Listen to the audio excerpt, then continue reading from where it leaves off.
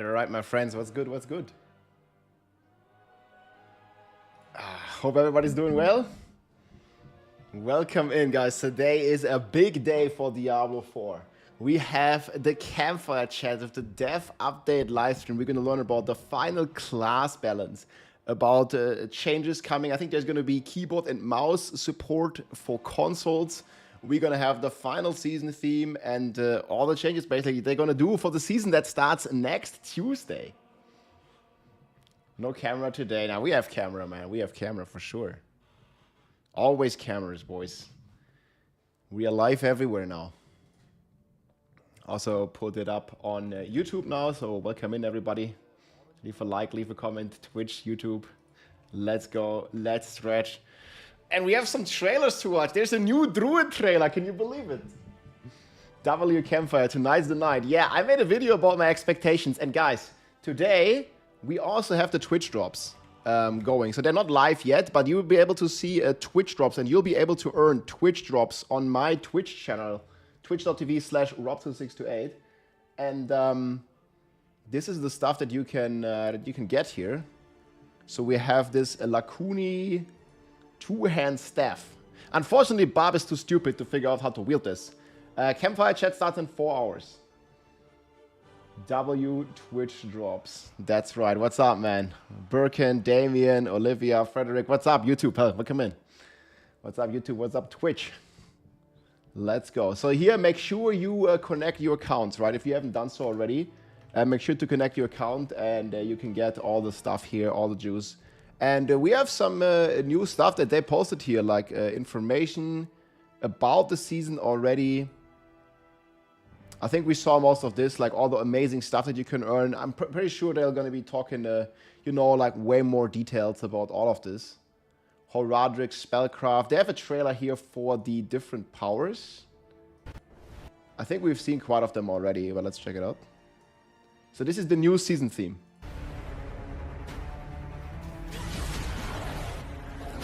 Fuck, is the quality so bad. They uploaded this in 720p. The pillar is pretty sick.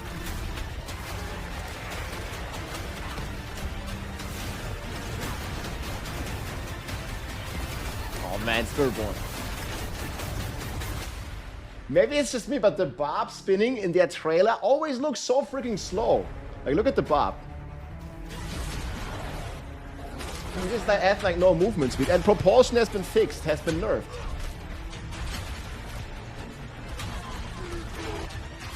You know what I mean? It just looks so slow.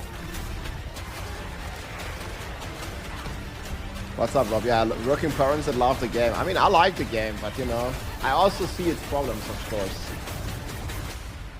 Yeah, it looks kind of like a bit slower. But yeah, here again, streaming live. They're gonna be live. My expectations. What is this guy cooking? Oh, yo, look at this, man. My expectations for the powers. Well, they already said we're gonna get more powers, guys. There's that. There's also a new trailer for the Druid. Have you seen the Druid, guys? Look at this.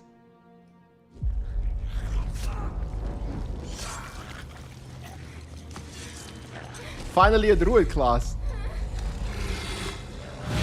Wait. Does this sound good? Druid!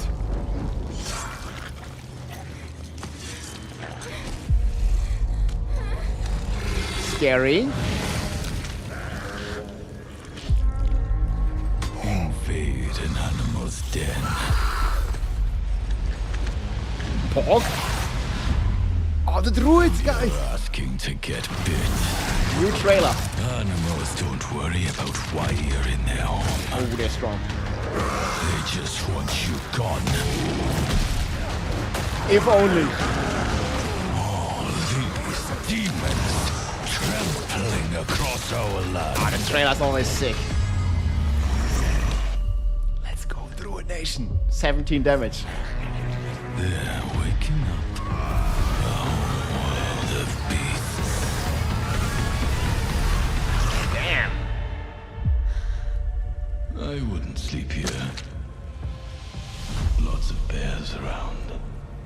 That's right. In a freaking cave. Oh, ultra mobile. It does look pretty cool though. But I don't have a phone. Ooh, you can transfer into a deer.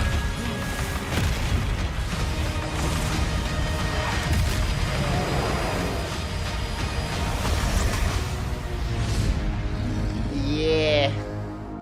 Oh man.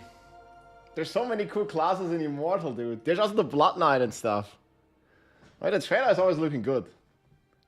I mean, like this kind of cinematics. Like that's cool, right? I mean, I'm totally digging like this.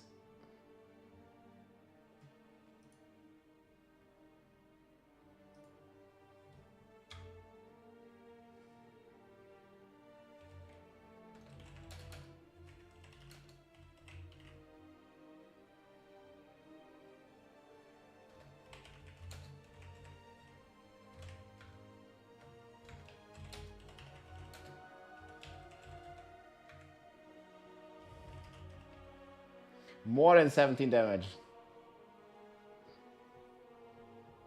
Can't wait, I'm gonna build a druid class.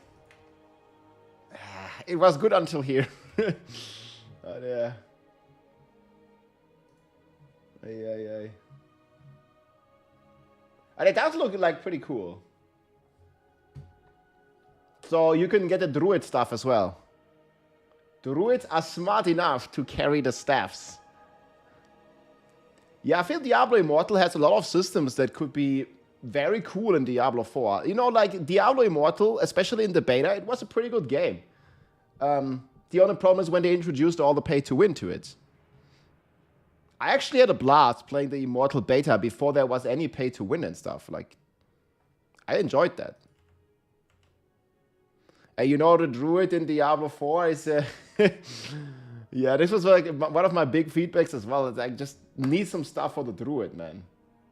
I read the Poison Druid is going to be insane. Not insane. I think it might be an A-tier build, yeah. I wish the Druid in D4 looked like that. Not a fridge. Oh, come on, man. People are serious about the Druid. Yeah, the pay-to-win is brutal. I mean, I'm very happy we obviously don't have this in Diablo 4. Yeah, Rune Lords would be sick. That's for sure. But you know what we have, guys? We have the Hydra Sorc. I gotta be digging this one. I think Hydra Sorcerer in Diablo 4 for the next season, it's one of the strongest builds, and I also think it's gonna be one of the most popular builds. I really hope we don't see nerfs for it today. Hey, Herbs, man, what's up? Thanks for the support, my friend. Hope all is well. Are you surviving the heat? I mean, today is actually fine. But I think next week we're gonna have a heat wave again. Like basically when the season starts, man, there's gonna be like it's gonna be fucking like 30 plus in Germany. Yeah, I'm feeling the heat with the Hydra. Yeah, I wanna play that too.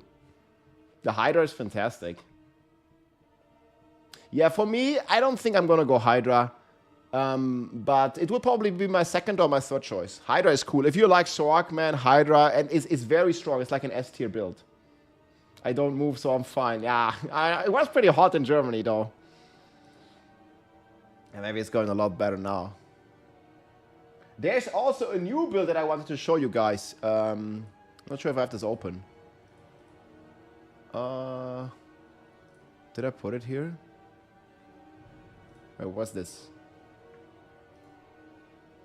Oh, this is live game. Wait, what is this guy cooking? Oh my god, dude. Okay, yeah. This is the new spin to win buff in the live season, guys. I don't know how he managed to get like this many wandering death beams, but that looks pretty sick. Like he's spinning and he's winning. He doesn't even need any earthquakes or any twisters. He's just using the beam, man. Like, this guy goes crazy, dude. I mean, maybe we'll go buff for the next season as well. This is pretty wild, man. Like, if people are doing this, that's an easy T4 farming, man. Wandering Death, spin to win. Let's go. Is it a bug? I mean, I don't know. Probably. We're playing Diablo here, guys. Hello? Yes. I think it's a bug. I mean, I would assume it's a bug. I don't know exactly what this guy is smoking. Yeah, I don't understand much Chinese or Korean, but this is a universal word in all languages. B-U-G, bug. So yeah, probably. But this is not what I wanted to show you. Was this one? Oh yeah, here. Look at this. Here.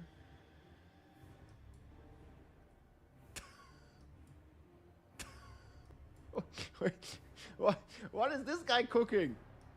Oh my god, dude. Okay, yeah. Pit 100? This is the new spin to win Bob. Oh, this is pretty wild, man. Like, if people are doing this, I want to make a clip. T4 farming, man. Wandering dash, spin to win. Let's go. Is it a bug? I mean, I don't know. Probably. Probably it's a bug. Okay, what do we say? A crazy spin to...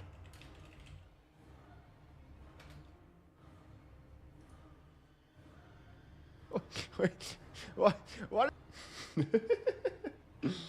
Wait, so what is he even playing? Bro, I'm like so zoomed out, I can't even tell. Is there like a way to zoom in on YouTube? This is the new Spiritborn. This might be... So I think this is the best build of the entire season. The drops will be live. Yeah, I'm not quite sure exactly when they're going to be live.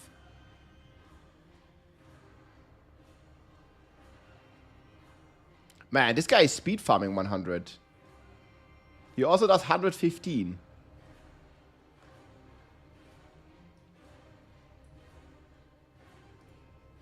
Yeah, no, this is the spin to win stuff. I don't know why this is so bad.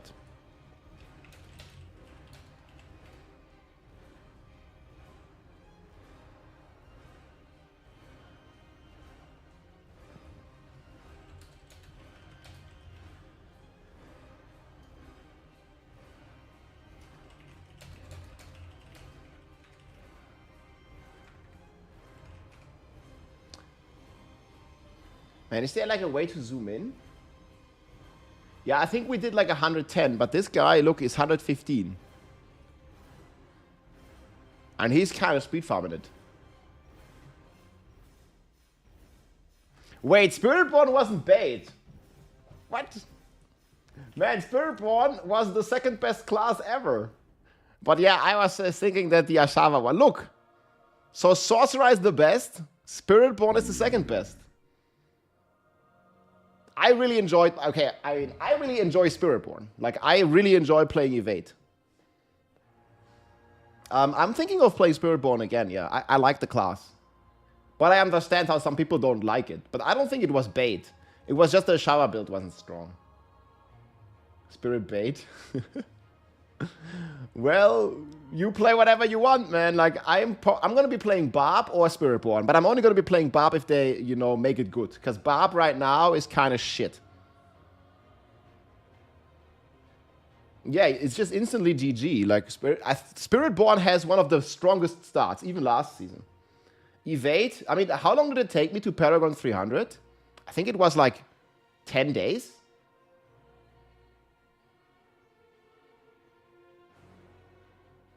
Yeah, I'm gonna go Barb or Spiritborn. I haven't decided yet. But Spiritborn has the second highest clear in the live season. And look at this. This is the new Spiritborn. He's actually playing Crushing Hands. What? Exclamation mark drops. It has all the info. Dude, the dude is playing Crushing Hands. Pepper Hands. That's what he's playing.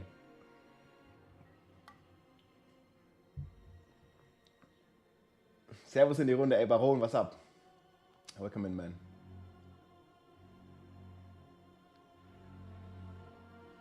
Horny Thorny Spiritborn. New Pantalones. I joined the live. What's the update? I do have an update here with what's coming today. We'll rewatch the dev stream from like a couple of weeks ago, and then there's going to be a new dev stream with some learnings from the PTR, hopefully. Yeah, Sorc has incredible speed. You want to blast again, Herbs? Like, I'm down. I think I haven't really like checked any group stuff, but I'm not going to play solo. I'm going to be playing with some people. I think Mikuna wanted to play, maybe. I don't know about Oogie Boogie or Vega, but I think Vega is not here.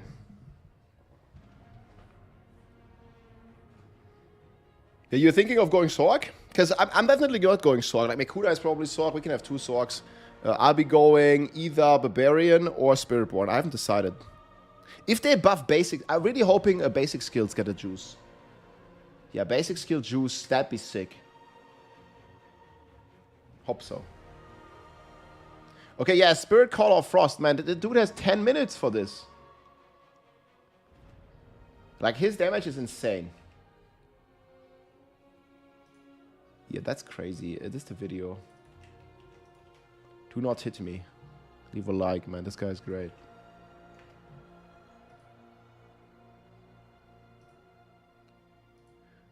Yeah, I think there was like several versions, right? We have Shadow, Poison. I haven't really updated all these. Crushing Hands. I mean, this was very squishy build, so with Crushing Hands, it should be pretty good. Yeah, I'm going to be making an update for sure. So right now... Let me see. Okay, let's talk about tier list for now, guys. But this is going to change today, right? Once we know the final updates. So this is my tier list draft. It's not final, guys. It's work in progress. We have not received the final notes. And we also haven't played the patch, of course. Right now, I think Thorn Spiritborn is the best build in the game.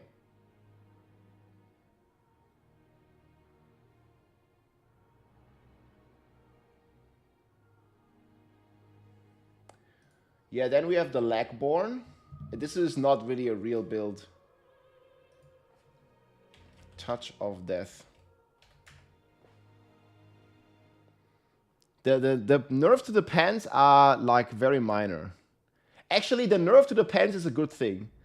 Well, good thing, I don't know. But for Spiritborn, it's good news because they nerfed the pants, which means they probably haven't nerfed all the bugs with it. So the Spiritborn is still going to be abusing the double dipping bug, and that's going to make it the strongest build. Because if they would have fixed the bug, they would have had to buff the pants, not nerf them. So I think with this in mind, yeah, the pants are going to be... The build's going to be pretty sick. I don't really think the pant nerfs matters too much. Like, you have 150% now, and I have the planner here as well. Obviously, we'll be working on this. I'm not even sure, like, you can play Quill Volley, you can play Crushing Hands with this. It's all pretty good. Hey, I haven't played since the expansion pack released. How are you feeling about the game state? I think some parts of the game got worse with the expansion. A lot of parts got better, but some parts got worse. I feel like leveling... I liked it better before with the capstone dungeons and stuff. I think it was more of a challenge. Like, now leveling is just... I don't know, it's in a weird spot, I feel. I'm okay with it, you know, but... I don't really think it was a big improvement. Like, I really enjoyed doing the capstones and having like a challenge with the capstones and stuff. Like, now you're just like Torment 2 and Torment 3, like you just fly through there. I mean, Torment 3, okay, maybe not that much, but Torment 2 in particular is like, yeah, it exists. I put a lot of feedback out. Like, here I have like a full list with all my feedback, class balance wise, and yeah, just like a lot of stuff here. Barb feedback as well. It's all in my exclamation mark sheet. And this is kind of what I'm expecting for today. What's the Twitch drop? Exclamation mark drop. It's starting at 11 a.m. Yeah, in the morning.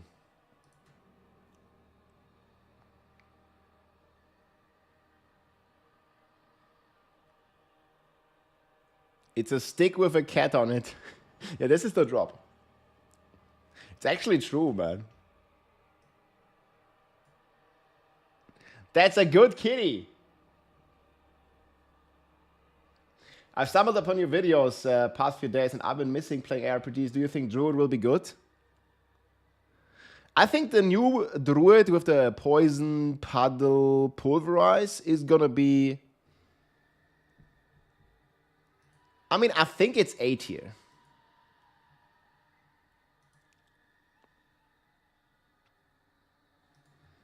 Actually, I haven't really...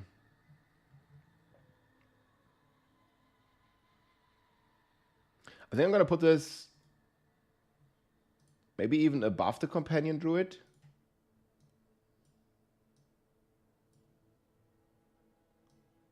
I don't know what exactly we're gonna call this.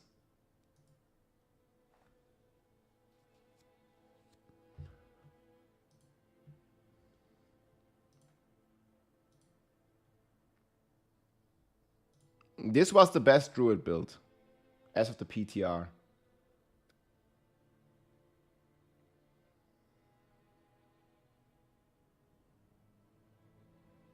Man, it actually one-shots him? What?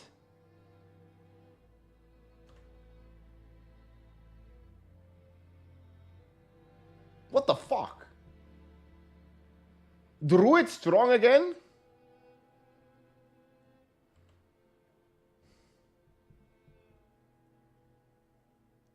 Yo, it's hitting for 300 Barbarian damage.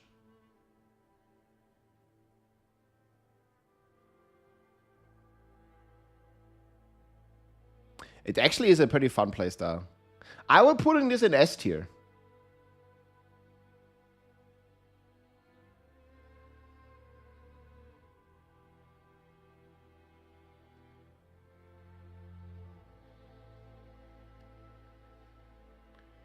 This is no dot. No, this is overpower build.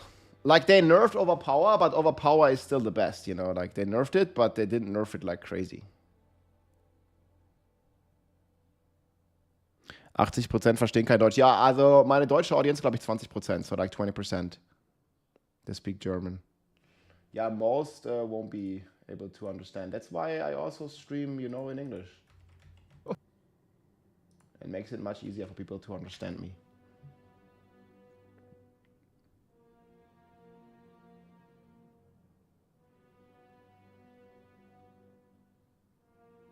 Yeah, this was pretty sick, actually.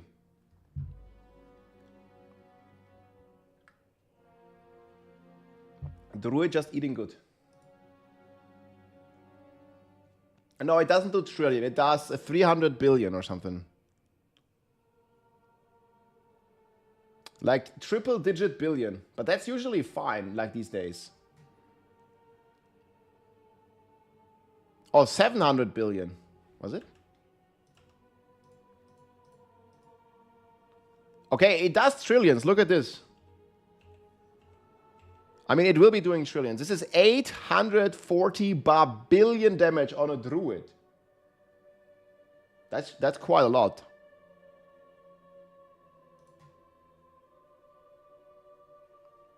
Yeah, this build's surely S tier.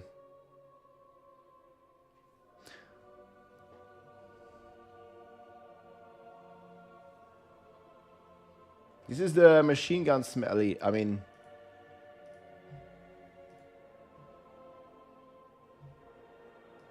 Sorry, this is a flash renderer.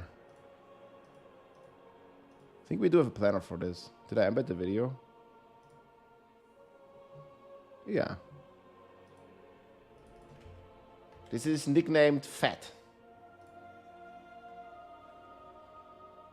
Yeah, it's low S tier. I mean, I have it in low S tier right now. We'll see. Maybe they'll put some juice to the druid, but this is the... Well, let's say the lowest S tier build that we have at the moment.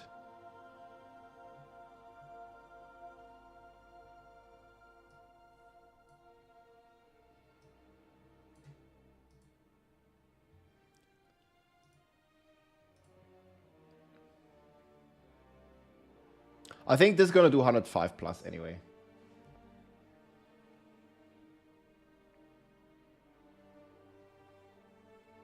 I still have rebound?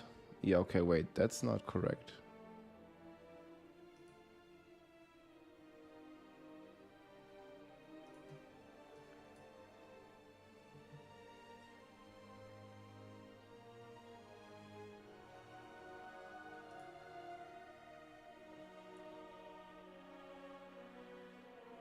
You don't need Mystic Circle on the skill bar at all.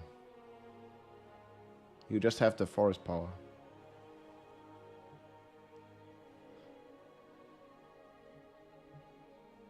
Oh, wait, this is the wrong planner.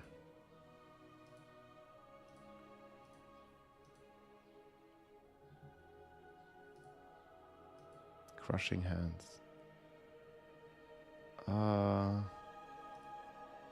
It's probably gonna be Inacon. But you don't need the Mystic Circle. Yeah, this build's pretty freaking crazy. Like, this is the race. This is the best build of the season.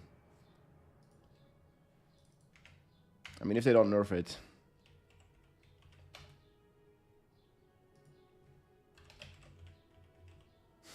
Best season 9 build. I mean, there might be some copium here. But maybe. I mean, it did 115. That's freaking crazy. Only Rob's excited? Okay. Then only I'm excited. But I'm excited. I don't think it's true. Hey, Ufedna, what's up, man? How's it going? You excited for the new season? I mean, we'll see. Like, hopefully they're going to buff some weak builds today. What I really, really want to see is buffs to basic skill builds. Yeah, so far, lol.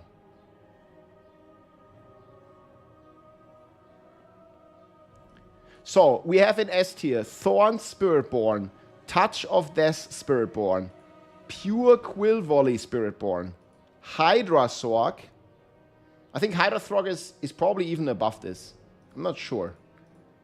Bloodwave Necro, Bone Spear, Shadow Dot. I don't even know if this one survives. Do you think Shadow Dot... Was it playing Gizmo?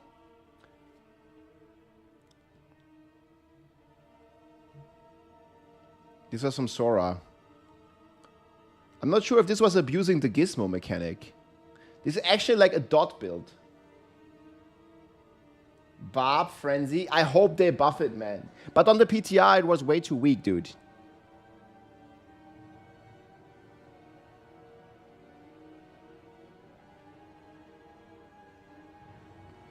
Way too weak. The season comes out on the 1st of July. Yeah, welcome back. Oh man, I really hope they make Frenzy good. Yeah, no, Gizmo did not enable the boss build. Like, Gizmo was just bugged.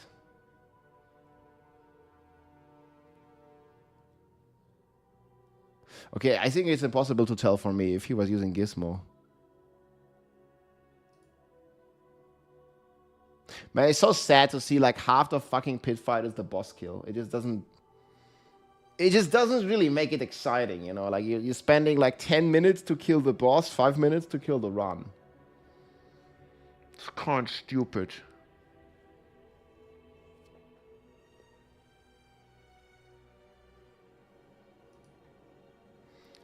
Yeah, anyways, this is another contender. Then we have Whirlwind and Earthquake, and then we have Death Trap. Death Trap Rogue is still insane.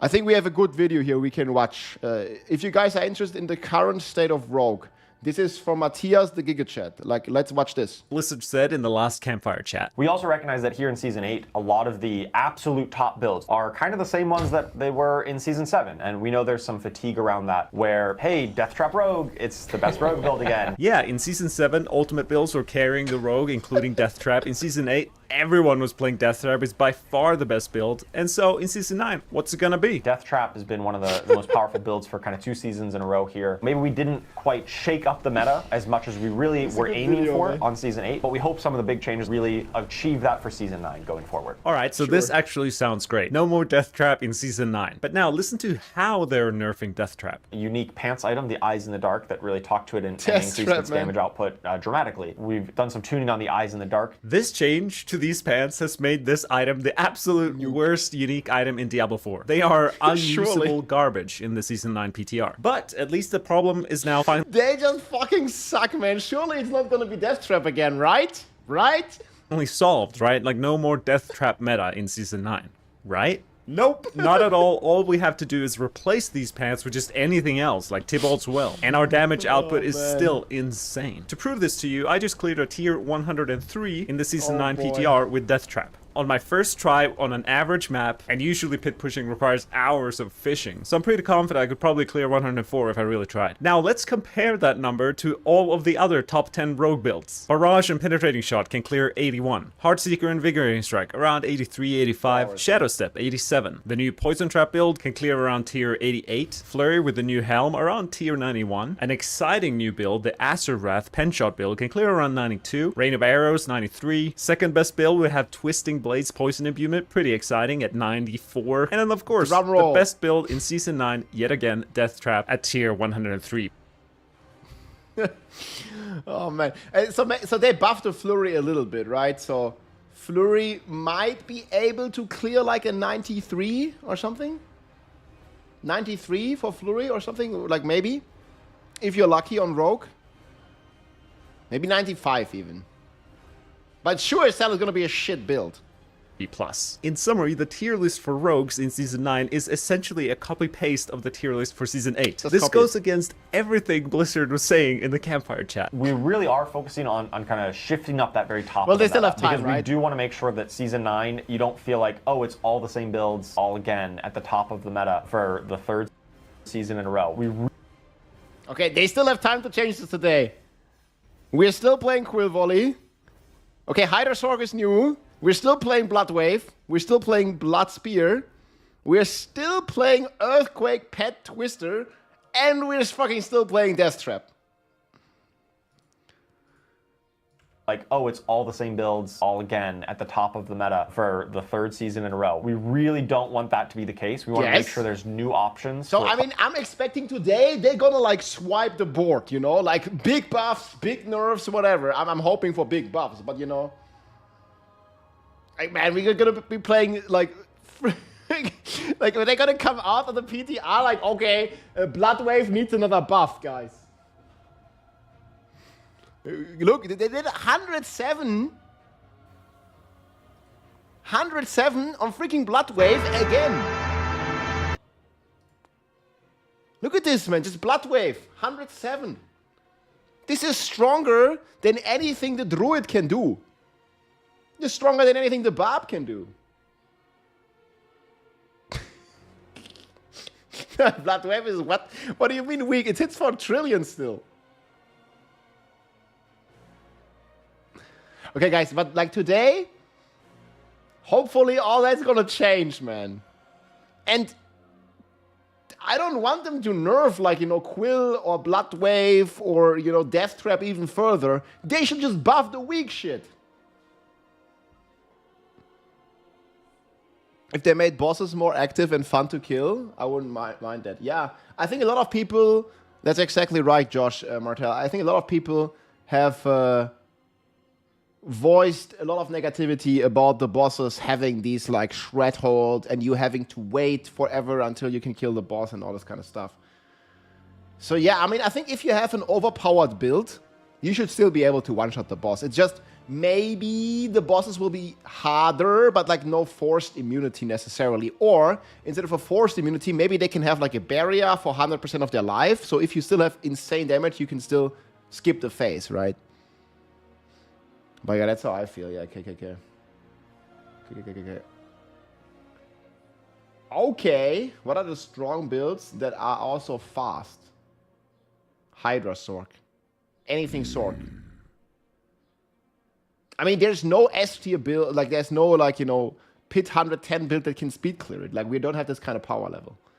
But Sorg is always fast. Hydra is a bit slower than Lightning Spear, because with Lightning Spear you auto-aim, right? And the Hydra, it takes a second to aim. But you can teleport Hydra, teleport Hydra, teleport Hydra, teleport Hydra, teleport Hydra, and they'll kill everything.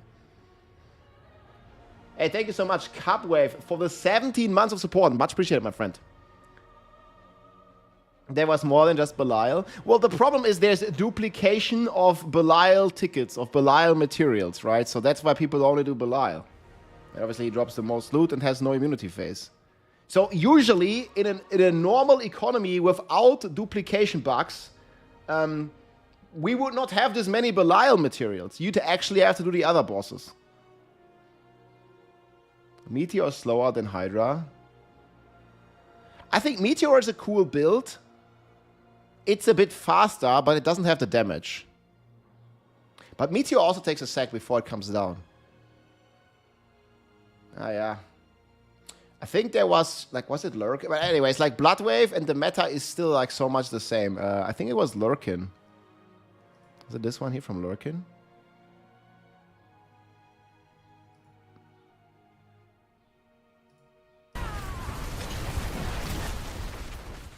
I mean, it does look kind of cool, right? But you see it's an 85. But the visuals, 10 out of 10.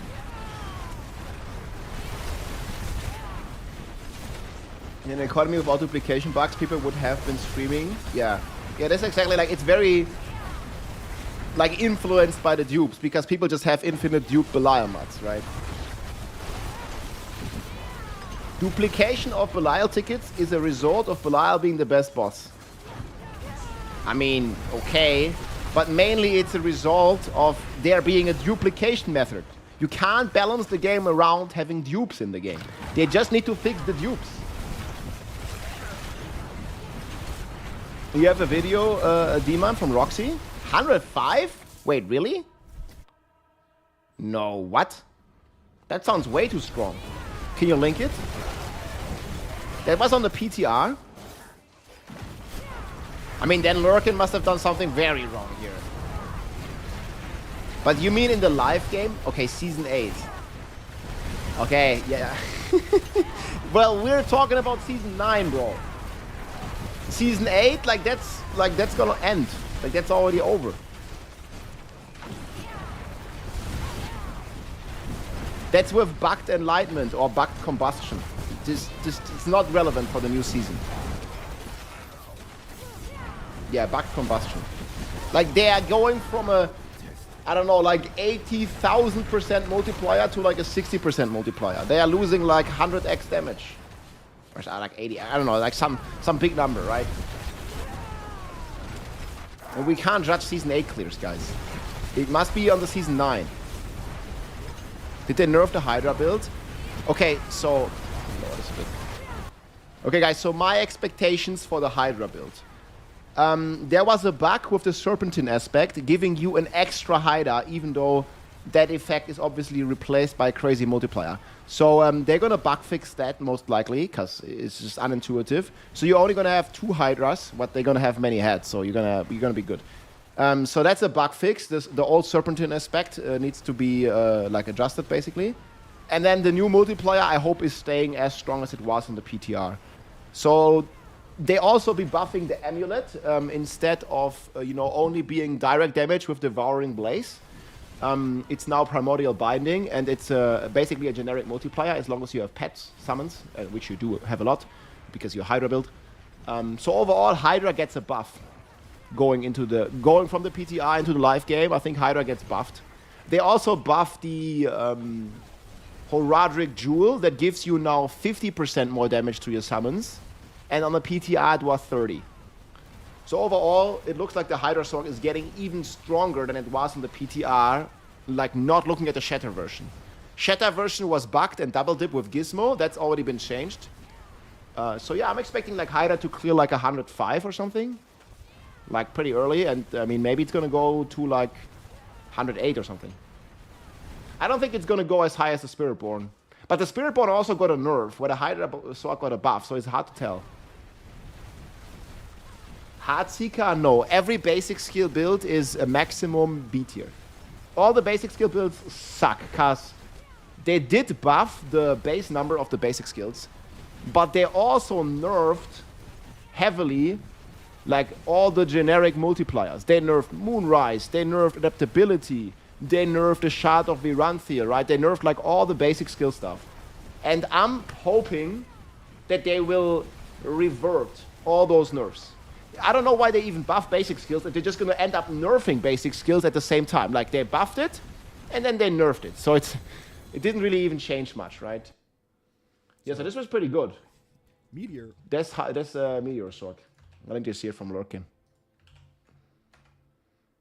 Did you do like a higher pit?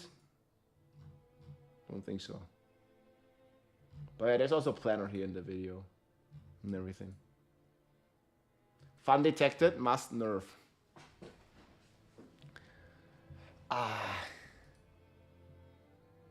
Man, maybe I have all the Sorg builds listed way too high. Do you think any of these Sorg builds gonna clear 100 except Hydra? Heartseeker can still clear all content. Yeah, you can do T4 with Heartseeker. It's just gonna be hard. It's gonna be hard.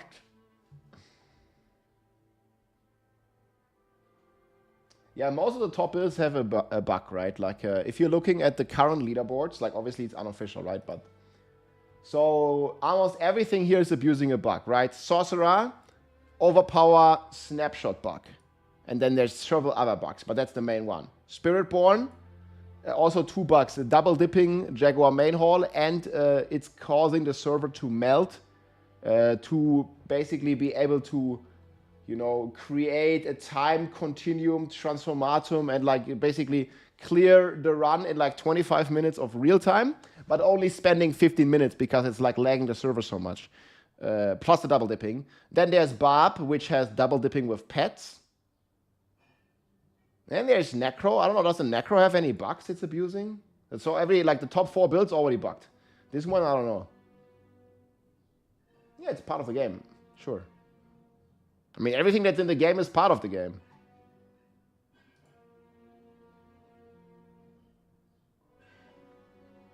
Man, the Necromancer, I don't know about any bugs that he's abusing, so probably he's not using bugs.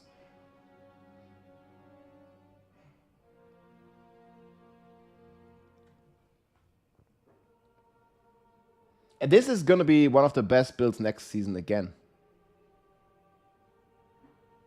The Necro is intentional to be good? I don't know, man. You think they made the Necro intentionally good? That's a big conspiracy. You're almost back. Yo, what's up, old Blaze? I don't know, they made the Necro good, he's saying. Did they?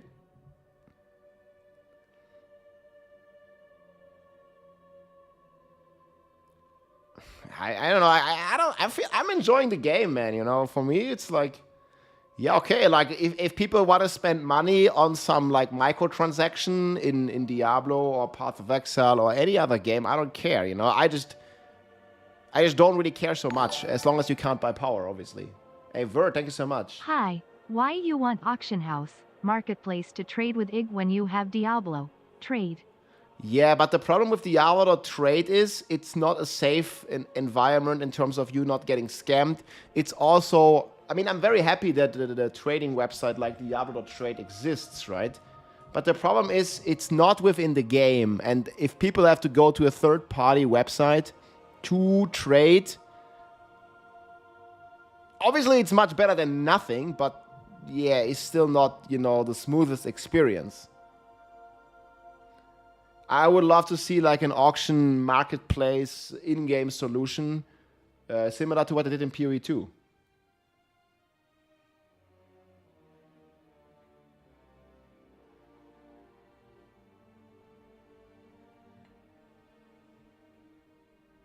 I mean, I definitely see the problems with Diablo 4 and the game in general, right? But there's also a lot of good things. It's just there's like pros and cons to all the games. Nah, but PoE trade is also not ideal. If I'm comparing it, I'm talking about the in-game marketplace that PoE 2 has. I think PoE.trade is better, PoE. What is it? Is it called dot trade? I don't even know. No. Whatever the website's called.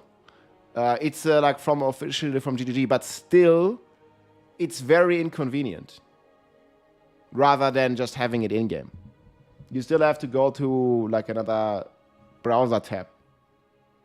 Dude, people are playing on their Xboxes. They are playing on their phones. They are playing on their fridges. They are playing on the PlayStation. They don't want to go to the browser. Or did somebody say PoE.trade?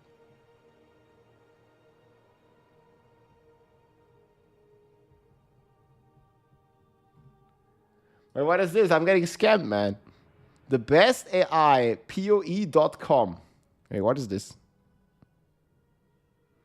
Explore GPT, Claudius, DeepSeek, Runway. I don't think this is the thing.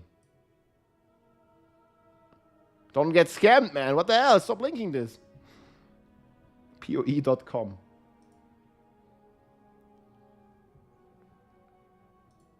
Yeah, it's pathofexile.com, not PoE.com.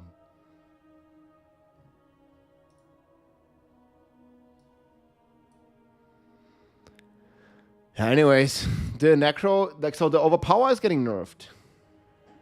PoE.com, dude, what the fuck? Yeah, people are gonna get scammed over there.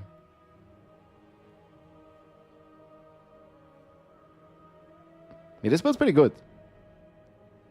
I think it also kills the boss extremely fast. Man, the dude kills the boss in 3-4 minutes?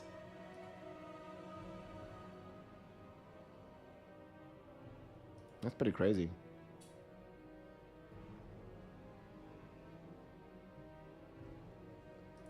Man, although they want me to sign in here.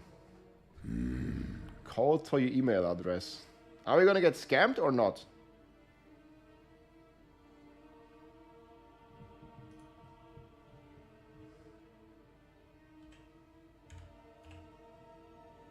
God.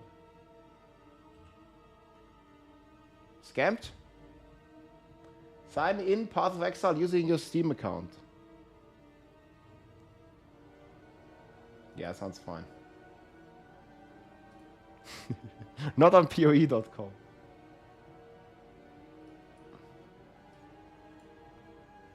Yeah, so with this, I mean, this is definitely better, right? But it's still not the best. Like, just having it in-game, like the marketplace, that would be the thing. Where you're saying, don't give the prince from Nigeria my grandmother's name. Did Flaybarb bug get fixed? Yes. Diablo auction house with no real money auction house would be a cool solution. Yeah. I hate managing outside trade. Exactly. PoE does it better, but PoE you also have outside trade. So it's not ideal yet. D3 auction house, I mean, people hated it. Like, a lot of people hated it. In my opinion, without the real money auction house part, Diablo 3 auction house was great. Like, I don't know what people hated the normal auction house. Like, not the real money one, just the normal one.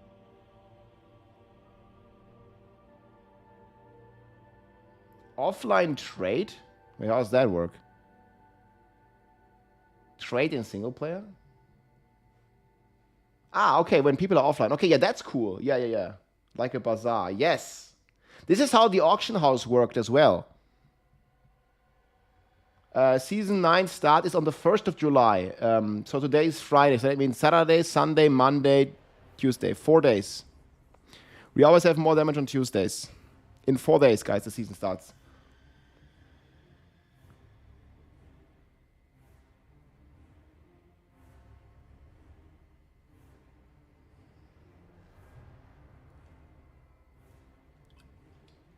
There's more than just copium. I mean, yeah, if that happens, that'd be great. I'm looking forward to that. Necro being so slow has always been my problem. But man, we had a solution. I need this. The thing is, we did have a solution for Necro being so weak and also slow, right? There was a crazy build, but they decided to nerf it. I'm actually very interested in hearing what they're gonna be saying about this stuff. I really like the Necro.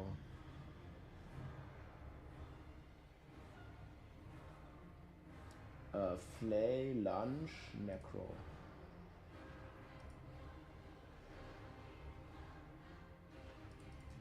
Was it this?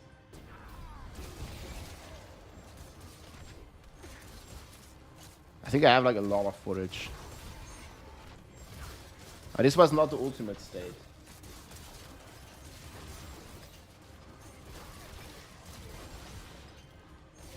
But you can kind of get the idea, right? Like this is a Necromancer, man. I think I have better clips here.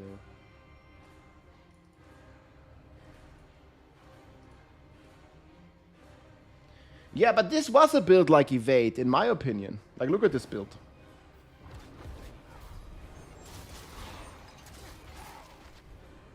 Yeah, Peter, you can just make a... You can just use the Sparks. But this was, you know, like, they didn't want the Necro to be fast. I don't know, man, in my opinion, like, especially here when it's a straight line. Like, this is fucking cool. Like, here, teleporting, like, in a straight line, man, that's fucking cool, you know?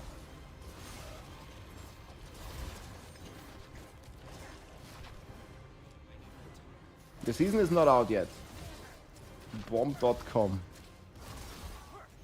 The season starts July 1st, guys. Next Tuesday.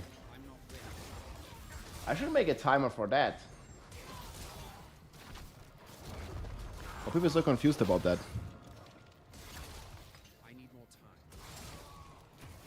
Yeah, I think buffing the rune drop chance in order... Or, I mean, at least they should lower the amount of runes that it takes to craft a mythic.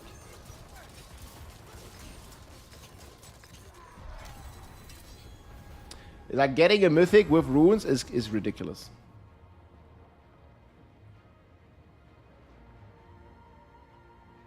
I mean, I had pretty decent gear here in this clear.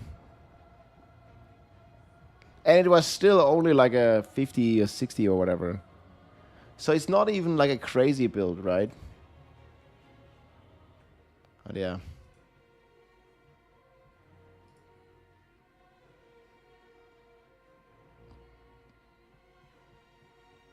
Yeah, I was kind of hoping Lunge to be decent. Lunge looks like this.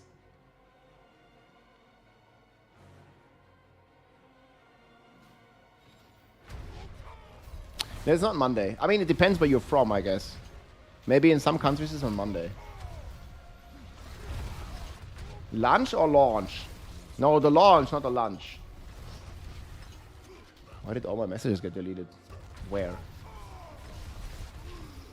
Make the druid great again. I think the paddle is pretty good. I just want them to make basic skills better. Like, this is a fun playstyle. But, you know, it's only a pit 55. Lunch build, yeah, the lunch build. In my country, it's today. Dude, he's living on Mars. Mars is like a couple days ahead.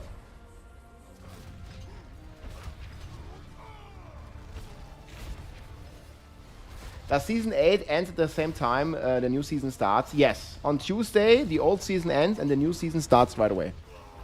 How much gold do you have? Yes. Gold cap. Like, the problem is gold is also being duped, and also gold has no worth in the game.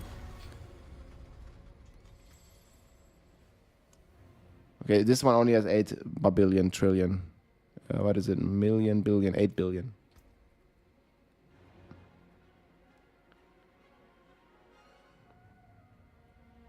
The dev stream is in 3 hours and 50 minutes.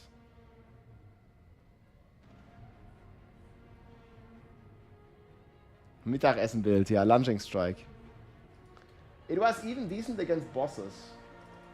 I mean, if they buff this, look at this. So this was, but this is a fully juiced barb, right? This is like with all the Ubers and stuff.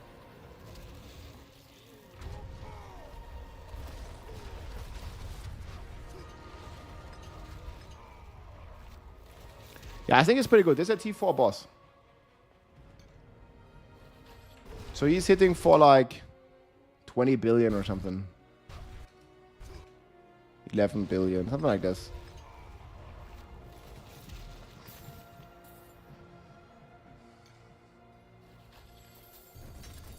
Have we tested the bar build post bug fix? Which one? Flay? I mean, they did. We can't test anything post bug fix because there's no more PTR. Yeah, the Paragon is irrelevant. Like, you could be Paragon 200 and do the same damage. People are making such a big deal out of Paragon 300. It doesn't even give you any damage. It gives you like 50 main stat or some bullshit. The thing is, like, with the boards being capped, getting more main stat doesn't do anything. Like, it doesn't, like, teeny tiny.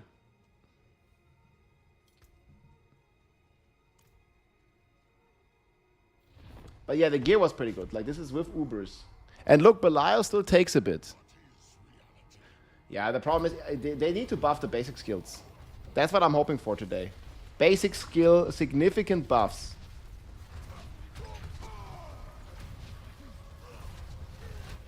Yeah, look, it's kind of, it's okay, but this is with perfect gear, pretty much.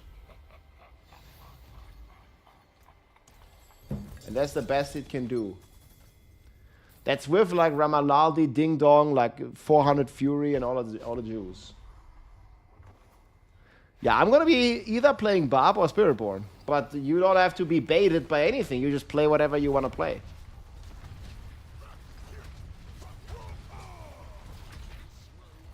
Don't let the Lord of Lies bait you.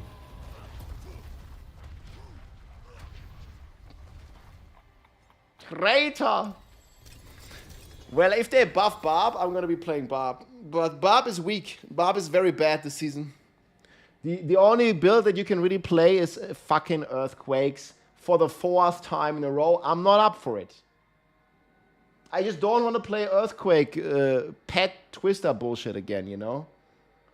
Like, yeah, if they change the meta, I'm all for playing Barb. I love Barb, man. If we could play like Hoda Barb or Whirlwind Barb or like Lunging Strike, Frenzy, Flay, whatever. But like, all that sucks.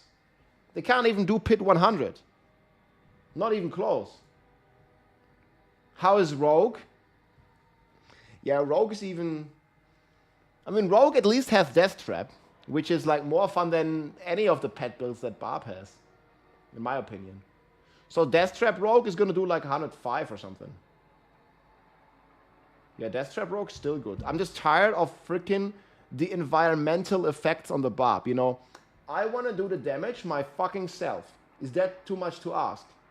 It's always some environmental proc, some twister, some natural disaster, some thunderstorm, some earthquake. Like, I'm not a druid. Like, we have a druid in the game, right? That has all these like natural disasters and shit. Why can't the Barb just swing the weapon and deal damage? And I even think Blizzard agrees with this philosophy as of the last Campfire chat. They kind of agree with this philosophy. They just need to take the steps to get there. And they took some right steps, but then they took some wrong steps. And, you know, the PTR just wasn't it yet. It just, like, wasn't fully done. But yeah, I can show you Evade.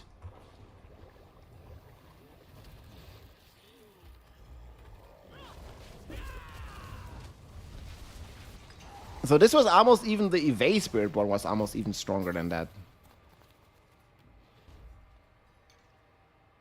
Yeah, I'm not saying they should nerf Earthquake. Like, people enjoy Earthquake, some people. Like, after the 4th season in a row, I think it's just time to shift the meta and make something else equally to Earthquakes, right? Why do we want Earthquakes for the 4th season? No.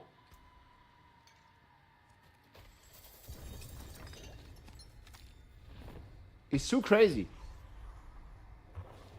And it's not even crazy in comparison to other classes. But it's just in comparison to all the other Barb builds, like, why would you even want to play anything else? They need a significant shift in this. Like buffing Hoda by 10% is not going to cut it. Charge, yeah. Hey, thanks, man. David, much appreciated, dude. Yeah, bringing back something like this, that'd be sick. Charge Bob, Hoda Bob, like, they were all pretty cool. But yeah, this is just the reason why I like Spiritborn. Like, it's just the fastest, next to Sorc, is the fastest build.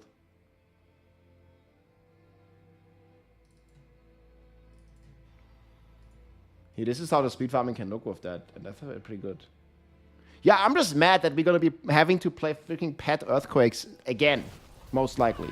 Unless they get bold and like 10x some stuff on the Bob, then it's just gonna be Earthquakes again. Or if they nerf Earthquakes, then Bob can't even do Pit 100. You know? But they could also go that route. That would be the easier route, right? Just nerf the Earthquakes. And then Bob can't even clear Pit 100. Great. Good. Oh, man. Yeah, Bob just kind of sucks right now. But we'll see after today, guys. Maybe something will change.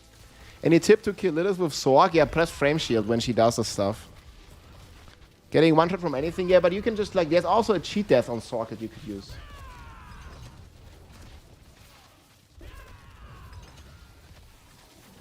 That has to get rid of the delay time when 4 party open the Uber boss chest. Yeah. I don't really think they even addressed this, but I agree with you. I gave this feedback the first time they implemented those bosses. I don't understand why there needs to be a timer at all. And I also think the chest should save the previous selected option.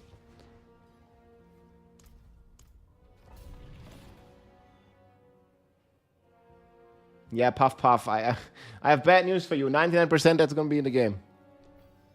What time's the update? On Tuesday. But in 3 hours, 50 minutes, we have the death stream. Evade A tier? I mean, depends for what. For speed farming, it's S tier. For high pits, it's not good. Like, this is not... Okay, you gotta understand. This is not a build you want to play in Pit 100. If you want to play that, you must play like Quill Volley or Thorns or something, right? This is a speed farm build. It's like taking a Formula 1 race car to go grocery shopping. Like, it makes no sense. I think this is an A tier build overall because it's the best speed farmer.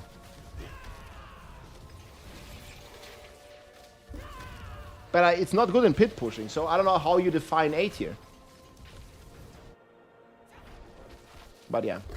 I mean, I'll mention this when I make the tier list. I'm going to put the Evade Born in A tier, but it doesn't mean it's good in pits. It's just good in like everything else, pretty much. Yeah, go take your groceries in a Porsche. Yeah, you guys always play the same classes. Fuck it, I'm going to be playing Paladin. Yep. Let's just play Paladin. Yeah, Evade's one of my favorite builds. So I'm torn between... I'm going to either play Spiritborn, and then I'm going to be playing Evade into Thorns.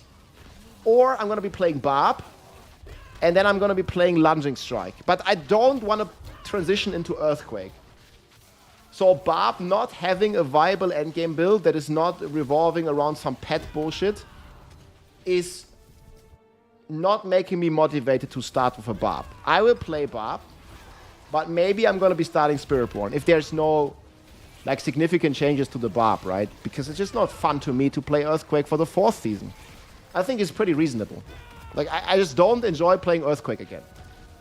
I want to be playing Frenzy, Lunging Strike, Bash, but all those builds are weak right now because they nerfed them. They even nerfed Propulsion, so they're even weaker than on the PTR. It's like, they needed a buff. I think the highest clear was like a 92 or something. They needed a buff, but it nerfed it. And then today we'll see. I hope they revert all the nerfs that they did with the basic skills. We'll see. That would be kind of my dream. And even then, I think it's probably going to be hard to clear Pit 100 with it.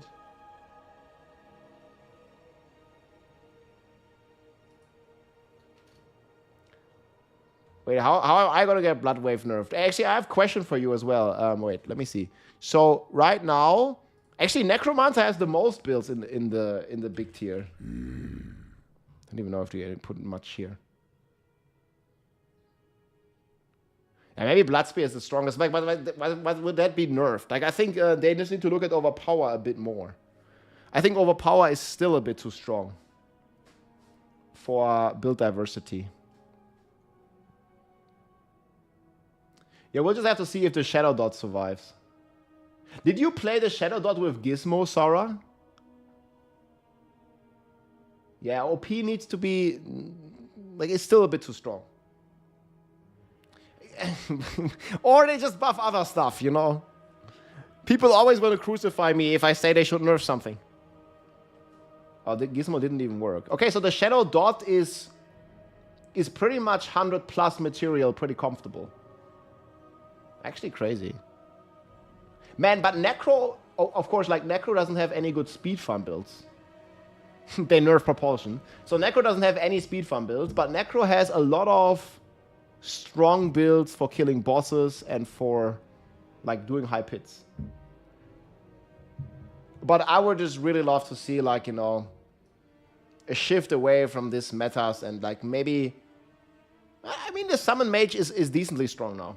I think it has good potential, the Summon Mage, to rise up to S tier, depending on some of the final mechanics.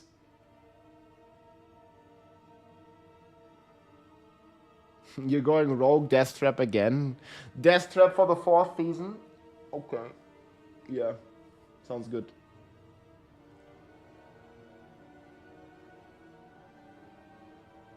Okay, but they gonna lose some stuff from the Overpower nerf as well, right? Like that 102. Would you put them in S tier? I mean, I'm like cautiously optimistic having it top of A tier. Or maybe it gets there.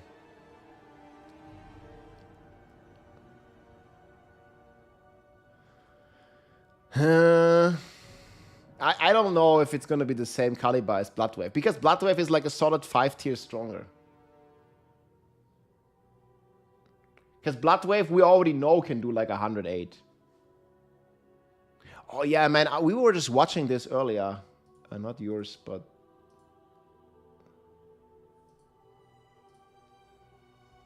Oh yeah, this one. Like, the single target DPS is literally insane. I mean, he kills the boss in 116. Like, crazy fast.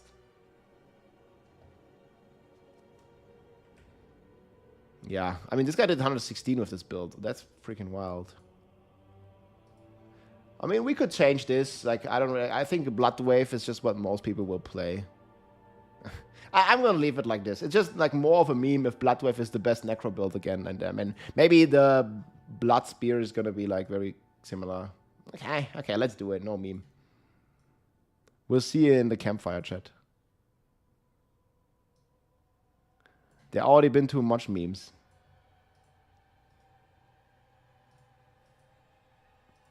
But then again, I'm like unsure if I even should put the Druid here. Like, maybe Druid fits better here. Like, no Druid built in S tier. We get Justice. For the cool Danielle.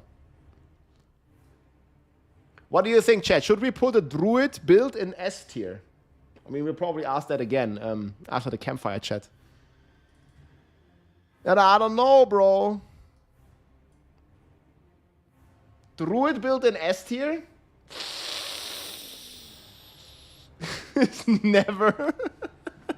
C tier max? Oh, man. Yeah, it depends on the Campfire. We'll decide after the Campfire.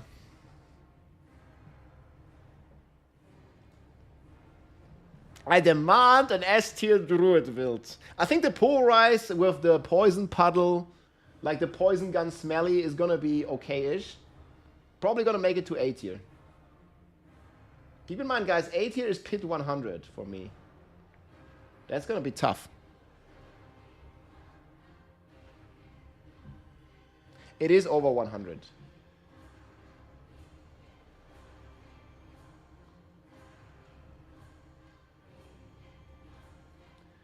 Boiler, play on the PTR. Well, I mean, right now, we just have to wait until we get the Campfire stuff. I mean, if they buff Flash Renderer, or if they buff the Druid class in general, then I'll definitely put it in A tier, in S tier. But if not, then I think I'm going to leave it in A tier.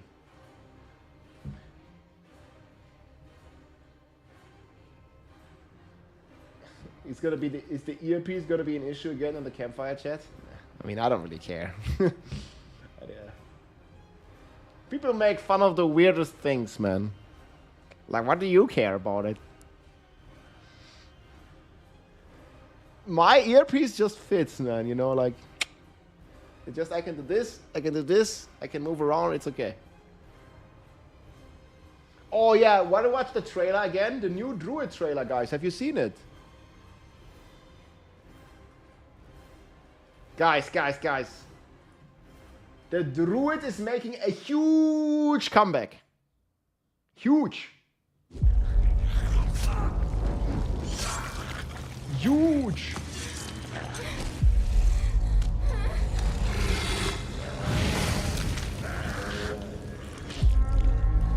Invade an animal's den.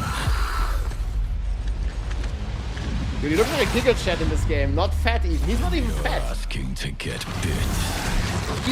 Animals don't worry about why you're in their home. He shred. They just want you gone. All these demons trampling across our land. Bro. Man, how does the Druid look so much cooler in a phone game? They're waking up. A world of beasts. Bro. This is the Druid that we need. I wouldn't sleep here. Lots of bears around. Look at the guy. He's not even fat or anything, man. He's like shred. He looks good. Look. What? But yeah. He's the Liver King. Dude, he wants to punch Joe Rogan. He got arrested. It's over for the Liver King. They even have a deer. It's the Liver King. I need to send this to. We need to send this to Armin. Wait, where does he look the best? King to get bit. Bro, it looks so sick. Animals don't worry about why you're in their home. They just want you gone. I mean, he looks fucking badass. When he transforms back. Demons trampling across our land. He looks scary.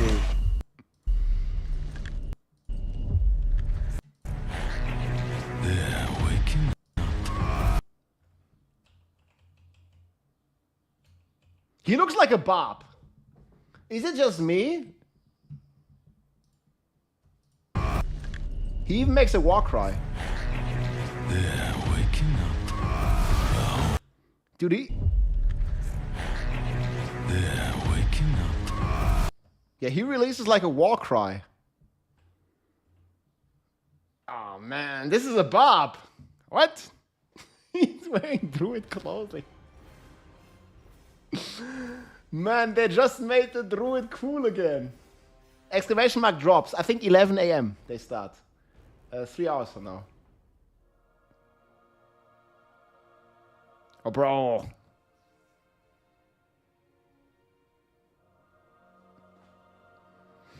Oh, I gotta send this to Armin. Wait.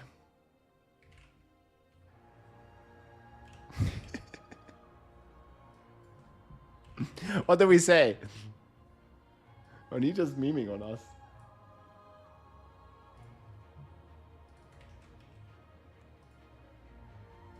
Yeah, I think it looks pretty sick. Okay, save.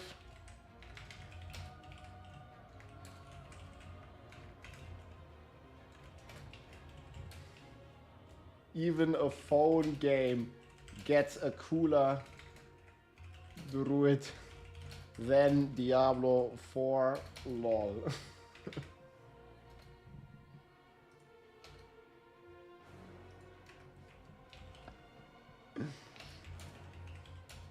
He looks like a Bob. Okay, good. It's the Earthquake Bob. Yeah, this is the Barbarian. Look, like he has the tornadoes. Fire tornado now. This is all what the Bob's doing. You cleared 101 off stream with a Druid. Ooh, that must have been a big challenge. Drops will be enabled. Yes, exclamation mark drops. Druid is Bob's cousin according to the lore. Yeah, it's his brother in melee range. His melee brother. This is just Druid and Bob closing, yeah. Man, great new Bob trends.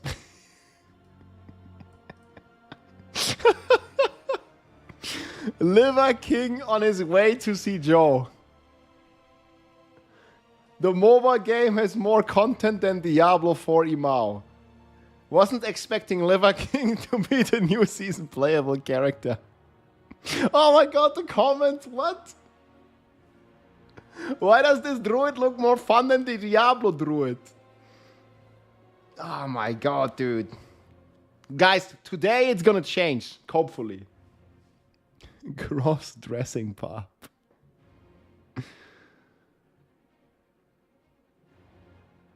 Yeah, Blizzard Cosmetics, insane.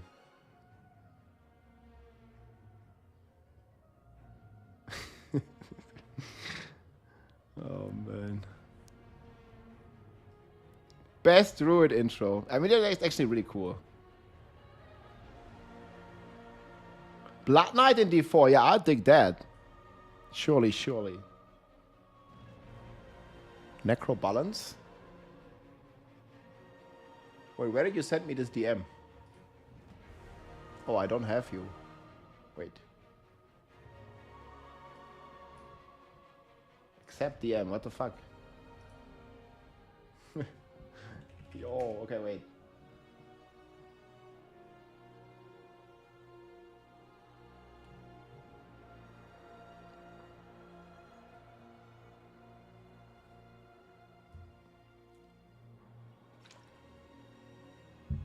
Okay, that makes sense.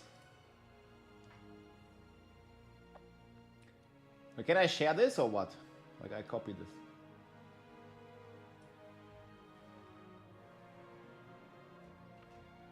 Bloodspit currently bugged. Okay, it's a long message. Yeah, okay, we'll see. Thanks for messaging me, man. Yeah, gonna be fun.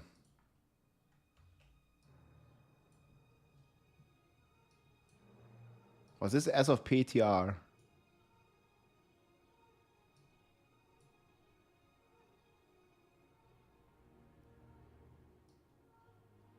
Okay, Bloodwave, 170. I think they're all gonna do like crazy stuff here.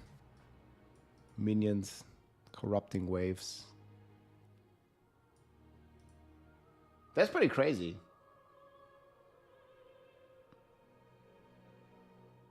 Yeah, I think if the OP goes down a little bit, like I'm not saying like crazy time, right? Like maybe like 2 or 3 tiers down, because then they're gonna be like roughly the power of minions probably, and I think we can have a good balance. Thanks for sharing this. Yeah, I definitely agree with you on overpower still having the edge on many classes. Yeah, guys, I don't know. Maybe they don't nerf overpower and just buff other stuff. The Blizzard didn't really change the battle pass meaningful. Maybe they address it today. Oh, ooh. Wait, they did say something about that, right? Yeah, you're right. Battle pass update. Didn't they say something like this last Campfire chat as well? That they were looking into some stuff?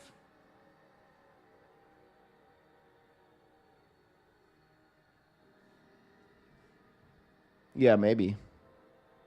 Or Reliquary. They talked about this. Goblin Slayer. Yeah, the druid didn't save the chick. He just left the den. He didn't save her. Yeah, Reliquary. Yeah, they might give us an update on this. I think that's fairly reasonable to expect. Man, but we are coping a lot on things, guys. Sutrig coffee take. Most of the stuff might not happen. Hey, Sautra Goodman, thank you for the prime, man. Welcome in. Much appreciated.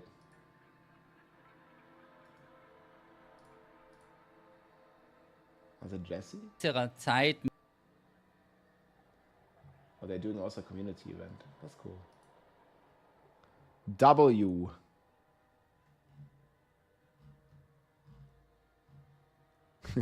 Why move it to Friday? Oh, that's a cool GIF. I'm thinking that. In the end, Campfire chat will be same boring one. I hope they're going to step it up a bit. Like, it's the first time we have drops as well. You know, the problem is last Campfire chat, they just repeated what they said in the PTR Campfire chat. You remember that? Yeah, that was a bit of an issue for me. I mean...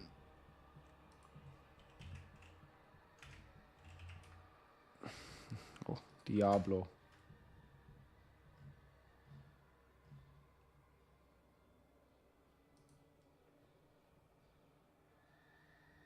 The boss steps. Well, they released a new story time. What? Okay, this is upcoming, so this is gonna say 3 hours, right? Oh, they already have it up here. It's gonna be live in 3 hours. People already downloaded this. What the fuck? Tune in to get the spellcrafts done.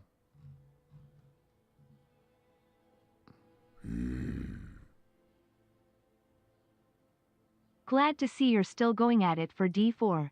Game definitely isn't where we all wish it'd be, but it's still fun. Oh man. Keep the hype going. Hey, thanks for the kind words, big dude. Yeah, I feel very similar to that. Obviously, the game has a lot of issues. I've made many videos about this, but I still enjoy the game. I still like to play it, and the classes feel cool, and there's a lot of cool builds to play. I wish there would be more endgame, of course. I wish we had different class balance, and many of the things that I talk about here constantly, but I'm still enjoying the game whenever there's fresh content. And I'm very much looking forward to if it's going to be like a Paladin, Holy Class, whatever expansion next year. That's going to be fun. Gamescom will save us, right? Right? We'll see. Hopefully. It's not going to happen. What are you going to play? So right now, I'm torn between... I mean, there's 3 very cool classes. Well, I mean, right now there's 2, but for me there's 3, because I'm always a Barb enjoyer, right? But Barb's pretty weak. So if there are some cool changes to Barb coming, I definitely could see myself starting with Barb. Lunging Strike, basic skill buffs, Frenzy Barb, something new. What I do not want is to play Earthquake for the 4th season, right? I want to play something else. But the problem is everything else is like 100 times weaker than Earthquake and Twister. So, yeah, that's a big issue for me on Barb.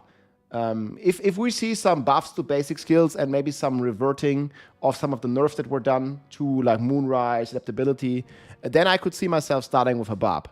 Right now, the most likely is I'm going to be playing Spiritborn again because I really had a great time on Spiritborn.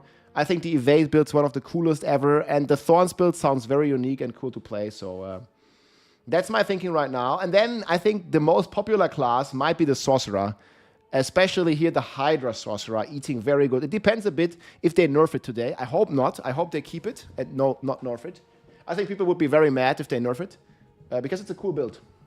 But yeah, we'll see. So, and then, yeah, Druid is like, yeah, it's a Druid, you know. Necromancer is strong, but it's weak, it's slow. You know, all the normal problems the Necromancer has. And then Rogue. Yeah, Rogue is just the same as Barb. Same old meta. Boring. Death Trap again, so yeah.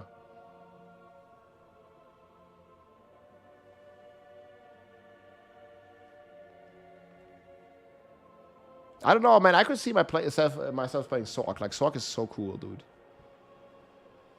Hydra felt clunky. Okay, I mean, coming from Lightning Spear Sorc, I think everything is going to feel somewhat clunky because Lightning Spear was just, like, auto-aim, auto-target, like, auto-damage. Like, you don't have to do anything.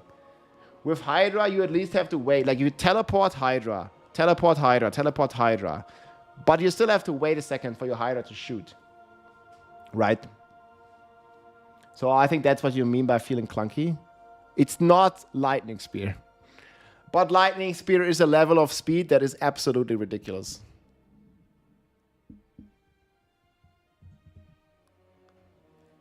So I don't really... I would not really expect them to change, you know, the gameplay of Hydra. I don't think that's going to happen at all.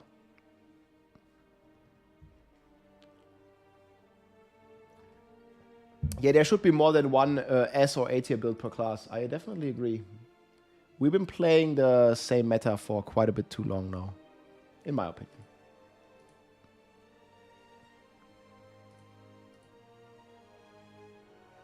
It is what it is, guys. That's how it freaking goes. 100 subs if you're starting Druid. Oh, man. Nah. I want to have fun, guys. Hello?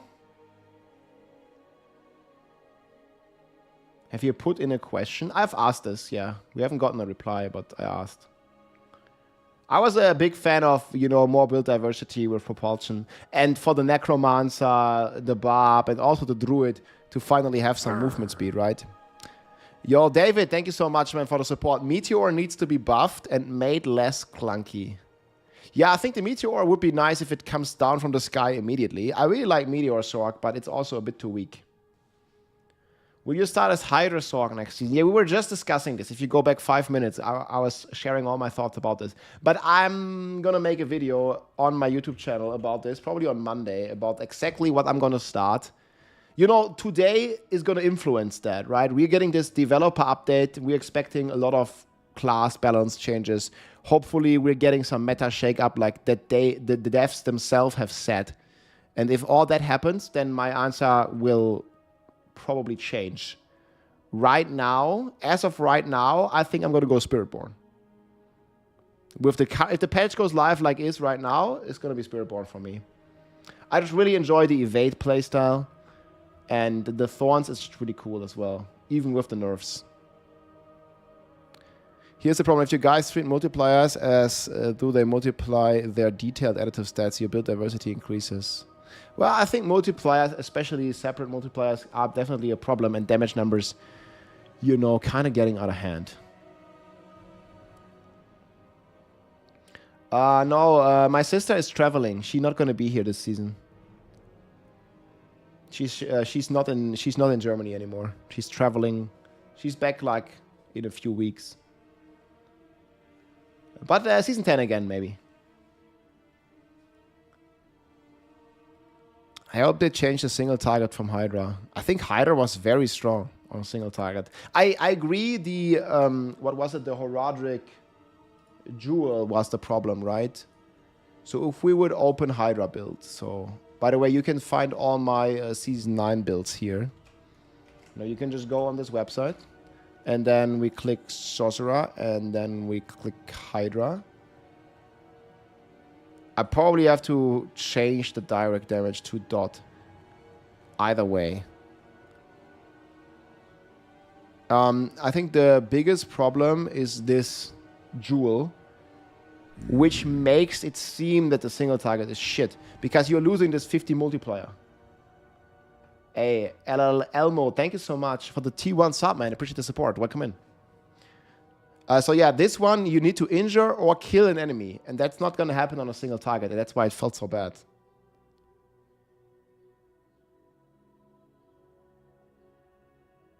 Yeah, Gizmo is completely nerfed as well.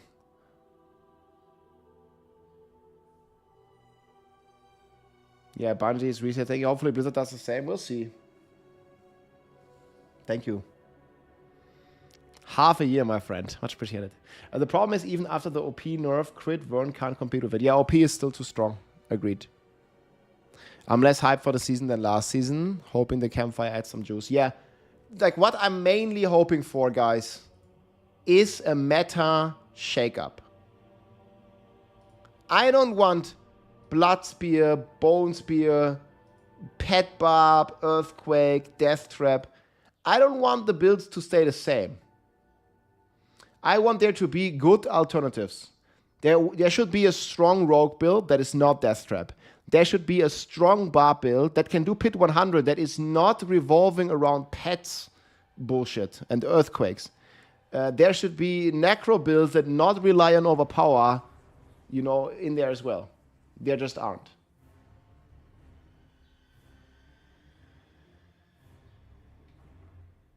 That's I think that's the biggest W they can make, from my perspective. Unless it's something that is in the copium tier. I mean, yeah, if they suddenly announce more stash space or loot filters, that's even better, but you know.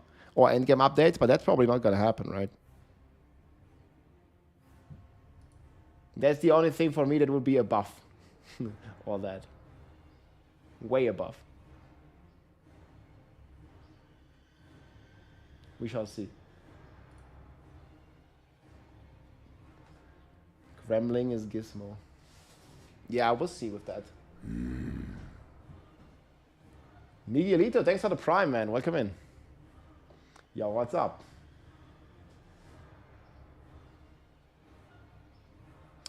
Okay. Let me see. Do I have this stuff ready here?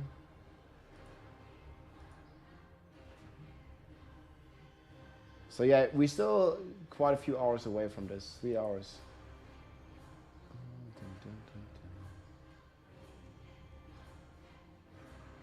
Did we still have the drops when I tested this?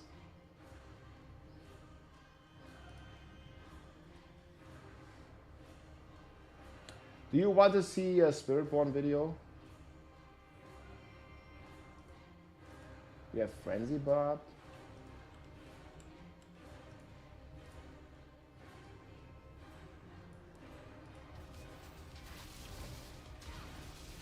I think it was pretty good.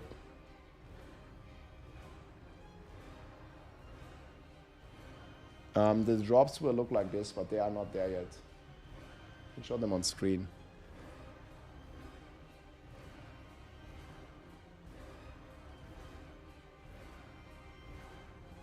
This is the one.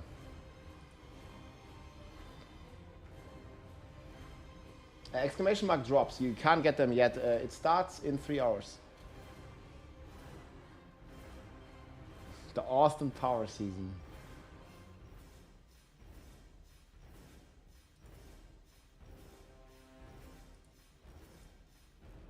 Okay, guys, what would you rather see? Hey, everybody, it's leveling meta or Spiritborn meta? You know there is someone at Blizzard sitting asking how they can get people into the next season. I think if they shake up the meta, like that's the biggest one. Thanks, homies. Yeah, I'm looking, chat. There's a big timer. Like the timer is never big enough, you know, for anyone. Like here's a big timer. That's when it starts. But people always fail to see that. Leveling, okay. Because I'm gonna get a quick snack. And here, this is the new leveling meta of the season. We'll see if this is gonna get addressed today, guys. It might be. This is basically the escalating nightmares where you can get some crazy experience. I'll be back in a few minutes. I'm just gonna grab a snack real quick. Okay, we'll do a quick video. Pretty cool. Hey everybody, it's Rob here. It looks like leveling up in Season 9 is gonna be faster than ever. There's a pretty cool new method here coming from those nightmare dungeons. There's a new positive FX here called the Forgotten Wisdom. This is what crazy. basically it does is when you kill enemies, they drop these experience orbs. You can see them here, and they give a ton of XP. I'm going to show you here some of the data that I have and some of the testing that we did. You basically just run the normal dungeons. I'm not playing anything with the Spellcraft here yet. We're just running a normal nightmare dungeon. You can get this very easy after completing your first bounty, and they have about a 1 in 5% chance. I have a full sheet here that I'm also going to be linking that explains my testing a bit more, and we also have a full XP sheet. But basically what's happening is you kill the monsters and then they drop these bubbles, and you see when I pick the bubbles, boom, my experience goes up. So I can just, like, after killing the monsters, I can just pick these bubbles, and you see they give me a ton of extra XP. So we're just leveling here with the lunging strike barb, and you see I kill some of these monsters, and boom, they give XP, and then when I pick them up, boom, I get even more XP. Oh, and we got our first legendary. So we basically just started out here doing this. Okay, nice, I'll take it. We just have like a bunch of random gear basically. And we're just testing out things here right now. And this XP is crazy. Like, look, we already got half a level. I only killed like 3 monsters or something. And this is all in normal. And now we even have here an cursed shrine. And you can just kind of see here how crazy the XP gets. I'm just going to play here this cursed shrine real quick. And then I'll show you some of the testing that we did. So maybe I'm not going to pick them all. So we're just going to try to... We're basically just using Lunging Strike to spawn Earthquakes. It's very easy. And also Lunging Strike itself does a ton of damage now. So you see here, now I pick the bubbles. Boom, half a level just from the bubbles. So it seems to be about doubling the XP. Like you kill the monster, it gives you XP. And then if it drops a bubble, I think it's like 50% chance of a bubble. So it's like almost doubling your XP here. Pretty wild. And obviously in normal, like, my build here is very strong. Like, you're very strong in the start. However, there's no reason to go higher. Look, boom, another level. It's absolutely cooked, actually, man. And this is in solo. Like, if you're doing this in a group, as I said, there's a 1 in 5 to get the key like this. There's like a ton of other keys that you can get as well. It needs to be the Forgotten Wisdom. But yeah, once you get it, you get a crazy amount of XP. Boom, here, another 2 bubbles. We look at the XP going up. Okay, don't mind if I do. Got some items. I got 3 levels just from this shrine alone. So we're already level 20. It's going to take like 10 minutes or so. So you do need to do a whisper first or something to find the key. And once you have the key, you can just like keep doing this. So I'm just going to like finish one run here real quick to kind of show you. Oh, we also got the Butcher. I'm not even sure what this guy is, or if he's dropping anything. Okay, maybe this guy is a bit of a challenge. Usually you want to run away from this dude. And maybe we can kill him, or maybe he's gonna kill us. Maybe not the perfect showcase for XP. But maybe it's gonna speak for this build. Look, see, boom, we just get the XP bubbles. And I just like to actually like kite him into more monsters, because then it's easier getting my cooldown back and stuff. So this is just a fresh character. I don't have any of the season stuff, and we don't have any like gear or anything yet, really. Like, we just started this character. I just found my first legendary. Boom! And we can actually slay the Butcher. And didn't really... I think he also gave an XP ball there. Let me see. Okay, no XP ball from Butcher. But yeah, so this is going to give you another sigil as well. And then this sigil might as well have... See, again, we got another Forgotten Sigil. And you're also getting sigils from the completion. So this is like auto-sustaining. Boom, boom, boom. Okay. I killed the Butcher guy. Okay, we got some upgrades here. Very nice, nice. Just basically throwing like on all the stuff that we're getting here. Okay, we got Bracer, we got Helm. So this is just a bunch of random gear, basically. I just got Moni Tech Rune. You also get a ton of runes here. There's also a chance to get goblins and stuff. So that's pretty wild. Okay, let's finish this real quick and then we'll talk about the sheet. Then maybe do one more run. So Moni Tech, Lunging Strike, like Giga buffed, so Giga strong. Look, we got like 4 free skills here, so we can just take this, we can take this. Let's get some damage multipliers going, basically. I also like Upheaval with this, because Upheaval just has a good multiplier on the rune. I just hope they, at some point, buff the base of it. But in normal, like doing normal dungeons, guys, is very easy. And, okay, perfect, you also have the chance here of getting the experience. Well, I already got one. I think I got one every dungeon, and they last for 60 minutes. So you're gonna have this permanently. So you can see here, I can just click this well, and it's going to increase my XP by 15x. So the bonus XP here from the experience well, unfortunately, doesn't work for the bubbles. You see, I get 10k now for each of the bubbles. And if I click the XP well, it's also going to be 2 hours now. So they're even stacking the XP wells. And then we're just using the elixir here. But again, those don't affect the bubbles. I made this full list here. So the XP orbs in the new system are not affected by difficulty. So it's fine if you're just playing on normal. The XP orbs do scale with your character level. So right now, I'm getting 10,000 XP. So that means I'm level 23. I already got the full list here. You see at the high levels, you're getting 36,000. And it seems like it only takes about 20 of those XP orbs for a full level. That was around level 15. I'm not sure if that's still true if I'm getting 10,000 per. Okay, it takes 20 now. So maybe it goes a bit up, but it's still insane. Like, you just pick up 20 of these orbs without killing monsters, and you're actually on the next level already. So you can see I go in here, and then I click the orbs. They easy double my XP, like very easy. I'm going to make a sheet that I'm going to be linking below, guys. We're also going to have a Season 9 leveling strategy at some point. You probably want to start the Season Quest first. And you're going to be more powerful than this, because I didn't use any of these, because I obviously have them all high level, and I can't really simulate this on the PTR. So I'm just not even using any of the Season Theme stuff. And you see all these bubbles here from my previous skills. So I can just click these. And you see now they give 11,000. There's like a little pop-up. They were 10,000 before, and now they're already 11,000. Boom. So 11,000, that's still about 20 of them that I need for one of my levels. Actually, I wanted to skill this here. Actually, we can go Fortify even. So we're even tanky enough to just tank Butcher. So see what this boss is doing. And we can also summon the Ancients here, and then he, boom, melts really quickly. And yeah, look, we get another key here. Okay, this one, it didn't have the right affix. But we got a new weapon, we got another new weapon, we got another new weapon, we got a new ring that we can use. And again, like, I just don't have any legendaries. Like, I just found the legendaries here that I have now. Again, just made this character. And yeah, we just got this one earlier, so I guess we can do more wood. I'll show you one more run. And it's supposed to teleport you to the next dungeon here. So I hope it does that now. Yeah, look. So this is like one of the big quality of life improvements. You just open the dungeon and it ports you to the new dungeon. So we are like right here, ready to go again. And just basically found these bubbles. So I'm actually going to be like gaming for like a run now and just like seeing how many levels we are really getting in one dungeon. But we're starting at level 24. And look, we're already like the first level just picking up these bubbles. Here, 2 more bubbles. Boom, another 10%. Like 2 bubbles, 10% of the level. Boom, there, another 10% here.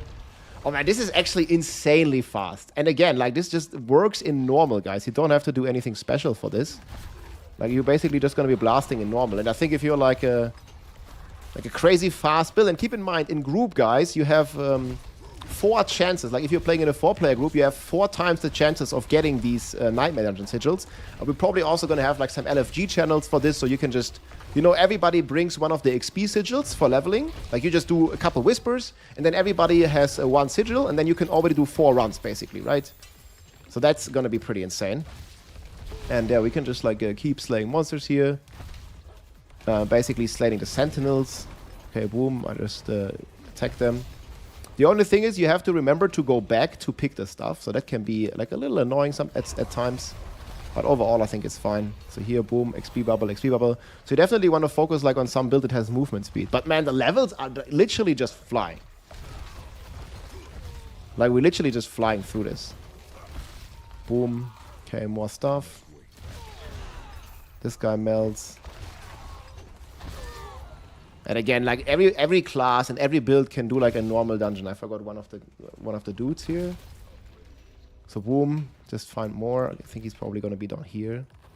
So you see, you kind of want to be focused on something like movement speed to make this a bit more efficient. Okay, here, look, another XP well. You see how common they are? And they will keep stacking. I don't know how much they stack up. I've actually not really tested this much. But it's 2.5 hours now of getting a multiplicative XP reward. And then also starting in Torment 1, guys, doing this. Look here, like, I'm just getting another level, like just picking up that stuff, man. Yeah, okay, I like it, man. I like when it's like a bit crazy, you know. And this is definitely shaking up the leveling meta quite a bit once you obtain these. And I gotta say, I like that. But let me know in the comments what you think.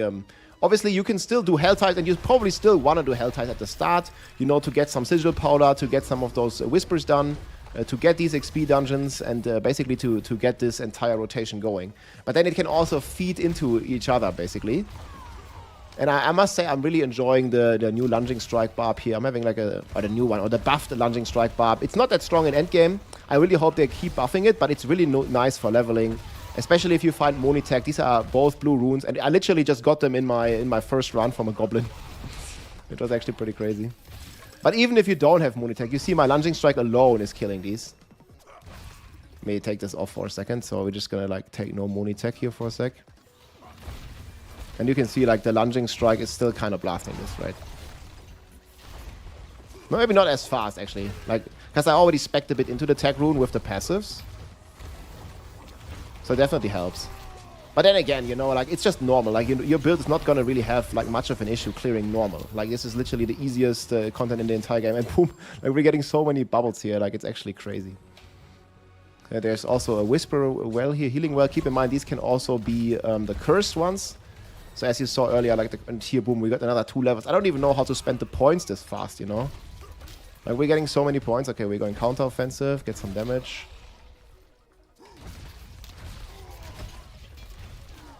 Okay, there's a bit of a dead end here.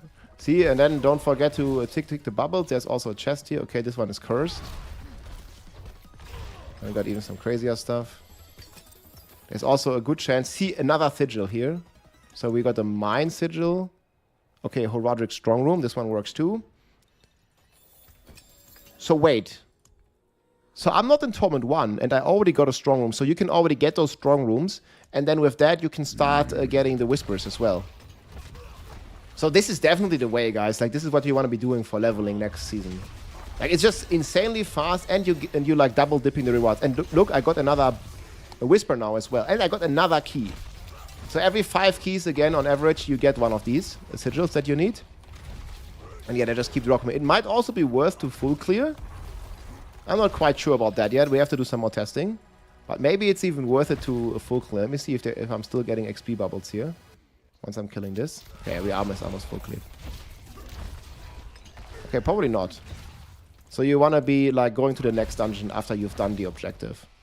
And then again, you know, this is like done very easily. You just click it. And it ports you right there. So this is what we figured out so far, guys. You need to run it on normal difficulty. About 1 in 5 to get the Forgotten Wisdom. I'm not sure if the pets will auto pick up the XP orbs yet. That would be very insane. But we don't have pets on the PTR, so we can't test it. So I'm going to be updating like all this like usual strategy that we have here. There's going to be some updates to it. Yeah, normal I think is the way. And keep in mind, you're also going to be leveling your seasonal powers basically at the same time. Which I think is going to feel very nice for people. And again, I don't have any here. So we're already like level 31. I don't know, what's the level we started off? Like, not even like 20 something. Okay, we got a new amulet here. And then keep in mind, like to pick all these up again. Pick all these up, pick this up. Okay, then we keep blasting. Maybe we just got another level. Okay, I don't know if we want some toughness, but we certainly can. Okay, here is also the first strong box. So actually I test this real quick as well. So this is just a random strong box that I got in the XP dungeon. And I think I'm even getting the leveling orbs in this strong room. Let me see. So we're going to be testing this as well. Boom, another level, dude. It just goes so fast, man. Okay, now we have this portal. You have to click it a couple times to get in for some reason. It's a bit annoying. Okay, once you get in here, you can also choose your rewards in some more meaningful way. So actually, I definitely want to be getting the shout supports here. Okay, so now we have this pillar here. This one will allow us to now... Okay, this also gives XP bubbles, so it's confirmed, guys. Even in the strong rooms. Let me try to not pick them, and then pick them all in the end. So look, we have like another half a level just in bubbles here. Look, and even more than half a level.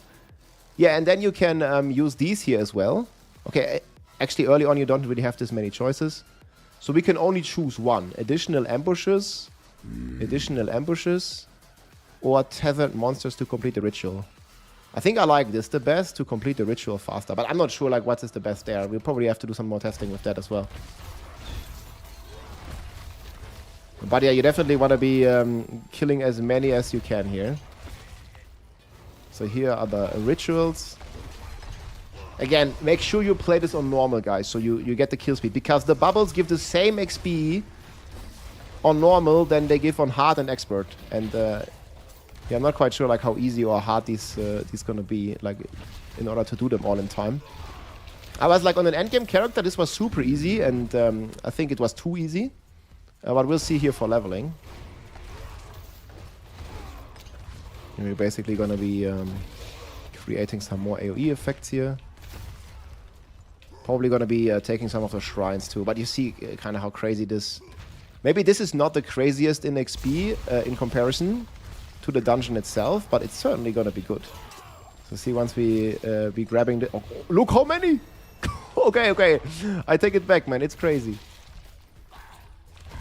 I don't know if it drops even more like this. That's absolutely wild. Oh yeah, make sure you're gonna like juice the shrines properly when you click it. Boom, boom, boom. Get a lot of the stuff. Okay, we'll take this, we'll take this. Get all the bubbles, and we're gonna get another level here. Just from taking the bubbles. Like, what the frick? Okay, but this is just too crazy, dude. It's literally insane. Okay, and then I like to click this before, I guess. And then get the XP. It's like what we did with the gauntlet as well, right? Like, you just get like a juicy XP shrine going. Ah, nice, nice. Okay, and then get more bubbles, of course. Here, there's more. I guess you can also take the bubbles at the end. Maybe that's the play. Because then you get to kill more monsters, right? I should have probably done that. Maybe next time. Okay, then there's the boss. Yeah, he gets kind of melted. You can also have a ground stomp. Okay, then we take the bubbles. Boom, another level. Okay, here, more bubbles. Look, now they already give 30,000 XP. You see how crazy fast this goes up. Then we get the Grand Horadric Cache. Okay, this is less stuff. We get another sigil here. Obviously, we don't see what it is yet. Boom, another Forgotten Wisdom. So you see, I only did two or three runs, and we're already sustaining them as a solo player. You know, if you're in group, you're gonna be like more than sustaining them. It's actually gonna be a kind of crazy, man. Okay, we got a new weapon as well. Like, sometimes you gotta check your gear, of course. Yeah, we got some new chest armor, but we have to do the Tech runes again. So yeah, get some toughness. We'll finish this real quick. And we're gonna get another key. So I think we did 3 runs, and we got 2 keys back already. And we haven't even finished the final reward here. So yeah, we go here. We blast this. Then this is gonna have some of the bells here, usually. Get some other stuff. The engines feel really nice. Oh my god, man. There's a bit of backtracking to pick all the bubbles. Look, so many bubbles. Boom, man, 30,000 XP. And we only need 600,000. So the ratio is about 1 to 20 now. But it seems to stay around in check. So you basically just collect 20 of those bubbles. And you're going to be guaranteed to level up. And then on top of the monster, and then on top you get the monster kills. Absolutely crazy, man. Just make sure you pick them in the back. I also got a bunch of gold here. Yes, yes. Okay, so does anyone remember what level we were when we started? I think we were like about level 20. And only playing for like a few minutes here. Well, this was like about 15 minutes of gameplay. And we're already level 38. Okay, I think leveling is really gonna be, you know, faster than ever. Chop, look. Oh, so many, man. Here we get all these. I'm even kind of forgetting to like pick all that stuff. Maybe we don't want to change the pants. Okay, here another XP well. So we're going to be stacking up to 20. And now it lasts for 3.5 hours, guys, my XP well. Yeah, I think it's fair to say you're never going to run out of the extra XP bonus. Like, you're always going to have this. And we got more bubbles. Look, boom, level up. And then here there's another 10 bubbles. Look, another 1/3 of a level. Okay, but this is like absolutely cooked. And in a group as well, you can split farm this. It might be a bit annoying picking up the bubbles in a group, because if you split farm, and then you still have to like go the other way to kind of pick the bubbles, right? But man, yeah, this is gonna be some very fun. Like, look at this. Boom, 3 more bubbles. It's going to be a very nice level experience. I mean, I have to backtrack, so I missed the bubbles. Like, if I know I have to backtrack, I'm sometimes leaving them, basically. Level 40 already, dude. 15 minutes, man, from level 20 to level 40. And I mean, I was explaining this stuff. Like, I could be blasting, like, way harder than I am right now. Yeah, I got a new Flamberg. That sounds like an upgrade. Yeah, plus 50 damage. I'll take it. Don't mind if I do. Okay, this guy's gonna drop a key here for me. Yeah, I think it's definitely the way to, like, full clear these guys. Because I'm not sure if you can fully sustain. If you're playing solo. In group, you're definitely gonna be fully sustaining. But here, like, you know, like, this is, you know, the battlefield layout. Like, I have to basically go to the other side here. I always click this. Just on the off chance that it is cursed. Yeah, definitely going to be clearing this here just to get all the bubbles. So here, there's another bubble, another bubble.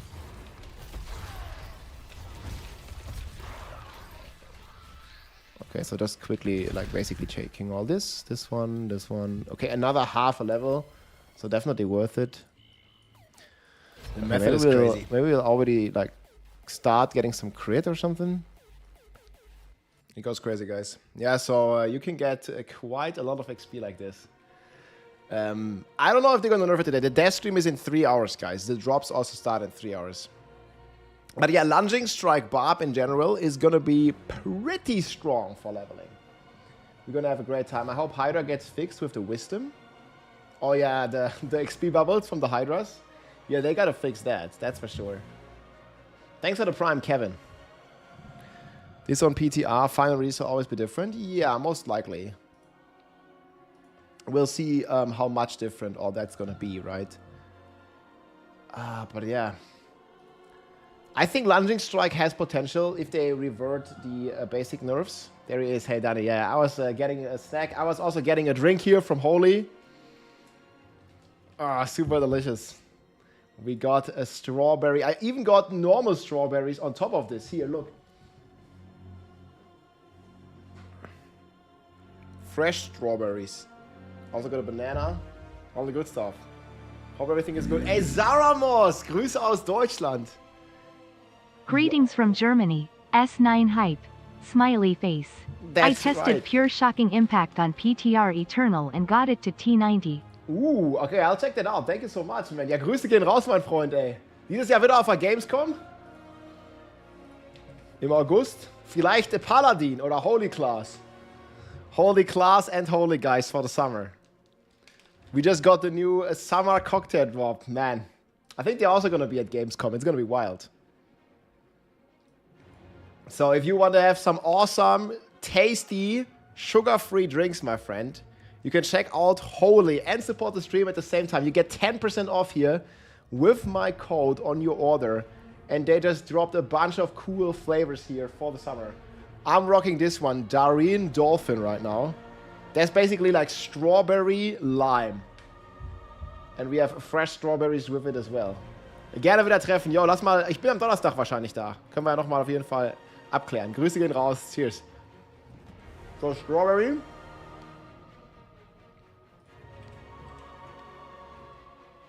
And they have the top flavors here, guys. With a shaker, with everything. Cheers. And,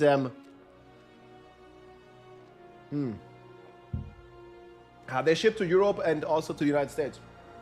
And also brand new, guys. If you're ordering, this is how it looks like if you're ordering Holy.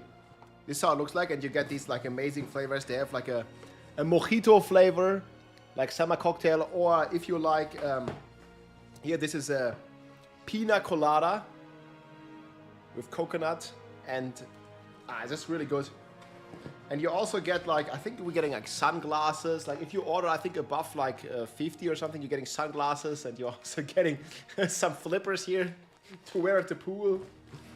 I don't know what this is. Yeah, just some messages that you get. It's like pretty cool stuff, for sure. Ooh, there's sunglasses here. I think it's sunglasses. So yeah, check out Holy, my friends, if you want some awesome flavors, dude. Super good. Die Cocktailsorten. Ey, die sind richtig gut, die Cocktailsorten. Oh, yeah, let's see. So they sent you free stuff, guys, if you were ordering. What did I get here? I think like 50 euro or 50 euro. Okay, let's see. We got sunglasses. We're going to the beach. There we go. Get some sunglasses for some GG builds. We got this. Cheers. Hey, yo. Wait, we can go to the beach. Wait a sec. There we go. Okay, yeah, now it's perfect, guys. You see? Exclamation mark holy, my friends. Cheers.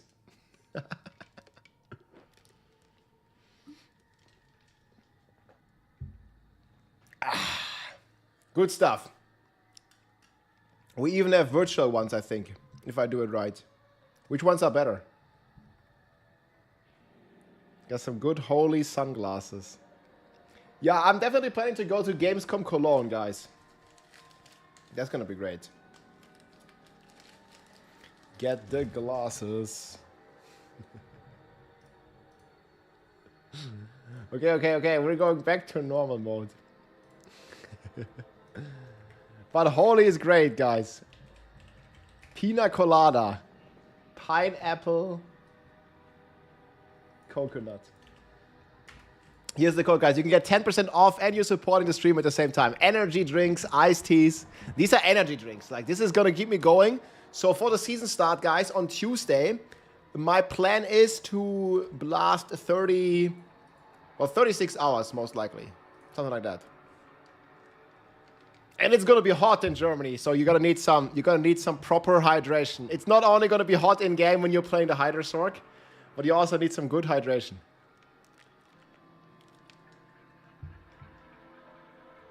Yeah, iced tea. They also have milkshakes. Oh, it's perfect for the summer, guys. Here is the stuff. 10%. Dioxide is coming after me with what? Pina colada? I get some pina colada. Loving it, man. Putting the Hydra in the hydration. That's right. You'll need it. Yeah, guys, with this, yeah, you're getting more XP. 10% more XP. 10% off and 10% more XP.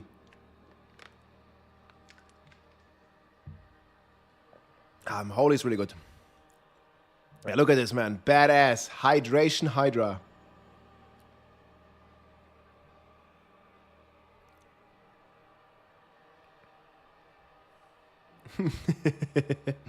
Good glasses. Okay, we can check what they said last time. There's a lot of things they said, I think.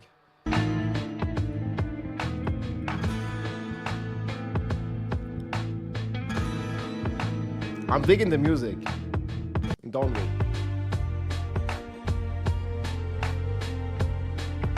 PTR Campfire. Very viable for either sword. Yeah.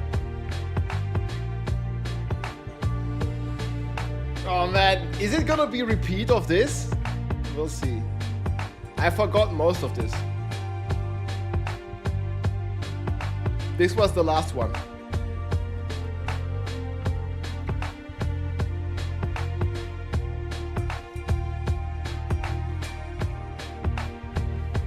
Strawberry Man.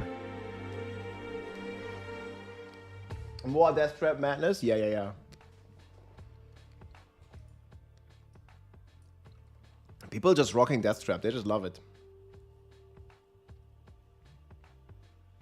Ooh, there was a trailer last time.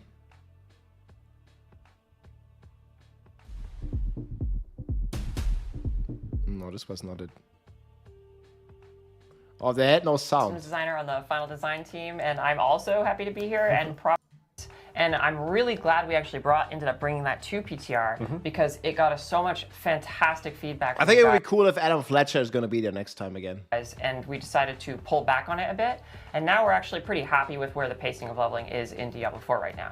I'm also happy with that. With that said, it did end up highlighting a few. Oh yeah, we need Colin as well. Other things. They were with the cooking. slightly slower leveling, which was that there may not be enough activity variety while you're leveling up. And I think we saw this with Apparition Incursions in Season 8 specifically. There was this pressure, a lot of people felt pressure to, if you want to make progress in the season, you want to actually get rewarded on the seasonal track, you have to go to the Apparition Incursion event. And so a big part of what we did is we took a step back and we looked at leveling activity variety, and we also want to take a look at end game activity variety, like with layer bosses, because we also know that there's been a little bit of fatigue with like going in and fighting layer bosses over and over and over. And so with all these things said, we've had a slight philosophical, I don't want to say shift, I would say nudge, a philosophical nudge to try and push people to different content types. When you actually do go and fight a lair boss, we want it to be a big moment, a big reward moment that one could say would punch you in the face and knock your teeth out even. And the same is true for tributes in the Undercity or the Infernal Hordes. When you go and do these things, we want them to be really snappy, really punchy, give you a lot of stuff, and then you can move on to something else. And so there's always a reason to go do something else in Diablo 4, because we think that that kind of activity variety is fun. And it makes each gameplay session more varied, which just kind of helps the game. I always think they have like very good philosophy. The philosophy is great. Like what they talk about is great, but I think it doesn't really translate into their actions into the game, right? It's like they don't want environmental effects for the Barb to be the biggest DPS, and they want the physical attacks to matter more. That's great. But they're not really doing the steps to accomplish that, at least not sufficiently on the PTR. They want to shake up the meta. It's a great intent, but it just didn't succeed, or it doesn't succeed. The execution is poor. Exactly. Last longer. You just have more fun while you're doing it.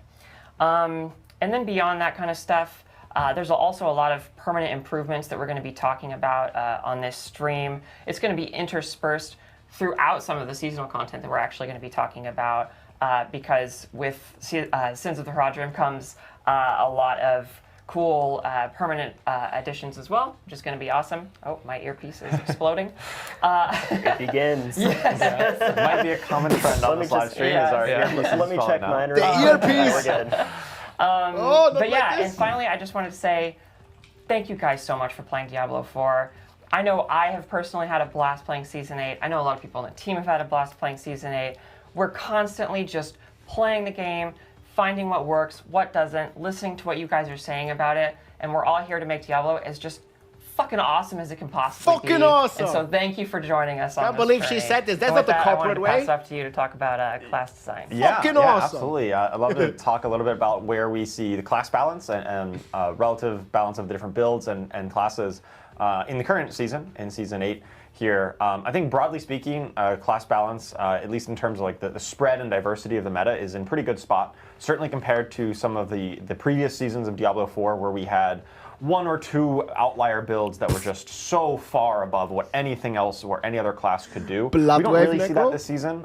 We do have, some Lightning Spear Sork is maybe a little bit higher than we would like, and there are some other builds at the top, and maybe Spiritborn in particular is lagging a bit behind, but broadly speaking, we're really happy with the overall diversity of builds that players are using to experience all of the content in the game. One of our main pillars for class balance is the concept of that all builds are able to complete all content, which is really that you can take any kind of build that you can think of that's kind of coherently put together, right? You find a skill that you like, you start building into it. And you can take that build and get into Torment 4. You can complete the season journey, you can fight those Torment 4 bosses, and have reasonable success doing it. It doesn't necessarily mean you're going to be the absolute fastest speed farmer in the pit with every single build, but you're able to complete all the content. That's really the bar we're trying to shoot for with a lot of our class balance, and we want to make sure that there's a... Again, I feel the philosophy of them is great, right? I just don't agree that it's the case. The execution needs work.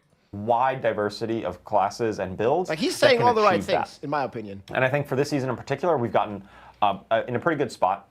There are a few outliers that we're still going to look to kind of close the gap on. And also, I just wanted to say that this is an ongoing process. And one of the things that the PTR is so valuable for us testing is getting feedback on the new content we're putting in, the new builds we're trying to enable, and make sure they are hitting that mark. Yeah, it's a great point. voice.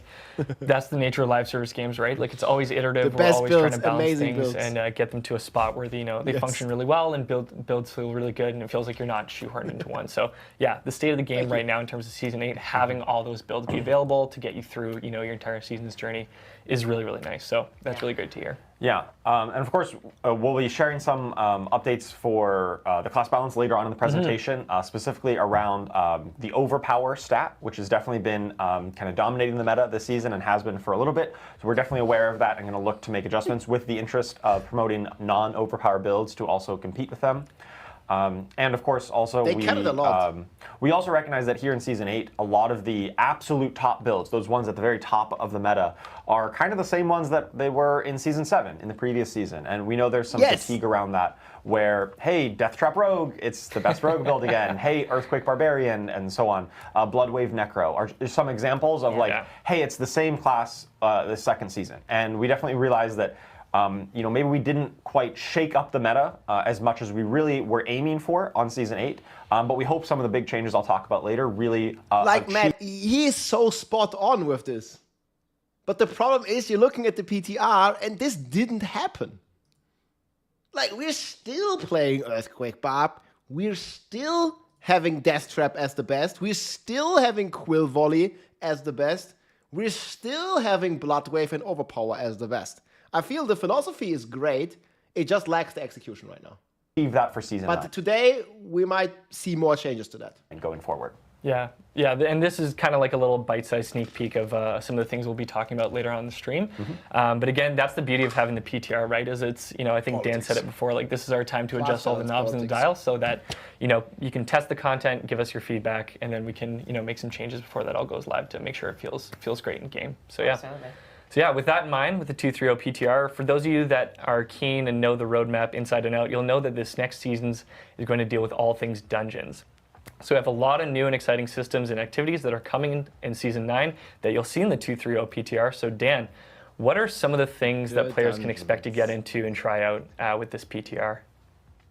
Yeah, absolutely. So I'm going to run through some of the features that you're going to see in the Season 9 PTR. This was going to be like what's always Hey, Marcus, first off, I'm going to talk a little bit high level, build on some of the things that they were saying before. I think, when we've been looking at our seasons after X1, we've really been thinking about, what are those areas that we need to really kind of plus up, what's become stale. And one of those areas that, really felt as if it needed some love was the dungeons, specifically our Nightmare dungeons. I feel like class balance is the most important stuff. The meta shake-up, like that's what's really getting like people to come back as well, like having a new cool build that is also strong and fun.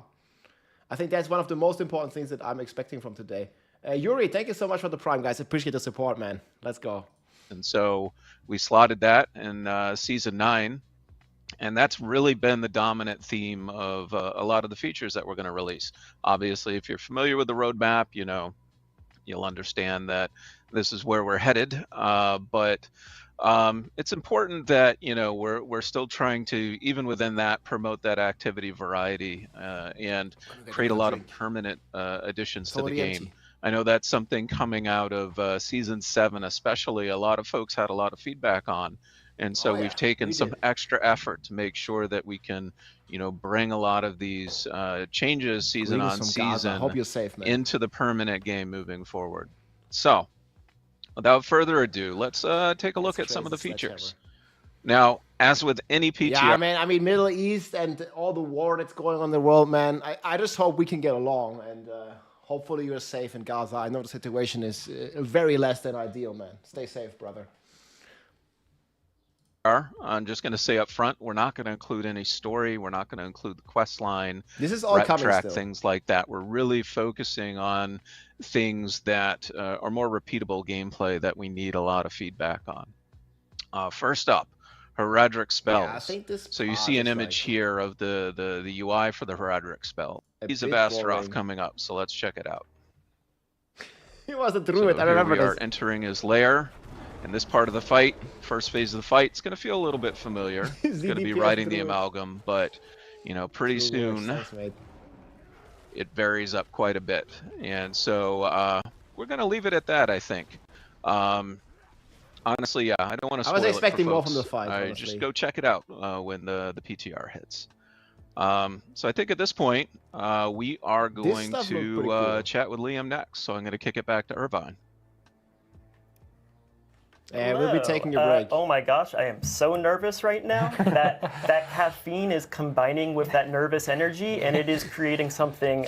I don't know. We're just gonna go for the ride. Ride that wave, Liam. Ride that wave. Ride that wave. Let's get into this. I'm gonna get section. some more ice. 1 second, guys. So I'll we be just back in a talked sec. about a whole lot of really cool permanent content They'll be that's going to talking be about the coming to season pass and Diablo. combining. Everything Dan just mentioned is so cool. I'm so excited for it. Now we're going to start talking about some seasonal content. So we can't wait for you guys to get in and play around with this stuff. Horadric spells, all new this season. And the team has put so much love, so much energy into designing all of this. We're so excited. I can't wait to tell you about it, which I'm going to do right now in this overview section, starting with these bullet points. So several spell components. That doesn't do it justice. We have 30 different components you're going to be able to combine together. That's a lot of choice. And you're going to basically be building your own spell. What does that mean? We're going to get into it. And the last bullet point, unique utility. Again, what does that mean? It means a lot. This is a pretty intricate system, Yeah, these spells are not just like, oh, what one does the most damage, right? Yes. It's a lot about like, what kind of functionality do I want with these skills? And you can really customize it exactly how you want. Yeah, the possibilities are endless. Go ahead, Yeah. Previous seasons, like in season 8, you get the power from the boss, and that is the one thing that you have, and that's the visual component. But like you said, you build these Horadric spells. Like you get to pick the different things you want to put together, which is really cool. Exactly. Yeah, it's so cool. With that said, let's just hop into it. Let's start digging into what these are. All right, so right here, what we are looking at is a catalyst. And a catalyst, for those that don't know, which probably most of you don't know, is the foundation of your spell. This is what gives it its form and its function. And as you can see, there is already so much depth here. It has a lucky hit chance. It has its own cooldown. It has a rank 10 bonus. And it does a... we got Ice Baby. This is like how it looks. Oh, it smells so good, dude. We're going to mix it with some water. Really cool effect that isn't just damage. Each one of these, they do something unique that you're going to love to play around with.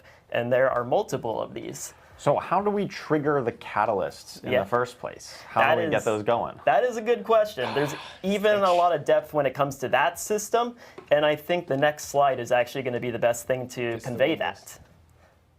10% off. All right, so what we are looking at right here is the seasonal interface for Horadric Spellcraft. And if you look, you will see that there is actually a bar right there on the UI that kind of mimics your action bar interface. And if you notice, when the catalyst got placed into the slot, the action bar skill now has a purple blinking border around it. What does that mean? It means that your catalyst is now bound to that action bar skill. And that's where the cooldown comes in, right? Yep. That's where the cooldown comes in. The cooldown is the limiter, so you're not just going to always be able to press that button and make your catalyst fire off. Right. It's beholden to its cooldown. But thankfully, ranking up does lower the cooldown, so you're going to get more and more frequent use out of these catalysts as you rank them up and make them more powerful. Excellent. Yeah. Hey, thanks for the support, guys. That's what's going on in this interface. Let's see what happens when this rogue presses the button with Celestial Surge equipped. Don't spill. Okay, yeah, that's awesome. You see, that does most of the talking for itself. So basically, what just happened is that the rogue threw the smoke bomb. I think the concept is still like so cool. White people happy. We gotta shake this good. Yeah, Ice Zapfen. Well, it's similar. Yeah, Mike Lowe, it's because I don't want to, I don't want to do this. So I turn it a bit down. Yeah. I didn't want to shake in your face like this. With the new flavors. And the smoke bomb was the guiding factor for the catalyst. And the catalyst created that arcanic Horadric rune on the ground right where the smoke bomb landed. It did its pull-in effect, and then that barrage of stars just started doing their work randomly all over that area. What do you guys think? Is that pretty cool? That's pretty neat. And that's only like one of the possible combinations, right? Because you have one catalyst there and you assign it to a specific skill, but you could pick any of the catalysts and you could assign it to any of the skills that your class has available to it. And the way that the catalyst interacts changes based on the kind of skill you're using, right? Exactly. So think of it like an extension of your skills. You know, it's going to feel very natural and organic as you're, what's the term, invoking these into combat. So, go ahead, I really like how you get to choose like when you deploy this in combat, right? If you want it on smoke bomb, it's like, okay, I want to be CCing an enemies, or like I know there's a clump of enemies there, so I can deploy this at a key time. Or if I like don't want to think about it too much, like I just want it to happen as much as possible, right? I'll just put it on my core skill that I'm pressing all the time, and it'll happen like as often as it can. And like you get that choice in how you want to deploy these. Exactly, and like I said, it's going to feel natural. If you're a Sorc and you put it on Flame Shield, it's going to summon on your character. If you're using a ranged ability, it's going to go where the ranged ability lands. If you're using a melee skill, it's going to be in melee range on the character. I mean, this looks pretty cool, cooldown right? really. Yeah, I really think that I love finding ways to get my ultimate cooldown really low so that I can trigger it on my ultimate constantly. It kind of mixes really well. It didn't really Just feel kinda as like an ultimate impactful, build though. in general. That's for It's really sure. fun. Yeah, I've got a soft spot for summons. I really love the Cosmic Anomaly. I love just having a bunch of guys out there, even if they're floaty, glowy orbs of elemental destruction. And love commanding them and having them go and explode. That's just really fun for me. Yeah, I hope they I've been change a the big fan of escalating playing stuff. Barb lately, but I find when I get into the higher Torment tiers, you're just like so up and close and taking damage that the survivability does get a bit more difficult. So like having the ability to use some more like ranged abilities to then throw my Spellcraft out and then kind of do some CC while I am like an up close and personal player, and like I'll probably play a rogue next season too. So in a similar vein, like being able to kind of like still have those damaging abilities that are, you know, will do damage over distance while being able to like, you know, go heal in the corner. It's nice to just like influence those play styles. Yeah, definitely. So again, so much content here. We are unbelievably excited for you guys to get into the PTR and try these out. Yeah. Okay, we talking so about once the you actually get to spells? the end game, you'll start finding the ability to craft these Horadric jewels. You can then, once you've found the I think they also drop from Astaroth now. tome, Frosty, what's take up, it man? to Hyper, a crafting hyper. station and actually Well, craft it with we'll using see your what's gonna currency happen today. Horadric files and gem fragments. And don't worry, it's not as many gem fragments as Not so occult sure. gems if you have PTSD from that like I do. It was a little. We have PTSD from copium. There's a lot of copium, man. Maybe. It was a lot. And yeah, you can then just socket them into your jewelry sockets and just pump up your build even further. And what our first example here is Liminal Echo, which you might actually recognize as an occult gem in terms of a cheat death. But we have reflect. I actually think the Horadric jewels are even cooler than the season powers. Like season powers are kind of boring and also not really impactful. Like these are cooler, I think. It and rethemed it and changed its mechanics to actually invoke propulsion. PTSD from which is earthquakes, a different dude. one of the catalysts that we didn't actually show here, but you will see that in the PTR. And it makes you invulnerable, and then it has an ICD.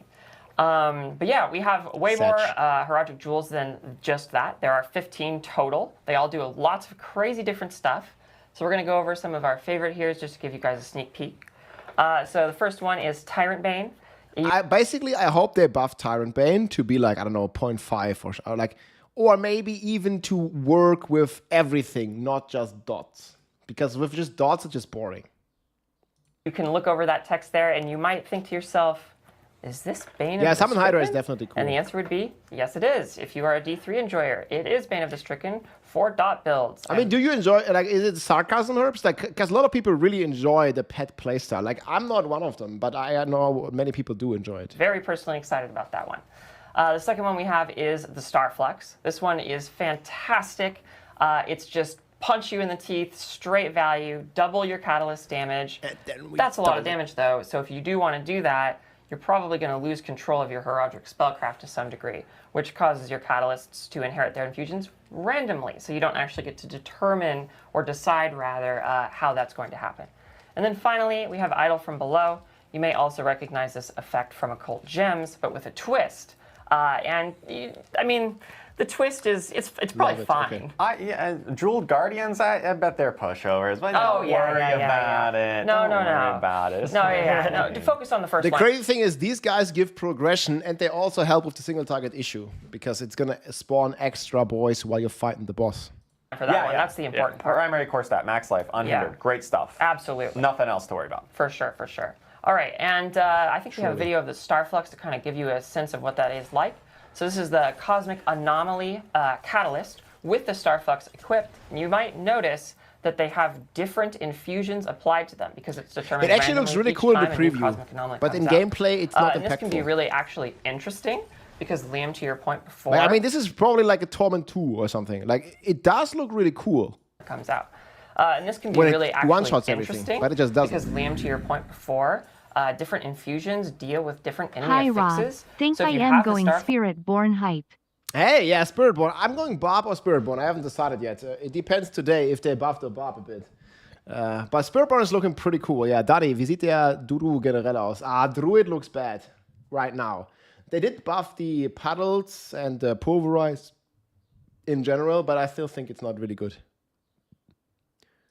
Flux equipped and Cosmic Anomalies, you might actually be able to deal with a bunch of different enemy affixes simultaneously. He means jewels. Cool. Exactly, and just look at that kaleidoscopic explosion, right? Yeah. It's so satisfying. It's so beautiful. Absolutely. And we have, like I said, we have 15 Horadric jewels, and all of them do various wacky, amazing, cool stuff. So while you're experimenting with Horadric Spellcraft and trying out all of the new things in Season 9, slot some of those in and see what kind of madness you can accomplish. Yeah, not gonna lie, Chad was pretty excited about the Horadric jewels. And like the Starflux, it looks absolutely really pumped to test it out. Grüße gehen raus, Old A Blaze. few call-outs for everyone watching as well. We will have a Q&A towards the end of the stream, so if you do have any questions for our development team, any questions for Dan, like what's the best way to make poutine gravy from scratch, Hydra is guy for fantastic. it. So we will have that towards the end of the stream, Hydra. so drop your questions in chat. We do have community team members pulling those, and again, like, we want your feedback. Cheers. That was a ton of information, a ton of systems, and we actually do have specific things that we're looking for in terms of what we're seeking for each bit and component going in the 2.3.0 PTR. Yeah, that's true. Like, you know, I guess I'll speak specifically to Horadric Captain jewels. America Gotta build. make sure I get the terms right. Yeah, so we want to hear what you guys think about all the different Horadric jewels. We want to know, like, do these effects feel correct? This is the perfect time to give feedback on just straight up balancing. Does this give you enough bonus damage? Does this give you too much bonus damage? Does this feel good? Does it not feel good? Are the Jewel Guardians... I don't worry about them. Yeah, don't give us feedback on that part. Maybe you should worry about them, you know? Maybe they need to get a little juiced up. Power season of powers. But yeah, just let us know about Horadric Jewels, and of course... But it's also like, you know, you can't win, like if you're the developer, because some people like the powers and some people hate the powers. I actually kind of like the powers, as long as they make meaningful changes, you know, on top of the powers every season, I'm fine with them. It's like a way of power creep. People meme on the powers because, not necessarily because they hate powers, but because it's the same every season. And this I definitely agree with. Like, yeah, they can do powers, that's fine, but they should do something on top of this all the time. We'd love to hear meaningful thoughts about Definitely. For Horadric spells, please just let us know how it feels both in early and late game. I know it's PTR, a lot of people are going to be mainly jumping into the late game, but early game is also really helpful. We want them to feel really cool and satisfying to use in all realms of content.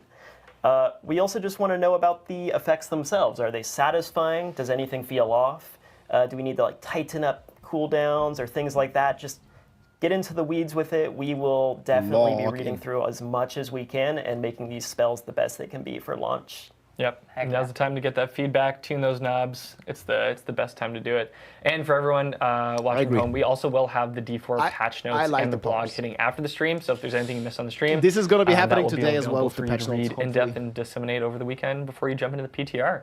But I know one of the biggest parts of the patch notes has to do with class balance, and we do have some. Charles, you got a lot to talk about. I think they're going to talk about philosophy of our play. I got some notes here. We got cooking. Look at this, man. This guy like printed out a full-page document, man, that he's reading from. Can you guys see this? Look, I didn't even notice this. Like he had like a full-page doc. Look, it's not even bullet points, man. Full document. Talk about, I kind of teed it up at the start of the stream how we kind of think about class balance currently, but of course it's an ever-changing process, and we always want to be giving new things to play with, new ways to play Diablo 4, and so there's lots of updates this season with that in mind. Yeah. So let's get into some of the changes that affect all classes in some way before getting into each individual class and talk about some of the new stuff coming for them. These are kind of changes that are global or affect everybody. So first up, Overpower has been overpowered for a while. We should have seen that coming with the name. Oops. Yeah, it has been really like just one of the strongest things you can be doing across any class for the past handful of seasons now. Overpower and so we're definitely taking a big swing at it here in Season 9. So Overpower's initial design philosophy was it was supposed to be a stat that tankier kind of builds, things that have like that strong defensive fantasy, things like Werebear, Barbarians, Blood Necro, could build these defensive stats like max health and fortify, and convert that. Do you think they need to nerf Overpower even more? It's like an 80% nerf, but it was still pretty strong. It's only the additive part that got nerfed. Like all the multipliers still kind of work very well. Into offensive power. Because it looks the top builds are still Overpower after the PTR. Yeah, this is the one for Season 9 PTR. But it's mainly about the philosophy behind the changes. The initial design conception of it, and which is why whenever you did Overpower, you got bonus damage in based on the amount of maximum life and fortify that your character had. This ended up being a lot because it was kind of tied to the ratio of how much of health you already had. I don't want to get in too deep into the math here, but basically it was a lot of additive damage. So it would be the equivalent of you having like plus 1,000 or more % damage on your gear when you overpowered. And that led to Overpowers being extremely strong, far more than, say, Critical Strike, for instance. And even dominating builds that originally weren't intended to benefit from that so much. Yeah, we saw it just every class was trying to overpower because it was so valuable. Yeah. Probably also didn't help that it's already so good to just stack max life, yes. right? So it was like you're doing a ton of damage and you're doing the right thing by stacking max life because it's so potent, right? So it was very dominant for that reason. Right, and so in this season, in Season 9, we're going to be making an update to that additive portion, the additive damage that you get from the Overpower, that messy behind-the-scenes formula that you would get, essentially reducing it by 80%. So if you used to get 1,000% bonus damage there, it's only going to be 200 here in the PTR. So probably they're going to nerf this by another, 5% or something? It still gives a multiplicative bonus, just like Critical Strikes, because it's still rare. It's still you need to work to get your Overpowers online, just like Critical Strikes. It's the Druid treatment. So it's still going to be powerful. Overpowering is still going to be better than not doing it, but it won't be so infinitely far ahead like we've seen it. We definitely want a lot of feedback on this because we know it's been the real big talking point of a lot of different meta builds right now. Feels like you need to work on Overpower.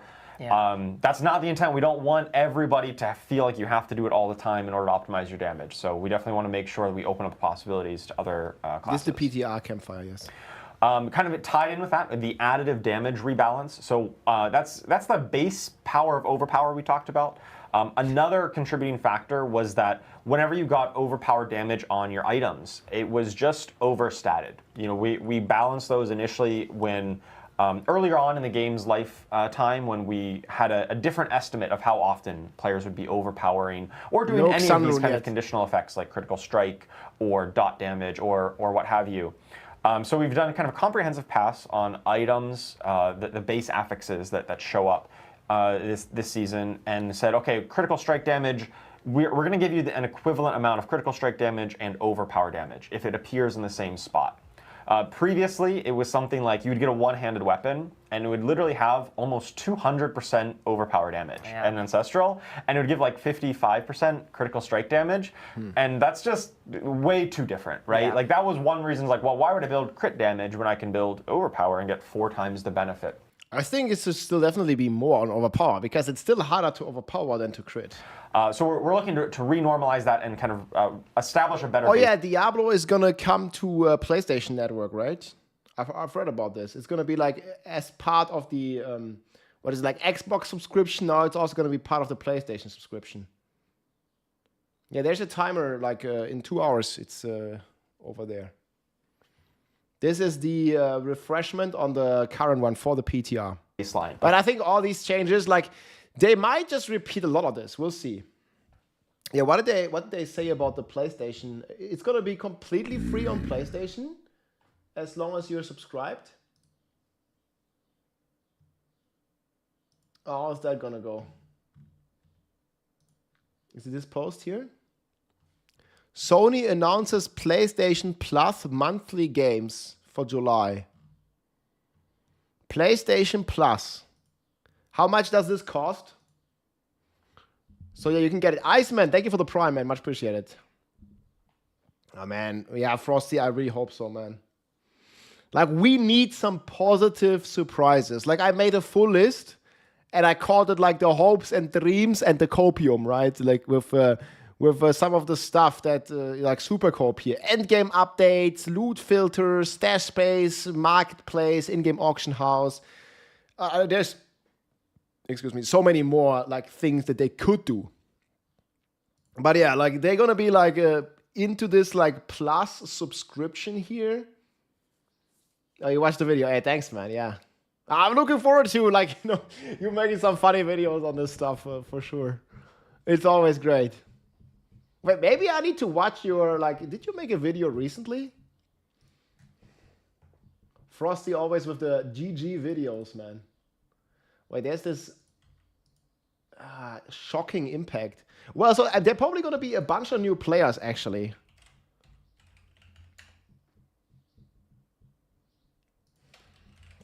There are going to be a bunch of new players with this premium deluxe edition. Oh, the power. Trolling this shit. Okay, and I think we watched this. Yeah, okay, that was 2 weeks ago. Oh, man.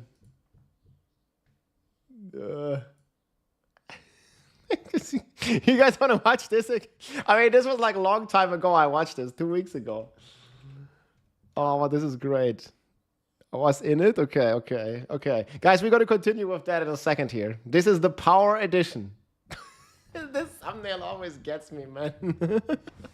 What is this thumbnail? Get out of Diablo 4. Where has Frosty LaRue been? Where Does anyone is he? have eyes on Frosty LaRue? If there's anyone's videos I miss the most, it's Frosty LaRue. If only he would show back up somewhere. Can we expect a video talking about powers soon? It's been a minute since... Oh my god, there he is! Welcome back, you Diablo 4 super fans. In this video, I'll be showcasing a channel-exclusive hype trailer for Season 9.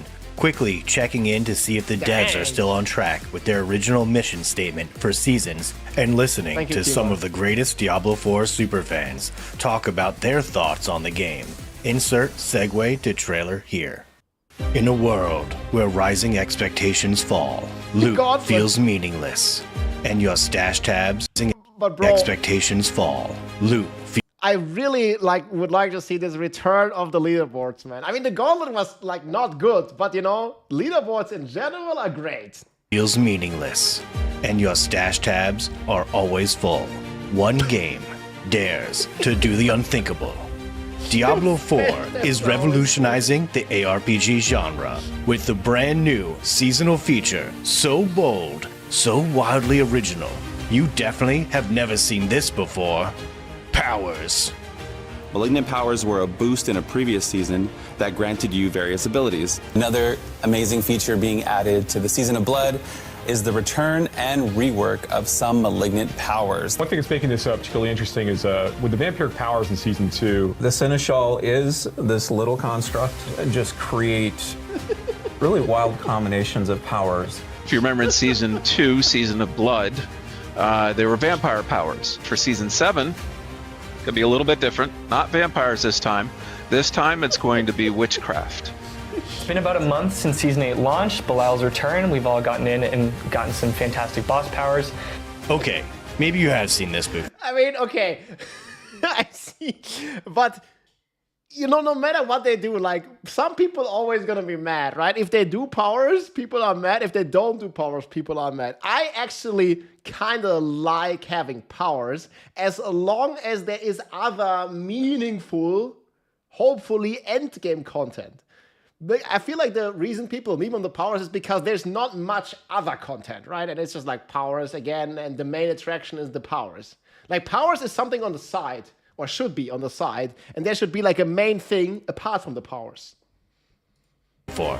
Anyway, each season, a new power emerges, painstakingly crafted with zero effort, as if they just went to like a pitch meeting and went with the first idea they heard, and they were like, all right, that's good, let's go with that. Anyway, you'll feel super strong, stronger than ever, until the next season when it's all deleted. You'll ask yourself, did I really need new powers this season? No, you didn't, but you're getting them anyway. This summer, embrace the power, forget any form of balance, because that's too hard for us to do, and prepare to power up again with, what are we doing? Oh yes, Horadric powers. Powers may vary in usefulness. Side effects may include burnout, rerolling alts, and asking, what is Path of Exile doing right now? It's like a prescription from like a doctor. Powers may vary in power. So I want to talk about... Oh man. Damn, that was season 1. Ooh, dude. I forgot all about that. So I want to talk about our mission statement. We want the live game to always have a wide variety of viable builds to discover. If you remove this one word, they almost hit the mark. Second point. Every season should introduce new items and powers that keep the game fresh and increase build. I think, again, like the philosophy, a lot of the philosophy that they talk about is good. I just think it lacks the execution. Like, a lot of the things, like, they want to shake up the meta, they want to do this, they want to do that, they want to do this, but it's just not happening, you know? Variety. Many times. One more little update here, and yeah, this is pretty damn accurate. The live game should also have continually evolving end-game content. Yes, you see, like, what they are saying is great, and, like, the philosophy is amazing, just the execution isn't. I'll get to the fourth point in a second. Some say he never actually got to the fourth point, or... Make the game fun? Dang. Yeah, this is like buffing weak builds rather than nerfing the top builds. 14 you know what? Screw it, we don't even need the third. Alf Waiter 100 Monate. Nur Lieb and Dick. Hey, thanks, man, einfach glatt. Grüße gehen raus, mein Freund.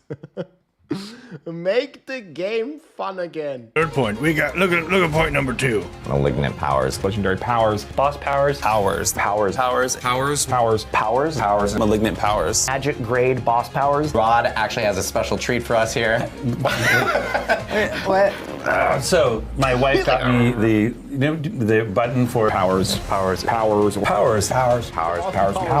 the powers. It's been about a month since Season 8 launched, Bilal's return. We've all gotten in and gotten some fantastic boss powers. Okay. Excellent work, Diablo 4 team. I'm just so happy you made powers a priority in these seasonal updates.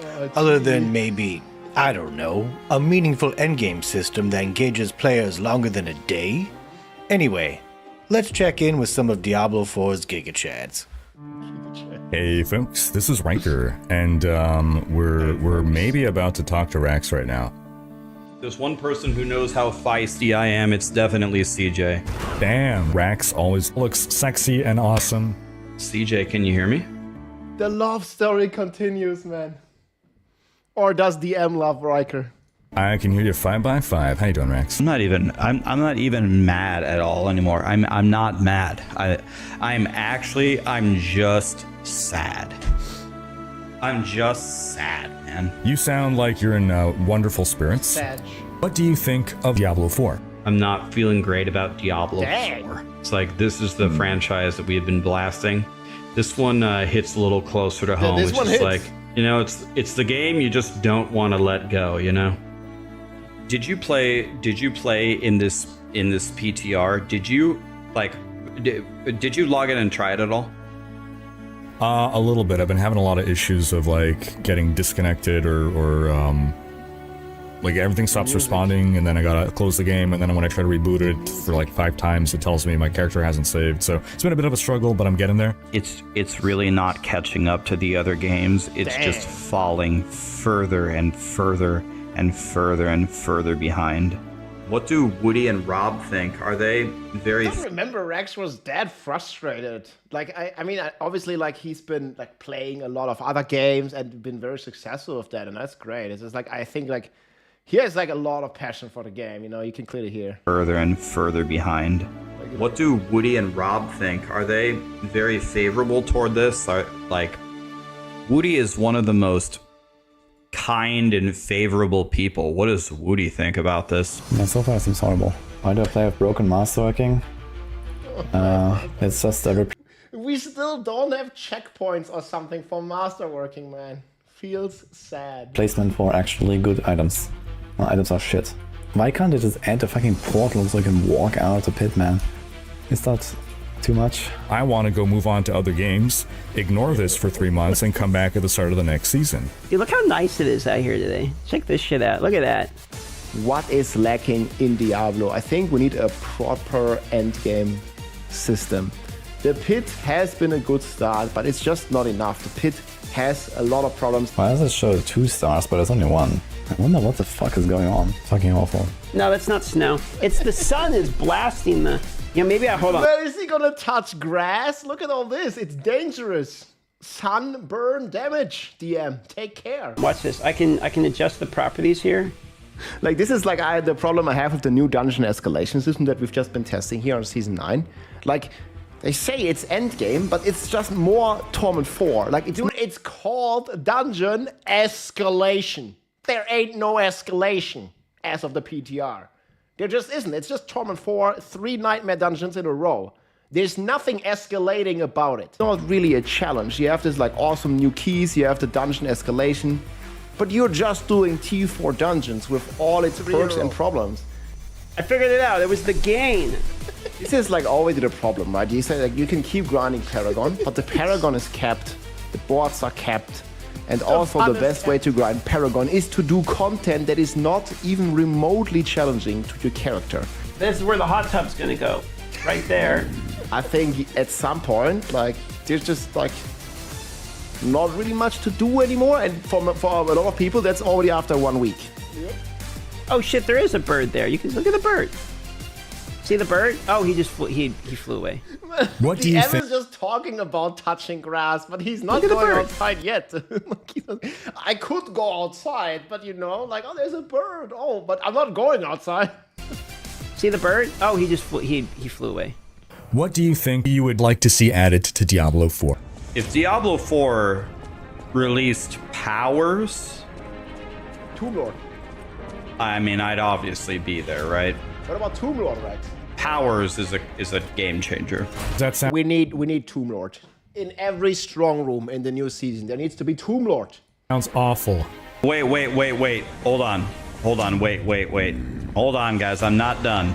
That's not the full idea. Tomb Lord. So, like, with these powers, you could, like, mix and match some of the powers. I think this is even better. Idea is we maybe doing cute things like watching footage of me piss off a crow. I mean, that's actually a great idea. Actually, I think that's it. We saw their roadmap, and it was basically just borrowed powers for like a year. What we really like about introducing new powers every season is that we're able to do it real quick. Oh yeah.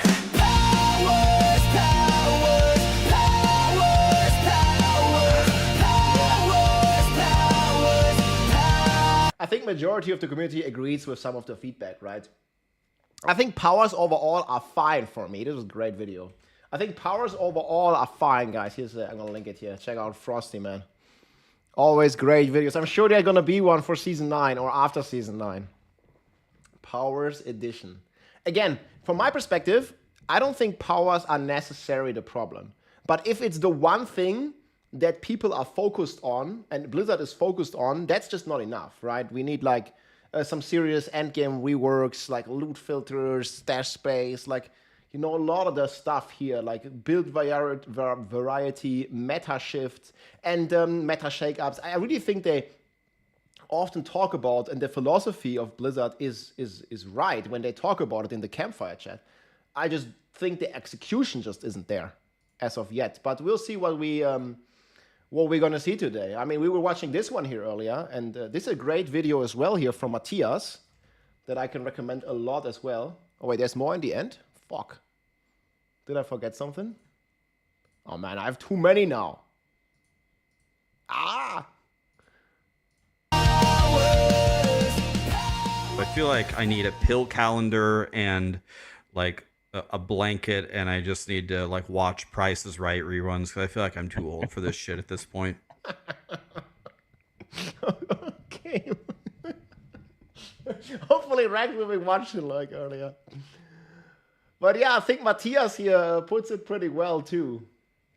Like, this is about the rogue balance, and here you see the philosophy versus the reality and execution. Listen to what Blizzard said in the last Campfire chat. We also recognize that here in Season 8, a lot of the absolute top builds are kind of the same ones that they were in Season 7. And we know there's some fatigue around that where, hey, Death Trap Rogue, it's the best Rogue build again. Yeah, in Season 7, ultimate builds were carrying the Rogue, including Death Trap. In Season 8, everyone was playing Death Trap. It's by far the best build. And so in Season 9, what's it gonna be? Death Trap has been one of the most powerful builds for kind of 2 seasons in a row here. Maybe we didn't quite shake up the meta as much as we really were aiming for on Season 8, but we hope some of the big changes really achieve that for Season 9 going forward. Alright, so this actually sounds great. No more Death Trap in Season 9. But now listen to how they're nerfing Death Trap. A unique pants item, the Eyes in the Dark, that really talked to it and increased its damage output dramatically. We've done some tuning on the Eyes in the Dark. This change to these pants has made this item the absolute worst unique item in Diablo 4. They are unusable garbage in the Season 9 PTR. But at least the problem is now finally solved, right? Like, no more Death Trap meta in Season 9. Right? There's no more Death Trap, right?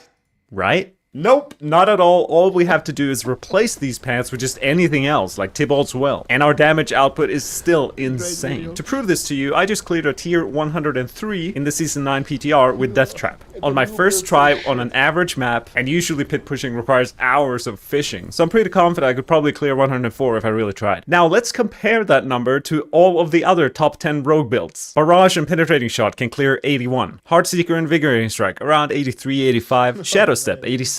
The new Poison Trap build can clear around tier 88. Flurry with the new Helm around tier 91. An exciting new build, the Acer Wrath Penshot build, can clear around 92. Rain of Arrows 93. Second best build would have Twisting Blades Poison Imbuement, pretty exciting, at 94. And then of course, the best build in Season 9, yet again, Death Trap at tier... Of course, naturally, right? Because the meta shakeup, it's Death Trap again. I mean, the Flurry is a bit buffed now. It's probably gonna do like a 93 or something, like just the new build. The new Helm build. But yeah, of course, naturally, it's Death Trap.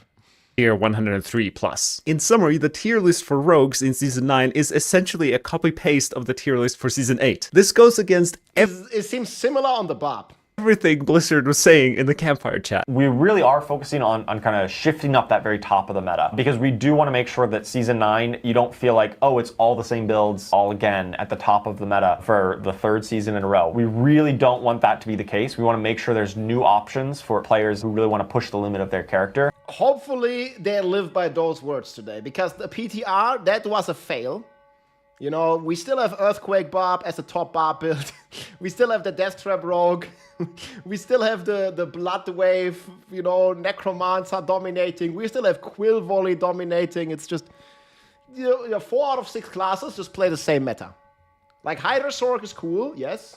And then Druid also has a bit of a new meta, but like all the other 4 classes, the same old. Same old, same old.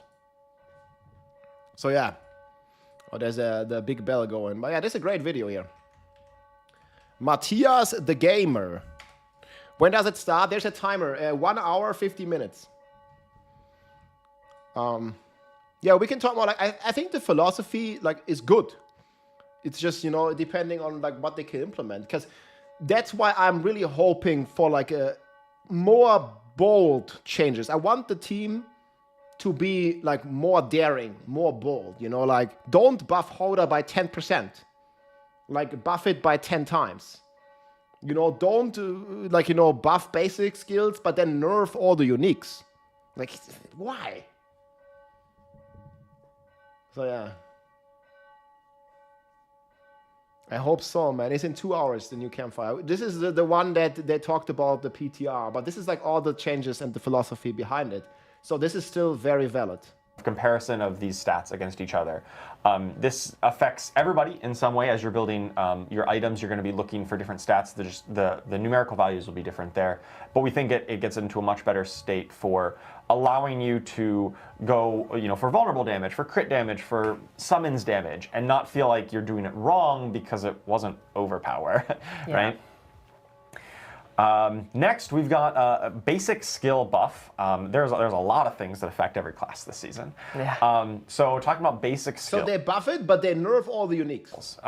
This is kind of an initiative where we are starting here to really comprehensively look at all of the skills in the game and look at their relative balance against each other. And sometimes we've had some basic skills which just do negative damage. You think like you're healing the enemies by attacking because it's so weak. And other ones that negative damage. I mean, like we were looking at Frenzy and it was literally doing negative damage, right? You can actually like really build a full kind of basic skill build around because it has a lot of support, has good base damage, has whatever effects. We've done a comprehensive pass on every single basic skill in the game and retuned them. And when I say retuned, I say double or triple their damage output for the most part. So they did double or triple it, but then they nerfed all the uniques and aspects by 50%, effectively being like a net zero. Like, it didn't really get buffed, it didn't really get nerfed. Literally, skills that used to do like 20% of your weapon damage now do like 60 or 80%. Just massive increases on every single basic skill in the game. Now, that's to help them kind of compete kind of right out of the box. You get a basic skill, you press the button, it feels impactful. That's the goal. We do want still basic skill oriented builds in the late game to exist, but of course if we just tripled or their damage output, that would cause some of them to be kind of way too good on some ends. Yes. So we have adjusted some of the scalars that you see on some of the legendary and unique items that talk to basic skills in particular, brought them down a little bit. We still want them to be competitive and probably better this season than they have been in the past. But we're just, we're not trying to triple every single basic skill. We want to make sure that it smooths out that progression. Right. I will say that this is, we looked at basic skills here in this season. It's an initiative where we're going to be looking at other categories of skills in future seasons. So definitely keep an eye on similar kinds of comprehensive balance passes for future seasons as they come down. So your feedback on exactly how we landed on this basic skill pass is really helpful to help inform like, hey, is our methodology, our comparison right, and were the tuning on these accurate. Next up, maximum resistance. This is a relatively quicker point. So right now on live, if your maximum resistance for every element is capped at 70%. Now on the PTR, it'll be capped at 75% baseline, so everyone can get a little bit more resistance.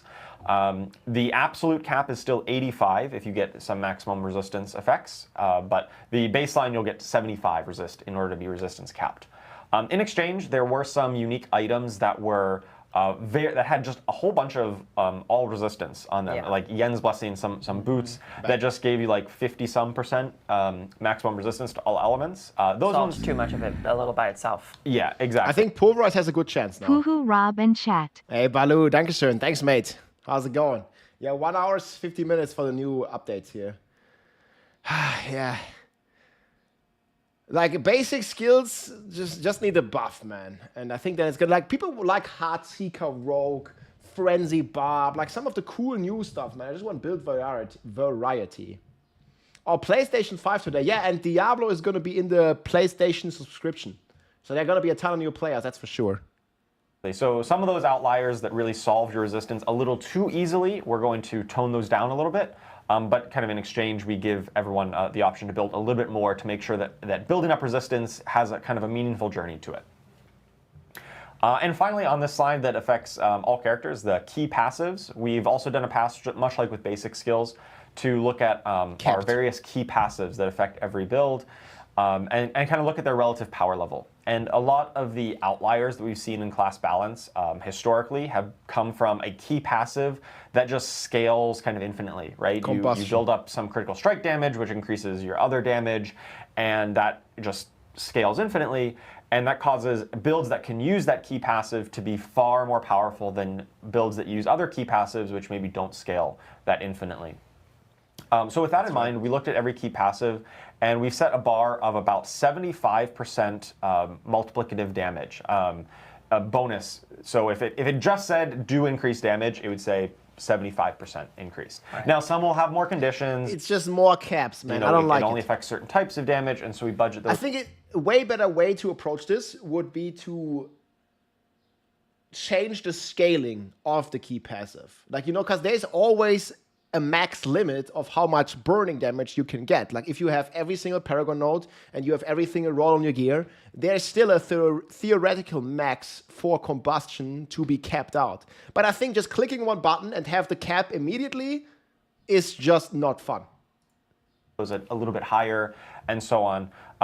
But anything that had a previous uncapped scaler, we're going to put a cap on it to make sure that it kind of hits that 75% mark. And even a handful of some key passives that were under. I disagree with this. Like I just don't think caps are healthy. Man, we have a cooldown cap, we have a movement speed cap, we have Paragon cap, and all this stuff.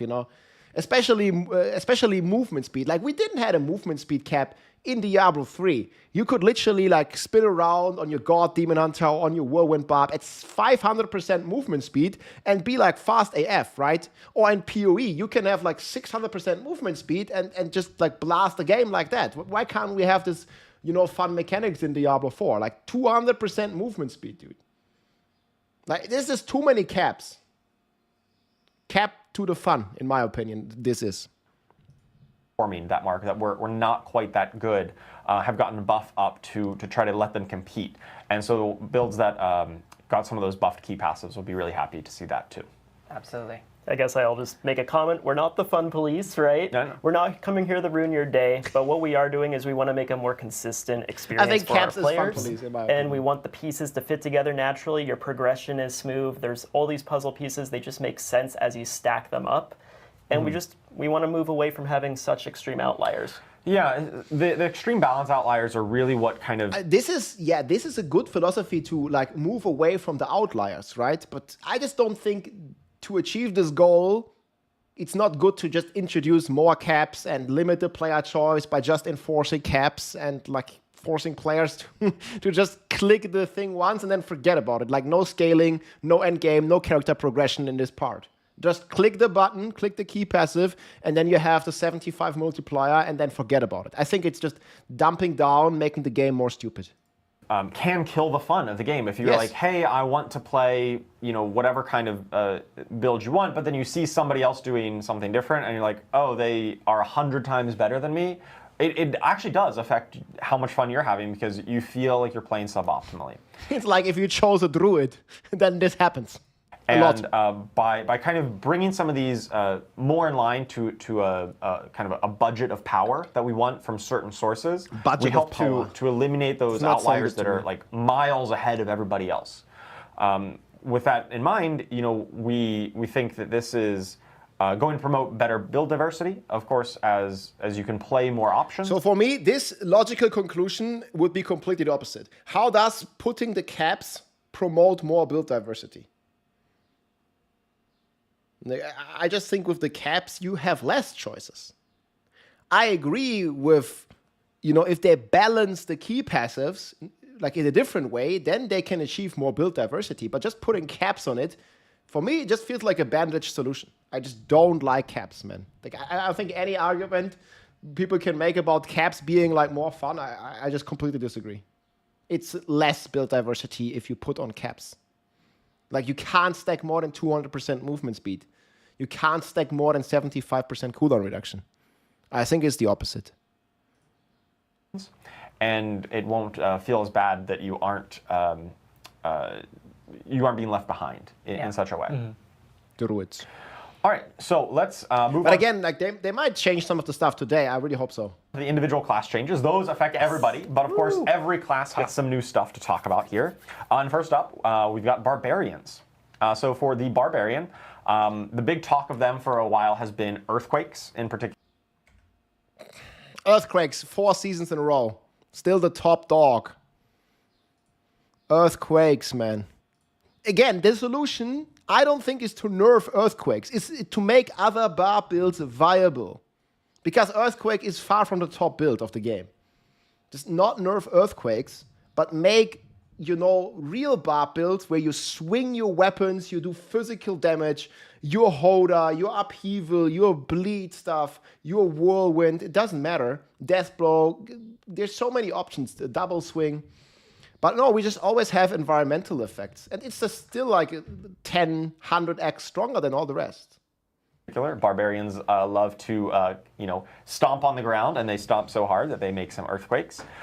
Those have been extremely powerful for a handful of seasons, and we know that there's other fantasies to explore in Barbarian other than just earthquakes. And so we have done some updates to kind of bring down some of the power level of Earthquake, specifically on its legendary Paragon node, the Force of Nature, that gave it a ton of multiplicative damage on the Earthquakes. That has been brought down quite a bit.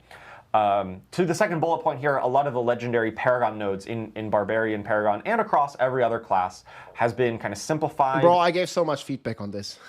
This is just dumping down the game, in my opinion. You have the berserking.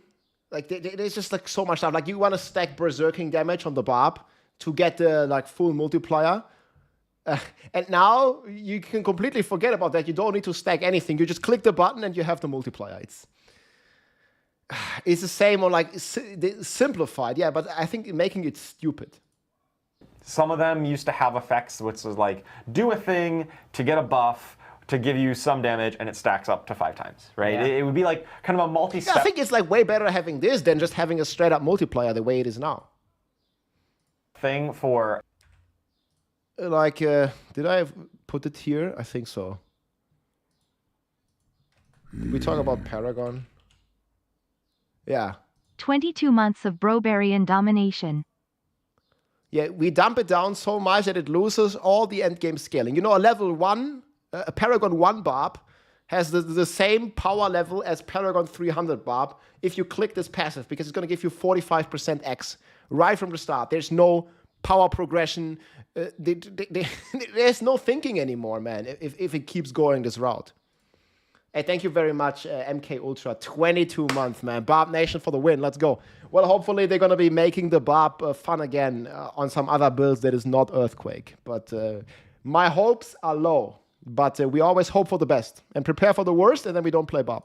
A Paragon node, which we thought that's maybe a little bit more complex. It's asking you a little bit too much. So I don't even remember this. Guys, it's too complex. It's too complicated, man. What? Wait, it's too complicated. We thought that's maybe a little bit more complex. It's asking you a little bit too much. So we've simplified them, and often it's just like, hey, do a thing, get a bonus, and that's it. Right? Click the button, get multiplier. That's it, man.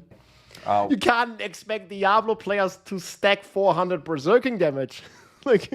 No, it's too complicated. And specifically on Barbarian, I can't express enough how fundamentally I disagree. But again, it's their game, of course. But to me, this is just stupid. I think they got some of the bigger updates in that, too complicated. And in a lot of cases, the Paragon become even more powerful because you don't need to stack it up 5 times or whatever it might be. You just get the bonus thank you, right out of the gate. So they are slightly more powerful. Could you say Barbarian? I mean, I'm just gonna talk about my opinion, right? This is how I feel. Everybody will, a lot of people will feel different about this. I just think dumping down the game even more and having no character progression, no power progression. I already gave all this feedback. I don't know if they're gonna be changing this, but for me, this is just a stupid change. It's too complicated. They're getting a seismic shakeup. I'm so sorry. A little bit. On some of these, it may make... You can't expect the average Diablo player to understand this. Needs to be one button and you get the multiplier. Damage or no damage? Green number, red number. Too complicated. I mean, I get that the game is already very beginner friendly, and I don't really think it's too complicated to have some scaling, as you progress your character to get stronger. Right now, with this change, again, the power level is the same whether you're Paragon 50 or you're Paragon 250. You don't need to reach any breakpoints on any of your gear. You can do whatever you want, and it's just like it's just a multiplier basically. You click the button, you get 45 damage. That's it. No thinking anymore involved. Feel that way, yes. Additionally, we've got a new unique item this season. We know that players love playing with a Bash Cleave. Yeah, this item is a big W. I think it's just a bit too weak. But basic skill, this one of the coolest items I think that they did in a while. But it's just too weak. And just increasing the radius doesn't cut it. So I hope they're going to address, the basic skill problem in a way. I would really love to see like a Frenzy Barb. People like want to play Frenzy, or they want to play Bash Barb again, or some of the cool basic skill builds. But it's just too weak. Like it can't even do Pit 95. From a while back, and now what if every other one of their basic skills could cleave? Well, have I got the unique for you? And it's my favorite name, unique in this season, which is saying something. It's true. It is the Hooves of the Mountain God. So good. So, Hooves of the Mountain God, whenever you attack with a basic skill while you're at maximum fury, you kind of enter the state where your fury is going to be draining, and you're kind of empowered here, and during that time, your basic skills will cleave and deal increased damage. All of your basic skills will do that while you're empowered here. And of course, your fury is draining, so you're going to want to keep spamming those basic skills to rebuild it back up and kind of maintain that state as long as possible. Yeah, so at this point, with this unique, you really care about generating a tremendous amount of fury, but it's not actually to cast a core, it's just to keep going. Yeah, keep going and keep hitting with your I feel like they could have buffed this multiplier, or we'll see. I mean, maybe today they revert all the nerfs to this. Basic skills that are just hitting hard and cleaving all around. And even if they revert all the nerfs, it's like I don't think it can still do Pit 100. Like, even if they revert all the nerfs that they did to the basic skill multipliers, I think it's still going to struggle doing Pit 100. Pretty awesome. We got a video clip here of this in action. Of course, because I think the highest PTR clear was like a 91 or something, which is ridiculous. Seen Bash Cleave before through some of the tempering affixes. That tempering affix is going to be updated to give another multiplicative bonus. Is it possible to see this stream in French? I mean, there's probably subtitles, right? I don't think the voice line can be that, but there's always... Yeah, I don't know. I think you can probably put French subtitles to Bash here, but because now. But I mean, they are based in America and they are doing an English stream, so I don't think they have any like French people. Like there might be some AI translation, but through this unique, and of course you can mow through a whole set of skeletons here with your Bash while your fury is draining. Yeah, I love that the part that's coming up where one hit, they're just all to the side. Oh yeah, poor skeletons. Oh my goodness. All right, we've got next class. We've got the. It's for the showcase it doesn't really matter. You know, like okay, it's one-shotting stuff in Torment 2, guys, and this guy's Paragon level 150. You know what I mean? Like 150, and he takes 2 hits to kill stuff in Torment 2. You know. Either way. The Druid this season, the talk of the Druid has been Cataclysm for a while. A couple points on that. So a lot of Cataclysm, it's this long-lasting ultimate, right? The snapshot is you press intended. Cataclysm, you get the storm around you, it lasts a while. I mean, I don't know if I'm super negative today, but like it's just a bit frustrating because like I hear we're going to be talking about snapshotting, right? Cataclysm is strong because it snapshots. And now... the snapshot is actually intended. The skill is intended to snapshot. The playstyle is intended to revolve around snapshotting. I think usually they have a very good philosophy, but here, again, I also completely disagree. Like, I think snapshotting sucks, and it should not be a snapshot build. But yeah, this is the curse of the Druids, man. So many snapshots, and it's actually like what they want the build to be. And it suffered from some like we call snapshotting, where you get a buff or some effect that says, hey, your next skill cast does increase damage, or it has some effect. And when you press Cataclysm, it's obviously a very long effect, and it benefits from that effect, from the bonus damage to your next cast. That's absolutely intended, right? When we say your next cast, we mean the whole cast. Cataclysm is a great thing to do that on. That being said, we do find... Absolutely intended, man. Yeah. As a player, I just feel different. I think the snapshot thing just sucks. The playstyle is stupid, and it's very unintuitive, especially for casual players, and absolutely intended on snapshotting. Just hard disagree. Find that Cataclysm being the only way to play Druid, or at least the only kind of competitive way to play Druid, is not really healthy, because we know that is a kind of mechanically intense... Rob on huge co-op, no negative. I mean, I don't want to be a negative Nancy, you know, like, I'm just trying to, like, give constructive feedback, in my opinion. Like, I can only share my thoughts, right? Play style that you need to think about buffs, you need to set it up kind of precisely. And for players who like that play style, we love to encourage that.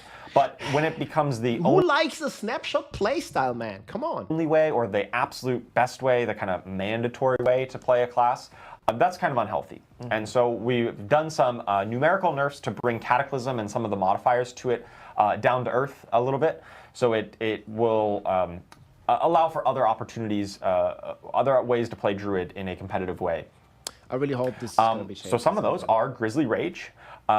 We've got updates to a lot of legendaries that used to talk to Grizzly Rage. And that does also remind me about I think that was back on what we're doing with PTR legendaries this season as we talk about this. In previous seasons, we've always had a new unique item and a new legendary aspect for every class. Here for Season 9, we're just going to be doing a brand new unique item. And we're instead... Man, Armin, are you traveling or are you here? Did you see the Immortal? Okay, we got to watch it one more time. It's only a minute. Did you see the freaking trailer for the Druid? There's a new Druid trailer. I don't know if I still have it somewhere. Okay, this starts in 19 minutes, guys.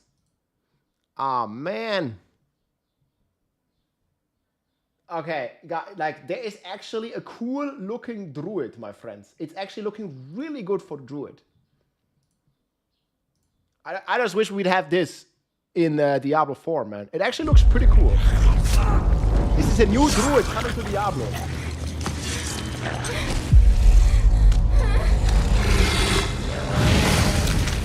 He looks so good. Invade an animal's den. Not even fat. And you're asking to get bit. Animals don't worry about why you're in their home.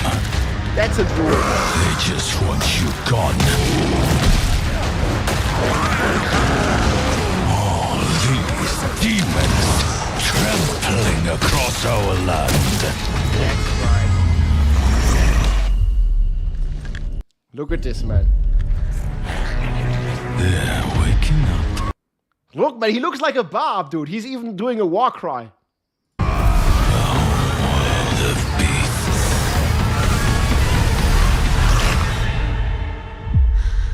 This is the Druid. I wouldn't sleep here.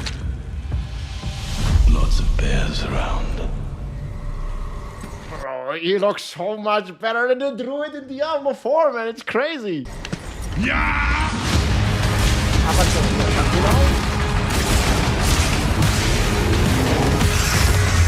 That looks good.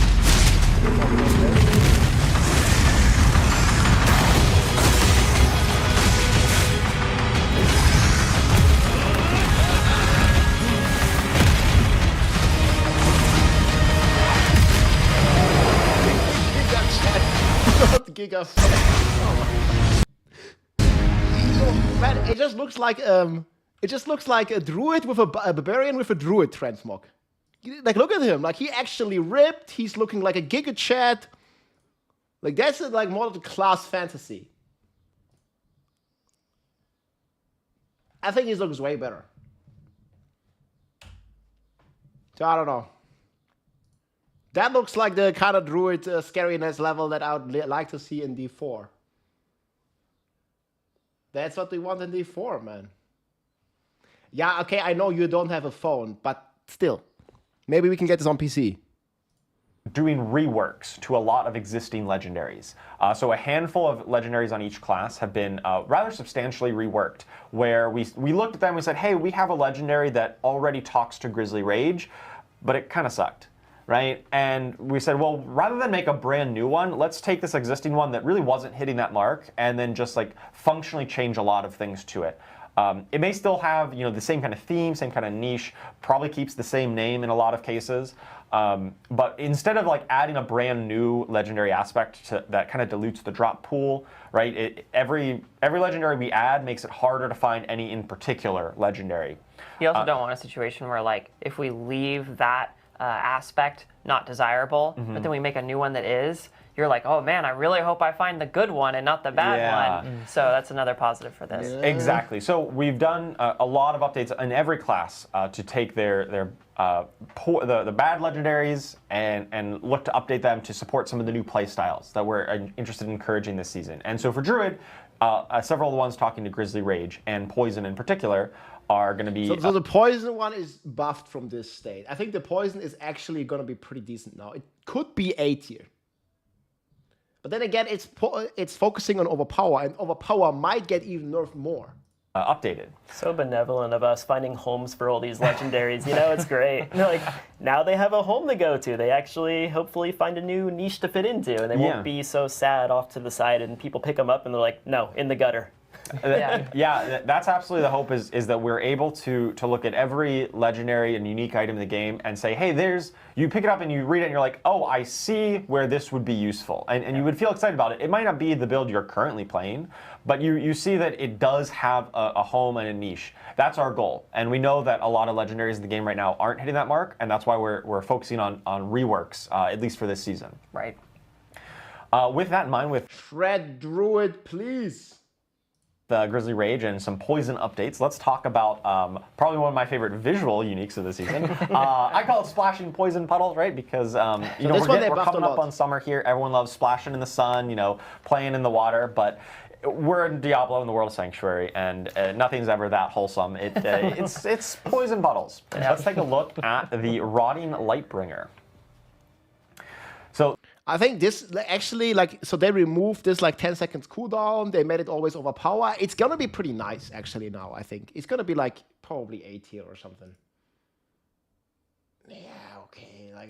Can we not go this route, man? What the hell? The Rotting Lightbringer. Don't need to insult the people, transferring the message. 10 seconds when you cast Pulverize, it'll form a poison puddle where you pulverize. And if you pulverize that puddle again... Can voice constructive feedback, right? You don't have to call them names or do anything like that. It'll splash additional % of that damage to enemies nearby. It'll throw out some extra little projectiles of poison. And of course, you are splashing in the. I think this unique, the new version is actually going to be pretty cool. So they removed the 10 seconds cooldown. They made it always overpower. There's hope, maybe A tier.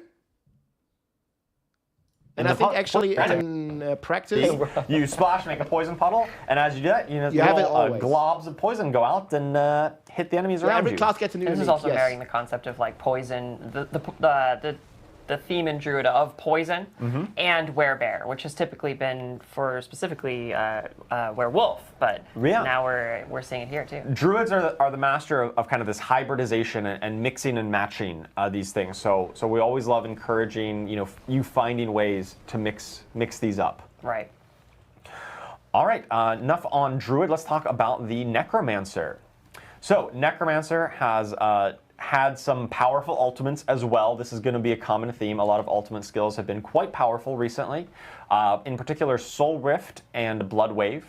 Now, Soul Rift is a skill which does everything, right? It does damage, it gives you increased damage, it applies vulnerable, it gives you resource, gives you barrier, it restores your potion charges. Yes, oh my goodness, many potions. So we looked at all these things and said, well, we could just chop down the numbers on some of these because almost everyone is playing Soul Rift if you're not playing Blood Wave. It's one of those two as a Necromancer. And we decided that the best course of action for Soul Rift is to just kind of reduce some of its functionality. So it will still do all of those things except generate a barrier. The barrier generation was giving a little bit too much survivability, which we thought felt a bit more at home in like the Bone Storm or Bloodwave kind of world. I think Necro is actually going to be pretty strong, even without the barrier. As the kind of Is a more Barb getting survivability nerfed for causing ultimate. climate change? Soul Rift will still. I mean, Bob got plenty nerfs. Yeah, they nerfed the ugly bust up, man. It was too ugly. Will give you lots of resource and still increases your damage by just a little bit instead of a ton. But we think that'll bring it a bit more down to earth and give some other options like Army of the Dead and Bone Storm a bit of chances. Surprised they didn't So buff overall, you Bloodwave would say again. like it's kind of moving towards being its theme is kind of like it's an engine for you, right? It sustains your potions, it gives you a sense. Druid wird endlich gut. And that's its Vielleicht. big, gameplay. I would love to see, like, Shred Druid make a comeback, Presser's Law. Never been a Druid fan, but I'd love to play Shred Nado. Yeah, Shred, Wernado, something like that would be really cool. A Campfire, the one starts in 80 minutes, yeah. Yeah, rather than being kind of your defensive tanky source.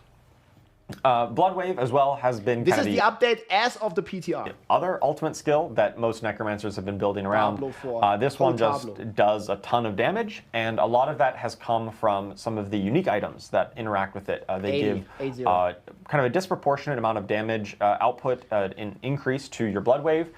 Specifically Indira's Memory, which works on your pants, your leg armor. That's a slot which, for most characters that don't have a unique item, is not really an offensive slot. You can't really get a whole lot of bonus damage from that. And so we're looking to say, hey, any unique items that are on pants in particular, we're going to be looking to reduce the damage output of there. They'll still have some damage output, but not quite as much. And so that's where we're looking to reduce the power of Bloodwave overall, is on some of those uniques that talk to it. Looking to reduce the power of Bloodwave overall. So they buffed it, then they nerfed it, then they buffed it again, now they nerf it again. And it's still doing, like, in the tier list, I think it's still the best, if not one of the best Necro builds. They just can't get rid of it, man. It still did 107, bro. Yeah, Bloodwave, like, it's still going to be S+ tier. Is on some of those uniques that talk to it. But of course, we've got new things to play with on the Necromancer. We've got Skeletal Archmages. And so this comes on the new unique, the Hand of Naz. So the Hand of Naz, new unique gloves, which if you really want to be playing a minion build, but you're like, I just want mages, maybe you're really vibing with the Horadric mage spellcraft theme of the season. I think the minion Necro actually has a good chance to be S tier. I currently have it ranked, and we'll see after the update today. I currently have it ranked as top of A tier. Again, it's just a tier list draft, right? It's not like 100% final. I'll make it final later tonight or tomorrow, depending on timing and on the severity of the changes. But I think it has a good potential for this Necro build for summons. It did 102 or something on the PTR, or 101 here, and they're buffing it even further. So good chance for this to move into S tier, actually. Very good chance. If you sacrifice both your warriors and Summoning your golem, W. and so you are all in on mages, you get to summon additional mages for every minion that you sacrificed. So if you used to have a whole bunch of bonus skeletal warriors, you now can get that many more mages. I think Companion Druid is okay. Once mages attack 25 times, they get to level up. They can rank up to a Skeletal Archmages. They get a little bit bigger. They get a little bit of a flashy visual. And the Skeletal Archmages will deal some bonus damage, and also whenever they are attacked, they will teleport away to safety because they are, they got a new skill. When you level up, you learn a new skill. Same thing with Skeletal Mages. It's just the way it works. Of course. So let's take a look at this in action. So you got just 4 mages here. Of course, you're going to be able to have more if you really spec into it. And as enemies come up and attack those mages, occasionally they will teleport away. Their attacks now can do some additional burst damage, and they've got little like lightning effect on their hands, and they're a little bit bigger to show that they are, promoted to Archmage status. So with this unique, I can't actually have my warriors or my golem. Right. So now I'm the tank for my mages. You do need to be tanking for your mages, right? It kind of turns the traditional minion playstyle of like, my minions go forward and protect me, and it turns it on its head, right? You have this powerful backline of a lot of mages who do bonus damage, but in exchange, you need to protect them. They can protect themselves a little bit with the teleport away to safety, but it's going to kind of be on you, the Necromancer, to be the front line in this kind of build. It's pretty awesome.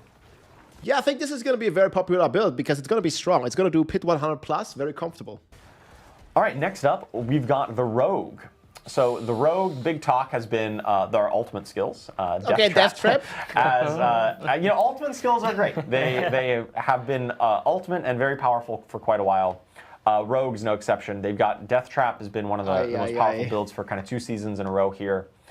Similar to Soul Rift in a lot of ways, it kind of did a lot of everything. We also know that it did a ton of damage on its own, right? And it also had a unique pants item, the Eyes in the Dark, that really talked to it and increased its damage output dramatically. So much in the line of our philosophy of, hey, pants armor shouldn't be so ridiculous amount of damage output, even if it is unique. We've done some tuning on the Eyes in the Dark to make sure that Death Trap is not quite as explosively damaging as it has been in the past. We are looking to buff up the Infiltrators and Bursting Venoms. I feel like the crazy stuff with Death Trap is also how tanky it is. Like, you're basically immortal. Like, you can like face tank T4 Lilith being AFK. It's crazy. Hey, Shadow Silverblade, thank you so much, man, for 3 months of support. Much appreciated, dude. Yeah, I'm hyped for the updates. I'm cautiously optimistic, guys. I hope they are more bold and really shake up the meta, because Death Trap is still the best rogue build. And I'm not saying nerf Death Trap, I'm saying buff the other stuff.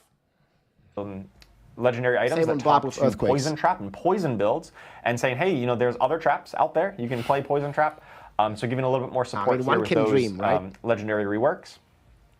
And I feel like people have been giving so much feedback, and a lot of feedback has been similar in its nature, right? Like, people do want a meta shakeup. Blizzard wants a meta shakeup. The community wants a meta shakeup. And in order for make this happen, they gotta be more bold. They gotta do the changes more crazy, more impactful. Like, not a 10% buff to Hoda. That's not gonna help for shit. It needs to be like a bold change, like a significant change. So I have some updates to Eagle Horn. This is the penetrating shot unique bow. Just some numerical buffs there to make sure it's actually hitting harder, and penetrating shot has a bit more of a reason to use it. We know that kind of ranged rogues have fallen out of favor for a while. It's been a lot more about melee, and I mean Death Trap is even a melee kind of skill. Yeah. And we know that players love to play ranged rogue as well, so we want to make sure that we give a little bit more support to that to enable it. For those who do like melee playstyles, but maybe not trap, you might like Flurry. And if so, we have got a great unique coming next season, the Death Mask of Nirmatruk. So this one got buffed to, I think, 8% life and like 70 damage or something. It's okay, but it's still not good. Definitely pronounced. Okay is like the brother of shit. Is that correct? So you can now overexert yourself while casting Flurry. Well, that's a weird thing to say. What does that mean? It does mean that you spend your life total if you don't have enough energy. So energy, that's not a problem anymore. You have your whole life total to work with. Yeah. So you can keep on casting Flurry, but when it does cost you your life total, when you're kind of overexerted in this state, it's going to stack up a buff. It's going to increase the attack speed of Flurry, and it's going to increase its damage output for 5 seconds. So you really want to be in this kind of overexerted state. It doesn't actually do anything if you're not overexerting. Yeah. So you really want to make sure that you're getting to this state. I love how this kind of changes up some of your, like, how you think about your build. You don't necessarily want a lot of resource regeneration. Right. You want more health regen. Because if you have too much resource, then maybe you're not even getting into the state as often as you'd like. Let's take a look at this in action. I actually really love this clip of the rogue just going super fast, right? So they sneak in, and as they're stacking up, you can see they. Why are they going super fast? They got like no resource. That looks kind of slow. Hyper fast. This is such a fast attacking skill when it's all stacked up. But of course, the faster you attack, the faster your life total drains. Yep. And again. This is Torment 2, Paragon 150.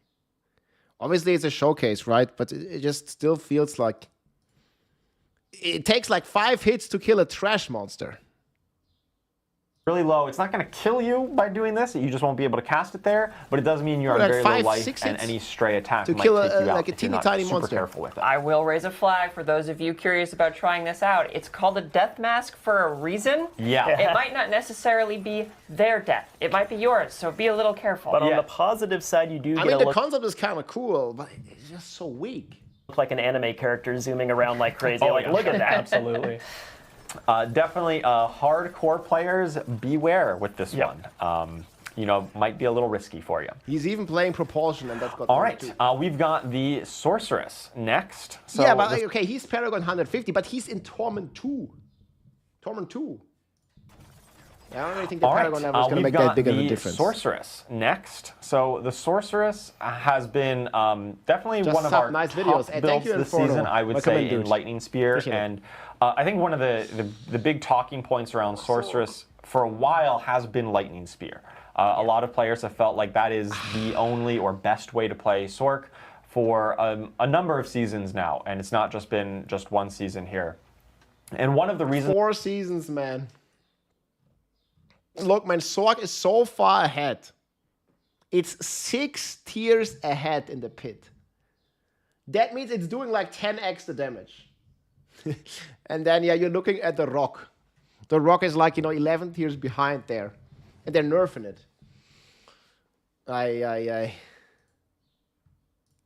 For that, I'd say the main reason is that Lightning Spear baseline is pretty bad. Like, if you just get the skill on its own with nothing else, it doesn't really do a whole lot of damage.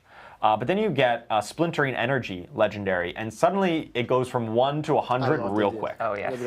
That legendary aspect is like one of the most powerful in terms of like how much percentage gain does it give the skill in question. Splintering Energy is like way far above really where we want legendary aspects to be, and that kind of speaks to this outlier concept we've been talking about, where when you have one particular source of power that is disproportionately valuable, like a key passive that scales crazy, or a Splintering Energy legendary, that's the only thing that matters, right? Yeah. Is that maximizing the damage of this one thing is the only thing that matters. We find that leads to some of these outlier situations, and it's also just not as fun. Like, nothing else in your build mattered. It's just about that one effect, whether it be a legendary or key passive. We find that there's better build variety and healthier class balance when that power is spread out among as many different sources that you might want as possible, rather than concentrated so intensely in one. Right, and so this was definitely one of the most egregious examples, I'd say, of concentrating the power in a single spot in that Splintering Energy aspect. So with that in mind, we've taken the baseline Lightning Spear and buffed up its damage rather substantially. But of course, the Splintering Energy has dramatically been reduced in effectiveness. So overall, we still think the Lightning Spear builds are going to be brought down quite a bit, because they were quite far above everyone else. They also definitely relied on some of the overpower changes, or they relied on overpower to really get into the highest levels of pit pushing. And so that's overpower is obviously a little bit weaker in this season, so we think that'll bring it down a bit. In an exchange, we're looking at buffing up some of the other builds available to Sorc.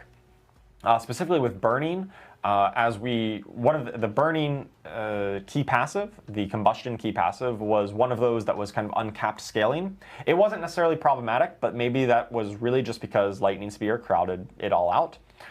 Same with like Enlightenment, kind of crowding out those options. We have put a cap on that, like we've said with the caps. Camera philosophy frozen. of making sure that no individual power source eclipses all others. But with that in mind, we did look at say, well, hey, this might be a little bit of a nerf to some other burning builds like Firewall or Incinerate. And so we've just done like a 25-ish% baseline buff to those burning skills, just to make sure they can kind of be compensated for that. Similar with Enlightenment, that was another one of the key passives that kind of blew past our power budget, so we've done a bit of rebalancing there. But also, we've got a new unique, one of my favorites. Yeah, so this build is a massive W. I think there's also going to be a nerf coming to it. I don't hope so, but I think there's going to be a nerf. If at least with Shatter. huge hydras. Yes. So this is the Chad has been very excited for this. They saw they saw huge hydras. So this Devouring Blaze is changed into Primordial Bindings, which is great. What's this? Yes, so we've got the Ophidian Iris. This is an ancestral unique amulet. And here, Hydra gets the core skill tag. So it'll benefit from a lot of your core skill bonuses.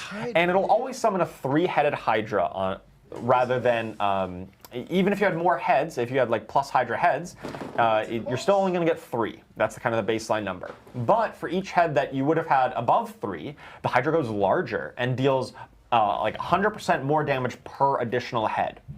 And so these big heads will also do splash damage rather than just a single target and hitting one enemy. They kind of explode on impact, just like they're shooting fireballs. Yes. And so this is going to turn your Hydra from like a lot of spammy little tiny hits into individual bigger hits with big Hydra heads. So it's no longer about how many heads can I get on my Hydra. It's about how big can I make my baby Hydra. Yes. Excellent. So it'll scale up with its damage for every additional head that you got, and of course this has an inherent affix that casted Hydras do have +2 heads, which there you go. So you already have a bit of built-in multiplier on the amulet itself.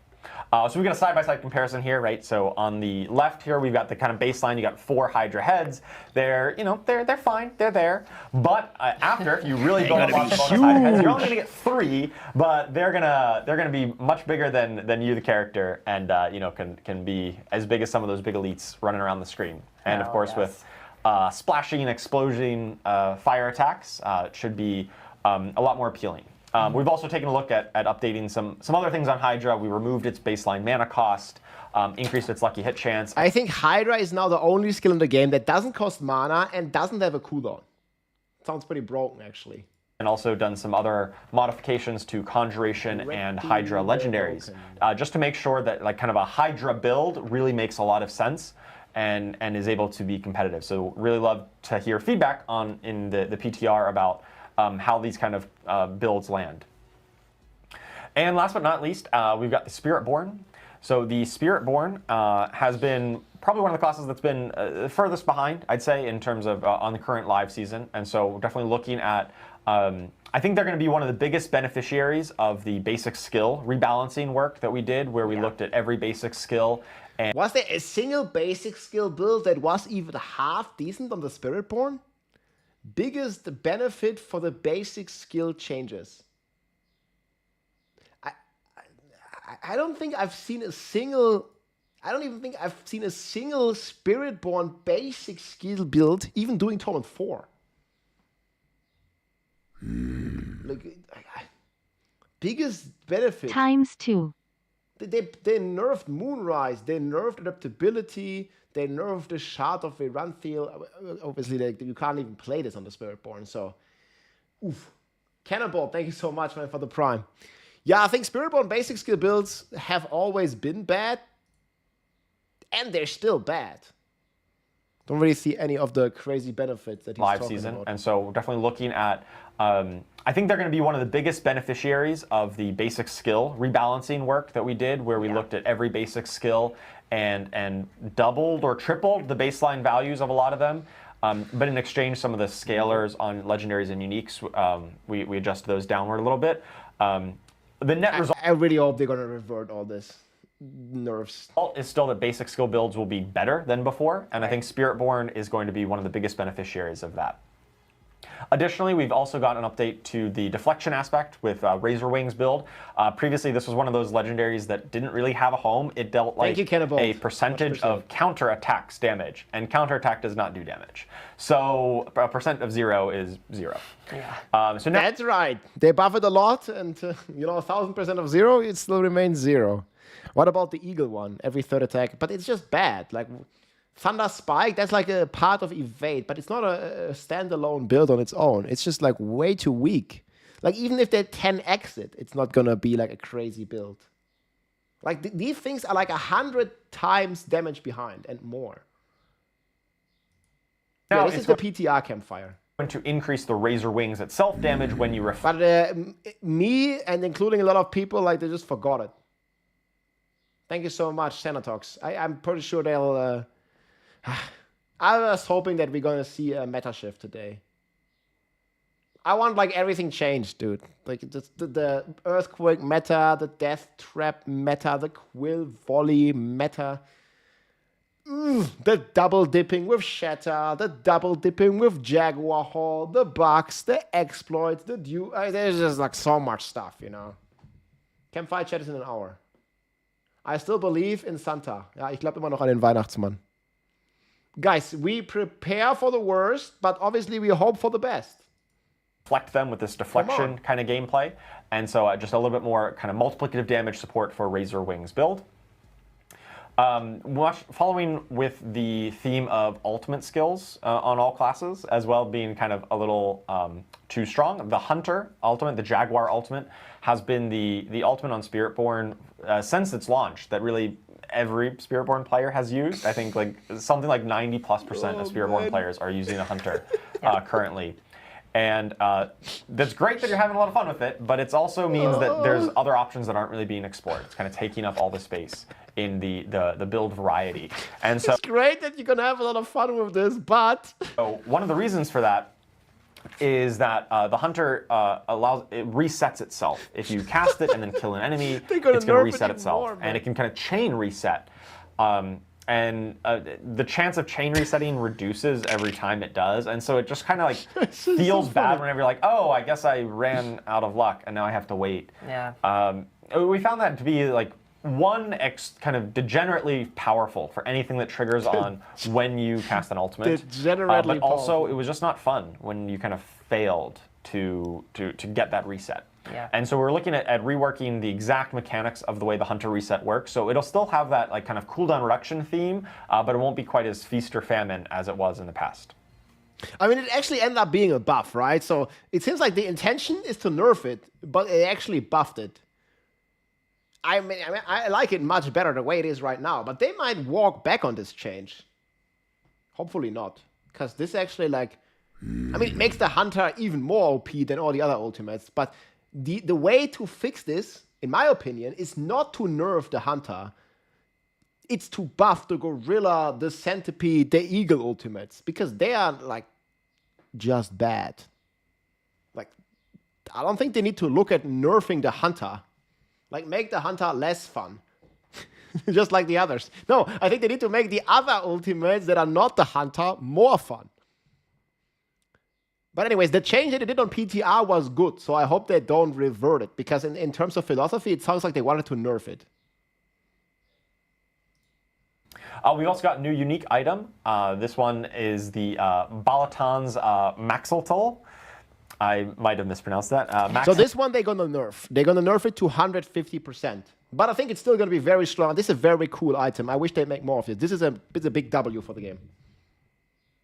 Yeah, Hunter is the best ulti. But, you know, in order to fix that, because everybody chooses Hunter. 99% of players play with the Hunter ultimate. But what I'm hoping for is that they're not going to nerf the Hunter. They should not nerf the Hunter. They should buff the Gorilla ultimate. They should buff the Snake, the Centipede. And like they should just buff all the other stuff and not nerf the ultimate that's fun. Right? So that's what I'm hoping for.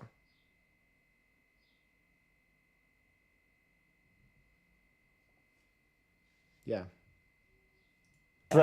I literally looked up how to pronounce this morning, and I just say Thorns Pantalones. I tried. That's good. It's a tricky one, Charles. Balazan. Holy shit. Balazan. Max Tlato. What?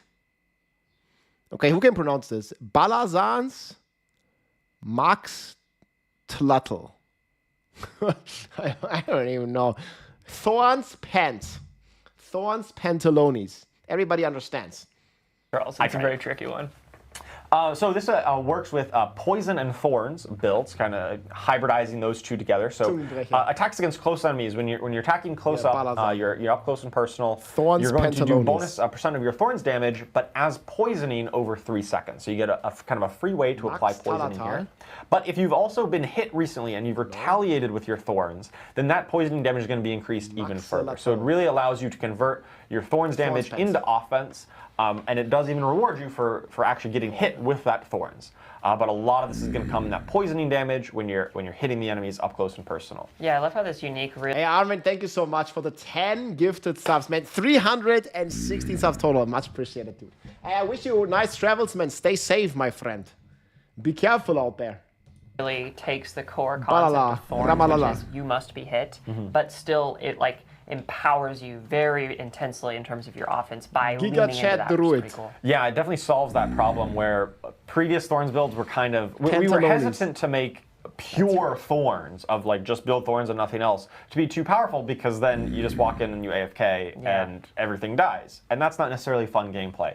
And so I think this does a really good job of I agree with him, but I think a lot of people would consider that fun gameplay. They just stand AFK and everything dies because they attack you. Do not hit me, literally. Spoutlik, thanks for the 100 bits, my friend. Much appreciated, dude.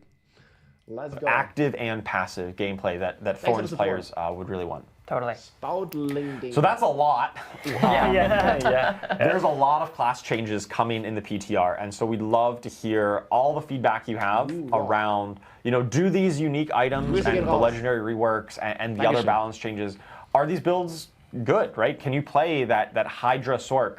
Is it reasonable to play in Torment 4 at the highest levels when you have like the really maxed out stuff? And every point along the progression, and not just that build. Every build that I talked about here.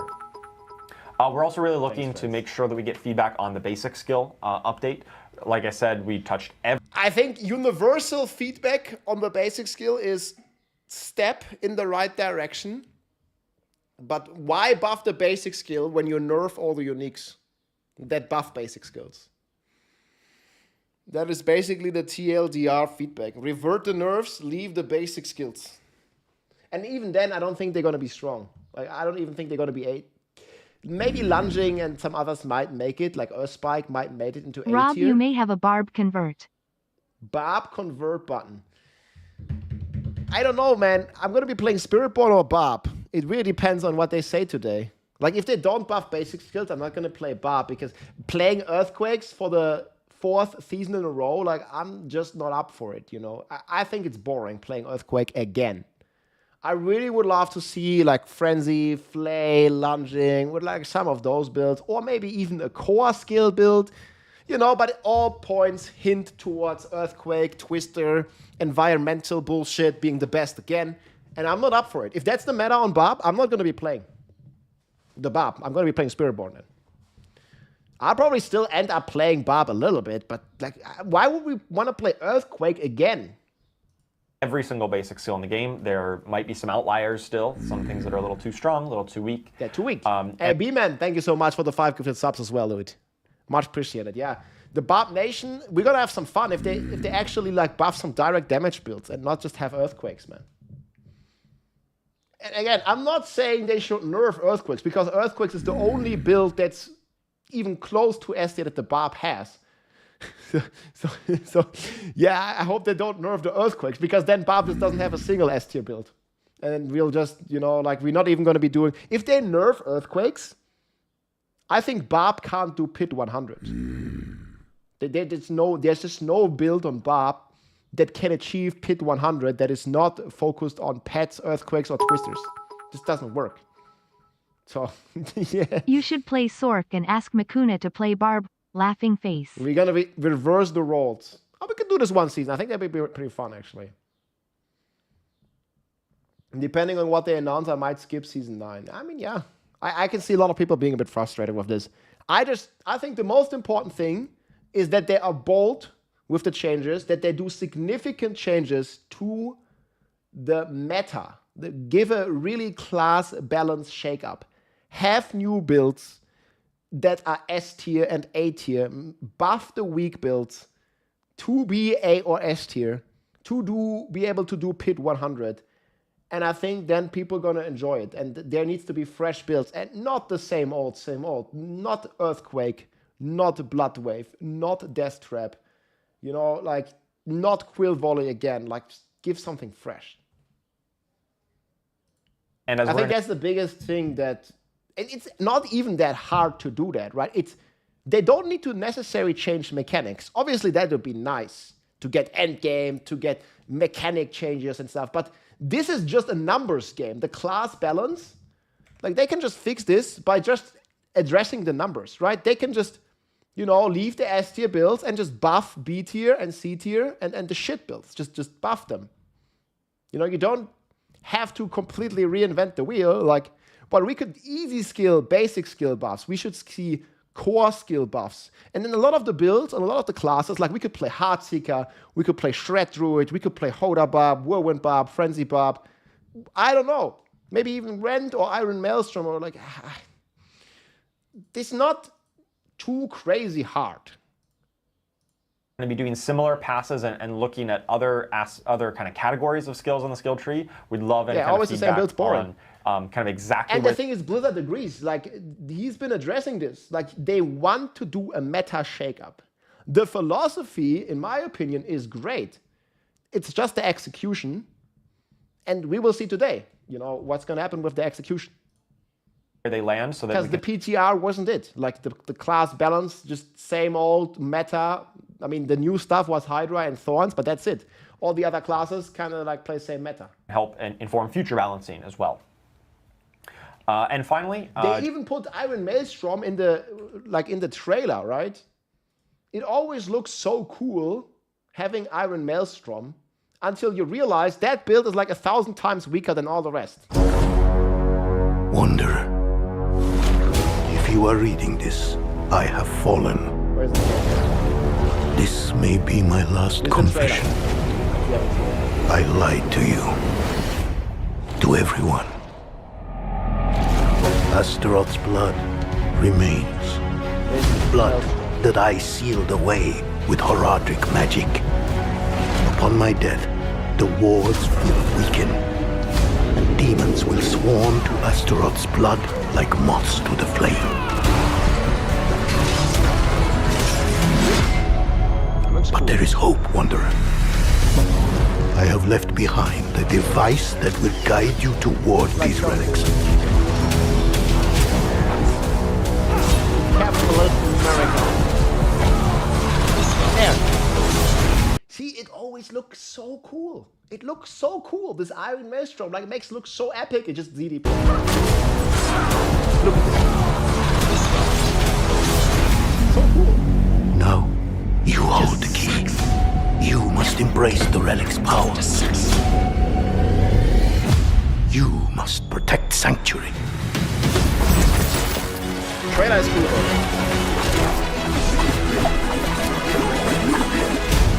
Skinny boy.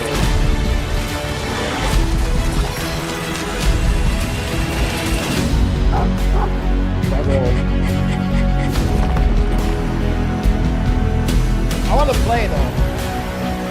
Nerf, buff.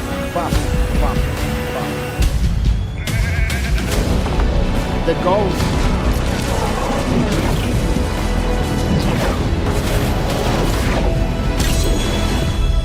Did you think it was over?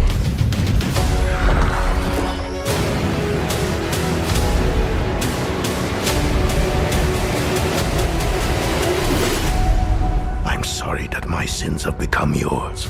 But now, you must be the one to atone for them. Oh, that's in 4 days. I mean, the trailer is still pretty good, but I don't know, dude. Like that Iron Maelstrom, like, is just not cutting it, man. They just gotta shake up the meta. I hope we're gonna see this today. In 50 minutes, boys.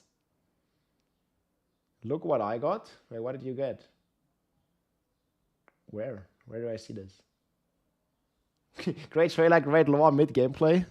Yeah, and not good class balance. Oh, you got the hype train. Thanks, man. Let's go. GG. I just wanted to make sure that we really are focusing on kind of shifting up In that my very humble top of the meta. opinion, they're treading water until the DLC. This is the first season one didn't buy all the premium battle pass. I mean, I obviously people are speculating a lot. Like nothing is known about this, but yeah, many people are saying they are holding, like quote unquote, holding back features to put it into the expansion, right?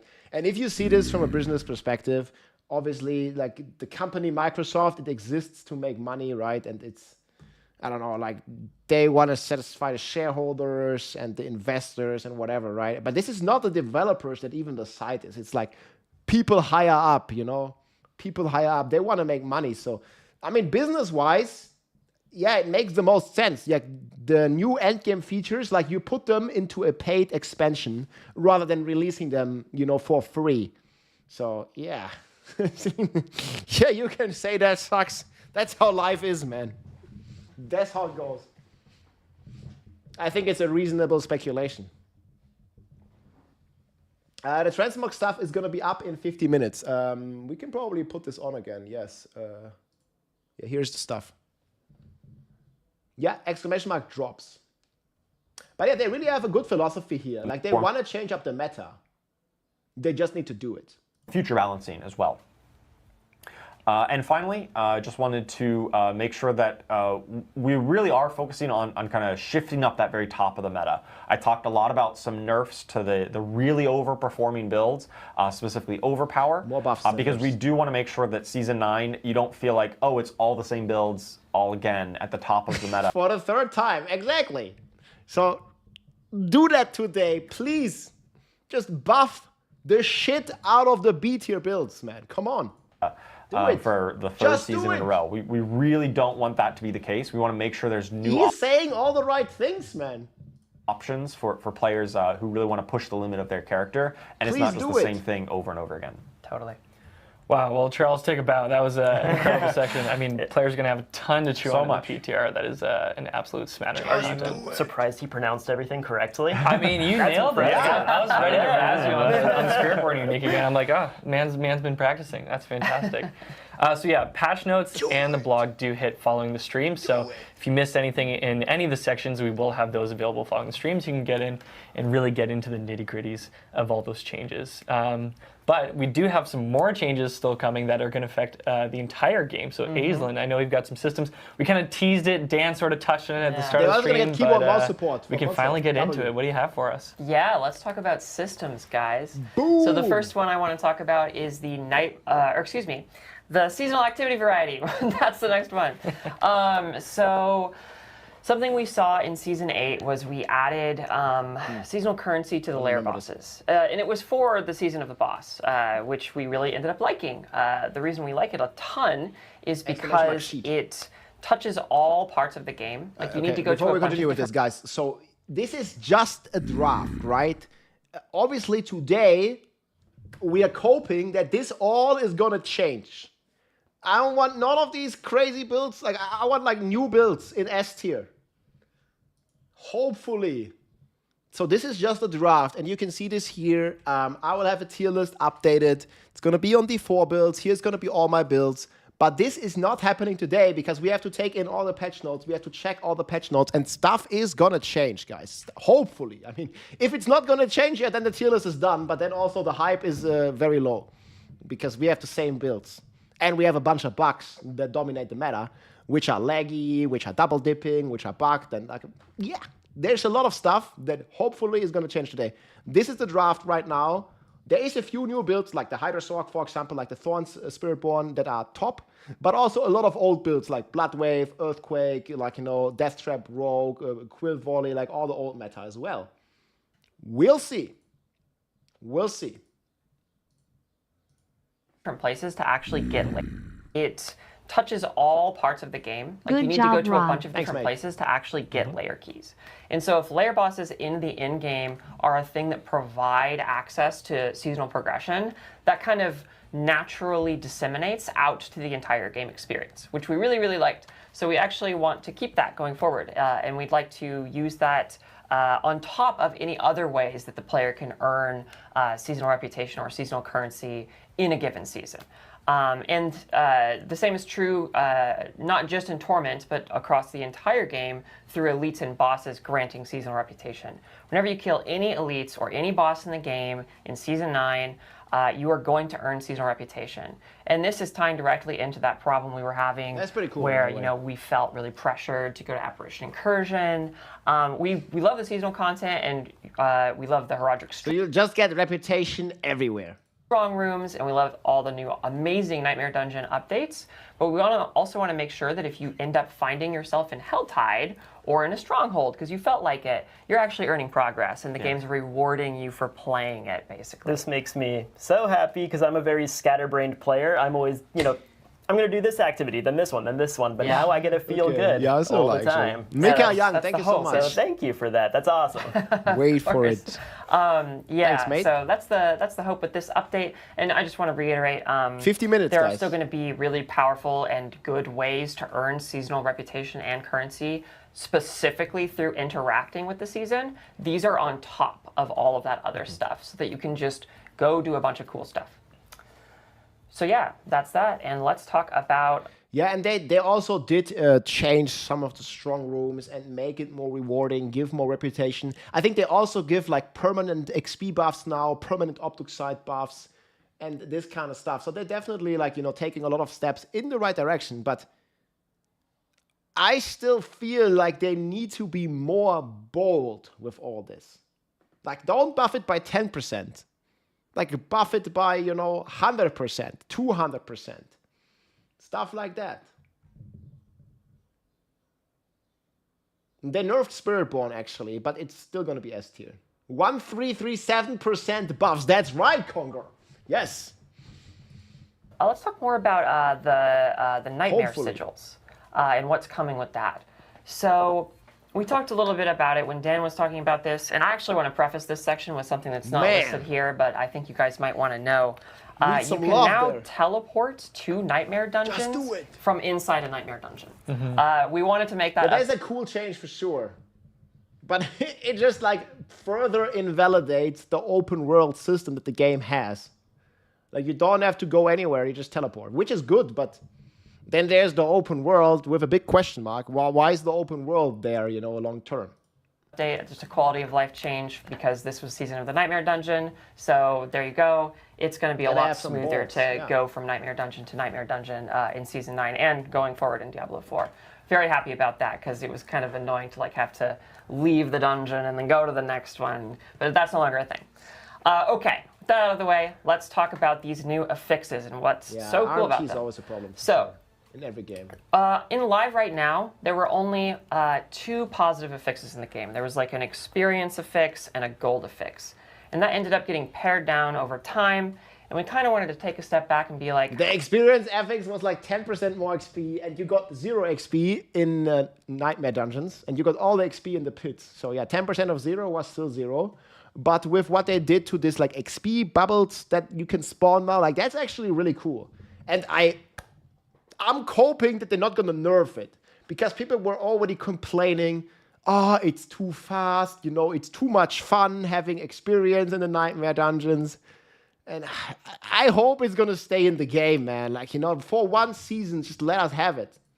How can we inject a lot more depth and ways for I really you like the XP to bubbles.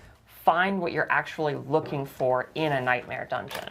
And so what we decided and landed on was we wanted to make a lot more positive affixes. We'll do a Shaco. And Thank we you, wanted man. to assign a Let's rarity go. system to them, so that sometimes when you crafted or found a Nightmare Dungeon sigil, you'd get really rare ones that were really powerful. And other times you'd get... Also here, like, I want them to be more crazy with this, be more bold. Like, I don't know, have a full room of goblins as a legendary affix. Have an affix where there's like 10 times the butcher chasing you. Like, I don't know, have a one where, I don't know, like a boss appears, a world boss appears in the Nightmare Dungeon, or some crazy stuff, there's like so many ideas. Normal ones, but ones that might... But here, like, they have, like, spawns a blast wave shrine. Thanks. You, like, a specific kind of reward, which can be really useful. And so here, for example, we have the Horadric. Yeah, and the visions in D3, like, you can get, like, bosses, you can get goblins, you can get crazy events, and, like, thousands of elites and stuff like that, man. Like, why do we want to blast wave shrine, man? Materials reserve. This one gives you a smattering of different resources that you might need. So if you find yourself low on Forgotten Souls or other kinds of resources, you can specifically go to this Nightmare Dungeon and stock up on that stuff. And we have some other fixes Could be like so that. many ideas. For example, specifically gems or different kinds of gems, which also helps you stock up on. And also, like for me, the biggest part I had with this was it's called escalating nightmare dungeons. In my opinion, there was nothing escalating about it. It was 3 nightmare dungeons in a row and a boss Astaroth slapped at the end of it. There was nothing crazy new apart from the strong rooms, which didn't even give Obduxite. They already changed that, so that's good. But, like, you know, it's Torment 4 difficulty, which is outscaled by almost every character in the game after a couple hours or a couple days of playing. And it's not really escalating because it's not really challenging, it's not really rewarding, and I feel like there should be a way to make it more challenging and to make it more rewarding. But the escalation part to me on the PTR was 404 not found. There was no escalation. It's just Torment 4 content. Whatever kinds of gems you might be needing. Not and then there are, of course, still like crazy the experience one and the gold one and a lot of other miscellaneous affixes that will just, you know, hopefully be really fun to just go in and poke around and pick which ones are the best for you. And another thing I really wanted to call out is that we specifically wanted to avoid penalizing specific elements or builds in negative Nightmare Dungeon affixes. Yeah, so something we saw earlier in Diablo's development, or excuse me, Diablo 4 being live, was there were negative affixes. Yeah, that fun gets a 404 in some way. Yeah. And also Astaroth, right? Like, I think they made Astaroth like a little more intimidating because he's getting the affixes now, like Drifting Shade or like some stuff that the dungeon has. But Astaroth overall was such a pushover, man. I think it should be at least a difficulty of like, I mean, okay, Belial is actually pretty easy as well, right? I don't even know. Lilith? That would say, you know, you deal less shadow damage or whatever. Okay, Andariel is and better if than your Lilith. build was a shadow build, that kind of didn't feel great. And so we wanted to make sure that all of these negative affixes were more agnostic of speaking directly to your build, but still provided a challenge. And so with these two changes together, we're really hoping that we're going to see a lot more variety and depth in actually engaging with Nightmare Dungeons, and that they're not. So again, the philosophy, seeing more variety, seeing more depth. The philosophy is really great. Just the execution isn't. Like, it's just lacking. Not going to feel too frictioned, or you're not going to find a Nightmare Dungeon that just that feels like it's telling you, no, you're not allowed to play me. Like, we don't want that happening. No fun allowed. And again, this is a permanent update to the game. We've done this because it is, you know, a season very heavily focused on Nightmare Dungeons, but which was like the perfect time to do this. And now we're super stoked that it's going to be going forward. And we want to hear what you have to say about it. You know, that, like I said, there's a lot of different affixes. Yeah, escalating dungeons, meaning harder per death of hell traveled and rolls or certain things. But it didn't really get harder. I was thinking this as well. The escalating is like you start a Nightmare Dungeon. Okay, maybe it's Torment 4 difficulty. But then you go to the second Nightmare Dungeon. And it progressively becomes harder. But at the same time, it doesn't only become harder, it also becomes more rewarding. And then the deeper into the escalating Nightmare Dungeons you go, the harder and the more rewards you get. But that didn't happen at all. Like, it was just 3 dungeons slapped together in a row. That's how it felt to me on the PTR. And we'll see in 40 minutes if they're going to change this. How they feel, run through these dungeons, let us know how interacting with the mechanics in them works, and if you like it or not. And we'll be able to take that feedback and make the system even better for Season 9's launch.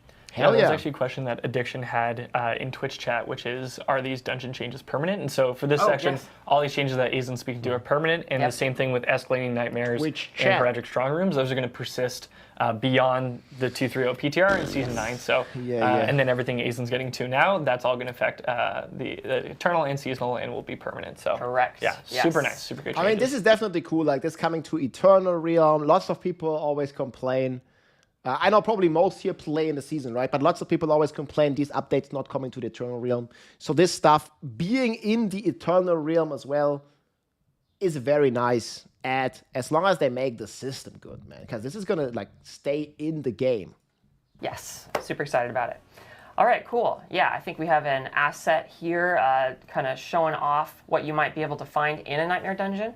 So that nifty little purpley mirror thingy is a Horadric artifact, which is a part of one of the new affixes that you'll actually find when... I didn't even understand this on the PTR. There was this artifact, you click them, but did something happen? I remember I was collecting like 10 artifacts, and it was supposed to juice my rewards, but I feel like there was no communication of like how many artifacts did I collect and what am I getting for it. I don't even like fully remember this, but I just click them and it takes like 5 seconds to channel them. Nothing happened. Fact, which is a part of one of the new happen? affixes that you'll actually find when venturing into Nightmare Dungeons. And of course, our rogue is getting rid of this pesky blood blister. So yeah, can't wait for you to try it all out. It's going to be fun. Next up, we have, drum roll, please. Big one. I'm so excited. So this one confused me a little bit because I thought this was already the case. Like, the higher you go in Torment difficulty, the higher chance of finding, like, you know, good ancestral items. I thought this was already in the game. Drum roll, please. Big one. I'm so excited. I'm very, very happy and excited and proud to be able to say we are increasing the quality of items per Torment tier. And what this means is when you go into Torment 2 or then further into 3 or 4, you are going to find more ancestral items. You are going to find more ancestral items from all sources. This Is this new? Okay. Maybe I was under the wrong impression. I thought like, yeah, if you go on Torment 4 and you kill a boss, you have a higher chance to get what you want than on Torment 1. I felt that it was like a no-brainer. But maybe they did some other stuff to it. Includes layer boss drops. When you go and fight a layer boss in a higher Torment tier, you are going to have a better chance at finding ancestrals when you climb those torments. Yes. This is true throughout the world when things are just dropping randomly. This is true in the pit. This is true everywhere. Wait, it's true in the pit. Okay, that didn't really... So wait, you're doing pit 150, you have higher chance of getting ancestral? Is that what she's saying? Yeah, I couldn't feel any difference on the PTR or on the pit at all. Ancestrals when you climb those torments. This is true throughout the world when things are just dropping Maybe randomly. I just missed it. This is true in the pit. This is true everywhere. On the PTR, I didn't feel any increase in loot quality going from pit 100 to pit 110. It was the same shit. We really like this change. We think that it rewards you for ascending the Torment tier in a very impactful, like we say, punch you in the face kind of way. Okay, so you're saying like, okay, pit 55, which is Torment 4, that's the highest loot, and then you can't get more loot if you go from a pit 55 to a pit 100, like it doesn't really change. And it's not so intense that it feels required, though, to go to higher torments. And that's something we also really want to make sure we get right, because we want to ensure that we're enriching the progression journey for all players, regardless of where you are in the game right now. And so, again, we keep saying this, but this is going to be a test realm. So please go on, try this out, see if you can... I didn't give feedback on this, but my feedback is I didn't feel any difference. There was no difference to me. I played the PTR for a full week, and I could not tell you the difference. If anything, the drop world felt kind of shit on the PTR. Did you guys notice any difference? First of all, like I said earlier, I thought this was already the case. Right? You go higher Torment difficulty, you have higher chance of finding, ancestral item. I think it even says it in the game. Maybe it just was bugged and not working, but if you go to the statue, I think it says that you have higher chance to get ancestrals. So, well, this was confusing me like the last Campfire already, so we'll see. Maybe we'll get some explanation on this. Felt it was worse. I don't know. I felt it was the same. It wasn't better, but it also wasn't worse.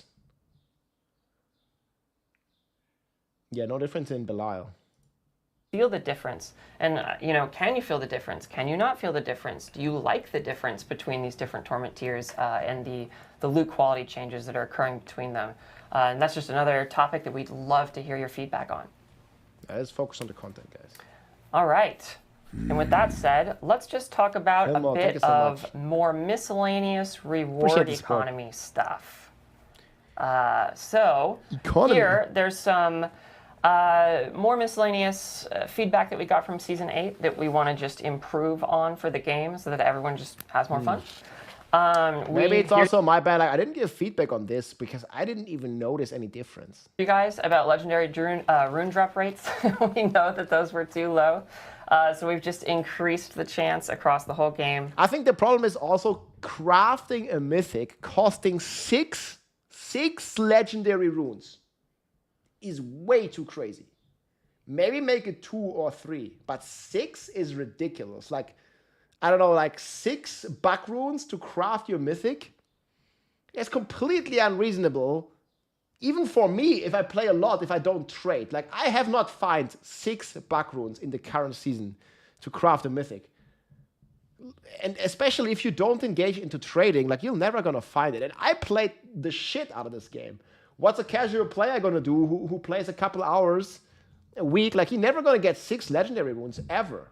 6 is just way too crazy. I was like hoping to reduce this to like 2 or 3 legendary runes per mythic.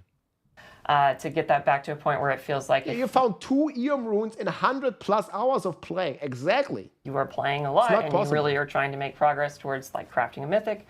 That's feasible.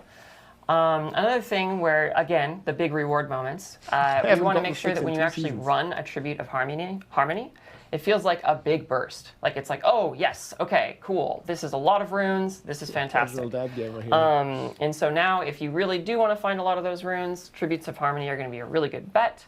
We also kind of just want to inject identity into Undercity Tributes in general, that they now all just drop a rune always. So now just in general, going to the Undercity, you're going to find more runes than you certainly would have before. And that just applies to all different kinds of tributes. The Whisper Cache resource increase one is actually split among 3 different Whisper Caches. So we were finding that the Gold Whisper Cache, the Materials Whisper Cache, and the Gem Fragment Whisper Cache just weren't really giving you enough for the opportunity cost against the other kinds. So we just bumped up how much those are giving you of their respective thing pretty substantially. You can also now actually find whole gems inside Gem Fragment Whisper Caches. And it's only a chance for some of the good ones. Like, for example... Yeah, okay, so that all the Undercity tributes drop a rune. That's pretty big. I think that's also going to be very strong for leveling, because Undercity is kind of decent leveling strategy. Obviously, it's like a little bit pay to win, because you need to have the expansion to even engage in this. Is like well, I don't know, like developer like Campfire chat from last season here, from last PTR. We get the new one here in 30 minutes. Obduxide wasting time in Infernal Horde, 10 round for 4k. Yeah. Obduxide, I think is gonna be the best in the Nightmare dungeons. They buffed the strong rooms, and we're gonna have Obduxide there for sure. But that's a W change if you own the expansion. Mr. Bargoli, what's up? I'm either going to be starting Barb or Spiritborn. It depends on the changes today. I think there's actually a very small chance to find a Grand Gem now in a Gem Cache. Which is a lot of Gem Fragments, so it's not a very high chance. I think we're going to need like way less Gem Fragments the next season, this upcoming season anyways, because we have the Horadric jewels that basically replace the big gems. Making my day. That sounds so cool. Oh my gosh. Yeah, let's go. And oh yes, this is one of my personal favorites. So we saw that the Jewelers of Sanctuary had adopted some Wanderer unfriendly practices, and their caches were perhaps a bit too expensive. And we have decided to, crack down on that and make sure that they are being more friendly to our Wanderers. So now here we have. Man, they're still pretty expensive. Have these different jewelry cache types. They're 60 Forgotten Souls, dude. 30,000 fragments. I mean, they are cheaper, but I think the cost is still ridiculous. 60 Forgotten Souls. Their cost has been significantly reduced. And on top of that, 100K, and it's still 30. Not only has their cost been significantly reduced, but they're going to give you quite a bit more actual jewelry. So with the gem fragment increases, or rather like the different sources of getting more gem fragments and the reduced cost and the increased stuff from the caches, they should be more lucrative. And finally, talking about gems, we have increased the amount of gems you're going to be getting from Infernal Hordes as well. You know, again, punch you in the face. At this point, I'm sorry if I've given you a bloody nose, but you know, that's lots of face punching today. Yeah. There's a through line in the stream. Yes. Poison puddles and We're face rated punching. M for excitement. There you go. Young, thanks for the gifted sub. Yeah, but thank you guys for listening to the systems updates. 29 minutes for the drops. There's a lot to unpack here, and these kinds of updates are sometimes a little challenging to test within a PTR environment because you're getting like all these boosts, and it only lasts a short period of time. But if this kind of stuff interests you, please, by all means, test it out. Let us know what you think. Give us all the feedback on it you want, because everything is just super valuable for us to tweak it to make it even more awesome. Yeah, like that's what we're going to learn about in 40 minutes, guys. What they tweaked with our feedback. Thank you, Eternal9. Much appreciated. We'll see how all that stuff is going to shake out. But I think the jewel caches are still pretty expensive. Need to increase the chance of 3+ GA items. Well, it sounds like they kind of did. Sounds like it. Not 100% sure, because I thought that was already in the game, and I didn't feel a significant difference, or I didn't feel any difference playing the PTR, and according to most of your guys' reaction, there was no difference. And we'll see if they're going to address this in 28 minutes from now. Because Dan said, Dan did, as I'm citing Dan, one of the things he said is like, now is the time that we can turn the knobs and really juice things up. So definitely go in and like take your time with a lot of these changes. Some of them might not feel, impactful at first, but like really get a feel for how things have shifted, because there are so many different components in this PTR that it's gonna, there's a ton of different influences from all the different areas of the game. So that's really exciting, Aislinn. I'm super excited to check those things out, get some more jeweler caches. Yeah, that'll be great. Yeah. But yeah, so the 2.3.0 PTR, so some just general reminders for everyone watching. It's going to be exclusively on PC Battle.net. Okay, but the season next week is going to be for everybody. I think they still have a Q&A here, right? Give us all your feedback. And with that brings us to our Q&A portion of the stream. So hopefully you've been dropping your questions in Twitch chat. We're really excited to get into it. But first off, we do want to take a moment to address our first question, which is, what are we potentially doing about reliquaries? So Oh, here, this is hopefully something they're going to be talking about today as well. Because there's been a lot of negativity around the reliquary and battle pass changes that they did. And they already kind of said that they hear the feedback and they want to present something hopefully today. I don't remember exactly. Let's listen. This is our first stream since... Because there was like less platinum in there, and like people felt pretty scammed about it and stuff. What are we potentially doing about reliquaries? So this is our first stream since Season 8 launched with the reliquary. It was our team's first big swing at changing the battle passes in a big way, bringing in different rewards, more enhanced rewards, giving some more choice to the players. Let's go. We have heard your overwhelming feedback. We know that this is a system with some mixed feelings. And so we are looking, the team is working very hard in the background. We are looking to bring some more things into the reliquary. That's cool. To really give you some of that value. And, this is something we've been talking about a lot. Thank you all for the feedback on it. As long as it's not anything like in-game rewards. Like, okay, it can be like a transmog. I think they should actually put more cool transmogs that you can earn by playing the game. That'd be sick. Because right now, like all the cool transmogs, like you gotta swipe your credit card. Like the really cool transmogs, they're all paid. And it's fine, I think, to have paid transmogs. But they could also make some of the cool looking ones to be purchasable, but also earnable by doing something in the game. That would be great. We've been reading that, across forums, the socials, ever since the season launched. I would love that. And do note, we do have an event reliquary that is coming up around the corner. So in a couple weeks, pretty soon, you'll get another event reliquary to dig your teeth into. But it is something the team has noted. We don't have a timeline on it, but it is something that we will implement in the future. Hopefully today. So thank you again for that. Additionally, with Season 8, we also had the Berserk collab. Reliquary is a ripoff. Players that awful endgame. I don't really feel that strong about it. Like, I don't really like mind too much. Like, I'm okay. Like, as long as you can like pay some money and you get some transmog, like that's all fine by me. I don't expect this, right? As long as you can't buy power, like just let them do their thing. And people that want to spend money can spend money. Yeah, I know some of the prices are pretty ridiculous, but then just don't buy it, right? Like, this is a free market. If you don't like that the fucking schnot is like $60, well, or $30, don't buy it. You know, it's simple. But I still wish, of course, like there could be earnable, cool-looking transmogs, because some of them do look really cool. And I also like spend some money on it, and it's fine if you have disposable income, and if not, like then just don't buy them. But yeah, definitely would be cool to have them earnable for free in some way for the more dedicated players that really want to, you know, not swipe the credit card, but rather spend some more time in the game to achieve these without paying money or without having to pay money. Collaboration, which like Aislinn, I know you've got the Brand of Sacrifice on right now. Like, you're a huge Berserk fan. I became a fan once we started the IP collab. It's been really fun seeing all the like Guts and Griffiths running around in the game.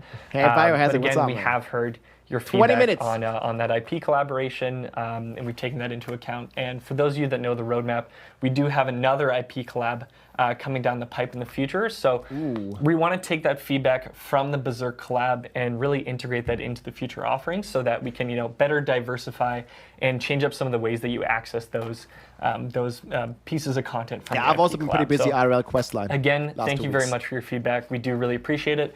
You know, ongoing game dev is an iterative process, and the community is a very big part of that. So we very I much mean, being a dev, I can imagine is not easy, right? Like lots of the times, like you might want something for the game, but maybe like, you know, your boss or some higher ups don't want that. And obviously you don't have 100% freedom if you're like employed by a company, right? Like you might want to change the game, or you might not agree with some of the monetization or whatever, right? But like you're like a developer, you're employed to work there. Like it's not really your choice. Like you have some creative freedom, I could imagine, but you can't like make all the decisions, right? Like there's some boss, some chef like that you have to like justify or whatever. There's a budget, and like, you know, I'm sure a lot of like developers, they would like to do like, I mean, some different stuff maybe, right? And it's just like, it's easy to blame, blah, blah, blah. But, you know, like there's like much more, you know, going on behind the background and stuff, most likely. Yeah, it's the top dogs making the choices. Like the people in the suits, people call them, right? Yeah, thank you for that. And yeah, with that, let's get into Q&A. Okay. I mean, I just know this like from the Diablo Immortal perspective, because I was also like very passionate about the game early on when it was in the beta. I talked to some of the developers. It was all very public, very open, you know. But then at some point, like the monetization team swept in Diablo Immortal, and everything became pay to win. I'm pretty sure lots of the developers, they didn't like that, you know. But what can they do? So this definitely happens. So thank you. Shout out to the community team for grabbing all these questions. So I just like be fair and like not personally attack anybody, right? Because that's just unfair.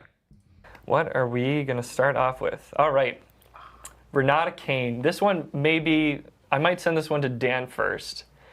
Will you be able to find Horadric strongholds inside Escalating Nightmares?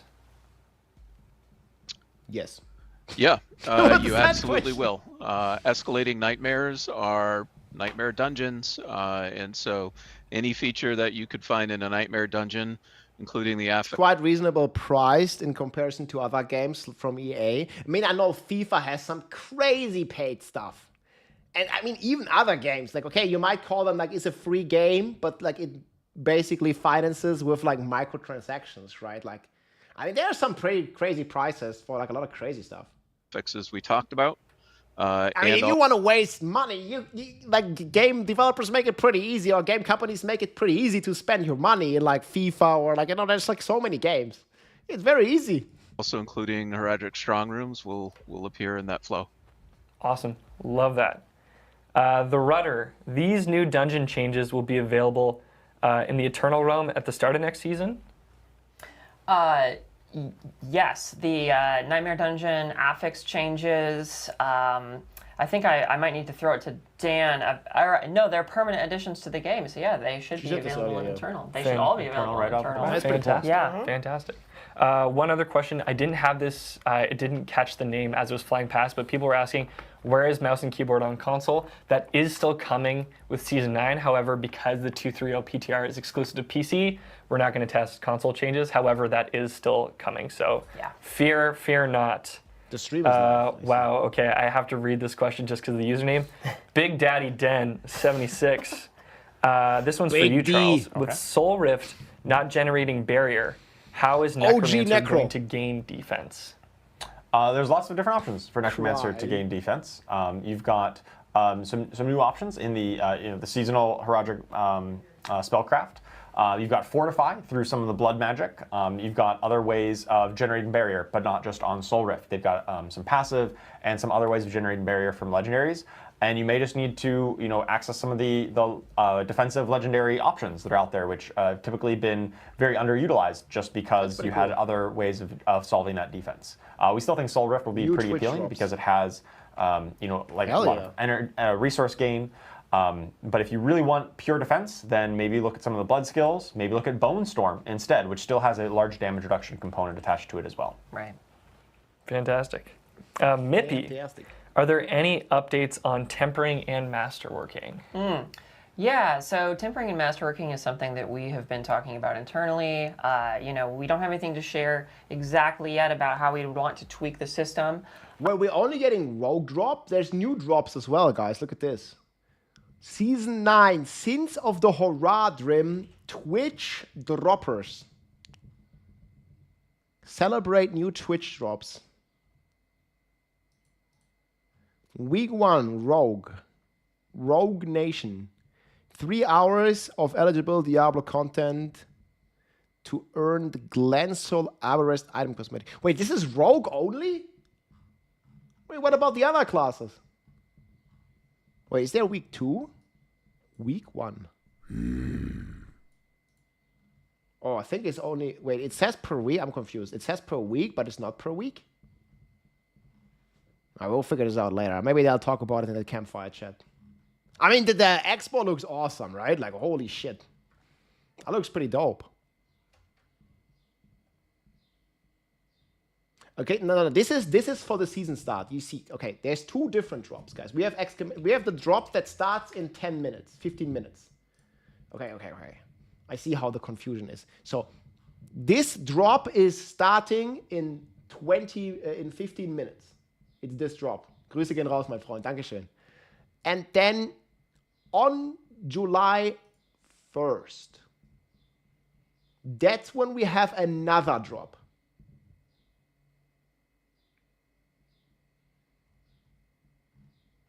There's 2 separate ones. The staff is now, the crossbow's later. It's for free. You just watch. And this one is 3 hours, but the one today is just 30 minutes. It will be pretty comfortable to gain. You just need to make sure you connect your accounts. So for those of you who are watching on YouTube, these are not happening on YouTube. This is Twitch exclusive drops. But we'll be living on Twitch here. So if you just watch, it's going to be working. Yeah, that's 2 separate ones. I think it's pretty cool.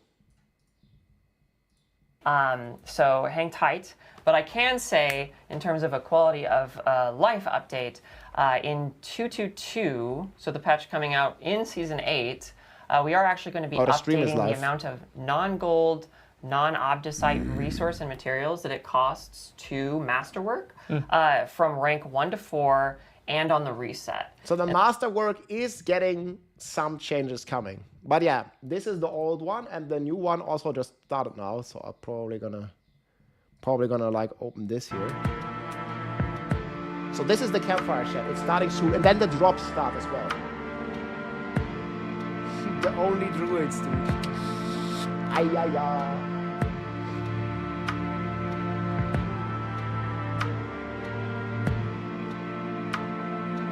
Yeah, maybe.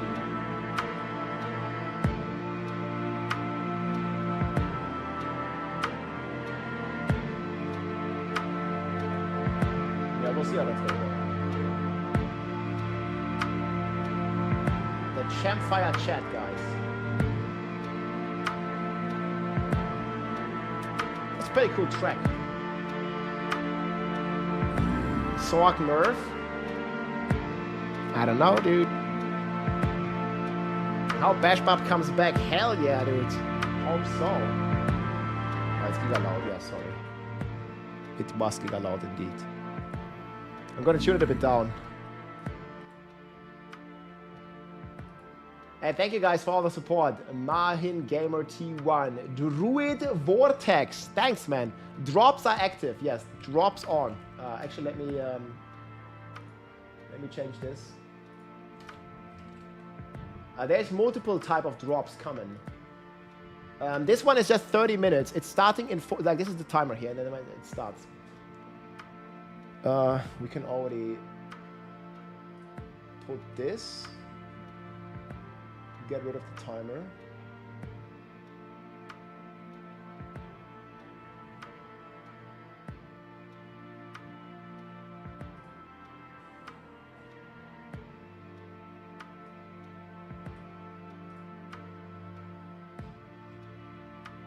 It starts in 10 minutes.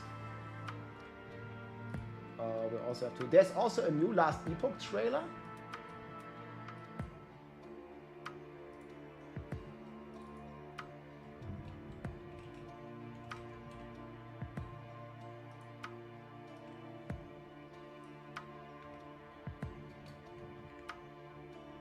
Confirm.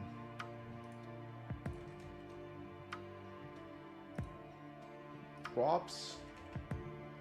And then there's a new crossbow for your rogues. Sins of death, dude. There's also a new trailer. Let me check this. Last Epoch.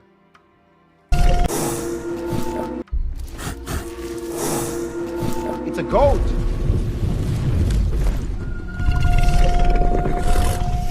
Clever girl. Why is it lagging? Let's go already. Clever girl.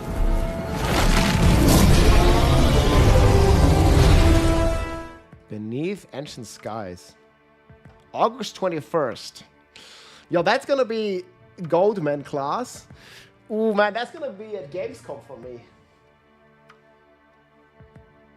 Is it gonna be a gold class? Wait, what?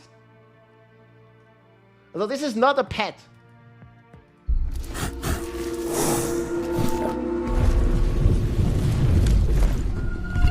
But it looks pretty fun, though.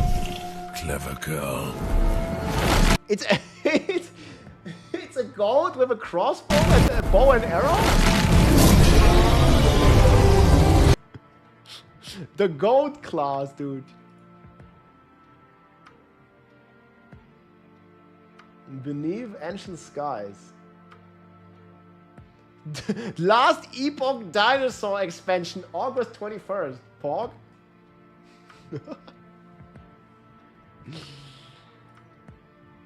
Yeah, man, that's right. Okay, maybe I'm gonna like close half of this shit. Too many browser tabs. That can't be good.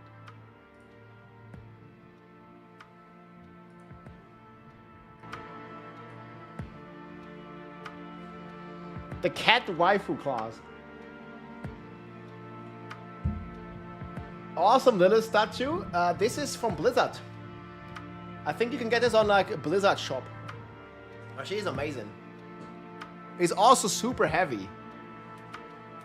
She's recently became a console gamer. You see this? Like they're all console gamers now. Dang, yo. You might recognize what she's holding in her hand as well. Yeah, it's a pretty heavy statue. But it's cool, like the level of details and stuff that thing has is incredible. We also have the Berserk themed Xbox. I haven't tried it yet. I wanted to start a console arc, but I had some IRL questline and we didn't do it yet. Le Goat. Le Goat indeed, man. Yeah, the statue is cool. There's also a Turael statue, but I think they are like a couple hundred if you wanna like order one, because they are like handmade and stuff, and the quality, the level of detail, like it really shows, and it's just pretty cool. But again, it's pretty expensive. I think it's like $400 or something. And then there's also a Turael. I think Baskinator has the Turael one as well as the Lilith one. And the Turael one, you know, with like the wings and stuff, it looks super sick, yo. That looks insane, literally. Yeah, we'll see where, like, how all that stuff's gonna happen there, basically. Mao lit? What is this? Wait, there's a new one? Wait, what the fuck is this?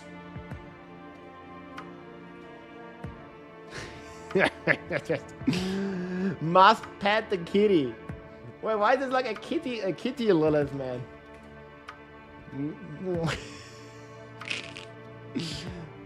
Wait, what? What the hell, dude?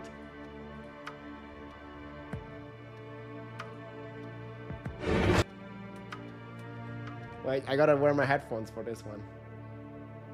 Wait a sec. Fuck! Don't play it!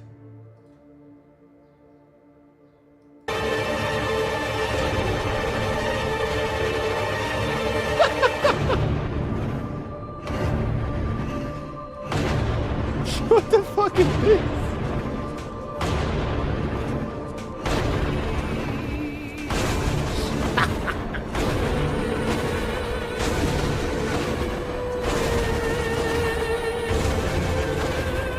Blessed mother.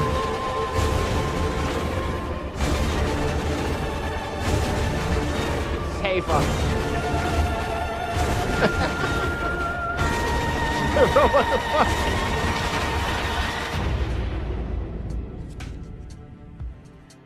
Diablo Lilith Meow. What the fuck? Unlisted video, man. What? Take my mom. Take my money, mommy. Man, they've been cooking this.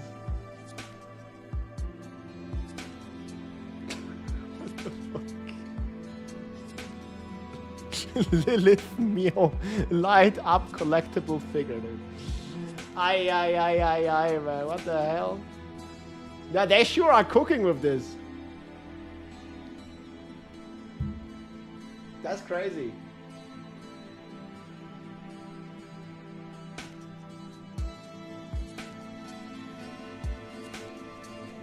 Six minutes, guys. Okay, get a snack. I'm gonna go to the bathroom, guys.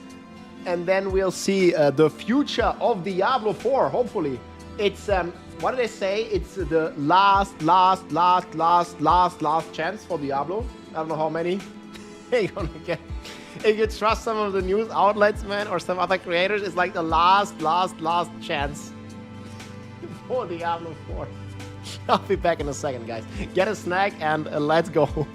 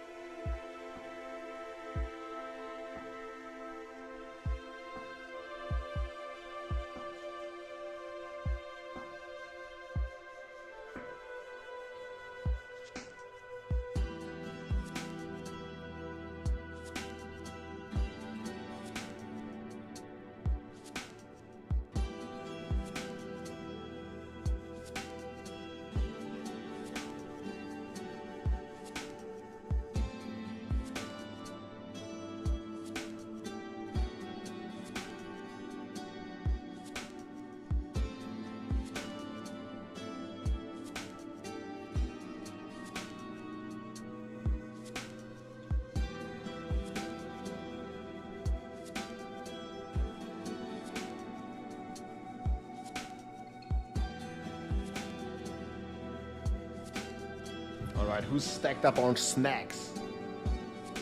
It's gonna be 2 hours, boys. 4 minutes. The drop starts in 4 minutes too.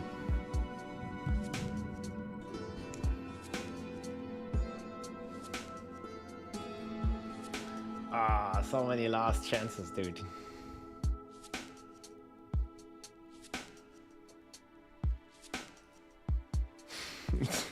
It's not their last chance, guys. It's just a meme. So we're rocking Alpro Skier, like some yogurt. No sugar. We have Corny Bar. I still got some strawberries. I'm getting some good snacks for summer. And a pear. Yo, it says packed with protein, boys. Bam. Corny is geil, yeah. No ice cream? Fuck ice cream. I mean, ice cream is fine, but I don't really feel like eating ice cream right now. The Twitch drop starts in 3 minutes, boys.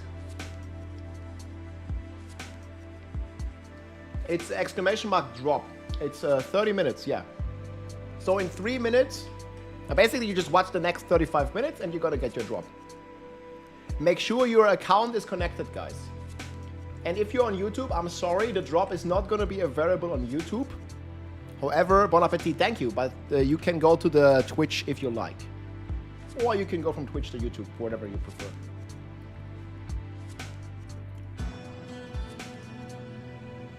I'm in the YouTube stuff.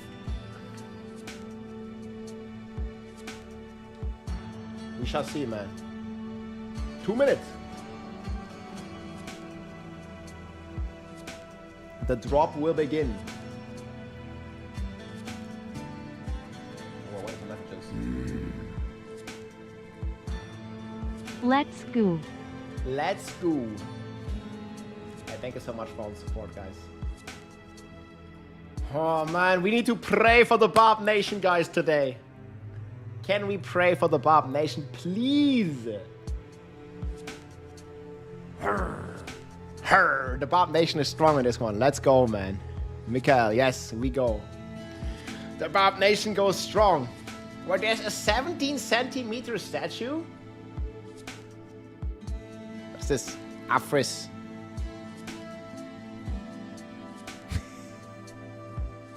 Meow. What the fuck? It's a cat litter statue. They're not even gonna show the trailer. We're just gonna straight up go.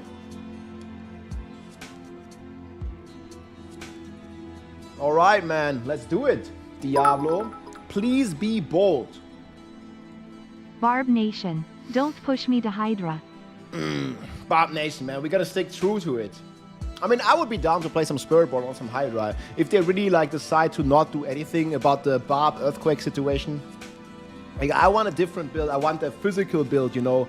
I want like Whirlwind or Frenzy or like Hoda. Some where I hit, it deals damage. And I don't want to rely on an environmental effect.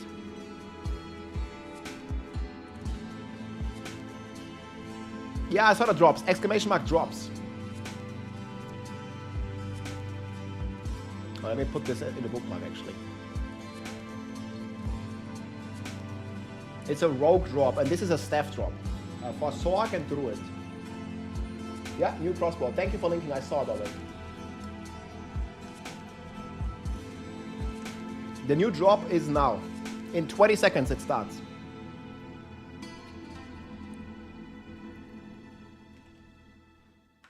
One gazillion direct damage. 8 seconds, boys. Here we go. And so the show begins. 2, 1, showtime. Okay. Hello everyone, and welcome to our latest developer update stream. Today we're going to be getting into everything coming with Season 9, Sins of the Horadric in Diablo 4. My name is Marcus Kretz. I'm a community manager here at Blizzard Entertainment. Adam Fletcher will not be in today, although I can assure you he is 14 feet to my left, crushing Celsius at an alarming rate. We got a great show for you today. We will be jumping into everything coming with Season 9. We've got a familiar cast of faces here today. We've got some lovely people. Today I'm joined by Miss Aislinn Hall. Aislinn, do you want to introduce yourself and tell everybody what you do on the Diablo team? Yeah, absolutely. So hi, I'm Aislinn. I am a systems designer working on the final design team. Typically, I work on seasons. Hi, I'm Charles Dunn. I'm a class designer working on the final design team. Also working on seasonal updates for all the class design stuff. Thank you. Hell yeah. And coming in hot all the way from downtown Albany, New York, Mr. Dan Tangway. Welcome back to the Literally stream. hot. Hey everybody. Sweating. Yeah, thanks. Good to be here. So I'm Dan Tangway. I am the design director for Live Surfaces. Nice. And, things aren't too hot in Albany these days, Dan? It's cooling down. There was a heat wave earlier. No Electricity Colin went cooking. out. No AC. No fun. No electricity? Well, AC's back. We're good to go. We're good to party. Yeah. That's fantastic. And what better to party with than, very exciting to say, we've got a Twitch drop this stream. So, Twitch if you drop have is Twitch on. drops enabled on your account and you're watching on Twitch, you'll be able to snag the Lacunize Pupil two-handed Sorc staff. And the really exciting part about this staff is that it's on, got boys. a nice crystal kitty on the end. So if you're a big cat fan like Oh, myself, the kitty! you can watch this stream or any other eligible stream in the Diablo 4 category for 30 minutes, and you'll be able to claim that. That's us, boys. We do have some FAQs for Twitch drops on our blog that announce the stream, so if you're having any issues, go and check it out.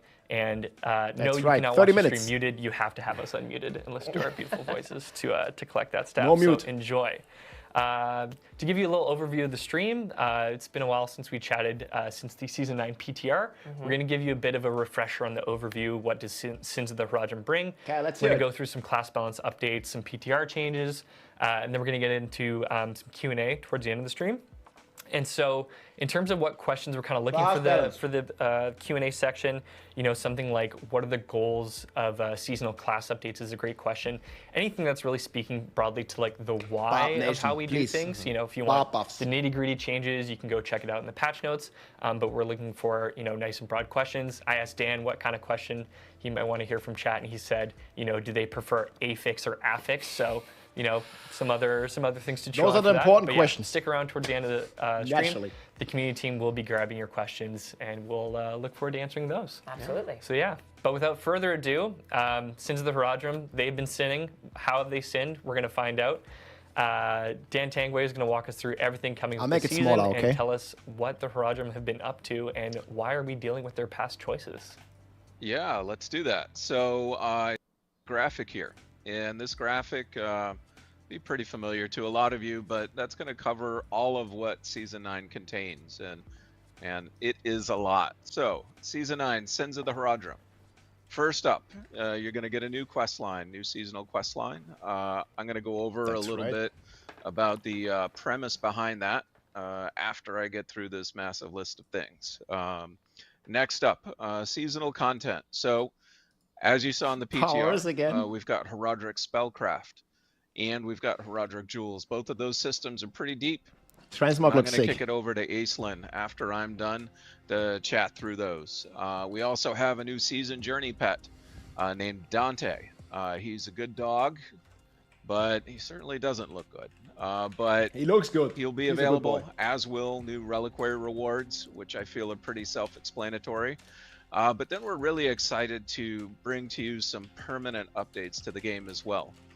This is something we've heard a lot of feedback from y'all on, and we want to make sure that we were delivering it moving forward. And that's making sure that whenever we make updates to major systems, that those updates appear in both the seasonal and the eternal realms. Sometimes we'll call this evergreen, but at any rate, a lot of updates to Nightmare Dungeons that apply to both realms. Deep. We're going to talk a bit about Horadric Strong Rooms. We're going to talk a bit about escalating nightmares, and Hopefully make it some new Nightmare escalating. Dungeon affixes as well. And of course, we will talk about the Astaroth boss battle. Now, finally, we've got a lot of new loot and class updates that are coming to Season 9. That's something that Charles is much better suited to cover than I am. So we'll kick it over to him, and we'll probably finish up with some quality of life updates. So, let's hear it. Let's jump Come into on. story. Let's Story. see. I think we got a graphic. Yes, we're going to start with Astaroth. Oh, he So, looks sick. for those of you who remember, Astaroth is somebody we have faced down before in Diablo 4, but he's got a bit of a backstory that's pretty important. We get the full patch notes today. To Season 9. So Yes. Astaroth is the Charred Duke. He's the guardian of the Cathedral of Hatred. He serves Mephisto. Somehow, not sure entirely how, but somehow he escapes hell, and he starts laying waste, burning down Scosglen. Wants to make it as his own private hell. Now, clearly, you know, the Druids of Scosglen will not put up for that. And Don't mess with the Druids. They partner up with a Naturally. Horadric mage named Donan, which we will see in our next slide here. Now, Donan, here he is with those Horadric mages, or rather, with those Druids. He's the mage. They band together and ultimately They're making fun of the defeat Druids. Astaroth. Now, well, sort of. Because much as what happens with powerful demons, Donan decides to trap Astaroth in a soul stone and buries that soul stone deep Druid inside the exists. earth. And as we all know, soul stones are Confirmed. ticking time bombs. And so by the start of Diablo 4, that is the situation we're looking at. Needless to say, Astaroth escapes. We defeat Astaroth as the Wanderer. Donan suffers some pretty tragic losses, including his life. And so in Season 9, this is our starting point, and there's something else going on. Man, he needs to Something pick up else the is pace. stirring in Scosglen, and it's us This is up to lore. us to discover what's going on. So we are going to partner up with Briona. I believe we've got a image of Briona next. Now, Briona is a druid. She's got some history with Donan. She doesn't particularly like him. And so you'll learn more about why that is as Season you're 9, traveling with her. Return of the And your Druids. first stop on your travels is up to Eldheim Keep, where there's been a lot of demon activity and you need to save some villagers. And at Eldheim Keep, you're going to make some pretty important discoveries for this season. I think we have some footage of that. So up in Eldheim Keep, you're going to be entering the keep, and on the floor where there's some demons fighting over it, you're going to see what is known as a Horadric Wayfinder. And this Horadric Wayfinder is pretty special. It's going to help you figure out where there are Horadric secrets buried deep within Nightmare Dungeons, and it's going to tug you in those directions and provide you clues and hints. So we'll see a little bit of that in action right now.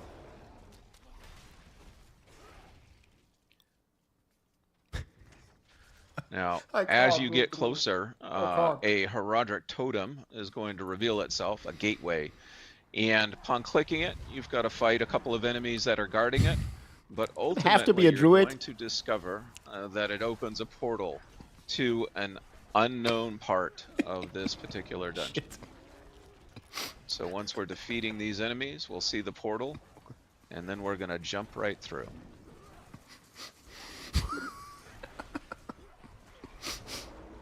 Stop it, it's in hard difficulty, okay?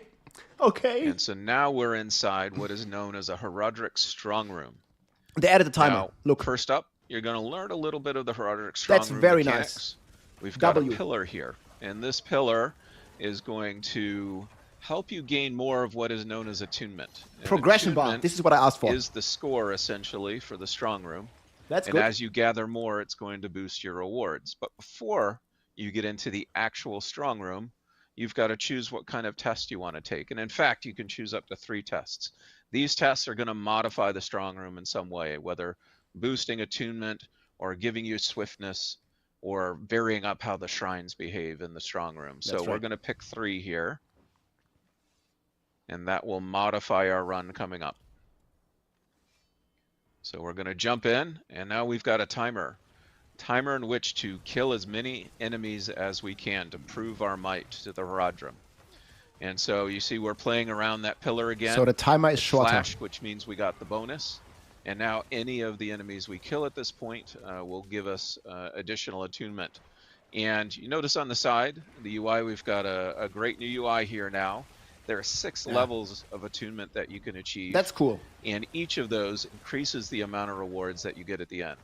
So obviously you're trying to not only kill as many enemies as possible, but maximize that attunement through clever use of those pillars we mentioned Clever use of before, game mechanics, not an exploit. shrines, the tests you selected at the beginning, and so forth.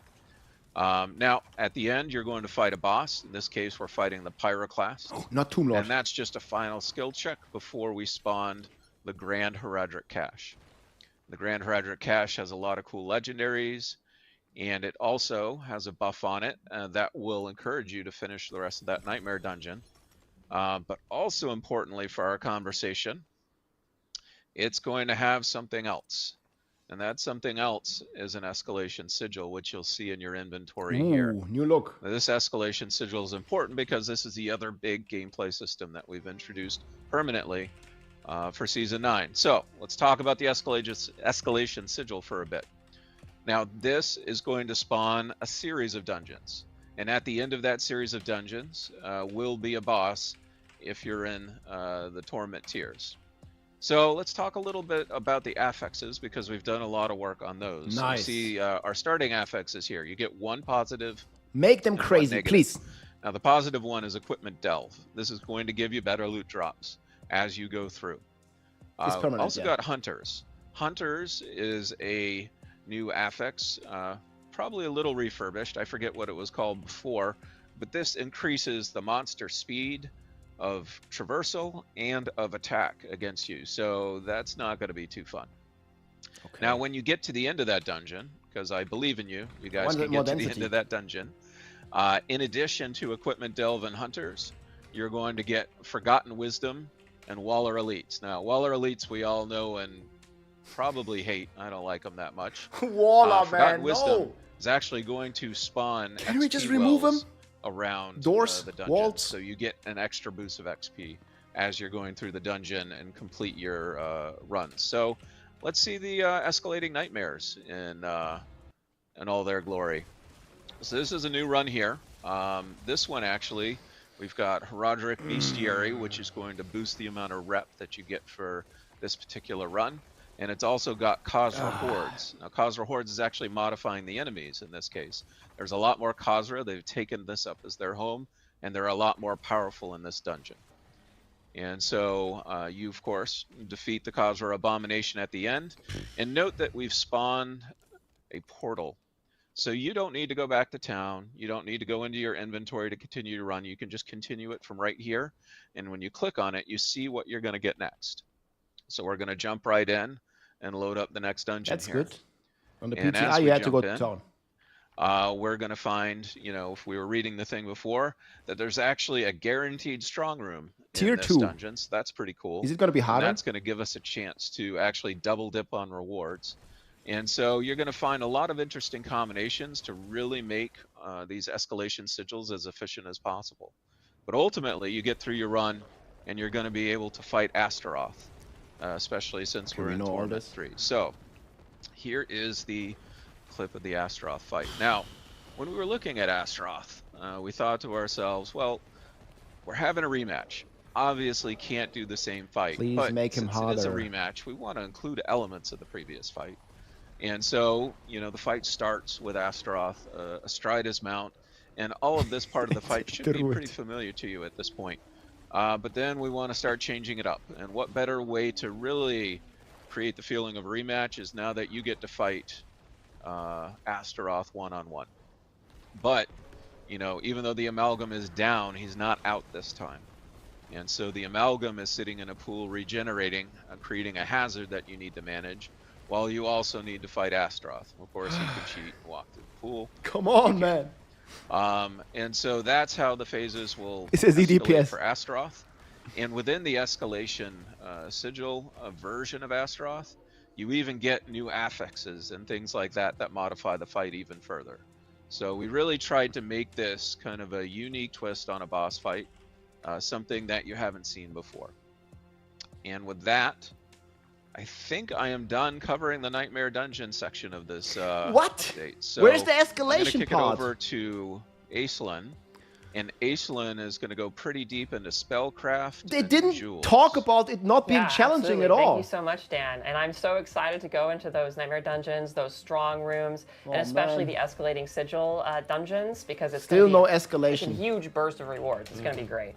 It's going to be hard too. Those Waller elites are going to be a Still pain. no escalation. Yeah, especially when the escalating epic stack up nightmares. run over run throughout the escalating nightmares. It's going to be quite intense by the end. It can get very It's just going to be intense. Torment 4, guys. That's it. So yeah, now these are going to present their own sets of challenges. So of course, we need to utilize the Horadrim's power in order to overcome those challenges. So with Season 9, we have Horadric Spellcraft. So there's a lot of How do I different get out of components to Horadric Spellcraft. So we're going to go over a quick overview and then dive a little deeper into how exactly it works. There are 3 different things that comprise the entirety of your Horadric spell. You're going to be crafting a Horadric spell in Season 9. You're going to need a catalyst. The catalyst is effectively the core of the spell. It tells the spell that it's going to be a celestial storm of stars, or it's going to be a beam of arcane energy that disintegrates your foes. And then secondarily, that catalyst needs to have a damage type. So you need to infuse it with one of 5 different elemental damage types. These can be fire, lightning, frost, and poison, and I'm not going to remember the last one. And yeah, so that determines the elemental damage type of the spell, and it also gives it some nifty extra effects too. And then finally, there's Arcana, which are just like extra bits and baubles you can add to go even further into customization. So like you can probably imagine, this is the build your own spell kind of power. And each one has a ton of unique utility as well. You're going to be able to disable various enemies. And we know all this. Fixes. You're going to be able to garner powerful effects for your own build, like vulnerable or crowd control. There's tons of stuff you can do with it. So without further ado, let's jump into how exactly that works and how you'll be slotting it. So on the left side here, we have Celestial Surge. That is the tooltip for one of the 5 catalysts that you can actually equip. It is the one that causes a star storm to fall on enemies. On the right-hand side, we have the Smoldering Ember, which is an infusion. So this will make Celestial Surge a fire version of the catalyst.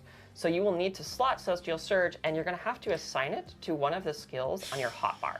So in the middle section, and we'll have a video to kind of show this, but basically... I feel like most people that watch this, like that are interested in this, they already watched the last Campfire. I don't really understand the purpose of repeating it all. But that's just me. Take a look at what that actually looks like. So here we are, kind of tinkering with our Horadric Spellcraft in the UI. We're going to equip Celestial Surge, and we're going to assign it to our rightmost skill, which in this case is Lightning Storm, I believe. So whenever we cast Lightning Storm and Celestial Surge is off cooldown, we are going to cast Celestial Surge in addition to channeling Lightning Storm. Now, we can't use Celestial Surge, like I said, unless we have an infusion equipped. So we are also additionally going to equip Smoldering Ember and make that Celestial Surge a fire version of itself. And Dan, luckily for you, this makes it so it destroys Waller elites as well. So for anyone else out there that also dislikes Waller elites, this will cause Celestial Surge to break those walls down, which is pretty great. It will also turn off Chilling Winds as well. So yeah, now we have a functional spell. So let's go in. We're casting Lightning Storm, and we also see these stars falling. Not a very fun time for them, but a pretty great time for us. Everyone explodes, and we have a good day. Awesome. Now, there is a 3rd component to Horadric spells. It is called Arcana. So with Arcana, you don't need Arcana equipped for your Horadric Spellcraft to function, but it gives it a bunch of awesome extra effects. So we have 3 examples here. I'll go over them just really quickly. We have the Sapping Crux. It causes your catalyst to also apply vulnerable for a pretty substantial amount of time, so you can effectively solve vulnerable through this system. We have Reactive Ooze, which causes you to generate a pretty substantial amount of your resource every second for the next 10 seconds, so you can potentially solve your resource through that. And then we also have Sharpening Gizmo, which will blast people for quite a bit of physical damage and increase the lucky hit chance of your catalyst. Spoiler, your catalyst has a lucky hit chance, which can be really, really useful. Now, we also have some fancier Arcana. These examples are Magic and Rare Arcana, but the Nightmare Orb is Legendary. So Legendary Arcana is a bit different in that each of their effects differ based on which catalyst you apply them to. So these 2 tooltips might look the same at first glance, but they're actually for 2 different catalysts in the game. The left-hand side one is specifically for propulsion. So it causes propulsion to That's the one that got nerfed. additionally fear enemies, and while they're feared, they periodically explode, which we will also check out. It sounds very scary, to be honest. And then on the right-hand side one, we have the disintegrate version, which causes them to take way more damage while they're feared from the actual catalyst effect, which is pretty great. So let's take a look at what this looks like in action. So we have a Spiritborn here who has the Nightmare Orb equipped to propulsion. Boom, propulsion explodes everywhere. They are all freaking out, they're feared, and they're exploding even more. And to be honest, I would also probably be feared if I was constantly exploding. So that makes sense. And that is the quick and dirty overview of the Horadric Spellcraft system. There's a ton to experiment with in this system. Can't wait for you guys to dig into it. There's so many different combinatorics. So many different possibilities. So go wild, go crazy, try everything. It's a blast. Yeah, I really love how you can customize it, not only in like the effect of the spell, but also like how you. Man, I wish they would be way more bold with this. Like make changes way more significant. Right, you've customized it in such a way that, hey, it solves those Waller affixes, right? Yeah. And that's what you want to use it for. You can make sure it's assigned to a cooldown that you're going to save for that right moment. Or if you're just trying to really optimize its damage output and its DPS, you just put it on your basic or core skill that you know it's going to come up very often. And you don't need to really think too hard about it. It's just going to trigger when it triggers. Yep. It's true. Like the crazy amount of combinations that come from the system. Like I know I said on the PTR stream, and I feel like the people who have played the PTR will be advantaged now because I feel like this is something that the patch notes just can't do justice. It's going to be very hard to read through that and get a good example of how you can theorycraft and buildcraft through these. So it's really something you're going to need to jump into the game, get your hands on, and then really start to tinker with because there are so many possibilities. So if you have played the PTR and you know these systems, then you've already got that advantage of knowing how intricate these systems are. So. It's true. It's true. And there's not just that. You know, you thought that was enough Horadric magic. There's more. Throw another layer on. Why not? Yes, there's also Horadric jewels. So Horadric jewels are powerful These are more gems interesting. that you can use to augment your Horadric spellcraft and your character's build even further. So when you go into these strong rooms, once you're in Torment difficulty, whenever you complete one, you're going to find a Horadric tome. And this is knowledge that the Horadrim have stored away to craft these really powerful, unique Horadric jewels. Once you find the tome and you use it, you can go to a crafting station and then with gem fragments and the seasonal currency, craft Horadric jewels. They're crafted with Horadric vials and gem fragments. It's not as many gem fragments as it was to craft occult gems, so it's not quite as a massive grind as it was before. And they're specifically socketed into amulets and rings. So you have 3 sockets that are specifically designated for this, which means that you can have up to 3 Horadric jewels. And here we have an example of a Horadric jewel. You know, it gives you some good stuff, core stat, max life, and you're going to be hunted in Sanctuary's darkest places. Well, that doesn't sound great. I don't think you need to worry about that, no. Yeah. Shouldn't be anything. I'm sure that's just flavor text, right? That's all that is. Yeah. No, that makes sense. Cool. Anyways, so let's talk about the how you craft Horadric jewels. And nothing new so far. Video to show us what that looks like. So we have There's the a good Horadric dog. lapidary here, which is where you're going to go to actually craft the jewels. We're going to navigate to the craft jewels section. We have them neatly organized among different categories to help you just, sift through it all pretty easily. And we have quite a few of these. I think there's 16 in total. I think we're just 16 expecting Horadric too much. jewels. So whenever you go into a strong room, you're going to find more tomes, which is going to let you craft more, and then yada yada.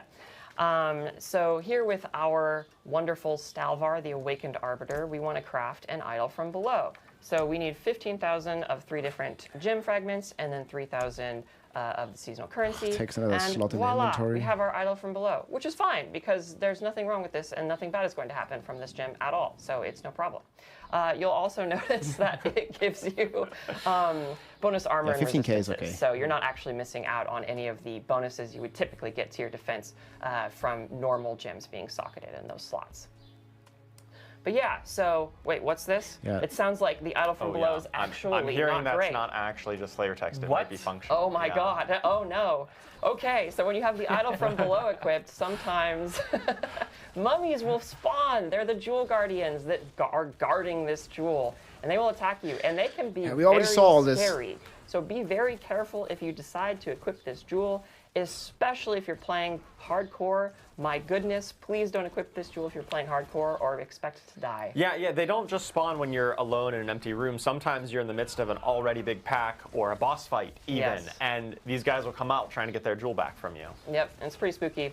But you can do some very clever things with these guys. Sometimes it's actually really good to have extra bodies to be able to hit for like whatever skills or triggers you have. Yeah, because bosses are a huge issue in yeah. picks. Let's move on to our final section here for the overview, which is PTR learnings. So Here we go. learned so much from PTR. Yes, please. I can't talk about every single thing because it's a tremendous list. It is. A lot but we of do have some learnings. highlights we wanted to talk to you guys about.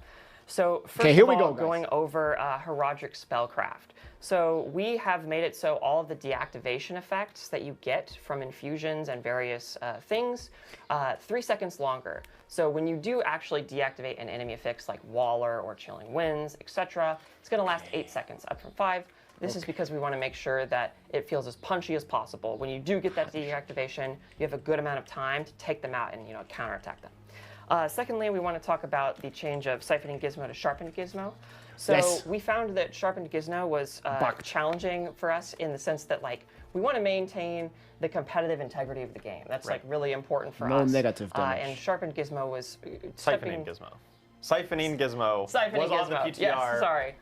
Was problematic in a variety of ways. It did infinite It was damage. problematic in a variety of ways. And we also saw the Sharpened Gizmo, which is the new one, as an opportunity for a more physical-focused Arcana, because we knew that that was kind of missing from the PTR, and we heard a lot of feedback about that.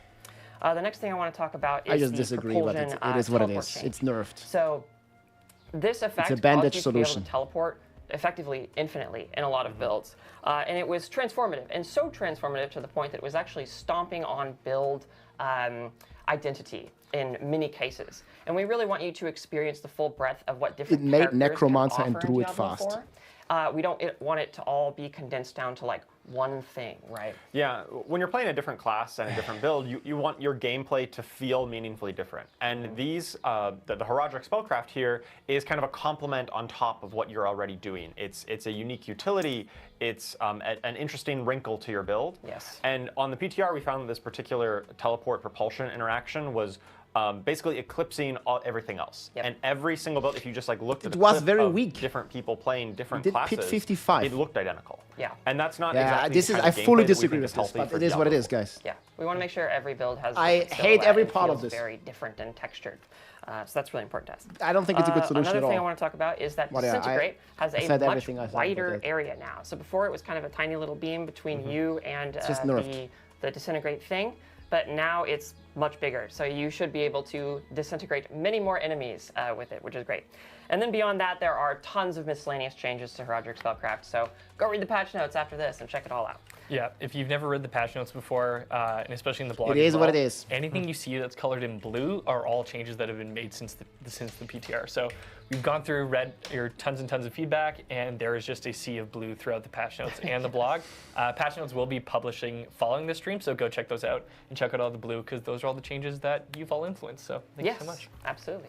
All right, so moving on to Horadric Jewels. So the first thing, we added an entirely new Horadric Jewel. It's called the Will Breaker. It speaks directly to physical damage. We heard that a lot of Season 9 is focused on elemental damage, which is amazing and awesome and wonderful. But we also wanted to give physical builds some love and some tools to play around with. So the Will Breaker does specifically that. So if you want to smash people with your hammer or blow people up with bones of the Necromancer or whatever, that's for you.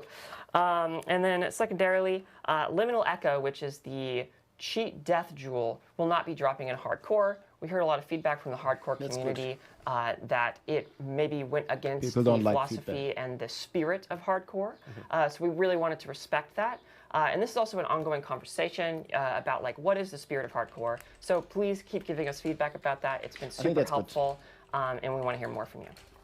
And then finally, of course, there are also many more Horadric Jewel changes, more miscellaneous stuff. No so point playing again, hardcore with the after cheaters. this, go read the patch notes.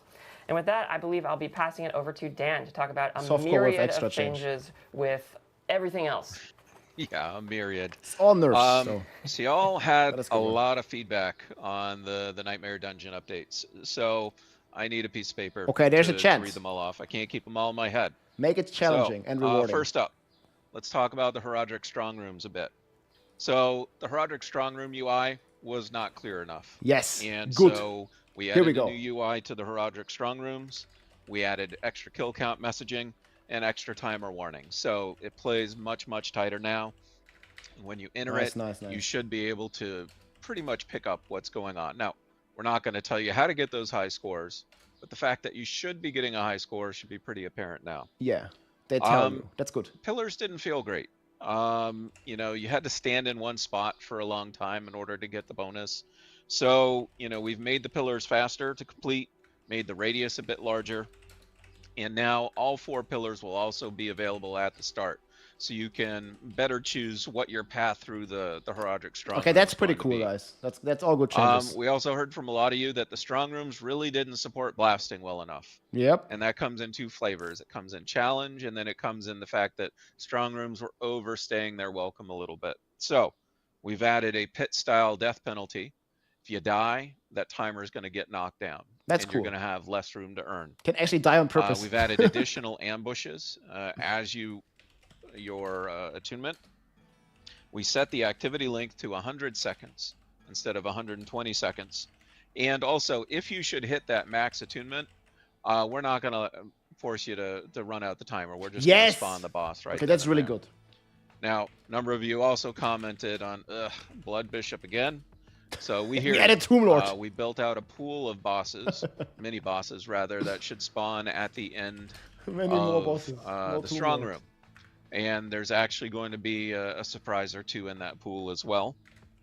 And then finally, there wasn't enough incentive, we thought, for you to actually complete the Nightmare Dungeon. Okay, these are after doing really the good Strong changes, Room. guys. So we've added a buff. In my opinion. Now, if you remember from the footage, you saw the Grand Horadric Cache. It actually had a buff symbol above it. And so opening the cache will give you that buff. Let's go. And you can carry that buff through the end of your Nightmare Dungeon run and get a bonus on the rewards that you'll get there. Now, let's talk about escalating Nightmares a little bit. Yes. By far. It was not the biggest escalating. amount of feedback was, feels pretty rewarding, but way, way, way too easy. Yes. So, we have gone and made it more difficult. Yes. We have scaled the difficulty by several pit tiers every floor you advance. Yes. So just naturally Nice. things are going to get harder, and you're going to have to push a little bit more and more. We've increased the amount of health and damage for Exalted Astaroth and the Amalgam. Nice. We have made some of those existing negative affixes a bit meaner. We've also resurrected and tweaked some of the previous negative affixes that launched with the base game. Now we're talking. And finally, I mean, really, we just did a whole audit on our negative affixes, but we created a bunch of new negative affixes as well, including some pretty fun ones, we think. W, So, man. Yes. Yeah. Let us know what you think, of course, about the difficulty Actual of escalation. that moving forward in any of these, because again, these But did are you scale permanent the updates, rewards? and we want to make sure that they, you know, really feel good. Other things real quick that we did.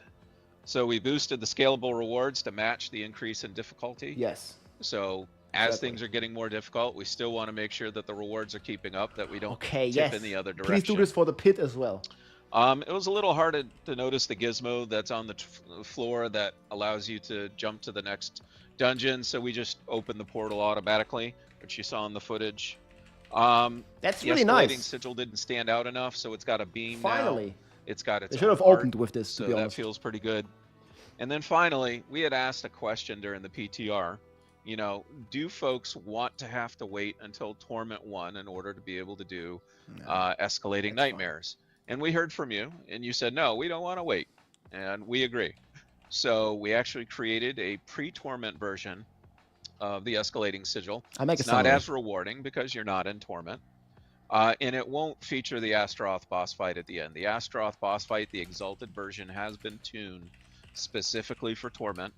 So we wanted to make sure that that was preserved. That's pretty cool as well. But still, you should get a good sense Okay, of escalation finally, guys. pre-Torment Yes, I'm if actually you're quite lucky enough relieved. to encounter one of those This is as nice. you're leveling up to 60. This is very nice. And that's it for the list here.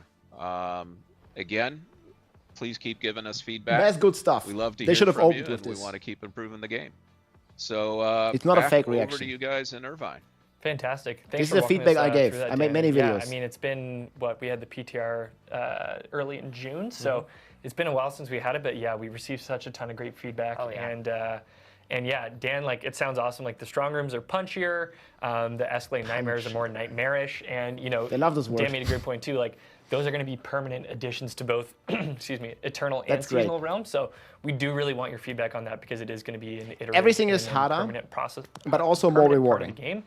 So we I do like want to it. tweak it where possible and get those in there. just need to apply this it's to the super pits important that one we day. get the new Nightmare Dungeon stuff and the escalating nightmares really down well, because we want it to be a repeatable thing that you're doing pretty consistently in your experience. So when you are doing that kind of stuff fairly consistently, it needs to feel like really punchy. It needs to feel really smooth. So it will be a very iterative process. said it like we 6 will be times. taking really more feedback coming in and probably making additional improvements to it over time. Yeah, absolutely. And Dan will be coming back for Q&A at the end of the stream, so we will be grabbing your questions then. And I did want to call out Mac Hayes from chat when Dan was Punch going through me. the Horadric Strong Rooms, said, "Blast me up, Dan." So love to see that. Love to see that in chat. Heck yeah. But yeah, in terms of more changes coming down the pipe, probably our biggest, most substantial part of the patch notes is always the balance changes that we have coming in. So Charles Dunn, take Class us to the promised balance, land. boys. What balance Here we changes go, do you have Druid for us? nerfs. Yeah, I'd love to talk about all the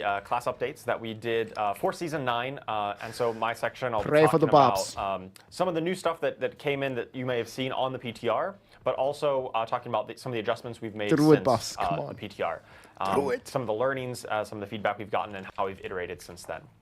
So at a high level, there's a few broader initiatives that we've done that really affect all classes in some ways. Yes. That we're doing here for Season 9. Do it First again. one you probably saw a lot on the PTR was a basic skill buff.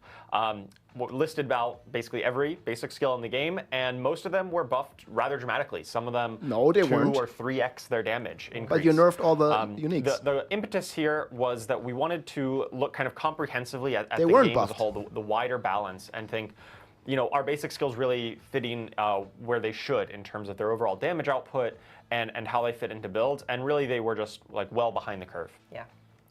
We want them to feel much more impactful, be a bit more, you know, feel better when you first get them, but also be easier to kind of build around as you go and build up your character.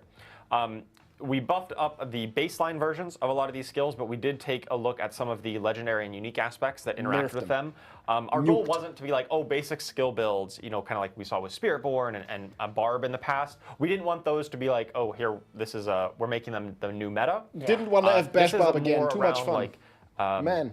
rebalancing the whole game as a whole. And we started with basic skills, trying to establish a firm power budget for them. Okay. And we're going to be looking and doing these kind of passes on other categories of skills, such as core skills, ultimates, etc., in future seasons. That's going to be like an area of focus for us moving not this forward. season. We're just starting here with basic skills. Yeah, it's like a health pass really on basic skills, and we'll be taking more looks at more categories. Right. So they don't want Bash Barb with again. The from the PTR, one big thing we noticed was that Pain Gorger's Gauntlets, one of the unique items that really empowers these basic skill builds, was definitely not living up to its billing. It didn't crit or overpower whenever its damage kind of echoed out, and it's supposed to be like a multiplier on your basic skill damage, but really it fell a lot short. So we've made an update so that now Pain Gorger's Gauntlets is going to be able to crit and overpower just like your basic skill damage. So that should definitely be a huge boon to those types of builds. Yes. Speaking of overpower, though, overpower was overpowered. Sounds like it and could we be have bugged. done some nerfs to it. I don't think it's enough. For the past few seasons, overpower-based builds have been definitely dominating the top of the meta. And it was definitely crowding out builds that really couldn't utilize that, things like dot-based builds or others. Yeah. So with that in mind, on the PTR, we Yeah, that tested sucks. an 80% reduction in the additive damage calculation of overpower. Not to get too in the weeds here, but there's kind of like an additive amount of damage that's based on how much fortified life and maximum life you have built up. We've just removed that completely. We tried an 80% reduction in what it was, and we decided it's still too strong, it's still too complicated, and we just removed that portion. So now when you overpower, you're going to do up to 50% bonus damage, just like a critical strike, but that's kind of going to be the end of the calculation there. Just make it We crit. still anticipate, you know, if you really want to, the biggest damage number OP hits are is still now going to crit. be when you crit and overpower at the same time, but it's not going to be that you must overpower or else nothing else matters. Right. It's just going to be in that same kind of bucket as. So there's no more additive part. Yeah, there's a certain point where something So becomes overpower powerful is that just that crit now. occurs, where it's like if you didn't do that, then nothing else matters, and that starts to kind of erode the whole game experience. Yes. And finally, we did a pass on all the key passives in the game. Much like the basic skill kind of audit that we did, we looked at all the key passives Oh and my really God. wanted to So look at some no of more the additive. ones that were like outliers. They caused some of our builds that were 10, 100x stronger than other builds. Oh, A lot man, of dude. times that came down to key passives that were scaling or interacting in ways that gave you far more benefit than some other key passives on other classes. And so some of those ones that had kind of that uncapped Did I understand it scaling, correct? we added in caps to make sure that they don't get completely out of control. And ones that were like definitely underperforming, we did some rather substantial buffs to them to help bring them up to kind of parity across the board. So definitely I'll So be it's just touching a on that crit a little on a bit later as crit. we get into individual classes. So let's get on to the individual Without classes, crit damage. starting with Barbarian. So our goals for Barbarian this season is definitely a meta refresh on exactly the Barbarian meta. For the past few seasons, we've seen a lot of Earthquakes, a lot of Dust Devils, a lot of the summons being really dominant. And those are cool, but a lot of the Barbarian's core fantasy is around hitting people with weapons. And so we decided, okay, we need to do some nerfs to Earthquakes and some of those other effects that aren't quite as physical, Can't hitting do with Pit weapons, 100? and buff up things like Whirlwind and Hammer of the Ancients that are a lot more core to Barbarian's base fantasy. Oh my Absolutely. God, dude. With that in mind, we also got the new unique item, the Hooves of the Mountain God. Let's take a look at that here. This just is gonna the nerf new unique boots Earthquake, item bro. that is going to allow your basic skills, which I just There's talked no about, way. to cleave. Can't so once you even hit do Pit maximum 100. fury, you're going to start rapidly draining that fury, and while you're in kind of this draining way. state, your basic skills are going to cleave and do massively increased damage. And luckily, you're spamming out your basic skills. Wait, that guys. is going to restore your fury and is allow you to keep in this state as long as you stay in combat and stay fighting enemies. Yeah, and what I really love about this specific unique is that typically you try to solve your resource in a build, but with this, you try to stack as much of it as possible. So you can stay in the mountain god state or whatever you want to call it as long as possible. Yeah, and you got to stay in I combat. don't know what you this got to stay hitting means. people with your basic skills to keep it going. It's really quite powerful, and I think it'll really enable some of those basic skill builds that we were talking about, especially with the updated Pain Gorgeous Gauntlets. No, it won't. Yes. We've got a clip of this in action. Your Barb walks up to a big old pack of skeletons, hits them with Bash. Good old Okay, Bash this is skill frustrating, cleaving man. It's through Torment 2 again. The hordes and throwing them against the side of the canyon here. Yes, very good. A new unique to enable basic skill builds. Not just Bash, all of the basic skills will cleave with this. gonna So nerf Hydra find out too, which man. one works best for you. Yeah, Frenzy. Can I hear any Frenzy enjoyers? Really? Yeah, indeed. All right, let's move on to Druid here. What? So the Druid updates this That's season it? were mainly focused around Pulverize as a kind of a main skill that we wanted to look Wait. at. I'll get more into that as we talk about the Rotting Lightbringer in a moment, the new unique that talks with Pulverize. But ever since the PTR, we also realized that it was still underperforming baseline, so we've done some buffs to Pulverize It's done. just its raw damage output, as well as refactored some of the upgrades on it just to move Let's around get through it. that to better work with the build with Rotting Lightbringer. But it wasn't just that. We also did a variety of other buffs on Druid. We know that Druid has historically, for the past handful of seasons, been probably the worst class in the game, certainly in terms of acknowledged. representation, how many people are playing Druid it, how, worst class. how late into the They end said game, it. how strong they're getting. It's definitely fallen behind the pack. Now it's Bob. And so with that in mind, we've done buffs to a wide variety of the Druid builds. I can't just say any particular buff. It's a handful of legendaries and uniques and skills that got buffed up just to bring the whole class up a little bit. So let's take a look at Druid's that a Rotting buff bomb. Lightbringer, that new unique. We did see this on the PTR, but it has been rather substantially reworked since then. We heard a lot of feedback that it wasn't quite as usable, it wasn't as good as it could be. So the new version of Rotting Lightbringer says that if no puddle is around you, then Pulverize is going to form a puddle of poison that guarantees its own overpower and deals a massive amount of its normal damage as poisoning over time. Yeah, this is really excellent because you can just go around and just make a bunch. Yes, it is no longer tied. It used to have like a 10-second cooldown, which felt really bad, where you would try to Pulverize and you're like, oh, the cooldown's not up, and then you move to the next pack and it doesn't work. It was very, it didn't work as well as you had hoped. Yeah. So with this new update, it should definitely work quite a bit better. And every time you do Pulverize, all of the puddles around you are going to splash some of their damage, because what's better than splashing poison all around? Let's take a look at this new version of Rotting Lightbringer in action. So you run up, you form a puddle, you move That's off cool. the side, you make a second puddle, you can form more than just 2, and every time that you pulverize, all of your existing puddles are going to do that little splash of AoE around them and pulse some more damage. Yeah, so when you're in a room with just a ton of monsters, or like a strong room, for sounds example, pretty you cool. can just go around and make a bunch and have some fun in the sun. Or not the sun, because I guess you're in the dark dungeon. Yeah, it is a The nightmare sun dungeon. and the poison comes with you. Druid actually looks pretty cool. Oh, how Maybe nice. we'll play Wonderful. Druid. Okay, let's move on to the Necromancer here. The Necromancer, similar to Druid, had a variety of buffs, specifically to Golem builds, Bone builds, and Shadow builds. Some of these builds were definitely falling behind the rest of the pack on Necromancer and compared to other classes in the game. So we've done a handful of buffs to those builds since the PTR to bring them up and really help to make them a bit more competitive. Two of the outliers on Necromancer from last season were Soul Rift and Blood Wave, two of their ultimate skills that just were, Soul Rift in particular just did way too much for any one skill. Obviously it dealt damage, but then it gave you a barrier, it gave you resource, it gave you damage, increased all of your other damage output, refilled your potions, and feared enemies. So that's a lot of things for one skill to do. And we love ultimates doing a lot, but that was kind of one thing too many. Yeah. So on this season, we've removed the barrier generation from Soul Rift, and so if you want to get really tanky as a Necromancer, you're going to have to look for some alternate sources to make yourself a little tankier, alternate barrier sources as well. Yeah, we want to give you all the tools you need to solve your problems, but we don't want you to solve all your problems through one of your tools. Right. Yeah, Soul Rift was just doing a little bit too much for that, and that's why it was kind of so dominant, so popular. Blood Wave, another ultimate skill as well. That just did a ton of damage. Its damage output was exceptionally high. Yes. I think part of that was due to the overpower being so overpowered, and so some of the nerfs there would probably bring that down to size. So we expect Blood Wave to hopefully not be the absolute dominant way of playing Necromancer, and we hope that some of those other builds like Golem, Bone, and Shadow Does it mean they have nerf it a few other again? ways of playing. We've also got the new unique, the Hand of Nas. This is a pretty cool new way of playing. I heard the this class, before. specifically Minion Necromancer. Bloodwave Let's always take a look. finds a way. So the Hand of Nas gives you more skeleton mages. So if you go all in on your mages, you sacrifice your warriors, you sacrifice your golems, you can now summon additional mages for each minion that you sacrificed.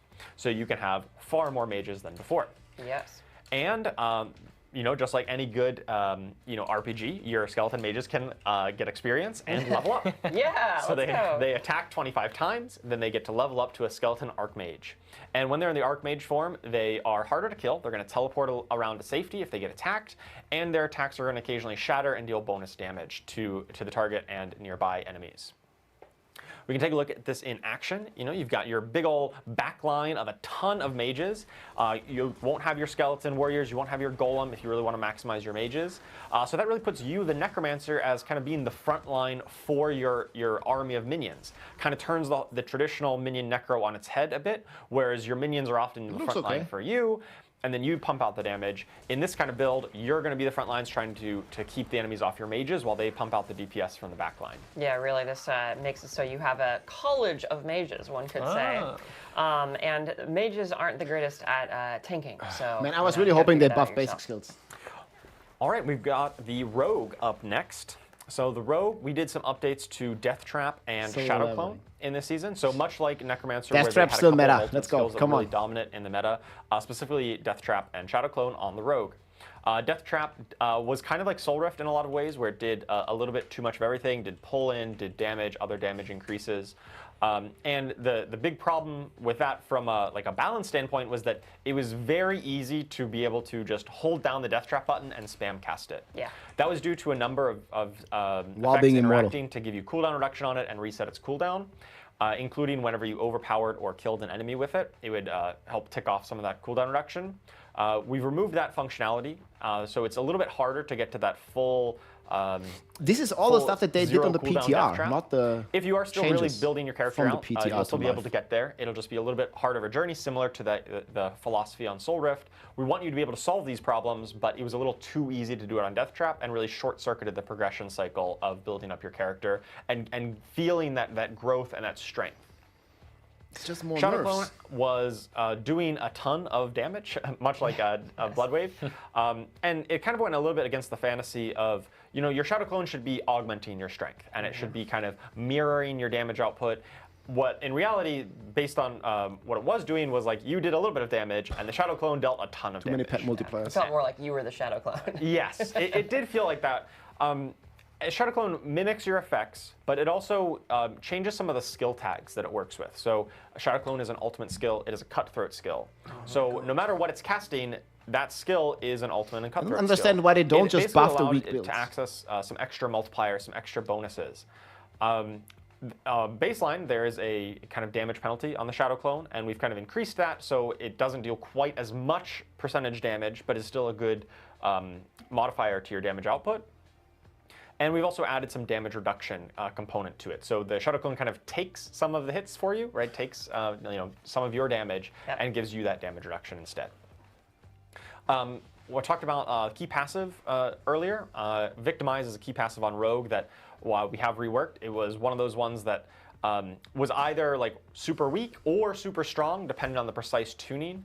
And it really was struggled to get that into to balance it well against other options. Right. And so we've done a rework here where it's damaging vulnerable enemies is going to cause them to do a burst of damage, but then you also deal multiplicative increased damage to those targets after you burst.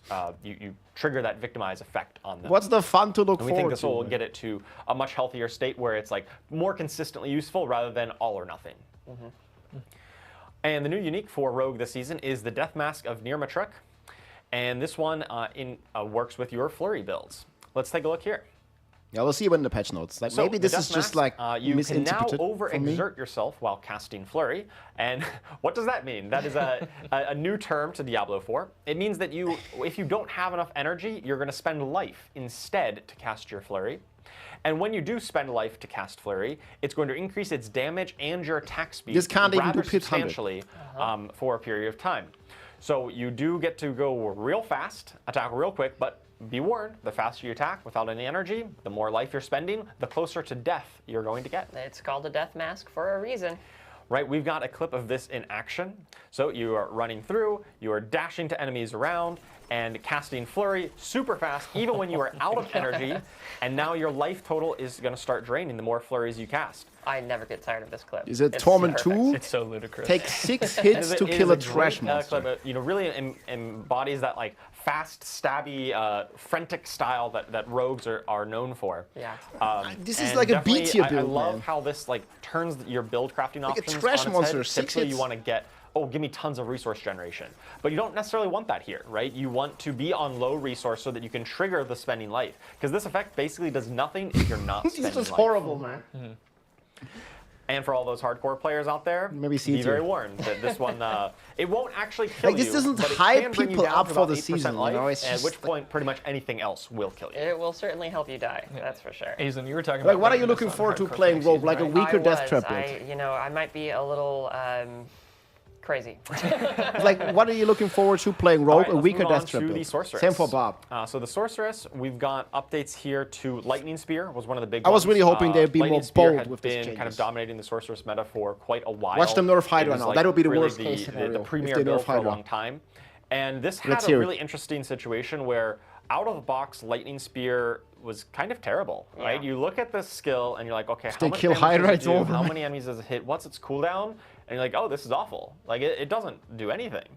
And then you get Splintering Energy, the legendary aspect, and suddenly it goes from nothing to best skill in the game. Yeah, and we don't want skills out of the box to feel useless. We want them to feel powerful and good. And we also don't want aspects to have to carry that much weight on their shoulders. It's not good for either the base skill or the aspect. So in this season, we've buffed up the base values of Lightning Spear rather substantially. I think it was like a 4 or 5 times increased damage. But we've looked at the Splintering Energy legendary and brought that down rather substantially. don't To be nerf clear Hydra. here, our goal is still that Lightning Spear, we do not want it to be the best way of playing Sorceress. It has had its time in the sun for a few seasons now. It's really been, I think it's time for some other options to rise up and be like some of the stronger builds on Sorceress. We still want it to be a viable way to play. We don't want to completely kill it to nothing, but it shouldn't be the absolute dominant or strongest way to play here Sorceress moving See you forward. later, Lightning Spear. To that point, we've updated Icefall and Firestarter. Icefall is a legendary Paragon node that works with your Frost skills. Those cold skills are going to do quite a bit more damage with We this. need vodka. So just That's some just numerical water. buffs there. And the Maybe we need Firestarter, vodka. that's a legendary aspect that works with your flame skills. You know, the other two. If they're gonna builds nerf outside Sorc, of I'm gonna Lightning get a shot. on Sorceress. gonna get a beer. Firestarter previously just did kind of a chunk of. If Hydra gets moderate nerfed, we're gonna get a fire beer. damage, but wasn't anything special. We need it. Now it also gives you multiplicative fire damage, which is really good if you are picking, say, the Fire Infusion Catalyst. Nerf for all your release Horadric Paladin. Spellcraft. It's gonna Oh, be true. fine. Or some crazy new unique that might be making its way into. Yeah, a crazy unique like the Ophidian Iris. Oh, whoa. Let's take a look at the Ophidian Iris. This is I see the new strategy. unique amulet that works 10 with for your that. Hydra skill. It Okay, makes this is Hydra a good into torch change. skill, and it's always going to summon a 3-headed Hydra, and those Hydra's attacks explode on impact. Now, previously, you could build up effects that gave you more heads to your Hydra, and for every head above 3 that your Hydra would have had, Yeah, no instead crit it is really good grows in changes. size Hydra and deals looking good. multiplicatively more damage. We Until tested this they out on nerf the Serpentine. PTR, and one of the big points of feedback was that there's kind of 2 ways of building Hydra. You can build with more crit focus, no like way. crit and fire, or more burning damage focus. Yeah. And previously, the affixes on the Ophidian Iris More really head is good. tried to force you into the critical strike version of the build. And we've updated them here, so we removed that critical strike chance and added attack speed, which is good for both. And changed the ranks of the passive over to Primordial Binding, which is once again good for both, rather than giving you the critical strike pyromancy effect. Yeah, it's a good change. Just Very good being a bit change. more generic and allow you to play it whichever way you like and kind of equally support it. 10 Ls, 1 W. Let's take a look at this clip of the before and after. There's in another terms of W with size. the So on the left, you got escalating your little Nightmare Dungeons being piddly escalating. normal-sized Hydra. If you build up a whole bunch of bonus Hydra heads, you get the big Ws. boy Hydras on the right, whose attacks explode on impact. Obviously, they deal a ton more damage. They kill the enemies much faster. I'm afraid for the Serpentine and, aspect. It just looks a lot bigger and a lot more visually impressive. They are absolute The Hydra is cool. units. They really are. You get Can't to become a nerf Hydra this. parent. And also, honestly, Surely. I've never felt bad for a Khazra test dummy before, but I feel kind of bad for this guy. Yeah. I'm really looking forward to playing with this one Yes. next season. Yeah, this will be. This is exactly what I'll be running for season 9, Charles. That's sweet. All right, let's move on to the final class, Spiritborn. No nerfs. So for Spiritborn this season, least we've not looked mentioned. at updating the Razor Wings build. That's a build that has had some support, but never really quite got there. We've made some adjustments to some of the legendaries and that affect that build to really help bring it up Revert it. and make it a bit more much robustly fun. supported. I want to talk a little bit about the Hunter. That's the Jaguar ultimate skill. We tested a change on I was the afraid PTR of this. where we so currently on season 8 and ever since it's launched, it had this mechanic where if you kill an enemy while the Hunter is active, it has a chance to reset its cooldown completely. So if you get lucky and, that you get a was lot of bad. kills, you can kind of He said it spam himself. cast Hunter until you until you miss, basically. Right. We tested out a change on the PTR where instead of doing that, it would just give a more consistent amount of cooldown That was reduction. great. And this was, we heard loud and clear that is not fun. It was really not what you wanted. Players said really that? liked that kind of feast or famine version of Hunter where it had that gameplay texture of constantly resetting and that mini game of making sure you maximize the number of kills. Who for the said short having less duration that cooldown it's is not active. fun? Yeah, it had really it evolved into like a core part of the spirit of the Jaguar, and we don't want to have to take that away. Right. So this is one of the great things about testing these types of changes on PTR is that we're allowed to I completely make don't these, understand this. a bit like more dramatic changes, and then if they don't work out, we'll revert them. And so in this So case, they we said it decided was a to problem, revert those justifying the changes back to change, what and it then was they before. said, "Oh, we're going to revert Now, to what it was for before." context, the reason we tried to do that change in the first place was that the Hunter was by far the most popular ultimate skill And it on still Spiritborn. is I think with this something like change. 90+% It's just of making it Spiritborn worse players again. were using the Hunter, and that's not really healthy for build diversity. And we thought, okay, if we adjust its cooldown Buff mechanic, the other that will ultimates, be man. what we need to change. So instead, we looked at some numerical adjustments to it, so it doesn't have quite as many bonuses. Don't whenever it nerf does, the hunter, that's function, but fun. still Buff functions the the same as gorilla. before. Buff the centipede. And in order to don't promote a bit more understand. diversity, we've buffed up the other ultimate skill options. Yes. The other 3 Spirit Guardians now will give you other ways of giving multiplicative damage whenever you have them active. The That's Devourer cool. will give you multiplicative poison damage. The Gorilla Ultimate Okay, now we're Protector will talking, give you yes. bonus damage while you stand in his area that he's pounding down on. Gives you that, That's what I was that talking area about. of power. And the Seeker, the Eagle Ultimate, will give you guaranteed cool. critical strikes while it's active. Awesome. And finally, we've got the new unique item, a Balazan's Max Latel. We've got, I've been working on that pronunciation. Nice. So good. Been working that's on actually that good one. Nailed it. All right, so Balazan's Max Latel. Don't judge We've too got, harshly, Will. Let's take a look at that. This is the new Pants unique. It triggers when you attack enemies who are This close, one got cut in it'll half, trigger your but it's still thorns good. damage as poisoning damage. So it's like poison and thorns combination here. And every time that you've retaliated with thorns, so you've gotten hit recently, then that poisoning damage is going to increase. I really love this unique because it speaks to the spirit of Thorns, which is like, I must be hit and then I retaliate. Right. But like expands on that, which is really cool. Yeah, and it gives you more consistent value. Like if you're not getting hit, your thorns was worthless. Now you building up thorns is still positive offensive value, even if you're not getting hit. But of course, getting hit and triggering those thorns is going to get you even stronger. On the PTR, this was definitely very powerful. Very powerful. Very, very strong. We did adjust its numbers down quite substantially. The percentage of thorns converted has been reduced. We still expect this to be a very powerful build, but it's gotten brought down a notch or two because it was by far the most powerful build that we saw on the PTR. Yeah. All right, we've got a clip of this in action here. Right, so you're standing in the middle, you're getting hit, you're clicking your defensive skills so that you can survive, and then once you get hit and stack that up, you can go around and apply bonus poisoning thorns damage to all the enemies around you. Those idiots. Why are they even hitting you? I don't know. Do not hit me.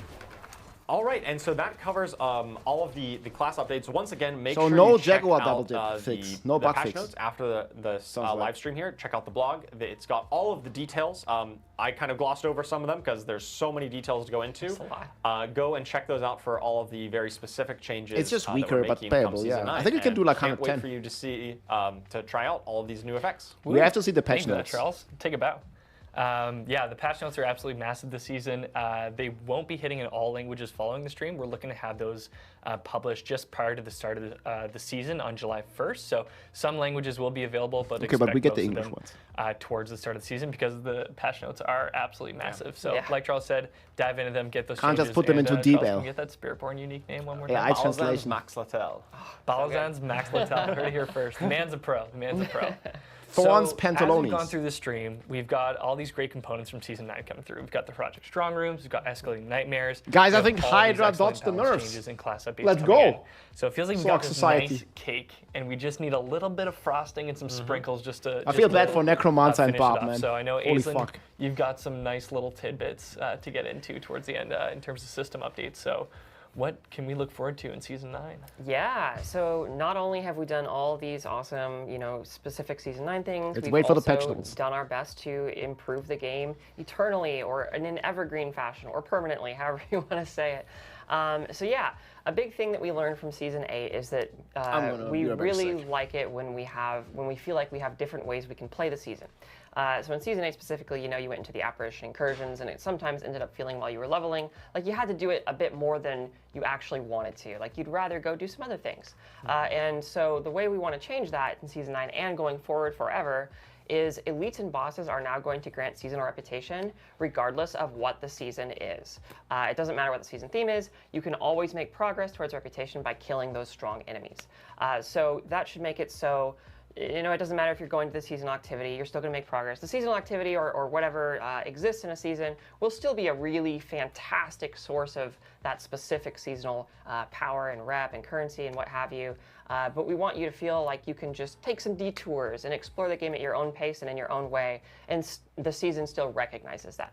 And similarly, we had Lair Hordes grant seasonal currency in Season 8 specifically because it was the season of bosses, but we decided to just keep that going forward because basically all roads lead to lair bosses now. Like you're going to find lair keys by doing a variety of activities. And so it felt like a very ubiquitous place for us to imbue seasonal currency into the game as well. And this isn't to say, like, this isn't an exhaustive list, right? Oh, I gotta wave over here. This isn't an exhaustive list. You are still gonna be earning extra seasonal reputation and seasonal currency from doing seasonal specific stuff too. So it should just be a much larger pool of ways to play. They talk about tempering or but yeah, masterworking? so with that said, let's jump into some of the permanent details or permanent changes and Masterworking details checkpoints, of the come on. Nightmare Dungeon and Escalation Nightmare systems. So Dan already went over this quite a bit, but I wanted to just talk a little bit more about the why and the how of this all. So we added a bunch of new affixes, positive affixes to Nightmare Dungeons. Wait, And the reason why we wanted to do this is because we wanted to make sure that when you're sifting through your different Nightmare Dungeons, it feels like you have different options for how you can make progress for your economy.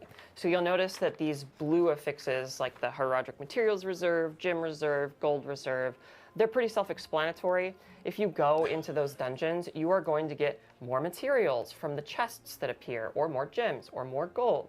And there's quite a few of these different positive affixes. And the big impetus behind this is we really wanted you to be able to sift through your Nightmare Dungeons, find the gap in what you're currently looking for. Like, for example, if you want to craft a Horadric Jewel and you need gem fragments, go find the Horadric Gem Reserve Nightmare Dungeons and run a bunch of them. And so hopefully this is like a tool that you guys can utilize and really patch up those problems. And secondarily, we also know that if players are going to be going into Nightmare Dungeons much more frequently going forward, that there should probably be a lot of replayability and variety in the negative affix experience too. So it kind of feels a little different and cool. I mean, these are good changes. So we really took our time. We kind of rebranded, rethemed a bunch of the affixes. We added a bunch of new ones, like Dark Omen is specifically an entirely new one. So be careful going into one of those dungeons. And we also added many more of the potential elite affix, the elite affixes that can appear on Nightmare Dungeons, like for example, Waller, Vampiric is another one.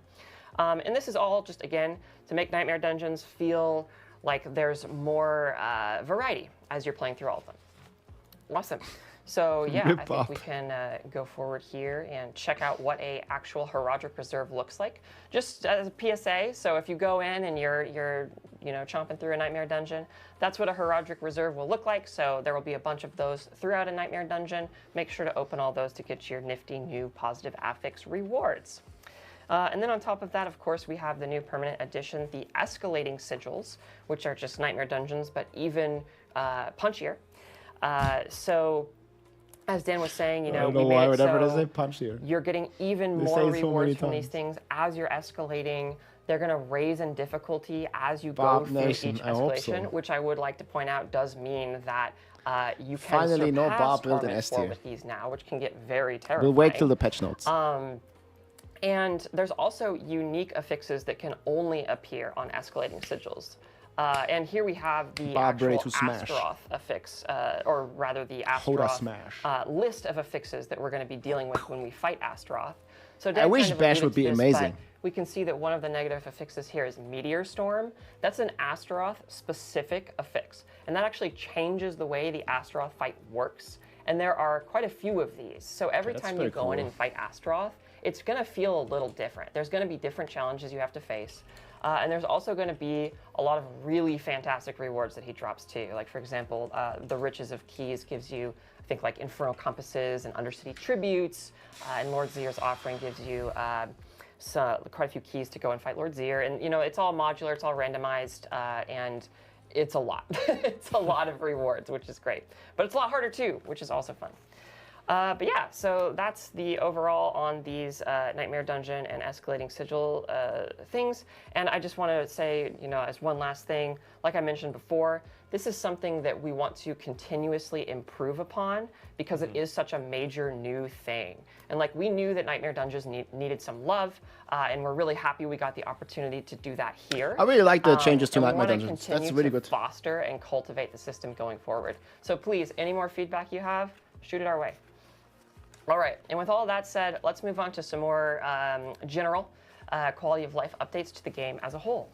So first of all, here we have the legendary item drop updates. So Typically in Diablo 4, what we've done is when you go up in Torment tiers, you find more items, but we've decided to make it so you also find a higher quality of items when you go up in Torment tiers as well. This means that as you go from Torment 1 to 2 to 3 to 4, you are going to find more ancestral items and thus also more greater affixes. We wanted to do this because we were finding that people on higher Torment tiers, as characters were getting to 2. I thought this was already the case. The loot wasn't quite Thanks, keeping Druid Nation. up with the state their character was in and what they expected. Thank you so much, to man, receive. for the 10 gifted. And so we're trying this Much out, appreciated. and let us know what you think. And Dodgers. I just wanted to do a quick call out that this also applies to lair bosses. Like, it applies to everything, but I wanted to specifically call out that it applies to lair bosses, which is great because now we're going to be finding more ancestral versions of lair boss unique items too. All right. Let's move on to the resource economy. There's quite a few of these here. Resource So first of economy. all, we saw that people were not finding as many legendary runes as they would like. It felt too sluggish This is all good, to this is all get good. through that journey. So we've kind of done quite a few changes to that overall. Now the Tribute of Harmony, which is specifically the tribute that grants quite a few runes, will grant even more and a higher quality of runes. All Undercity tributes, not just the Tribute of Harmony, will also grant runes. So if you're finding yourself light on runes, going to Undercity is typically a really good place. And then finally, we also increased the quality chance, the chance for legendary runes to drop from fighting lair bosses and their lair boss horde too. So just kind of all throughout the game, that's just a bit better. We've made quite a few improvements to Whisper caches. So like the gold cache is much more lucrative. The material cache is more lucrative. The gem caches are more lucrative. A lot of ancillary stuff just feels better and are better choices than they used to be. We want to make sure that when you're actually looking at the potential I'll do a Whisper recap, yeah. caches, that each of them It's gonna be feels on my like it YouTube in a would few minutes. actually make a difference. When it's over. And so that's the big impetus We have there. Q&A. We have made our Nothing about jewelers duping. across Sanctuary adopt more business-friendly practices. I don't think they're gonna fix their, duping, unfortunately. Cash is no longer quite as ludicrously expensive, and it also drops significantly more rings and amulets. So they're a little bit nicer now. And then Infernal Hordes also is going to be dropping more gems. And then finally, something we wanted to add here is there's going to be increased drop rate for Scrolls of Escape, specifically in Hardcore. We found that you weren't getting quite as many as we would like you to in that mode. And so we want to make sure that you have just enough to go and test yourself against those really challenging lair boss fights when you feel like your build is ready. All right, and let's dive into into our next slide here. So this is just to go over basically. That is pretty cool. This is a lot of information. I like this. So let's just talk briefly about what is permanent and what is exclusive to Season 9, just kind of as a recap. So permanent to both the Eternal and Seasonal realms, now and forever. We have the Nightmare Dungeon updates. So you are going to be finding Horadric strong rooms on both the Eternal and the Seasonal realms. You're going to be able to go into escalating nightmares in both. You're going to find all these new Nightmare Dungeon affixes and escalating nightmare affixes This is pretty cool. permanently in the game. And of course, all the new uniques for each class are permanent. And then exclusive to Season 9 is the quest line exploring the sins of the Horadrim. The Horadric Spellcraft, the catalysts and the infusions and the arcana. The Horadric Jewels. Thank you so much, man. And then, Appreciate it. of course, the Seasonal Reputation Board and Thanks, the man. rewards from that are exclusive to We'll stay Season optimistic. 9. All right, so that Just not about about wraps it Bob. up for the Evergreen updates here for Season 9. And just to kind of touch on the PTR and the learnings and kind of our thoughts and our culture on PTR. So we already kind of went over the systems updates that were changed since PTR. I'll go over them again very briefly. So lair bosses now have an increased chance to drop legendary runes. There's a increased drop rate to Scrolls of Escape in Hardcore, and there was the massive pass on all things Nightmare Dungeon to improve the tuning and make affixes meaner and stuff like that. But I just wanted to take a moment to say that the PTR for us as a team is just amazing. We really cannot stress this enough. Like, when the PTR goes live and you guys start talking about the game, the air in the office is electrifying. We're all That's so cool. excited to see what you guys have to say, and we're just we're running around, we're talking to each other, we're like, oh, like this is, did you see this? Like maybe we should change this, or et cetera, et cetera. And it's just great. It's great for the game to have a test server like this. It's great for the game. And just a heartfelt thank you from us to you for helping us make Diablo as good as it can possibly be. Yeah, we absolutely love reading all the feedback, watching videos that people post, or posting online on social media or other places for feedback on our forums. It's really amazing to see. I just still hope that they're going to be more on the buff side and giving feedback on what's working, what's not. And then we really do listen and adjust based on that. We try to find the best ways Obviously, they of can't listen to a really everything, high quality experience every season. That's cool. And the PTR is really instrumental for us to be able to do that. It absolutely is. And like, this season was wild for PTR updates. We made so many changes, and it was just super helpful to hear everything you guys had to say. Yeah, thank you so much for that. Like, being able to have players jump in, test the content, also gives us such a better feel for how things are going to go in season launch, so then we know we can take a confident step forward, knowing that our players who are just diehard Diablo 4 fans have given us their greatest feedback, and then when the season launches on July 1st, we now know that we already have all these problems addressed, we've got these bugs that are taken care of, and even just like, in terms of like bugs or challenging, or the unique that got entirely overhauled, we now have that chance to make those changes ahead of time. So I'm just missing the meta shift, shift, thank you so much for meta testing shake-up is just not happening. and giving us all your feedback, because we appreciate it, and it does make this game gave us the most important. a whole lot better. I mean, Nightmare Dungeon escalation being good, that's and nice. that brings us closer to the end of our show. We've got some excellent Q&A lined up for you, so we're going to bring Dan back from Albany. Hey, thanks guys for the level 5 and we do have a few questions lined up. The first thing that we do want to ask our devs here is, for the Horadric Spellcraft, are those powers account bound? Are they partition bound? Or do you need to level them up specifically for each alt? Yeah, so they're going to be partition bound. So on, for example, seasonal softcore, if you make a new character, you'll have all your progress from your previous seasonal softcore character. So it's partition bound. If you make a new seasonal hardcore character, you would have to find the new Horadric Spellcraft, but then any future seasonal hardcore character you make would have access to that same progression. Thank you, friends. Awesome. Nice. Random channel. Okay, we've got our first question coming in from the Sanctuary Discord. Getty asks, how does the team currently feel about boss design? Are invulnerable phases something you're looking to continue with in future bosses? Oh, that's a good question. That's an interesting one, because the Astaroth fight that just came back does have some interesting mechanics that aren't quite invulnerability, but it's more of like a segmented phase. So that's a good question. Yeah. That's something that we've been talking about a lot internally. With the new changes to the layer bosses. I think it's something that we. Sometimes it's important, like it's cool for like the vibes of the fight if a boss has an invulnerability phase, but we also recognize that like once you get to a point where you feel like you can beat a boss, sometimes the invulnerability phase can feel like an obstacle, potentially an unwanted obstacle. And so the team has definitely been exploring some ways that we can create that similar feeling without necessarily putting a hard stop on a fight. Yeah, there's definitely some examples even already in the game where it's like, hey, if you're able to kind of beat a DPS check, and you're able to get the boss like down to a certain amount or kill it before 35% off subs. Then, thanks, man. You're able to do that. That's definitely one good example that we're definitely looking at kind of replicating in some other boss fights. Nice. Okay, Charmed Chaos. Does the strong room time count against the dungeon's completion time, or are they separate? Guys, Dan, you want to take that one? I'm thinking about this right now, and I am not entirely certain.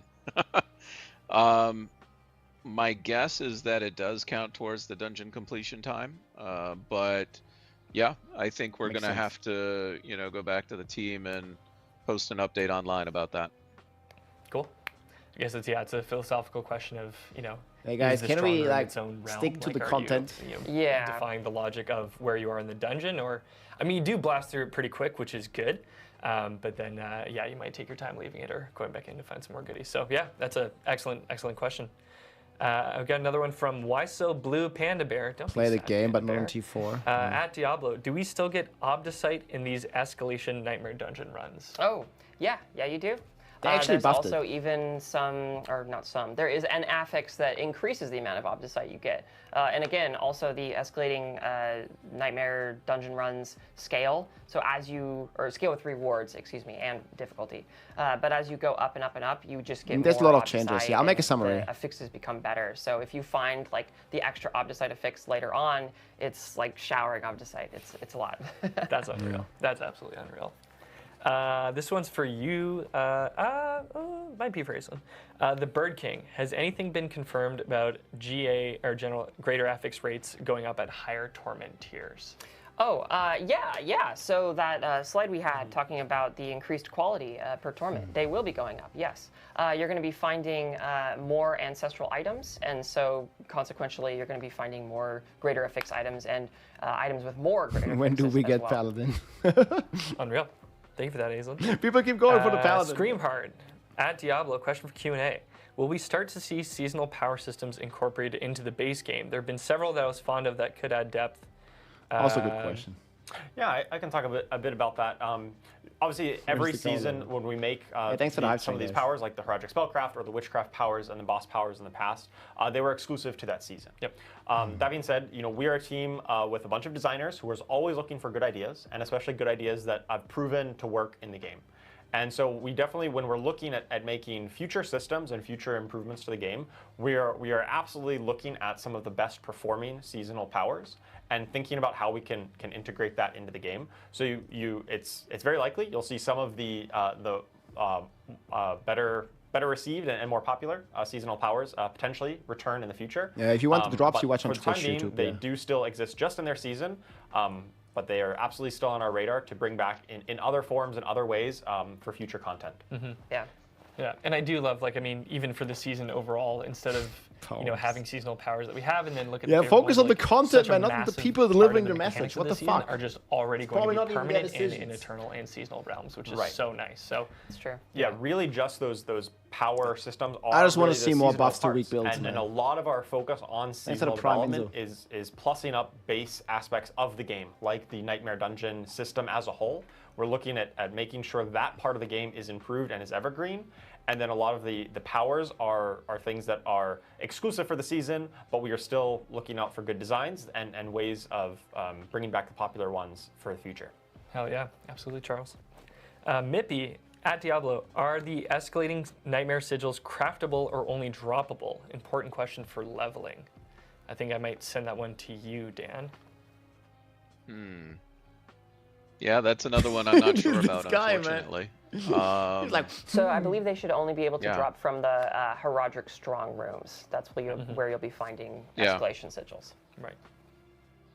And I think So, I just to the point, if you want to try to be farming them, you can craft Nightmare Sigils, trying to find ones that have the Horadric Strong Room Yes. guaranteed on there. Right.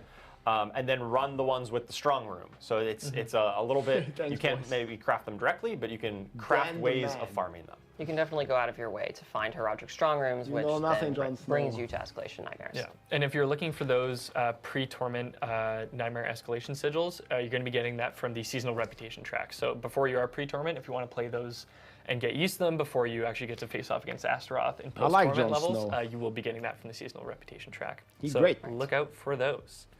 The Creether. Cool name. Ooh. How do you come up with the names for your uniques? Some of them are really interesting, and some are hard to pronounce. That's true. Are the names coming Thorns from lore, or Pantaloni, just, that's how you did pronounce find it. Something cool that ended up fitting with the names. A lot of times they come from a lore. A lot of our uniques are handled by our wonderful narrative designers and quest designers who really have a firm grip on the lore and the world building of Sanctuary and all of the characters. Chat today is so toxic. And What the fuck, factions guys? within there. And so a lot of them do Girls, come what from the that. Some of them are a bit, maybe a bit more generic. I'd say like ones that maybe don't tie to a specific person, but a lot of them do, and that's handled by our. I mean, wonderful that Twitch narrative chat and is quest also designers. super toxic, man. What the fuck? I love that. Yeah, like Death Mask of Nirmatruck. Nirmatruck, yeah. Yeah. Yeah. Chat was picking up. The also internet on is the a toxic thematic of place it's sometimes. Near my truck. Oh, Which I was yeah, cracking near up. my That truck. is how we. We've been saying Near that my a lot. truck, yes. leading up to this stream. Awesome. Okay. Oh, Draketh90. Will you consider allowing other boss fights to be customized with affixes like Astaroth? Sounds like a cool way to keep layered bosses dynamic and fresh. Oh yeah, yeah. We're really excited about the system with Astaroth, where he's going to feel different each time you fight him. So that's definitely something that we are always looking to imbue more replayability into the game, because Diablo is just lives and dies by like how much fun it is to go and do stuff. Let's see the patch notes, guys. And so like that's true. definitely something that we can take a look at in the future. And I mean, like, I'm different not mechanics, super to enthusiastic right ensure now. that fighting layer bosses or fighting other bosses Because the in meta game shakeup is not feel happening exciting and at all. different each time you go in and fight them. And Astaroth is a great example of that. And we're excited for you to try it out. Unreal. And our last question comes from either Jajapur or Yayapur or Hahapur, depending on the pronunciation. This one's for you, Charles. The Hydra It's lives. Less of a question. Let's more of watch a the patch request, notes, man. I think. Okay. When can we For expect now, the more Hydra lives. skill-changing uniques like the new Socks Necro eating one? good. Give us one for multiple golems with a little smiley face. Oh, interesting. Yeah, I mean, so obviously every season we are making a new unique for every class, and we really try to focus on giving brand new ways of playing or ways to kind of revitalize existing builds. Like obviously golem builds exist, so it is absolutely valid that we could potentially see one in the future that allows you to have additional golems. I can't specifically promise that just yet, but we're working on making brand new cool stuff every season. Awesome. They only said they nerfed Well, buff. that They takes didn't us to say the they end of buffed the anything. Q&A. So thank you all for your knows? incredible questions, and thank you to the community team for sourcing those. We really appreciate all the things that you want to know about the game. So yeah, and that brings us to the end of the stream. Keep in mind, we do have patch notes dropping following the stream, so check those out for any changes. And we did have the season overview blog launch this past Tuesday. So for all the needs, all the things you want to know, you'll find it there. But also, hopefully you've claimed your Sorcerer staff already. But if you want more Twitch drops, actually, you know what? Before that, the drops. We sort of addressed this on the stream. Dan touched on it, but for Season 9, the pet that you'll be able to earn from the season journey, claim Iris if you haven't already. But this is Dante. So if all the keen-eyed viewers, you've probably seen Dante running around, begging for treats. This is what he'll do when you hit the pet emote. Dan. So here's Dante. He's a good boy, even though he does look pretty menacing. Must pet the dog. Keep people off your lawn, that's for sure. But yeah, finishing Chapter 6 of the season journey. It's for will free. earn you Dante. And remember, you don't have to complete all of that's the cool. tasks in Chapter 6. You just need to complete enough to hit Okay, the it's not reward paid, level. man. So That's yeah, great. Be sure to go in and claim him. And if you haven't already, be sure to claim Iris for Season 8 Blyle's Return already. Here's our season overview. Take a screenshot of this. This is hosted on our Not blog. paid. This gives it's you all the free. details you need. Well, you need the for game Season 9 license, since but there's then it's Horadric gives you a great overview. Look at that. So you can definitely check those Punch out. off the Horadric. And if you enjoyed the Twitch drops on this stream, launching with our season on July 1st all the way through July 19th, you can watch at least 3 hours of any eligible Diablo 4 content creator, and you can grab the Glensoul that looks pretty Arbalest sick, actually. crossbow for the Rogue. And if you want some more details on that, we've got a Twitch drops blog publishing after the show. But yeah, 3 hours with any eligible channel in the Diablo 4 directory. I think we already have grab this. that sweet crossbow skin. Yeah, this is already live. Buff for that.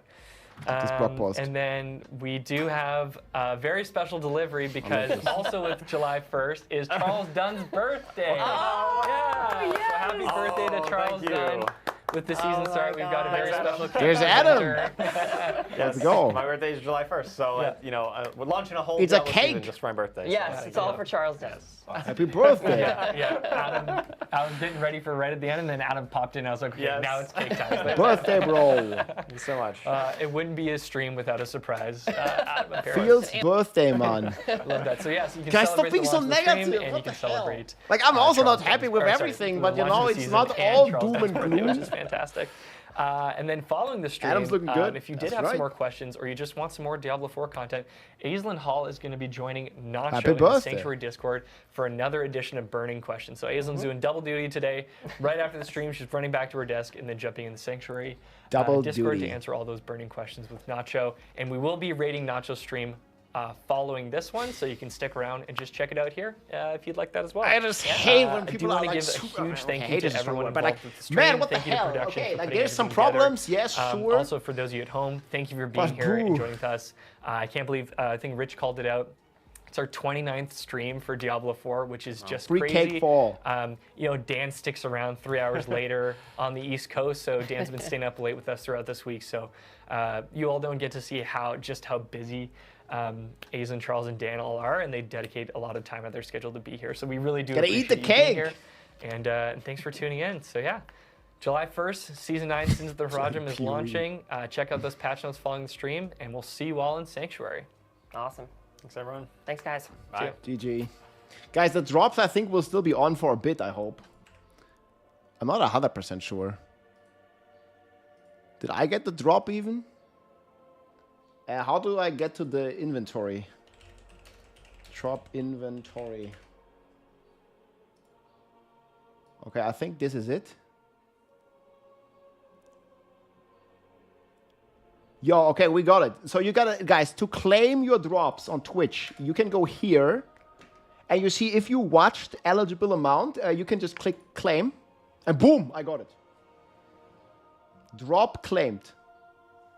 Yeah, just make sure that you claim it here, else you're not gonna get it. Okay, so where are the blog posts at? Wait, page not found? What the fuck?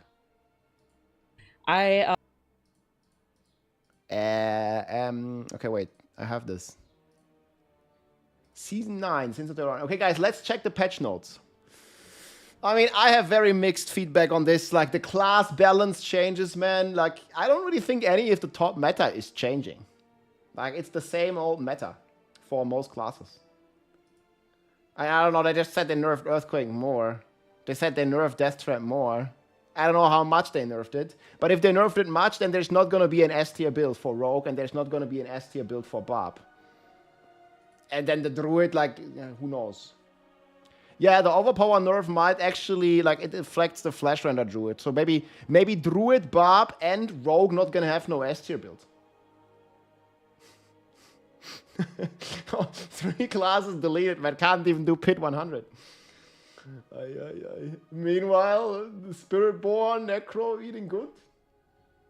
Patch notes for Diablo 4. Oh! July 1st, guys.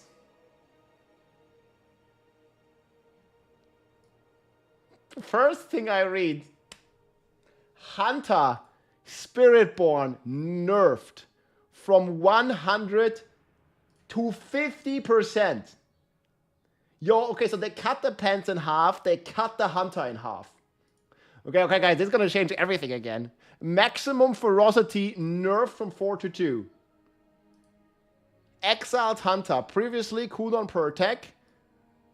Now back to a chance on kill, so no more single target Hunter.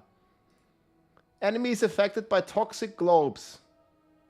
Wait, what is even this? Okay, that's pretty sick though. So they basically baseline the Hunter with the Devourer. Players are guaranteed to critical strike.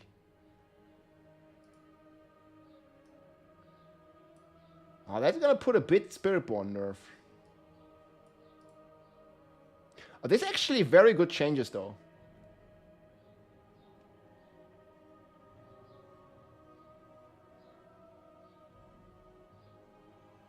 Wait, why do you ban him? What happened?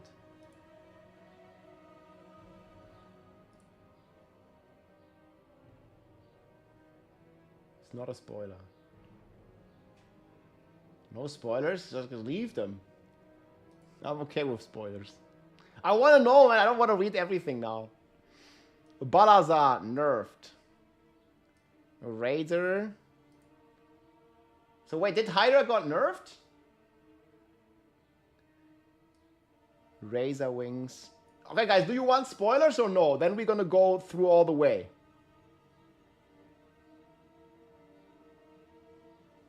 So what?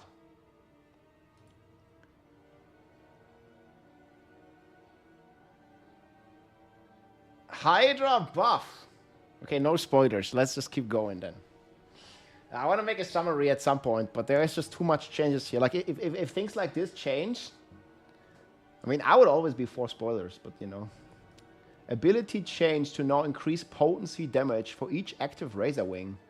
Now an offensive aspect. Fix an issue where Thorns damage could be snapshotted with the Pantalones. Fixed an issue where aspect of Fleeting Wings could not be imprinted. Okay, I don't know exactly what this means. Maybe all the damage came from the snapshots, we just didn't know. Barbarian, Flay buff. Log in. Wrath of the Berserk. This is also a W. No longer interrupts movement speed. Exploit into rage, knocking back surrounding enemies and gaining Berserk and Unstoppable for 5 seconds. Dealing damage with basic skills. Wait. Explode into range, knocking back and Unstoppable. Okay. Makes sense. What? Oh, man. Okay, Bob, 50% heavy hitter nerf. Yeah, it's gonna be tough to do pit 100 on Bob now. Yeah, okay, some extra radius. What? Ugly Bastard Helm nerfed. Area what? Twister damage nerfed by 50x. Executioner's aspect cut in half. Yo, I don't think there's gonna be a Bob build that can do pit 100 here, guys. It's over. It's over. Yeah, you can't even level your glyphs on Bob. That's it. Unless there's like some buffs that are still coming. Vehement Augment Tempo recipe. Replace heavy hitter with Wallop. Okay, they weren't kidding. Earthquake damage. There's like 4 nerfs to like all the builds, man. Like, okay. That's it? No buffs? Wait, like what? You want to play Bob this season? It's even worse than Druid. Okay, bro. Okay, is there anything to look forward to on the Bob? But it's so sad it becomes funny. Like, okay, we're not gonna... Okay, guys, should we take a vow to not play Bob this season? Bob back to T3.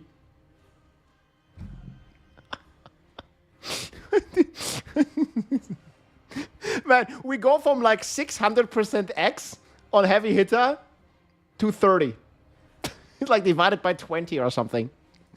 Then the Rumble Glyph is nerfed, plus the Ugly Bastard is nerfed. Oh my god, dude. Plus the Executioner is nerfed. Cut in half. Bob can go fuck themselves. Oh, that's it. Okay, let's look at Druid. Armin, Pulverize buff.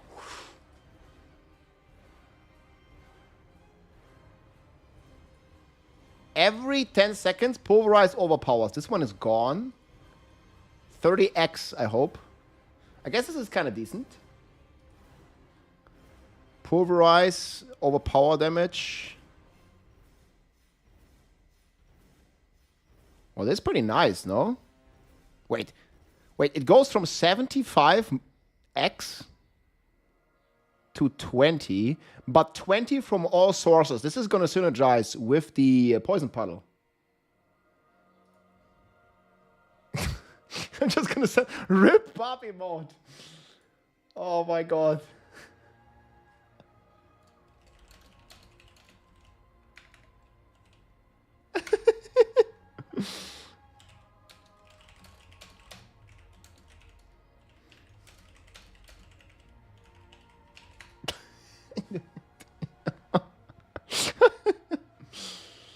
Oh man. Okay, enemies damage reduction increased. Okay. Companion skills, rank 5 bonus buffed. Provocation. After 10 seconds in weapon from your next non-defensive skills deals increased damage. Okay, buff. Buff. Buff. Shockwave will trigger the puddle effect. Boy, they're cooking. Rabbit Bear, 80x. Man, the Druid.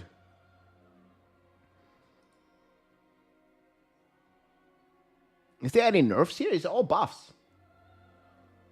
Druid A tier.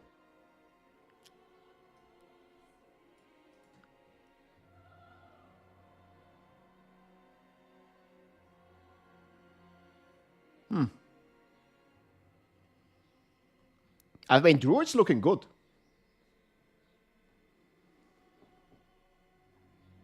Willpower buff. Yeah, this we already saw. Pulverized radius will affect the size of puddles. Crone Staff, buff to basic skills. Barb deleted from Diablo 4 in this season.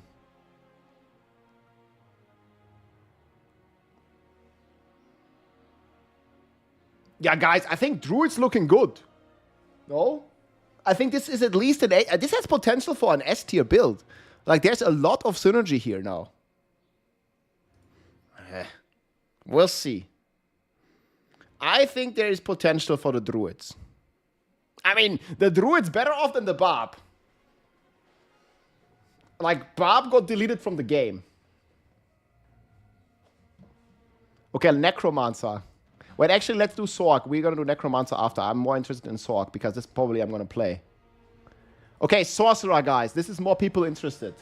We're going to check Necro and Rogue after, but I want to see Sorc and Spiritborn first. Like, Sorc and Spiritborn, S in S tier, yes? Okay, guys, pray for the Hydras. Hydra heads now attack immediately. Yo, this is big. That's a very cool, fast-paced change. The change is intended to make Hydra feel snappy and responsive after casting in most situations. Well, they didn't say punchy. Snappy is good. Yeah, that's pretty good. After you critically strike, your Hydras gain 30 plus crit chance. What? From 30 crit to 50x crit damage plus 20 crit. Holy smokes. Legendary Paragon Node buff. Icefall buff.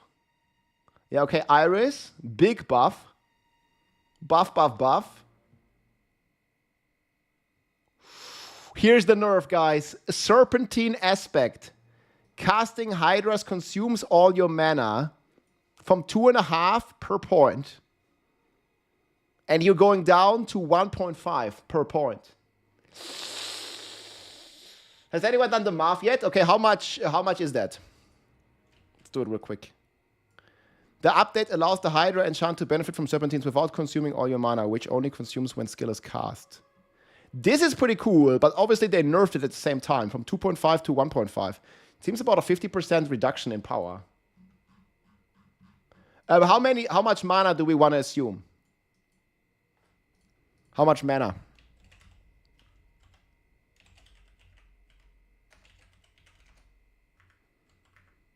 I don't know. So it used to be like 300 mana. So it's this times 3.5, right?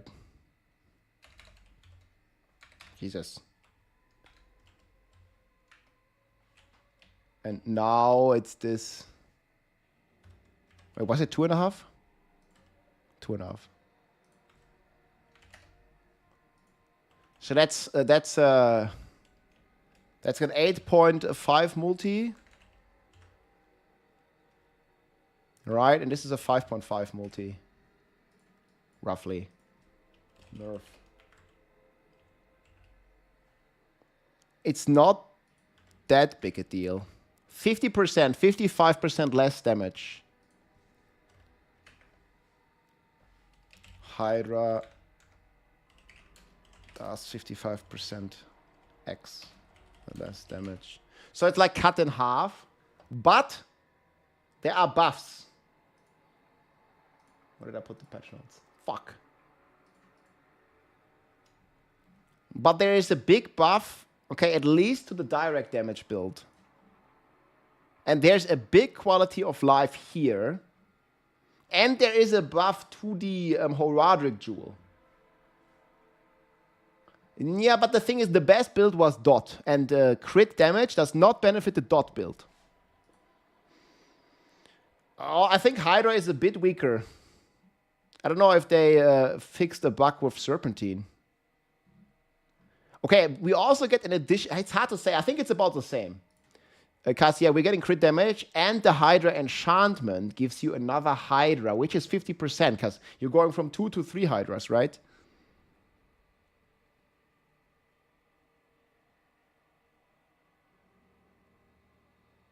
Wait, Firestarter. Was this the one that we played? Wait, there's more buffs here. Wait, is this thing seriously giving 21 ranks to Hydra, or am I coping? Wait, is that thing giving... Is that a thing? No, it's Fire Flash.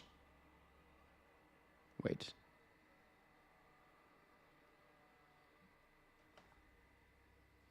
Do we not even play this? Firestarter.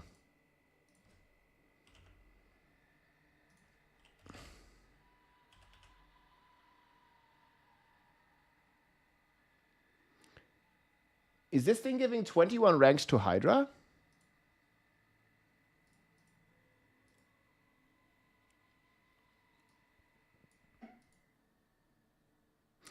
You gain 30x increased fire damage. When newly burning an enemy, you deal additional 150 pyromancy damage to them.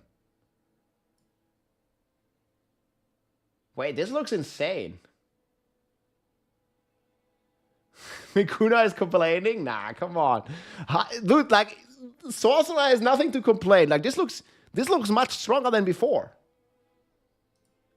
Wait, guys, chat. Is this giving you 21 ranks to Hydra?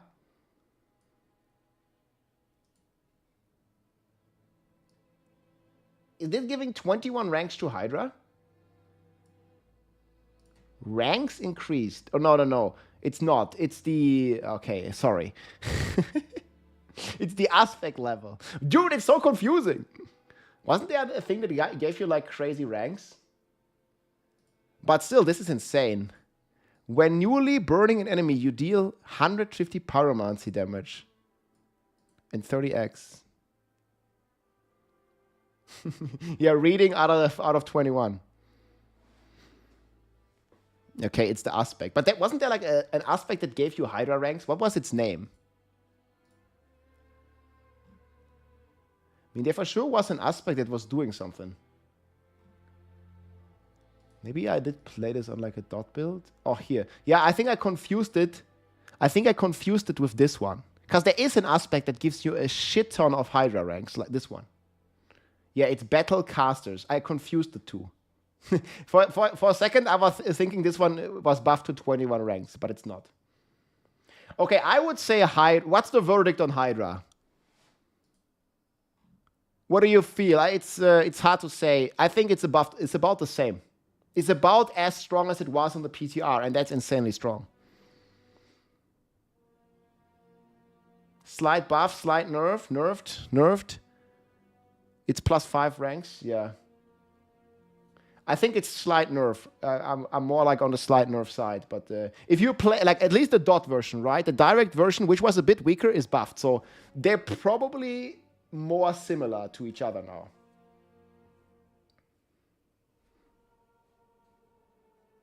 Yeah, Battle Casters is still +10.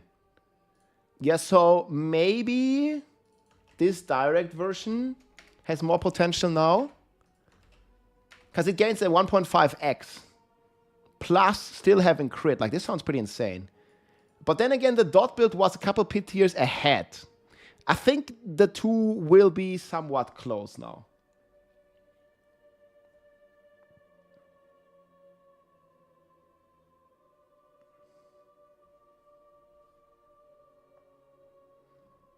Okay, let's check Spiritborn, guys. Wait, where's Spirit? Oh, Spiritborn was at the very start. Yeah, okay. I mean, we kind of checked Spiritborn. So this is a pretty big nerf. How do you guys feel about Spiritborn? They got a double nerf to the Thorns Pants, and they got a double nerf to Hunter. We might be able to play with the Devourer, though, because the Thorns is a Poison Thorns build. Oh, let me turn on the alerts again. Thank you. I completely forgot. Yeah, we'll chat with Mikuna later. I want to make a summary recap first. We need Mikuna's opinion. Call him maybe. Yeah, not yet. I'll ask him later. I want to make a recap before. Dude, I got like 4 people messaging me in Discord. Rob the Bob is dead. Let's go Spiritborn. F the Bobs. Oh, man.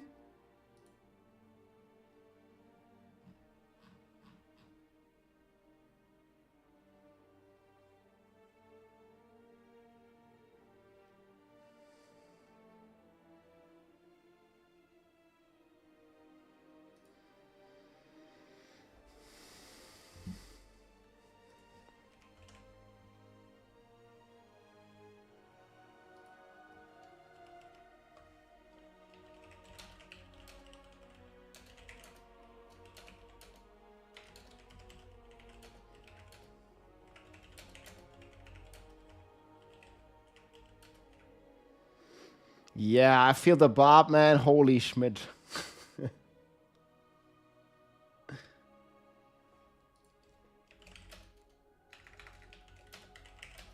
Is there even a build that can do 100?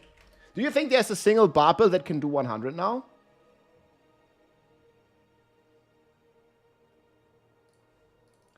Excitement.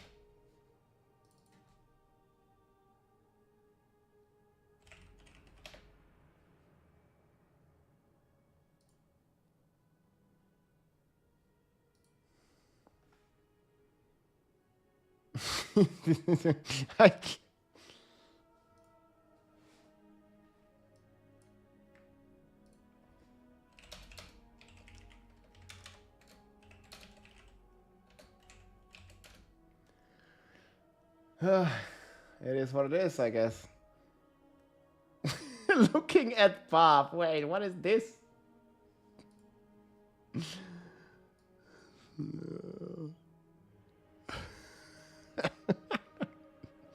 The Druid get their revenge, dude.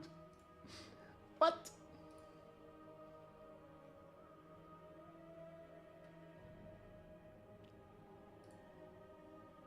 I think Bob players have all reason to be kind of disappointed.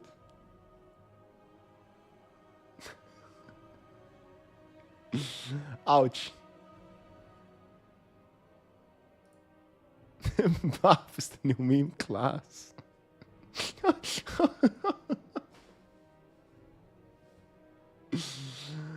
Oh, man. Okay. I think we're just going to make a video about the class balance. Bob's deleted. Like, I really don't think there's a Pit 100 build on Bob. Like, which one?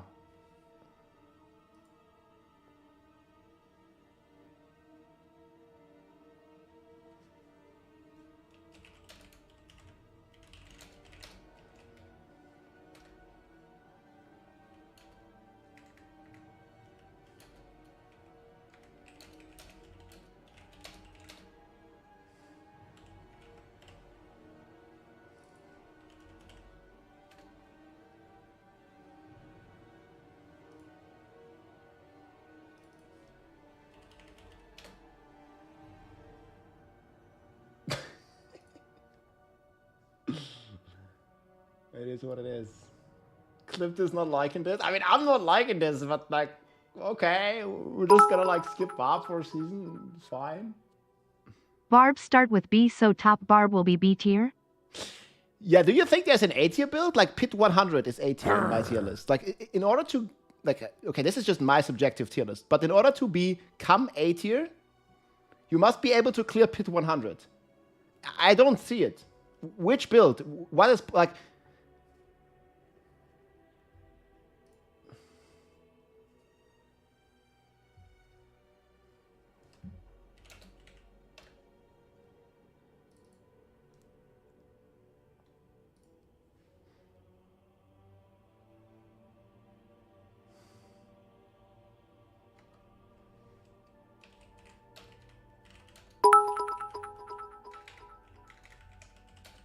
Show Spiritborn.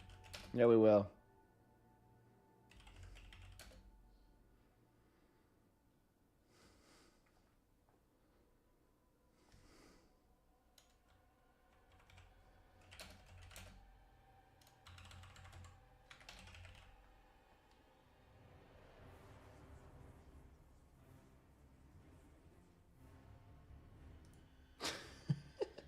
Yeah, Spiritborn can definitely do Pit 100.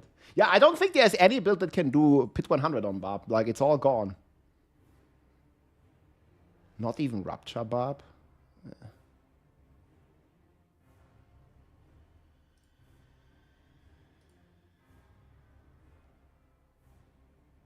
Yeah, I mean, it is what it is, guys. That's it, support class. Oh, they finally came back to the Diablo 2 meta with Barb being the worst. It's okay. Okay, let's check the rest. Let's check Necro. What did they do to Bloodwave? And Death Trap. Blood Orb spawn reduced. Cold Mages, okay. Ooh, Serration triple buff. That's also good. Lucky chance increased. Damaging enemies take you increased 15 to 45. Scaling percent increased from 30 to 120. Base damage increased. Cap increased. Sounds good. Shadow Blight buffed. Blighted. Ooh, here we go. Bone Spear is guaranteed to overpower with Bone Prism. Now, Bone Spear deals 45x with Bone Prism. And the first Bone Spear to hit each enemy within. Holy nuke! Wait. So only the first hit overpowers. What? Holy smoke, this nerf is crazy. What? Wait. So you have to shoot a Bone Spear, make a Bone Prism, shoot a Bone Spear, make another Bone Prism, shoot a Bone Spear, make another... What? That's a massive nerf.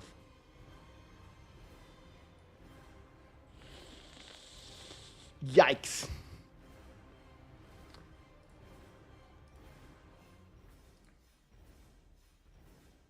Ouch.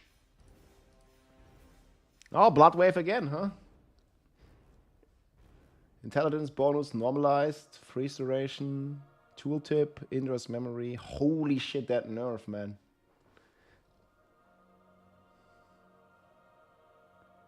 Golem. Your Golem has 40 max life, deals 100x. Your Golem has 40 max life, what?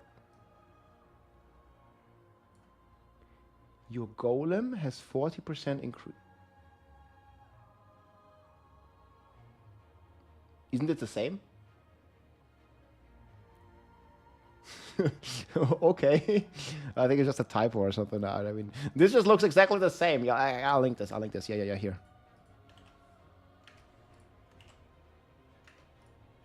Oh, I'm still trying to figure out what the difference is. I had to read that twice.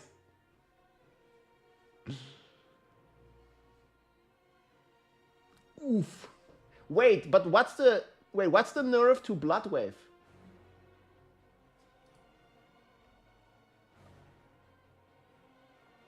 What's the nerf to Bloodwave, bro? Bloodwave is still the best build. Or did I miss something? Yeah, I mean, one less orb. Like, I don't think that this doesn't really matter, does it? Yeah, Bloodwave still S tier.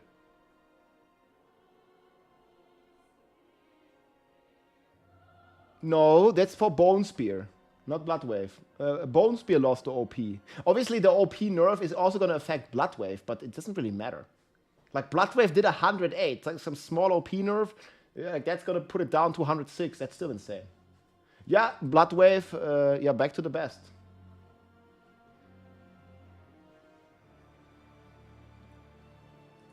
Yeah, this one I don't understand. And okay, Rogue. What Death Trap? What's happening with Death Trap? Okay, Flurry buff.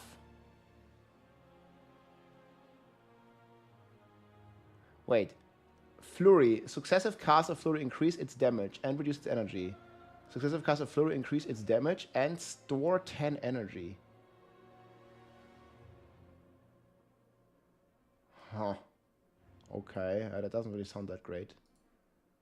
Shadow Clone, nerf. Supreme Shadow Clone. Instead of damage, it gives damage reduction. Nerf. Death Trap. Man, it's a brutal out there. They nerfed everything.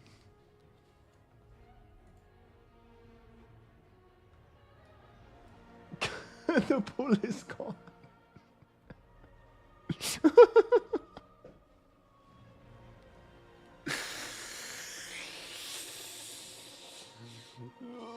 All the stuff is nerfed.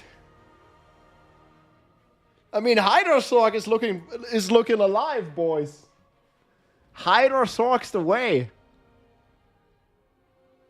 Okay, victimize. This is too much text. 200. It looks like it's buffed. I don't know, man. Yeah, 75 increased damage instead of 20, but it had a multiplier up to 300, so it's a big nerf. Whatever. I think Death Trap is gonna be okay in A tier now, but definitely it's not gonna be a cool build anymore. Yo, can Rogue do 100 still? Okay, Rogue and Barb, I'm not really sure if they can do 100. Can they? Like Barb, I'm like pretty certain it's gonna cap around 100, maybe even earlier. The nerfs are massive. Okay, 113. That's crazy though. Well, is the damage decrease really that big? Like you have 50% damage decrease. But I don't think you can spam it. This here. This is like really killing it.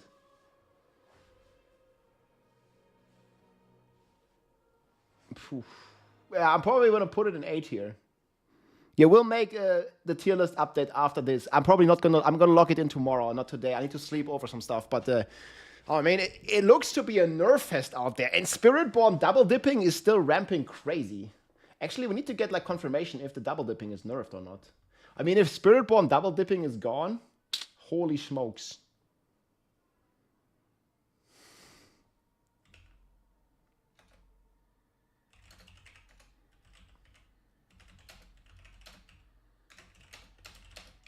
They nerfed.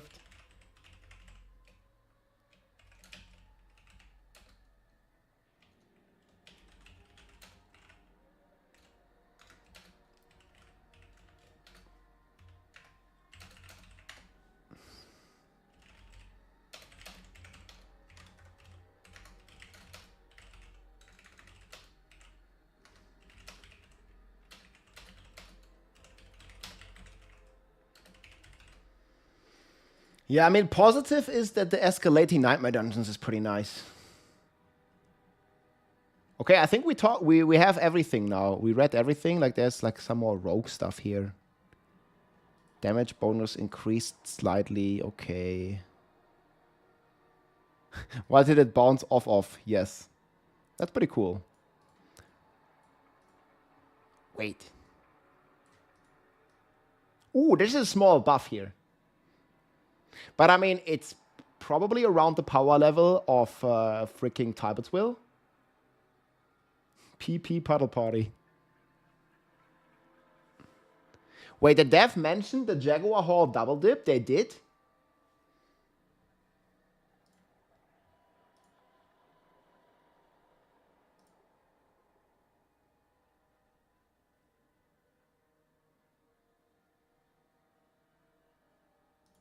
I don't know if we know.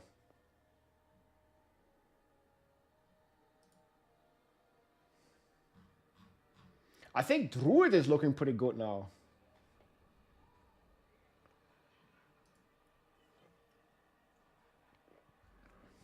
Oh man, it's a brutal day for Bob. Like, Bob got obliterated. Okay, is there any other changes? It's like some generic stuff.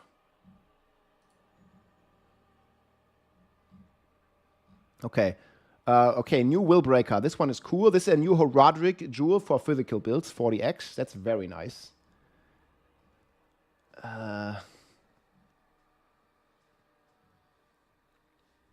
Okay, what is Revere Horns? I thought. We need some Embass or something. I don't even know what that is. Oh, that's the summoning thing. Okay, yeah. That's the jewel here for summons. Okay. Yeah, okay, we knew all this already. Yeah, that's very good for Hydra Sork. Like Hydra Sork gets another 20 damage buff here. That's very nice. Okay, propulsion, beam radius. Yeah, we already knew about all this. Thorns increase, but this doesn't really help. Gizmo mechanic removed. This is the one that's reducing the damage resistant auras. Damage debuff increased. So that means we are taking more damage. It was already like kind of making stuff squishy.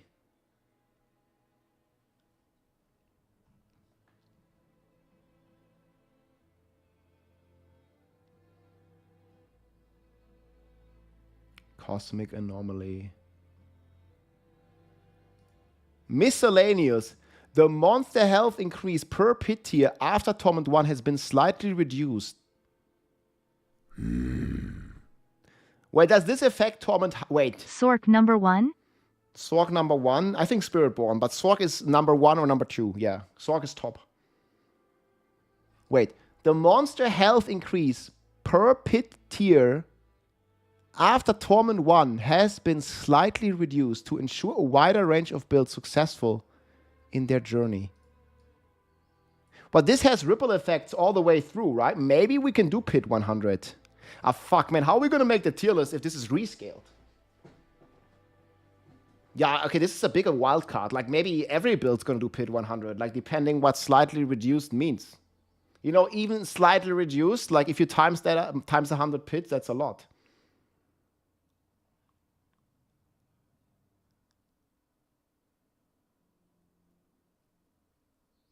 What?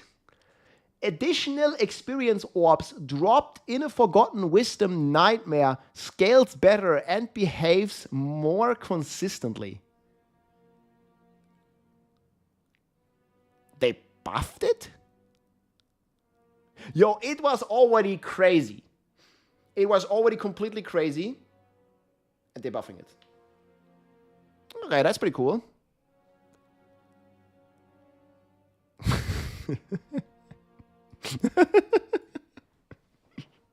Dude, overpower is now crit.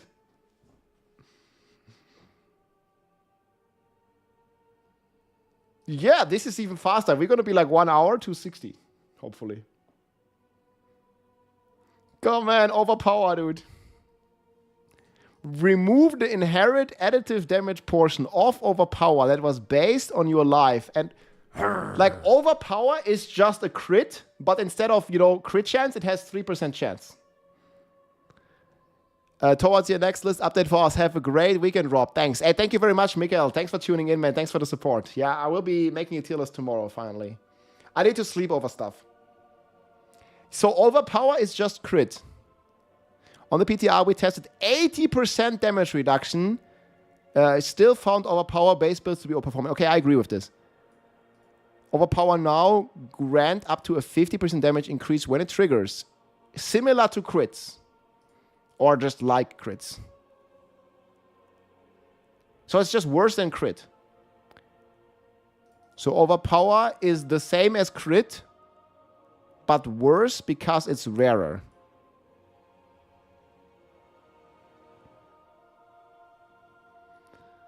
Okay. It is what it is. Belial's Husk. Belial Material Cache. Scale with Torment difficulty or with difficulty tier. So that means we're going to get way more Belial mats. So even less incentive to do any of the other bosses. But yeah.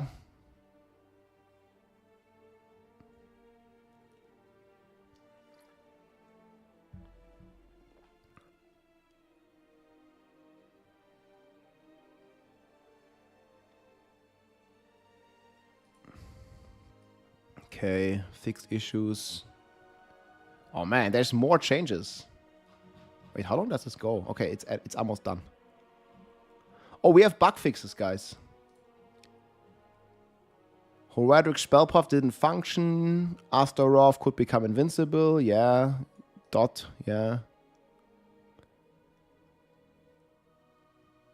Fixed an issue with the Mountain Hoof Gods. Extra damage. Fixed an issue where Ugly Bastard was not functioning properly. Fixed an issue where Barbarian was dealing damage.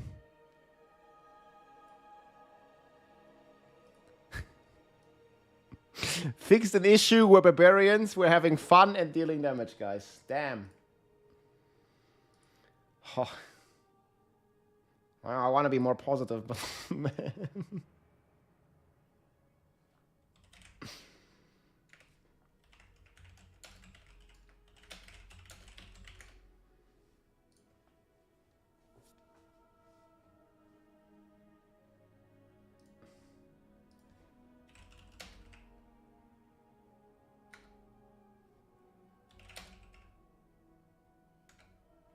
Yeah, most popular for sure.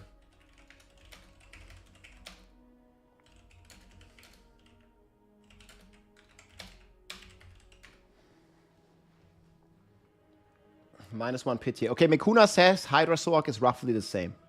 I was just chatting with him. So yeah, guys, Hydra Sork is roughly as powerful as on the PTR. Like, minus the Shatter bug, of course. Druid Mafia got the barbs, man. Oh man, these Druid people happy now that the Barb is worse than Druid. God damn. Okay, I'm actually interested on Spiritborn though. I don't see Spiritborn bug fixes.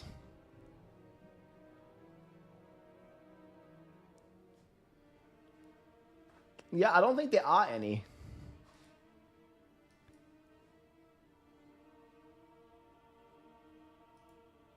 Okay, let's do Jaguar. Main hall. There's no change. Guys, double dipping will still work. I think Spiritborn's #1, Sork's #2. Death Trap, I think Barb and Rogue both don't have any S tier builds. It doesn't necessarily mean they can't do Pit 100 because we have like some health scaling changes, right? So maybe there is a chance.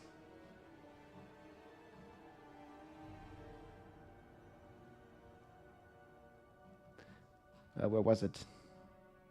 I don't see any basic skill buff. Somebody was saying something about basic skills being buffed. I don't see that. Man, where was it? Here. Who knows what this means?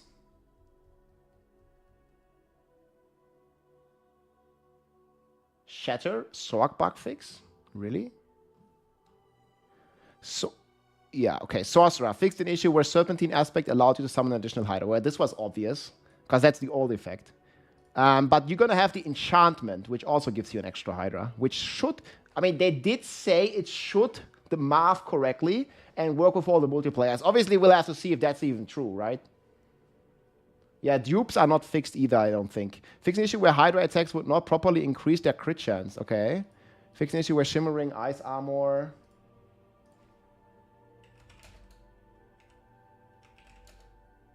Yeah, Hydra attack faster.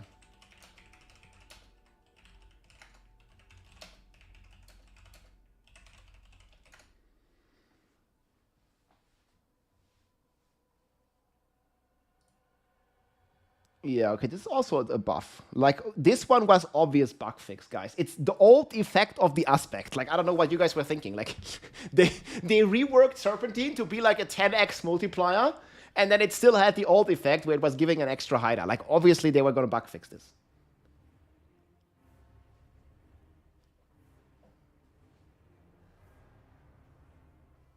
Well, I mean, hopefully long term, like for the expansion, the dupe will be fixed, but... The problem is, like, no one is really sharing, like, how this duplication stuff, no one is really bug reporting this, right? Because it's just, like, well-kept secret. So people don't know. But I was saying this last time. I was hoping for Vessel of Hatred. We get a duplication security bug fix. But in Vessel of Hatred, I remember people were even duping items, right? Remember all those perfect Spiritborn items floating around? But that was fixed, thank God. So like the people can only dupe stackables. The item dupe, I hope it doesn't exist anymore. I don't know. I haven't seen that. Yeah, Vessel of Hatred brought the gear dupe, but that was fixed as far as I know. At least it's not as widespread as a stackable dupe. But yeah. Maybe at some point. Well, this is a good change though, like, because in an economy where we don't have duplication, a bug on the stackables, the Betrayer's Husk would be super rare and super valuable. So this is a very good change for sure.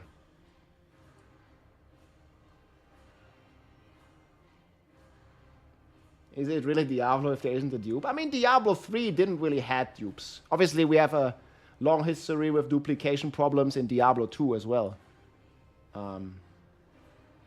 But yeah. Get the nostalgia feeling. Okay, let's make a recap though on everything. Man, I just feel like Bob got deleted from the game. But overall, the changes to the escalating nightmare dungeons are very cool. Okay, so what do we need? This is the Bob right now. Who's this? This is the Bob trying to fight some demons, dude.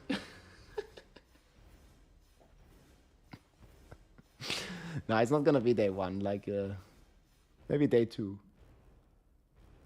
Okay, what do we need? We don't need this. Okay, we'll probably talk about this real quick. We talk about this. Don't need this, don't need this. Do we have the Campfire chat? I think I also have my notes here that I took.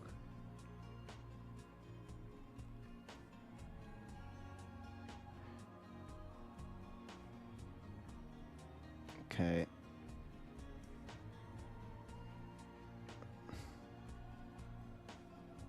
Did they really talk about this much?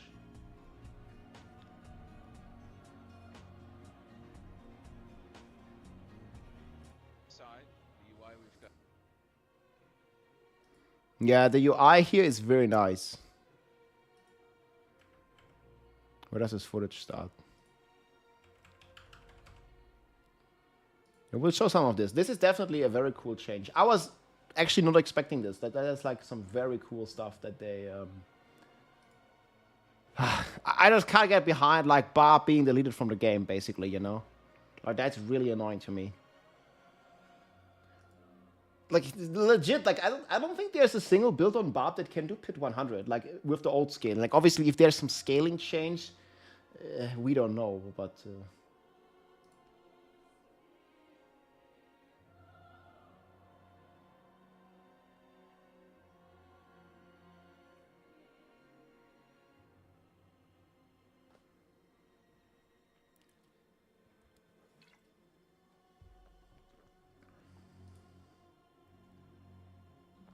Flay.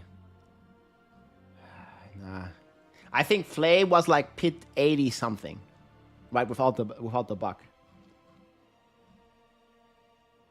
I think Flay was like Pit 80 something.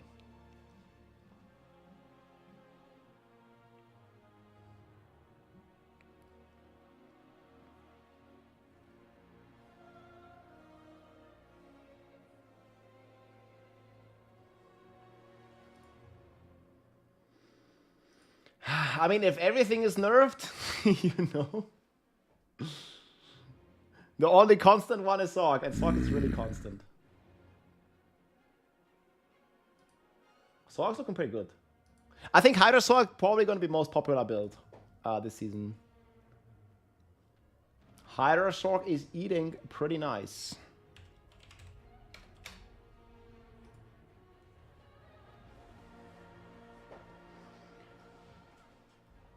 Okay.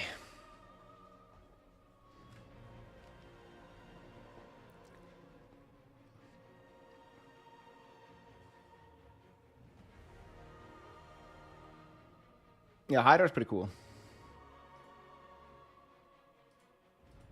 The Hydra is reigning supreme. I like the Hydra. Upheaval?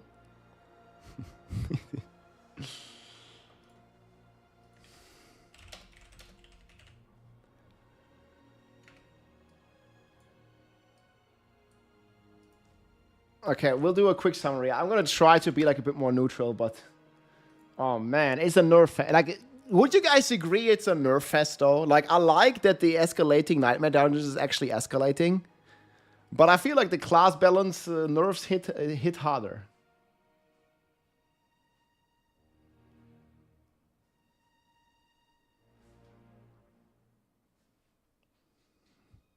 It might be the main thing. I mean, I was just kind of hoping that we would get some buffs to like the weak builds and not nerf the strong builds. But yeah, I don't know what rogue is also like very bad.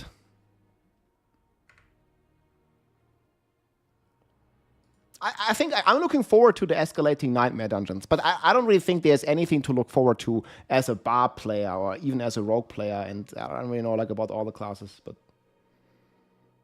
oof.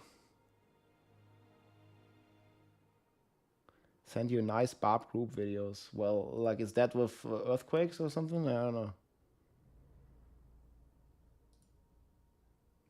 I mean, they certainly did nerf Barb a lot. Chewy, man, thank you so much. Chewy, my bucka. Chewbacca. Okay, I think we're gonna go without this though.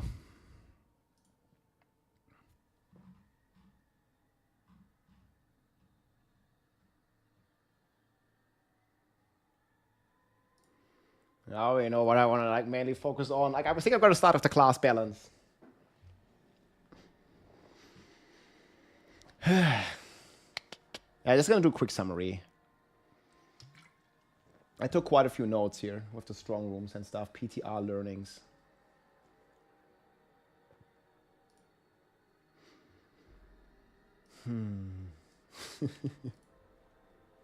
I don't know if any of the top builds is left. Like, there's really only Spiritborn and Hydra. I think that's it.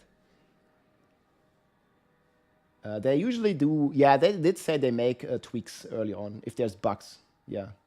Bash Barb can still carry. I think it's a dream world. Like, from what they said with the intention, they don't want to build like Bash Barb ever again. That's how I understood it. Maybe it was not 100% correct, but like they said they don't, they compare it to the Bash Barb. They don't want it to be like this anymore. Which I think in the sense that it's like way stronger than Frenzy and all the other stuff, I agree even with that. But overall, the basic skills, like, they just didn't get any love, you know.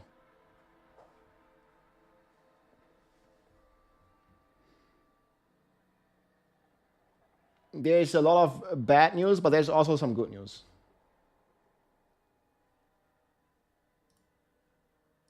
Yeah, I don't really know like what's like. This is the season 8 meta. The season 8 is ending, but grats.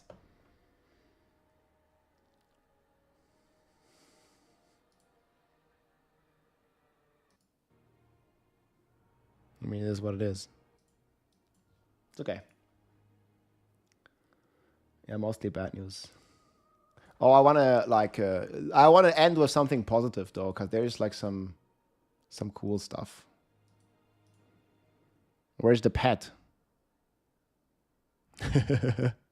Yeah, everybody can get behind a cute dog. Yes?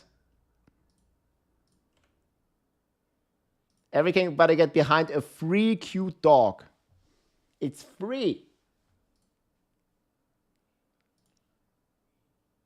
Not cute. I want to pet it. I mean, you try to pet it, it's probably going to try to bit your hand off. Nah, come on. He's a good dog. Well, you can get this for free. You don't have to pay anything for this. But that's pretty cool.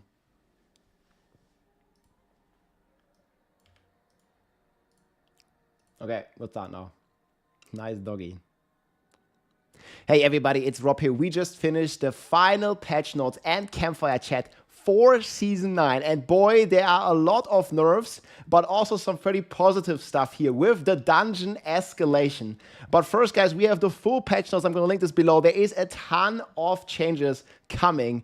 And yeah, our favorite class, if we start with the class balance, has been gotten significant nerfs here. So you guys can kind of see Heavy Hitter got a heavy nerf, Ugly Bastard Helm on the Barb got a nerf, pretty much all the SD builds on other classes. We have Death Trap nerfed, we have a Blood Spear nerfed, we have a few buffs as well. Hydra Sorg is still looking pretty good, but Spiritborn also got a very heavy nerf, and we'll start talking about it here. So basically, Earthquake and Dust Devils, the only two S-tier Barb builds from the PTR, have been significantly hit. Not only is the Ugly Bastard nerfed, the Heavy Hitter is nerfed, we also got the Executioner cut in half, we got the Dust Devils cut in half on Ariad's Bearing. We don't have any more tempering on Heavy Hitter, on the weapons, and we got a Rumble Glyph nerf here.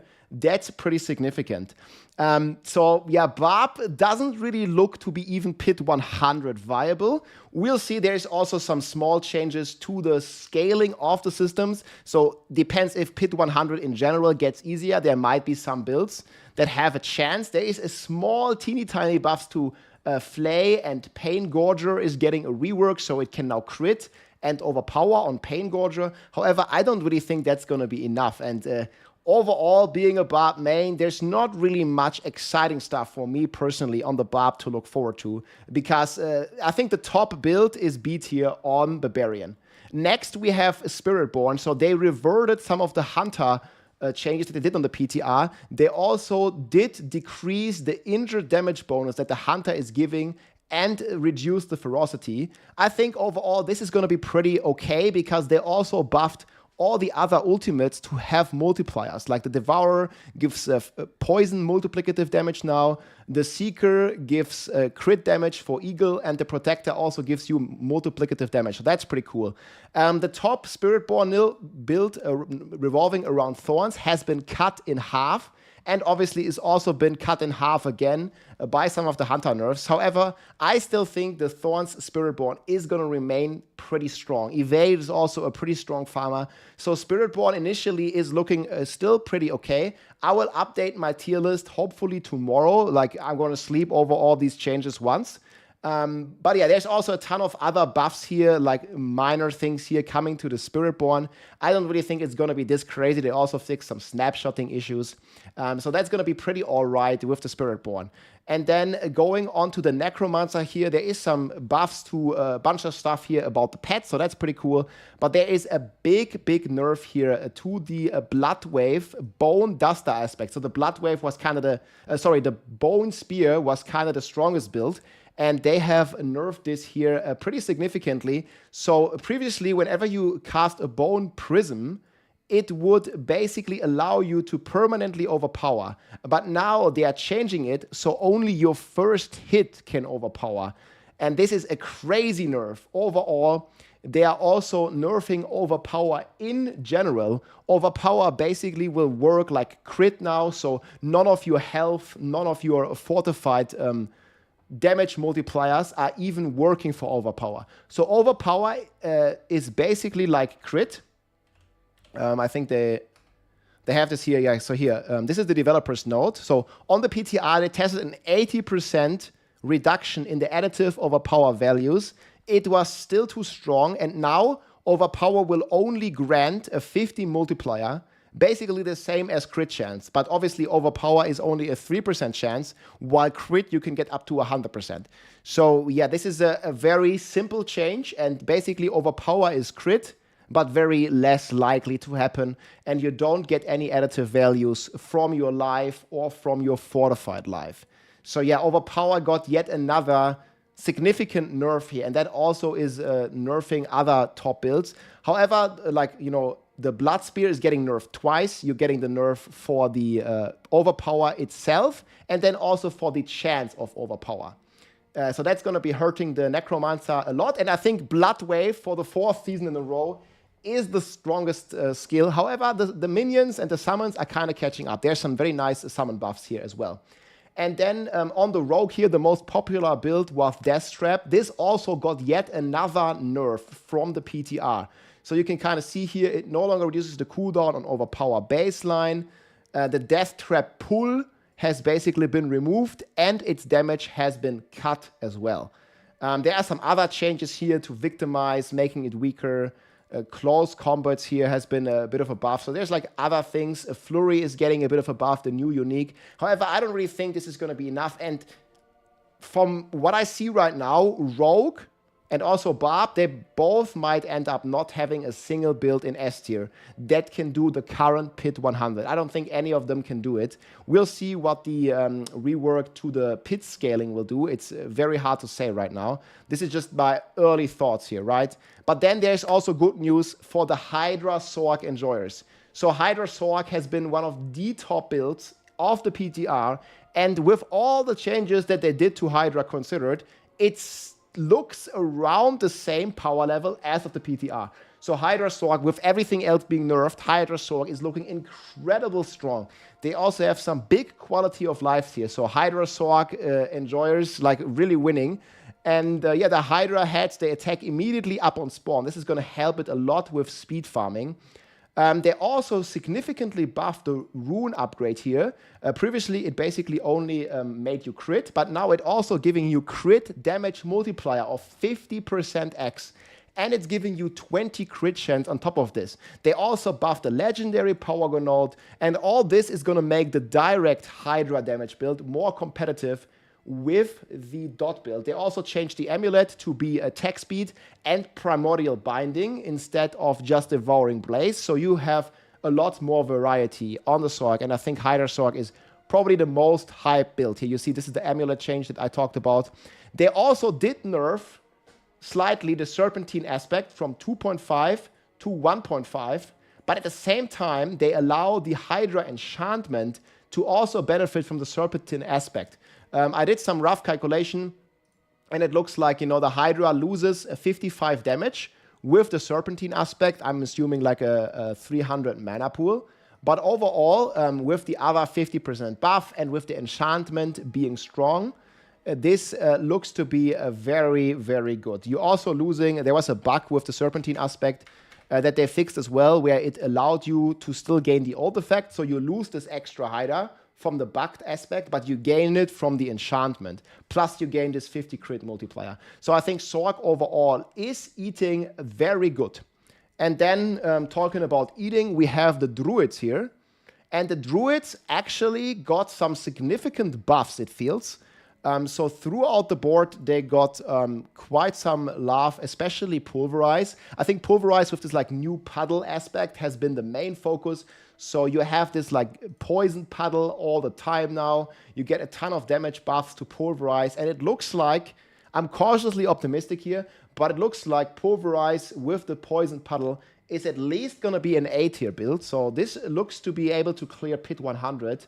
I think. They also buffed a ton of stuff to Grizzly Rage. They also made Toxic Claws more useful, Nature's Fury, Earthen Strands. Shockwave now also triggers this like Rotting Lightbringer. And this was the new aspect here that got buffed like crazy. You know, the 10-second requirement is changed, and now the puddle is always like you basically, when you hit, you always get the puddle, and you can like use this puddle to kind of like proc even more damage. There's also some small stuff here for the Staff of Crone for basic skills, so maybe a Claw build is getting some love. And yeah, in general, Druid didn't really get any nerfs. Obviously, it's also getting affected by the Overpower nerf. I didn't update the tier list yet, but I will. Originally, I had this like Flash Render build, but this was also based on Overpower. And maybe this is going to be, you know, changed now from being the top dog build, and it's actually going to be the Puddle Druid. But this Flash Renderer Petrify, it was hitting on the PTR for like, you know, like one-shotting Belial here pretty much with like up to 300 billion damage. And obviously the Overpower being nerfed. But I still think it's going to be a strong build. So we might have two potential S-tier builds on Druid. Flash Renderer and this Pulverize. However, I think I'm going to more putting it into A tier. But it definitely has some good potential with the Druids. Yeah, so overall, I don't think the meta shift is happening on like, you know, all the classes, but they definitely achieved a bit more of a shift in meta, but they achieved this by nerfing the top builds, right? So I was like initially hoping, rather than nerfing Bone Spear, rather than nerfing Overpower, rather than nerfing the Whirlwind or the Pets, the Earthquakes, and rather than nerfing Death Trap, I was kind of more hoping to see them leveling up, you know, like the B tier and the C tier and the bad builds. But they more chose the route of just nerfing significantly a lot of the S tier builds. So we'll see if some classes even do a Pit 100. But like I mentioned before, there is this monster health decrease here, which we don't really know exactly what it means. They also didn't even talk about it in the Campfire chat. So I don't really know if Pit 100 is going to become easier. It sounds like it, but we have to figure out, right? Like as of right now, I don't see Barb and Rogue clearing Pit 100 of the current difficulty. We'll see if you can even level your glyphs on those classes. But yeah, in other good news though, there's a lot of good news as well next to the class balance. So we have the seasonal changes. So first of all, the escalating nightmare dungeons have this experience globes, and you've seen me level with this. And this actually has been buffed tremendously.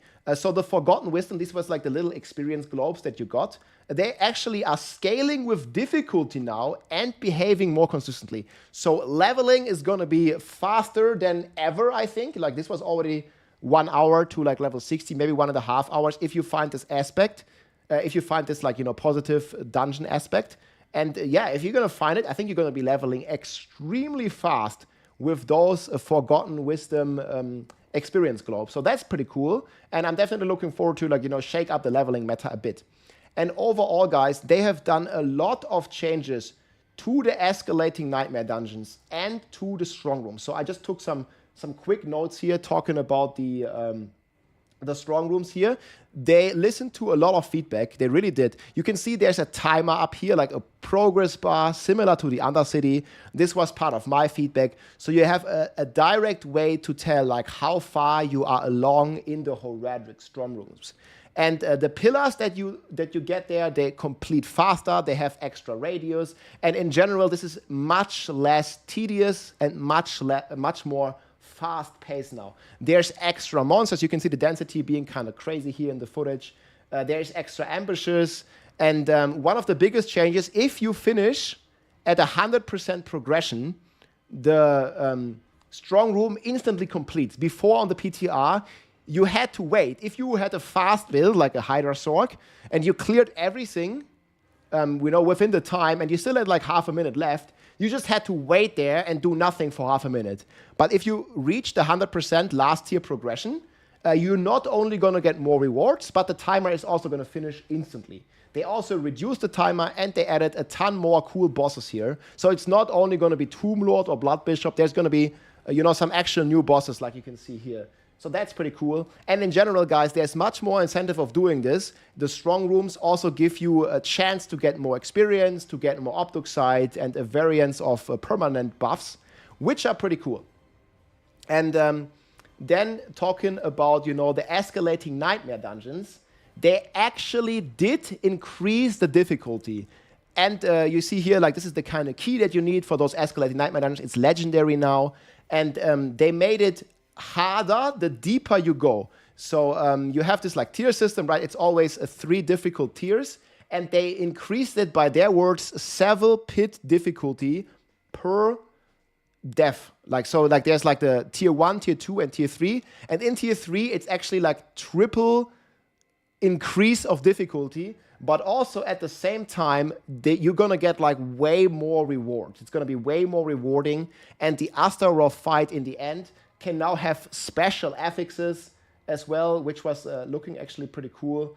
I think there was like Meteor Storm, like we haven't really seen what that's going to do, but that's going to be very exciting to figure out all these affixes and to see what it's going to be about, and also to get these additional rewards. So I think it's a big W what they did to the escalating nightmare dungeons. This was very much on my wish list to see this being a challenging difficulty, but also with all these nerfs coming to the top builds, I think this is going to be pretty hard on Torment 4. We'll see how crazy it scales. but it has the potential to be pretty hard unless you're like playing Sorc or Spiritborn, right? Like, so basically you have Sorc and Spiritborn starting with an S. Those are going to be S tier. And B is for Barb tier. Yeah, and things like that, basically. But overall, escalating Nightmare Dungeons, more difficulty and more rewarding. That sounds really cool. More dangerous affixes. And again, scaling pretty crazy. There's also like a weaker version of these escalating Nightmare Dungeons available even before you enter Torment 1. So that was also really, really cool. And yeah, overall, I'm definitely not happy with the class balance like you've seen my videos before. I was really hoping to see them buffing the weak builds rather than nerfing the strong ones. But they did end up nerfing the strong ones, and we have to live with that. Every build is basically nerfed quite a bit. Also the Spiritborn and the Hydra Sorc is roughly staying the same. So Hydra Sorc is eating very good. But there is a lot of more positive things here as well, because the end game stuff, the escalating Nightmare Dungeon and everything, that's going to stay in the game permanently, and that looks to be a much better activity than it was on the PTR. And there's also some pretty cool rewards here that you can earn for free. So you have this like Dante Dog here. You can get this for free by completing the season journey. So fully gameplay rewards. You don't have to pay any money for this. And there are a ton of cool transmogs, including some new Twitch drops here. You can see there's going to be new Twitch drops here for the first week. When you watch anyone in the Diablo category, obviously I'll be streaming and I'll be hopefully making my tier list tomorrow. You watch for 3 hours, you get some like cool like rogue transmogs. And just in general, there's a lot of like free stuff here that you can get from the season journey. And we'll see. I'm still very excited for it. I just don't really think there's much excitement going into the season if you want to be playing like a Barb or if you want to be playing like a Rogue. Not much exciting stuff there. So I'm expecting a lot of people to play the Sorcerer, maybe the Spiritborn, like these are the S tier classes, and maybe even the Druids. So there's some cool stuff there. I hope you enjoyed the overview, guys. I'm probably going to have my tier list somewhere ready tomorrow. I'm also going to make a Hydra build. We're going to make a Spiritborn build, and I don't really plan on making Barb builds because, yeah, Barb is like very disappointing this season. I actually don't think it's ever, maybe like it's similar to season 1 where Barb was just, you know, like not, in my opinion, not really playable. We'll see. But Hydra Sorc is going to be pretty strong, and there's going to be some cool stuff. I'm looking forward to play it, and maybe at some point we'll even play some Barb, but yeah, Barb seems pretty much dead to me this season. We'll see, guys. This is just my initial impressions. I'm going to think about it some more. And then we'll have a tier list up on the 4 builds, and we'll have all the builds updated. Let's go. And Hopefully everything is going to be there. we'll have tons of fun this season. Barb smash. Barb strong. Yeah, I don't know if that's true, but we'll see. I'll see you guys soon with some more updates here coming tomorrow on the channel. GG. I think it's going to be Sorc Nation, guys.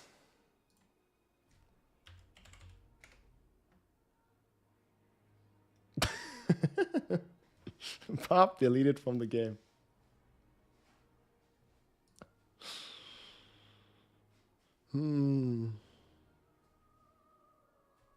Yeah, I was thinking about Barb or Spiritborn, and now I'm playing Sorc. Yeah, I feel you, man. I feel you. Oh, yeah, I need to hydrate. Cheers, guys. There's gonna be a recap, gonna be up on YouTube in a bit. Yeah, sorry about ignoring chat. Yeah, it's just like hard to wrap my mind around all this. I definitely want to sleep on this, you know, before I make the tier list. I mean, there are quite a lot of changes. I just don't think the Barb is feeling that good. Escalating Nightmare Dungeons under 60. Okay, I'm not sure about this. They only said you can get the escalating Nightmare Dungeons like before you enter Torment. I'm not sure if there's a level requirement. I don't think they said. The Hydra, yeah, look at the big mouth of the Hydra. It sure ate the Barb. Yeah, it did. Barb peaked. Gonna be Paladin next. Or whatever the class. Holy class. Barb peak is over. Log in when Season 9 starts, lol. I'll log in. But I'm not gonna log in on Barb. That's for sure. Yeah.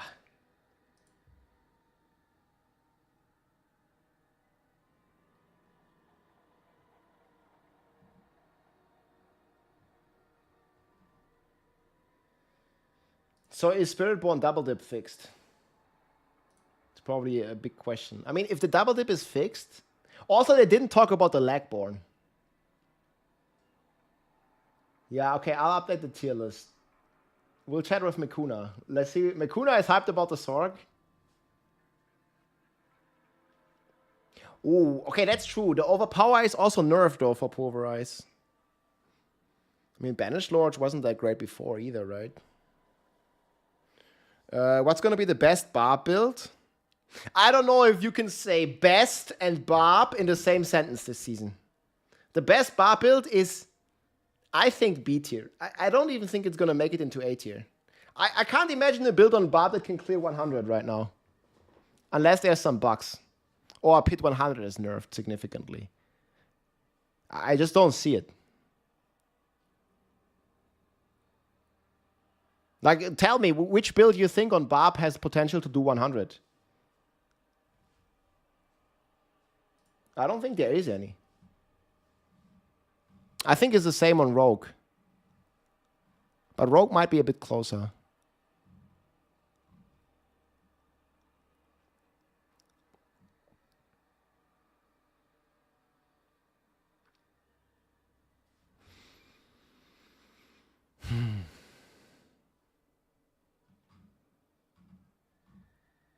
I mean, what did Flaybarb do? Flaybarb gets like a 1 pit buff. Pain Gorger is complete dog shit for Flay. It doesn't even work with the bleed, as far as I know. Like, Pain Gorger and bleed doesn't really go together. Especially, they said it's gonna crit and overpower now. That doesn't really help if you're playing bleed. I mean, there could always be a bug with Pain Gs. I just don't see it.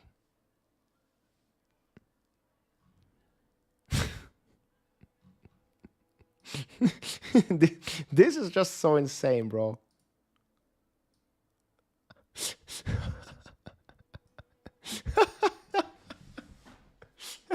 Oh man, I rewrite back a second.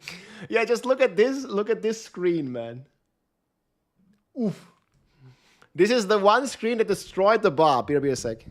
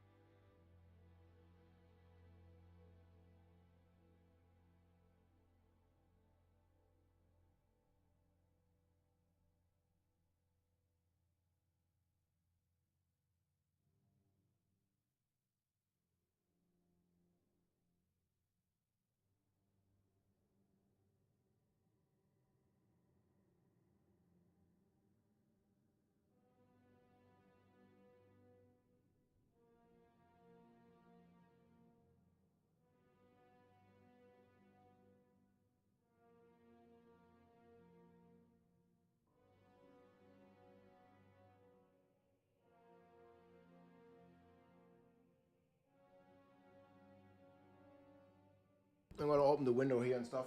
1 sec.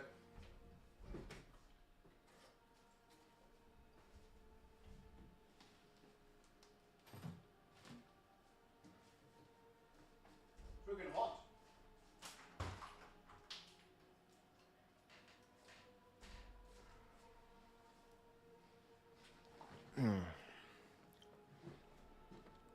Better times ahead, guys. It's fine.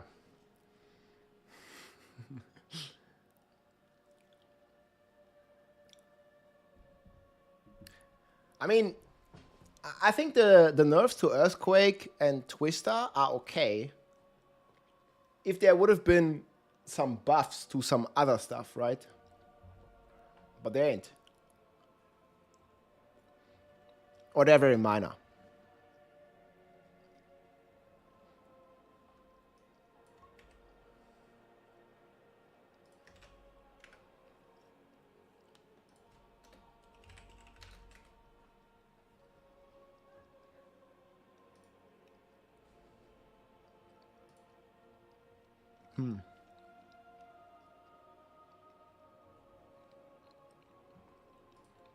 Okay, let's try to change the list accordingly. I think it's going to be very difficult for me. So. Yeah, Jaguar, main hall, double dip. That's probably going to stay, right? Maybe it's not a bug. I'm just going to remove this. Just ladder. Okay, we have this. And we have Jaguar Nerf.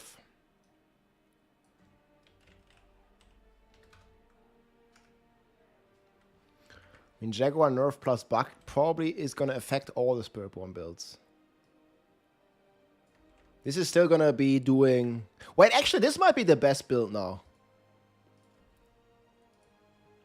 Is there any nerf to this build?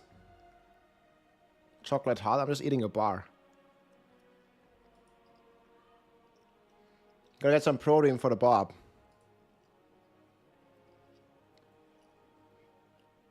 So chat, is there any nerfs to this build? Is it using overpower?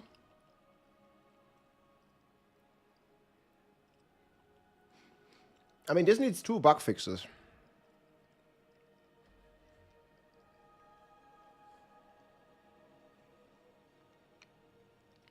This is the, what do you say?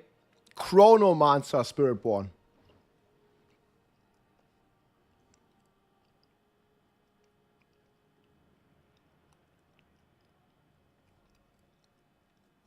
It's creating extra time. I don't really think this, like the Jaguar stuff, but it's still this Jaguar. So it got a 50% nerf. Yeah, I don't really think they nerfed this. So there's probably going to be either the top... I mean, just it's not going to be popular, but this is going to be the best build for pit pushing. I don't think anything beats this. I think even Thorns doesn't beat this. Yeah, it's the Lagborn. It's the build. But then again... Okay, Hydra Sorg.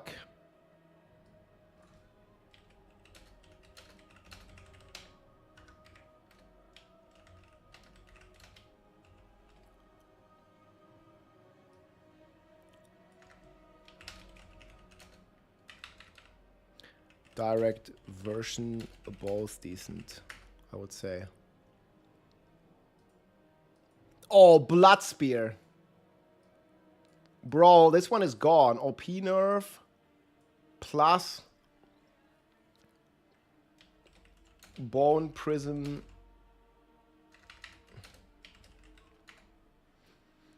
Well, I think this one is probably still A tier. What do you think?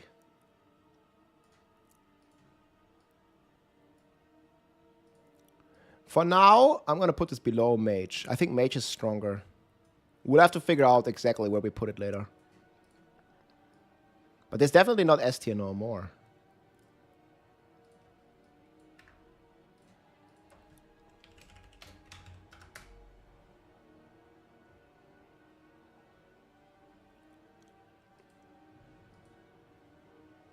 Okay, Bloodwave still makes it S tier. Did they change Shadow Dot at all? I need to check. Is there any changes to the dot? Because this was not an OP build.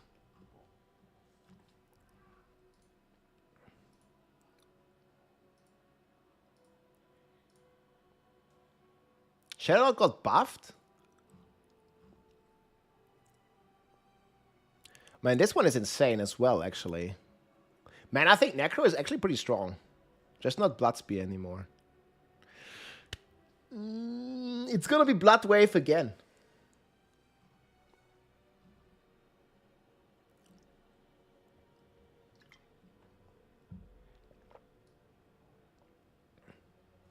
yeah, you're right.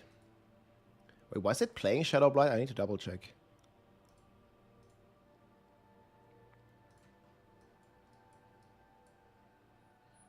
It was playing Affliction already.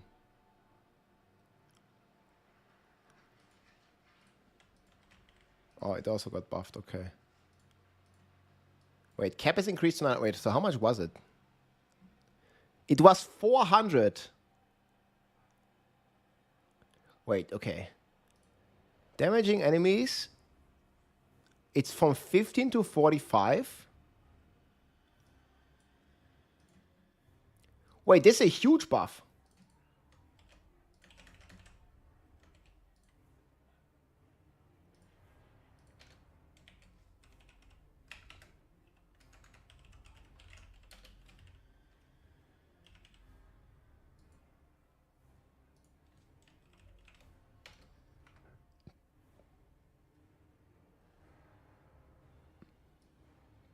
Okay, Necro actually has 2 S tier builds, I think. Doesn't even matter what they did. Okay, so what all is nerfed? Should we try to see how much damage it loses?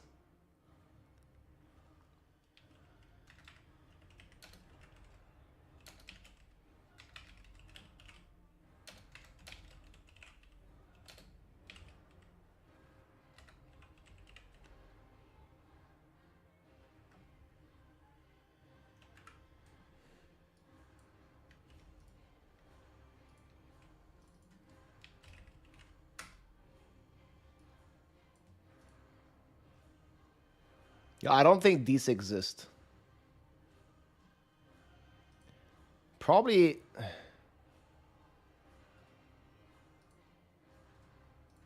mean, that's not even necessarily a build anymore.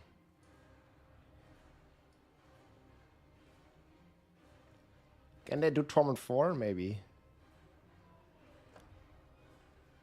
Oh, Death Trap Rogue.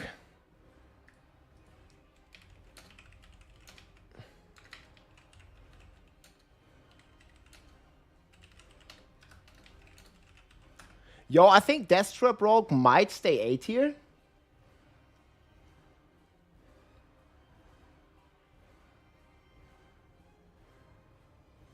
We have a recap up soon.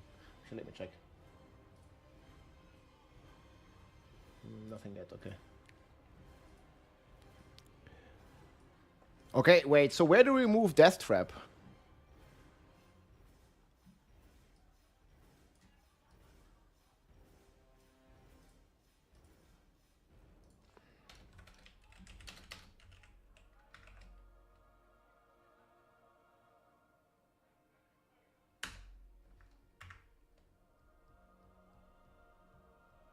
You think Death Trap can do 100? It's hard to say, man. They did change a lot. It did 103 on the PC. I could probably done 105.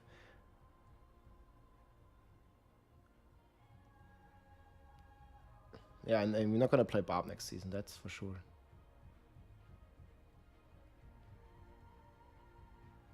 Guys, Death Trap?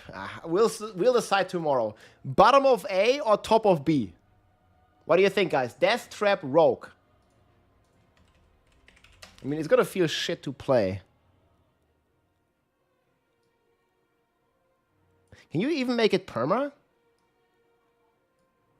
Wait, there's also CDR nerf.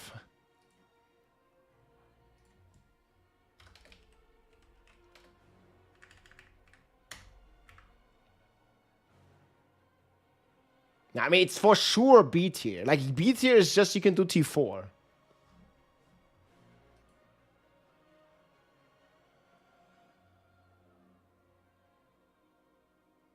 But also, like, it's just gonna feel so bad playing Earthquake or Death Trap now. I don't think anyone wants to do that. Because they are just 10 times weaker than right now. It's like, yeah, okay. F.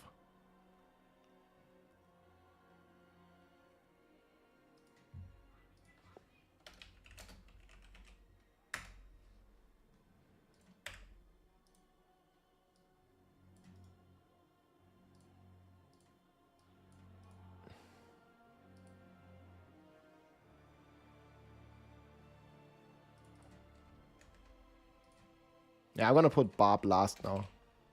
No way. I think Druid might be better than Rogue. I'm putting Rogue and Barb on last place. We'll see how it's gonna like turn out. Spiritborn the best. I don't know, Sorc or Necro. I'm gonna put Sorc rank 2, I think. Overall, I think for pit pushing, Necro is stronger, but Sorc gonna be more popular. It's the both S classes. Like, I might change it tomorrow, guys. This is what I'm thinking right now. You doubt Druid is middle of the field? I definitely think Necro is stronger than Druid. B is for Barb, yeah. The B and Barb's for B tier.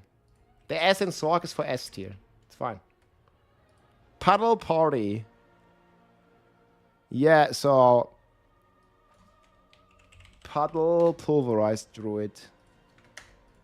So yeah, what do we do with the Druid builds?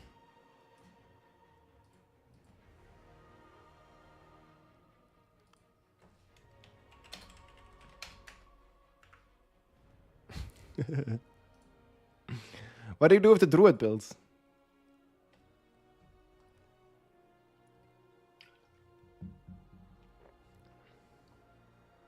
I mean, as long as Spiritborn double dips. If it doesn't double dip, I think it's gonna move, like...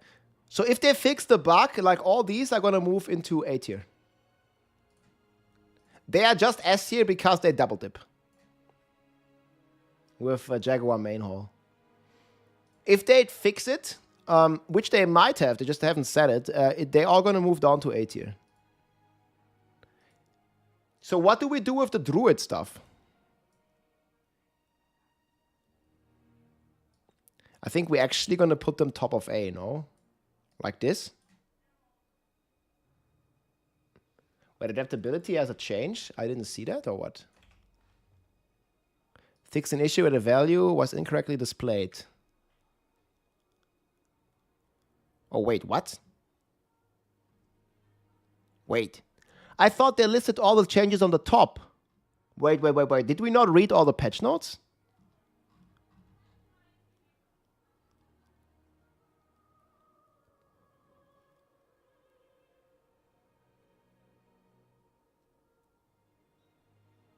What was it before? Wait, why do they not list them on the top? I don't understand. Maybe there's more patch notes we missed.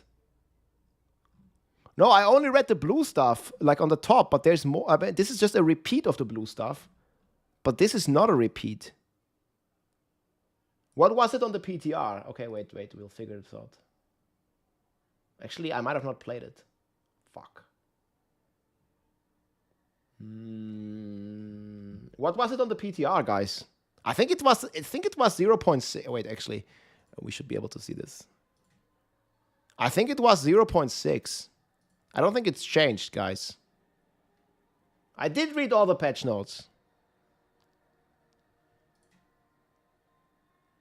It's not new.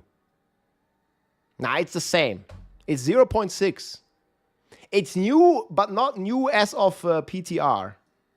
Like, this was already on the PTR. I don't understand why it's blue, but yeah. It's the same. I mean, no problem. Okay, I'll double check now. Did I miss some patch notes? Okay, let's check shard.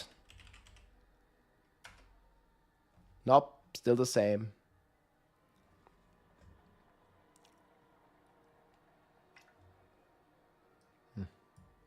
This is not going to do much. What's the other one? Moonrise. But you're right, it just doesn't make sense why it's blue. Because it was the same value. No, but it didn't. Like, it was 0.9 on the amulet. I remember this. I probably have video proof if I look for it. This is not supposed to be blue. Well, if this is not blue. I mean, I can see how people... like. It's not changed. From what I can see here. So guys, do we put Druid A tier or do we move one to S tier? This is like full copium. We don't know. No? Maybe we can make a vote tomorrow. I can't decide. I don't know, man. No one has tested this. Yeah, I mean, this did easy. This did it easy, the pit. Look.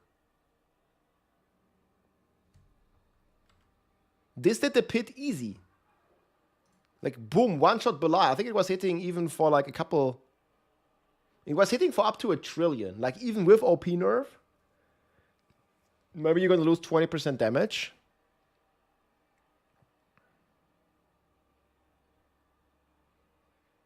Man, we're going to have 5 Druid builds, or 3 Druid builds in A tier at least.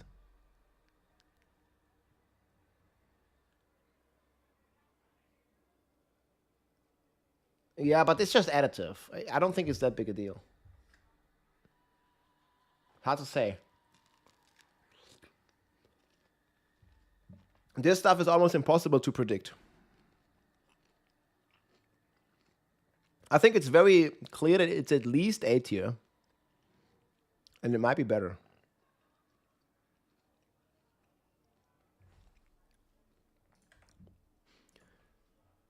But they are about the same power level. Let's just put them into the void here. I don't know yet. We have to look at the other stuff in A tier first. So summon mages. This one is also on the void here. These are on the verge of S tier. I think. Bloodspear, I don't think so.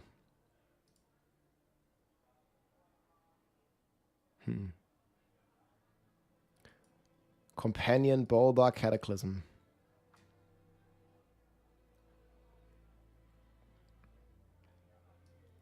I mean, we could do this and call it a day. This seems somewhat likely. And then Companion is down here. How would you feel about this? Yeah, again, like there is a power difference. There's a power difference here. And there is another power difference here. Like there's like tiers within S tier. Like these builds are clearly stronger than these. And these, I think, are clearly stronger than these.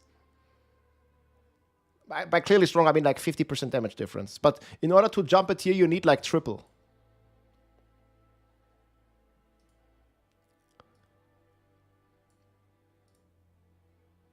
Oh, I need to check what Companion... There's many buffs to it. Yeah, I haven't even checked that. Fix an issue aspect of the alpha did not properly grant bonus damage for werewolf companions. Yeah, so there's bug fixes.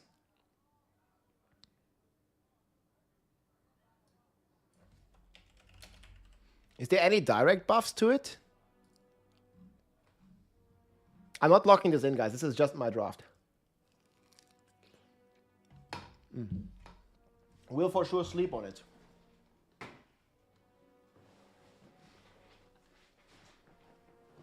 Take Bone Spear down to B tier. I don't think so.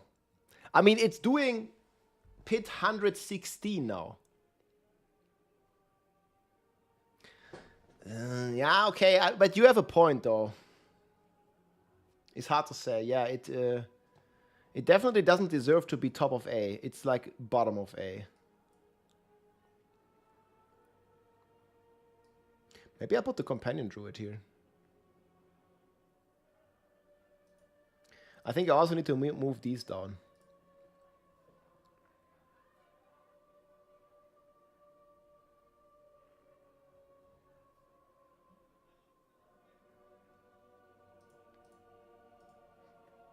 I think I gotta have to move them down. Those Sorc builds. There's 5 Sorc builds here. I don't think any of them can do pit 100.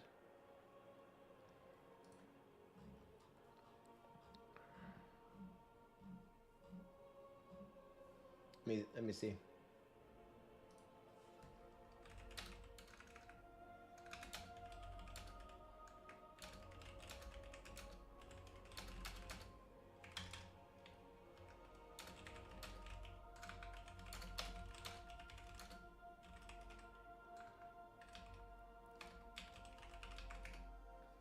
People say Meteor, but I don't believe it. What's my starter? Not Bob. That's what I can tell you. It's not Bob. Maybe we'll play Sorc.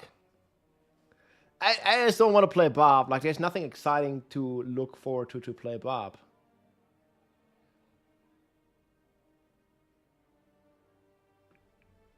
I'd love to play Bob if there was something new, but there isn't.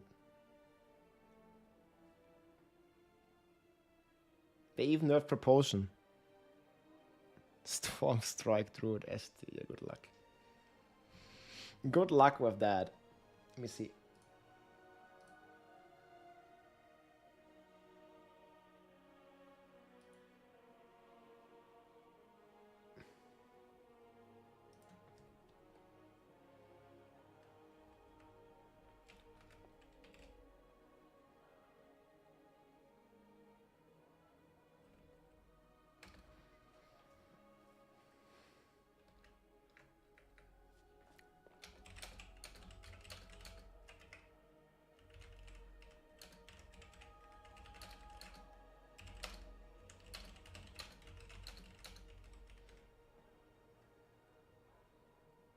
Bob deleted.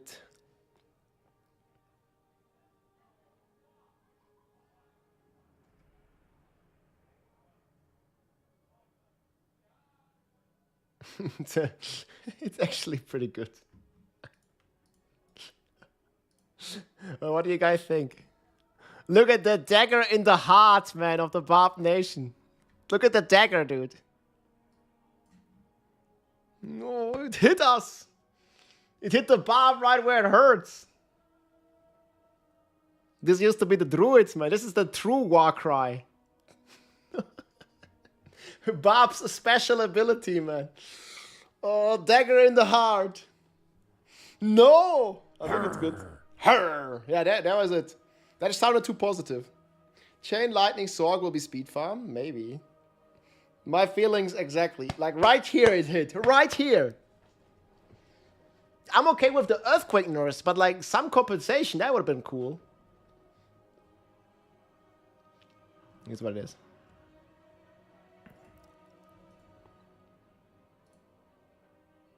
Bob, yeah, we'll be back in season 10. Maybe. I think a Bob player base number is gonna take a hit.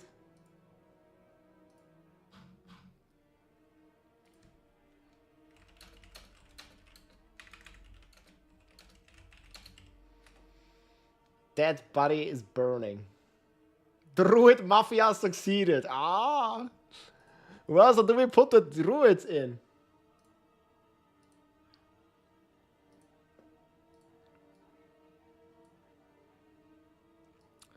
Okay, I think what I'm gonna do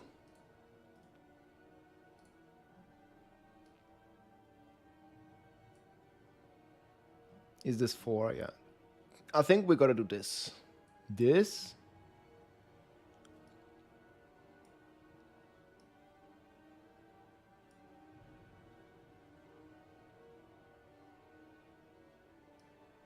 Yeah, but judging this, we need these kind of in A tier, right? I don't want to debate the people.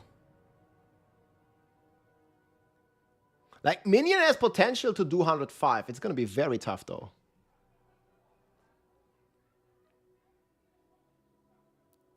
I don't think it's fair to have these in here, then, though. These need to move. God.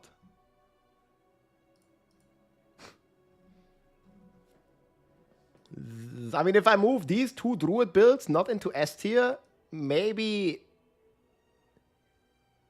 Companion can stay. Actually, I think Companion can stay. But the other two gotta move.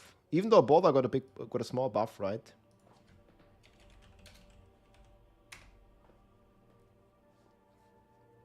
Yeah, I know Puddle Party might be S tier, but it's hard to say.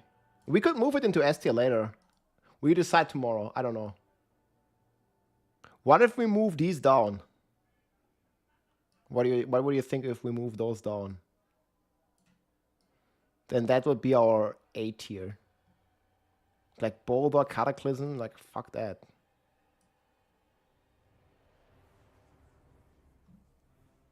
Yeah, the bug fix, I know. Yeah, it's big buff. But then we gotta put them into the shit with the other Druid builds. It's probably fair though.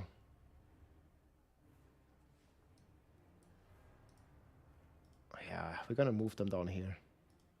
I don't really think people are gonna miss them. Move to the shitter.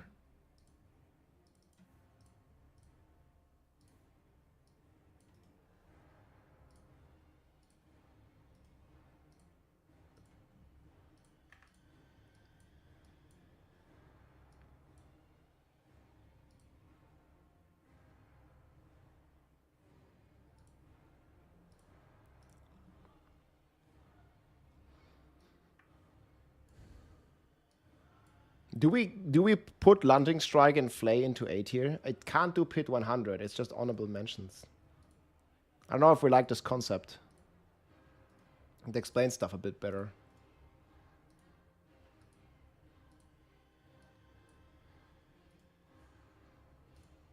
Jesus. Please.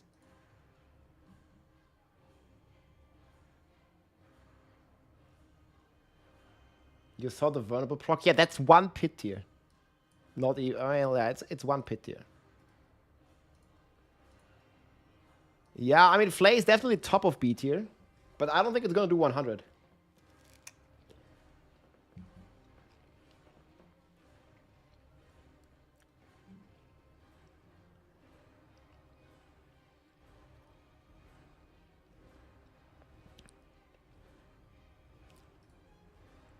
We'll check tomorrow.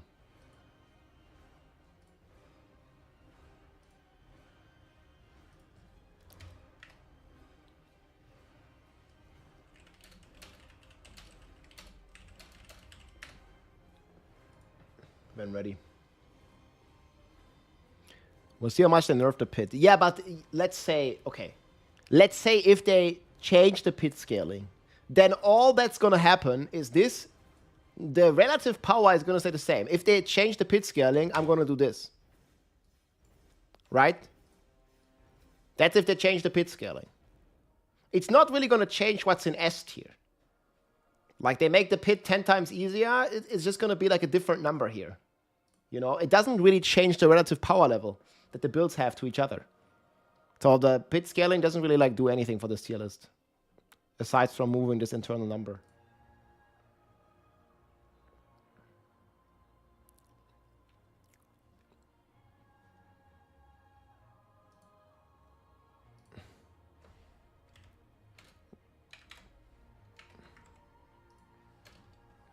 One pit tier buff. I mean, how crazy was the 85? It probably wasn't even optimized. Ah, but looking at the boss kill, dude. This is the Flay buff on the PT. I'm gonna finish this peach.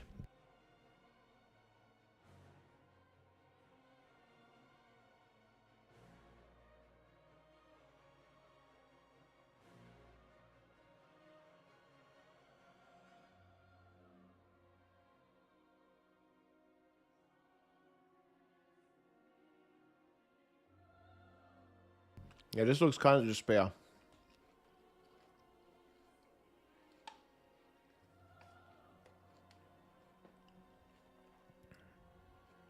Druid, the only class you haven't played?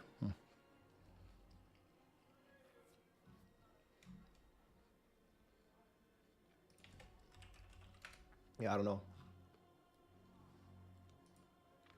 Oh yeah, Willbreaker. Actually, yeah, so that actually a 3-tier buff then. Can I like, what the fuck is wrong with this link? Okay, delete the link. Bullshit.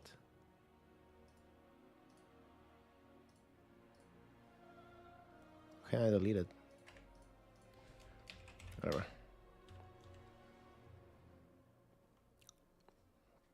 So it got Willbreaker plus Flay damage buff. Plus 3 tiers. Like max.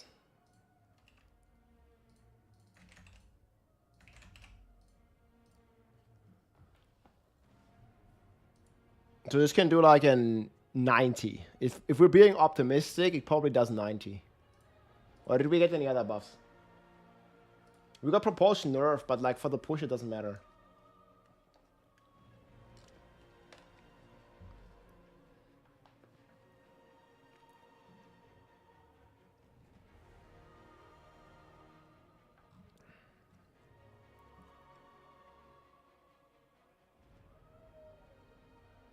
Oh, it's live. We just finished the final patch notes and Campfire chat for Season 9. And boy, there are a lot of nerfs, but also some pretty positive stuff here with the dungeon escalation. But first, guys, we have the full patch notes. I'm going to link this below. There is a ton of change. I feel like I'm shouting. Maybe a little bit. Hey, guys, here's the video. Changes coming, and yeah, our favorite class here, we start with the class balance, has been gotten significant nerfs here.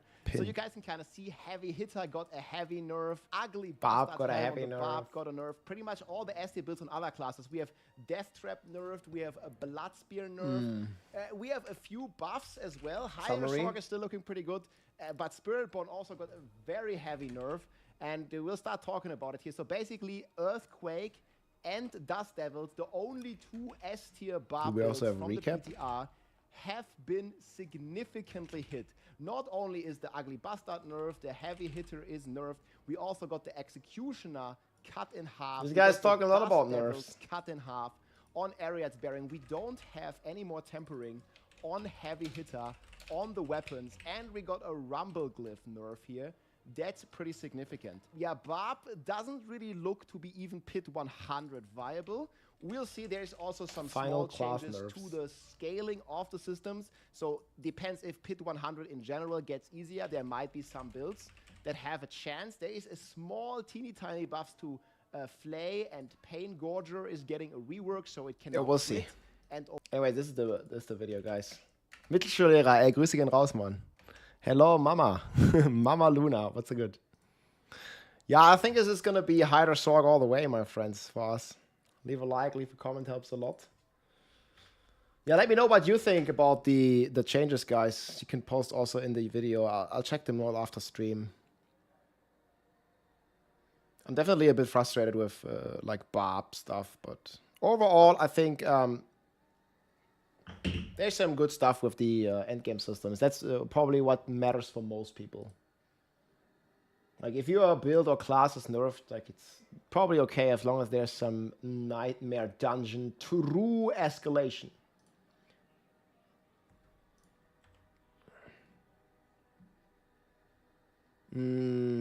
Yeah, I mean, Last Epoch just posted August. I think I'm going to be at Gamescom, though, at that time, so that's unfortunate timing. So the Spiritborn Pantalones, I can't pronounce them, they got nerfed about 5 pit tiers. All in all. Maybe 6 with the Jaguar stuff. But that still means it's pretty potent.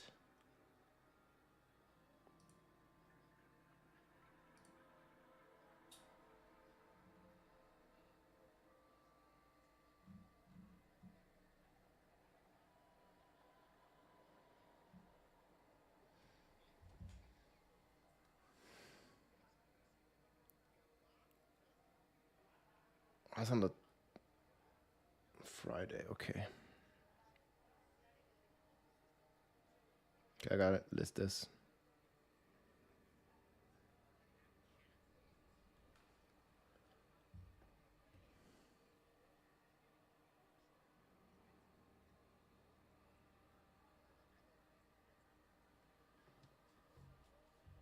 Yeah, there's gonna be a big US holiday that weekend, July 1st, Independence Day.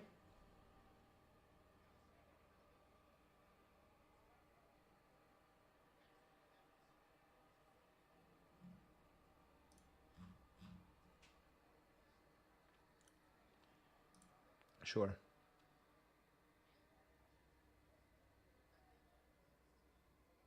Yeah, I just haven't. It's the same build. Do you want to rename it?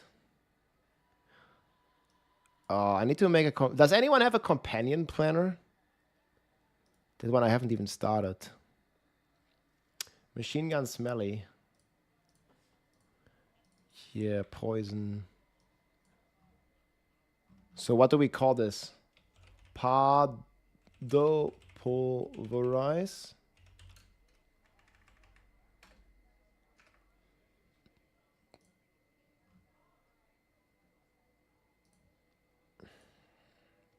What's it even called?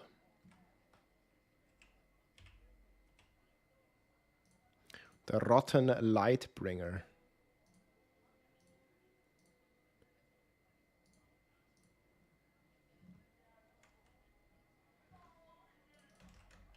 Yeah, there's a lot of stuff we need to change here. Like that, the build entirely changes.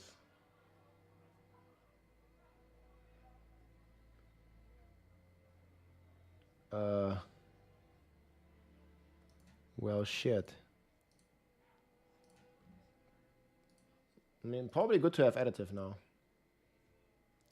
The Druid Nation is rising up. They sure are.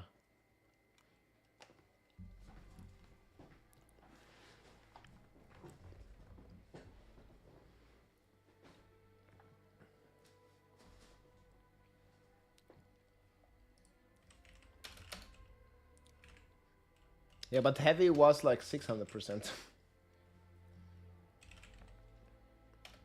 Yeah, 600% squared, right? Like you're looking at 7 times 7. That's like 4,800%. Something like this. So good luck. So you're losing a 49 multiplier and you're getting like a 2 multiplier. So yeah, you're losing like 20 times damage. That's how the math works there. It's 600% heavy hitter squared, and you lose that. The build's dead.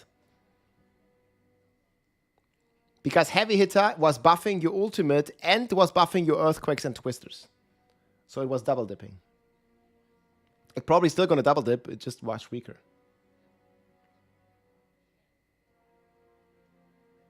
No, I have my Sorc Hider build, I just need to update it. Yeah, I have to recap. For those of you who missed it.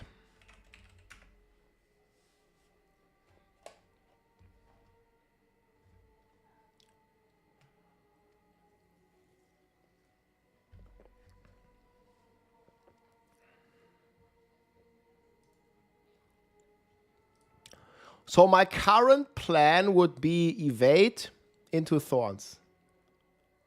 Man, they seriously killed the Bob.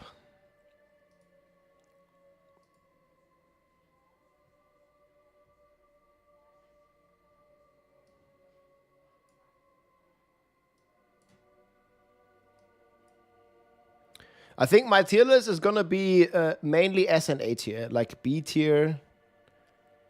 And probably gonna be some builds that I need to move down. Let me check Rogue.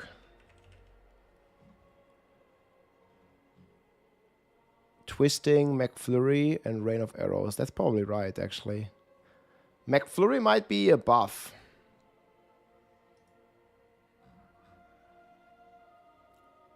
How are you feeling about Rogue ranking? We have Death Trap number 1. And that's a big if. Like, Death Trap is not really number 1, I think. It's probably more like down here. We have Twisting Blades, McFlurry, and Rain of Arrows.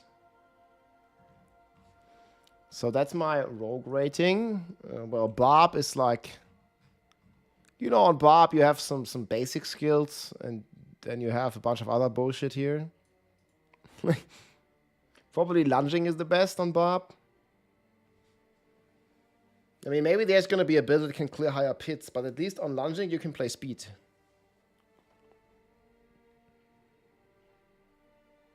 And you have the 40% buff to Willbreaker, which is pretty decent. So Sorc, I have Hydra and Meteorites. Is there anything else like after Hydra? I mean, everybody's gonna play Hydra anyway, so it doesn't really matter. Yeah. Yeah, small precision buffs. Is that really gonna change stuff much?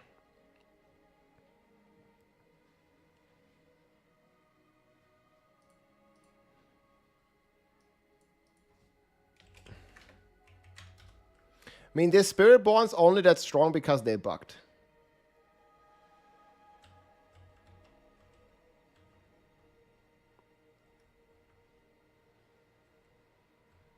Paragon board Druid. I mean, I'll probably do it at some point.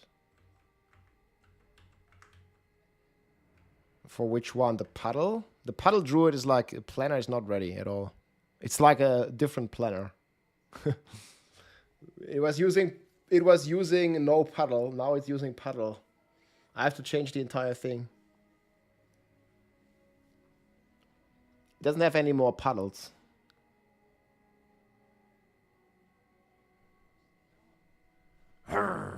You think Chain Lightning is way better? I have Chain Lightning as a top B tier build. Should I move it up? I mean, it could maybe be this. Meteor or Chain Lightning? I don't even know if it's gonna do Pit 100, bro. Yo, Pit 100 is hard. I'll probably move up some more builds though.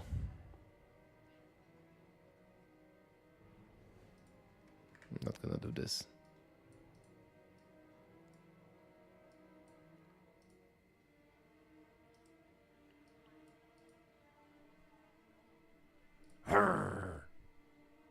Thanks, man. Chain Lightning will do 95 to 100. Yeah, okay, then it kind of fits here. Yeah, the entire build's gonna change. Like obviously the planners are not ready, guys. I'm gonna be happy to make the tier list and then make all the planners, like min-max them.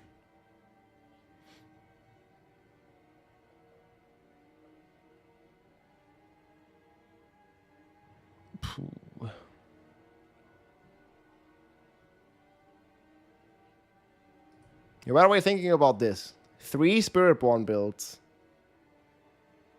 2 Necro builds. 1 Sorc build.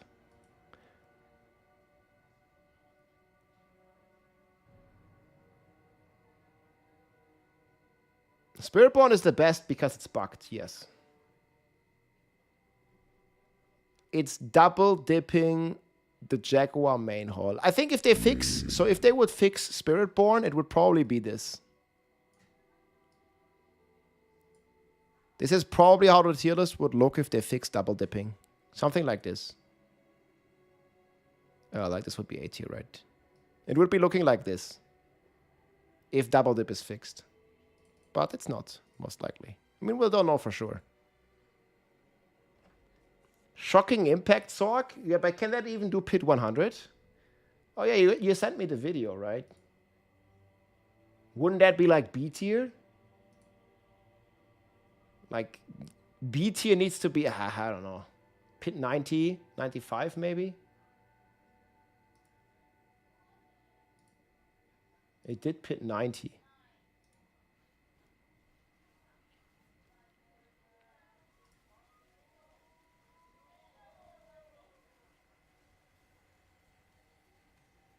Is there a buff to it? Yeah, rip up.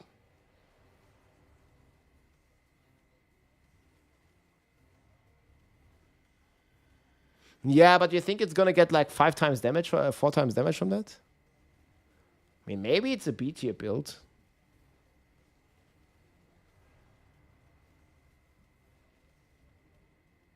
Does look pretty tough though. I don't know, man. Comparing this to Hydra Sorc is just sad.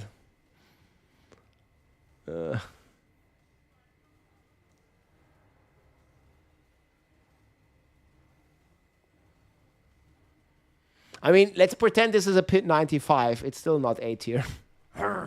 If we pretend that. Yeah, new scaling. But guys, the new scaling is not going to change the tier list. If there is a new scaling, which we're not even sure of, because they didn't even mention it, all that's going to happen if there's new scaling is going to be this pit's going to go up by 5 or by 10 or whatever the number, right? It's not going to change where build lands in terms of power level. Relatively, the build's still the same, no matter what the pit scaling is. Did I lose it? Fuck, too many links.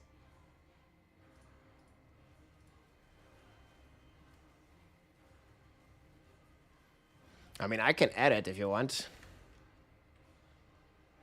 What is this? Stun Ilia? The fuck is that? Shocking Impact Sword. I might add it after Lightning Spear. Shocking Impact Sword. Pit 90. No powers. Maybe it's gonna do like 95.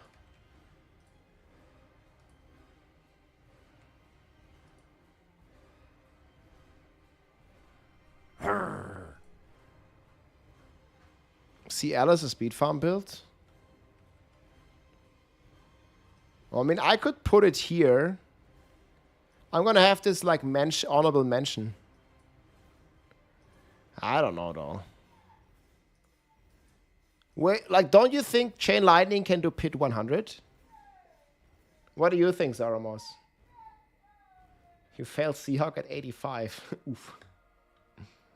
I don't really care. Like after B tier, I could just put all the builds in B tier.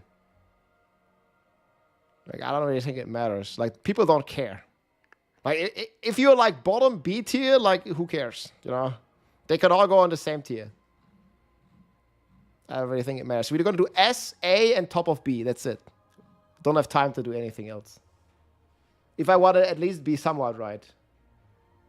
Like, who cares about bottom B tier if a build is B or C tier? Like, they just suck, man. You know? I should probably delete this. I mean, there's some stuff I have to delete down here. Yeah, Thorns is top tier build now. I think there are some doubles here. Who cares? Sorg only SBD. You don't think Meteor can do close to pit 100? What is this PTR testing? PTR pushing. What is this? Burning Hydra Shatter. Okay, I can't look at this. Crit Hydra build. Okay.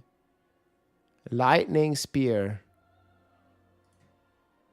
Well, it sounds about right. Yeah, pit 90 is a struggle for this Sorg. I mean, this is still higher than any Barb can clear, so it's fine. Even fished for the boss.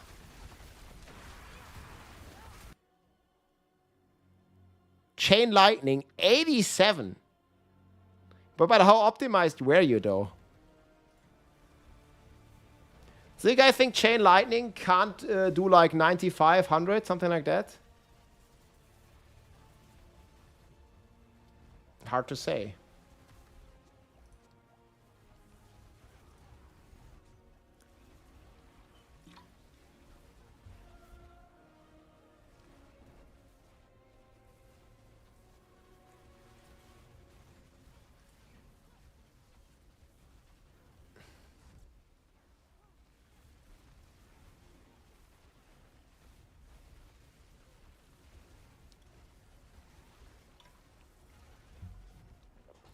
This looks so bad.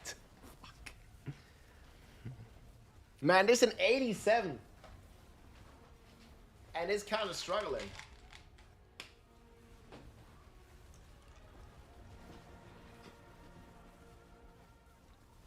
Somebody said I should put this into 80. I don't feel it.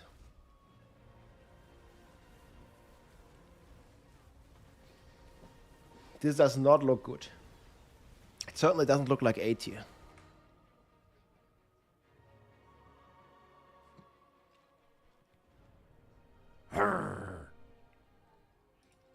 Meteor is slow and clunky. See, I can do 95. It just makes it sound like there's no A tier build for Shock. There's Hydra, like Zaramos is saying. There's Hydra, there's nothing else after that.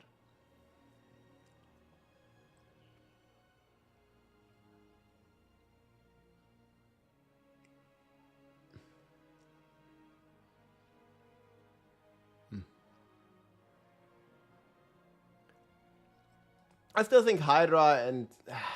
I don't know, bro. There's 103 before. But this was only enlightening, right?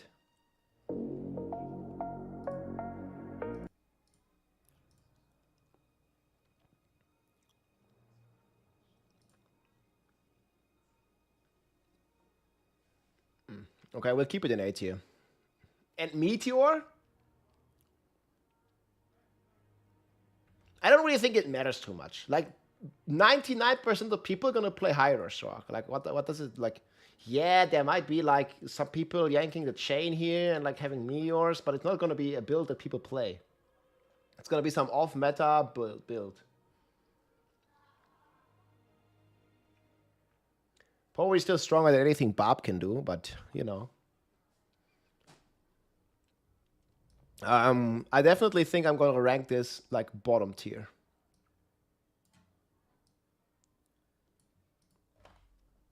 Like, why do you play this kind of thing? Because why would you play it? But there definitely seems better stuff out there. AKA Hydra. Hydra is just the way.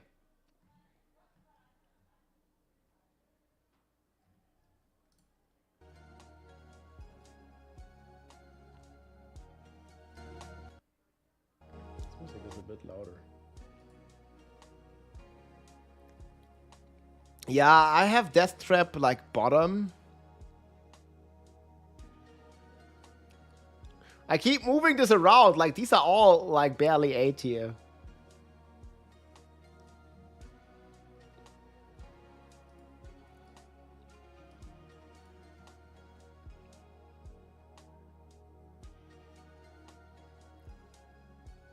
What's this pit 85 actually?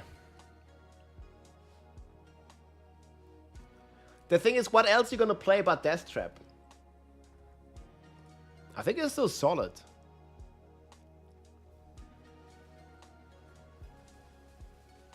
Bro, this guy is seriously playing Firestorm?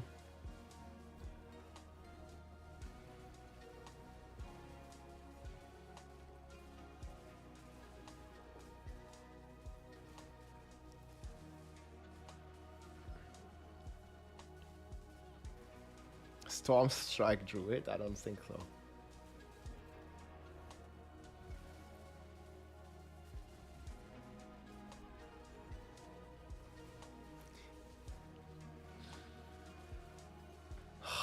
I wanted to play Barb, man, with some lunging strike or something. We can't even do pit 90, dude.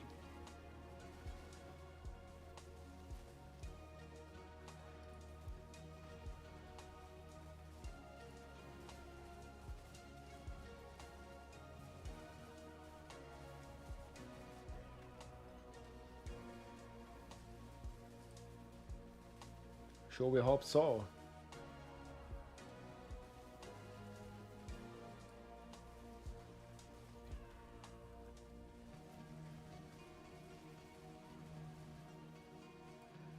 I think the Spiritborn ultimate changes are going to be very nice.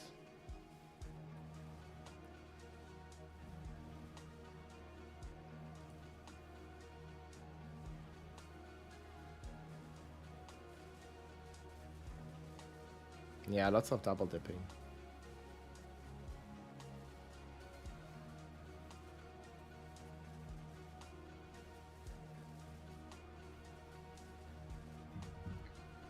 I have a recap up. Yes, or summary from the Campfire chat. Just exclamation mark summary works. This is pretty bad. I don't like it. Guys, so should we do you like having an honorable mention here in A tier? Like, obviously these builds in terms of power level belong to B tier. But I think these are great speed farming builds for Torment 4. That's why I kind of want to highlight them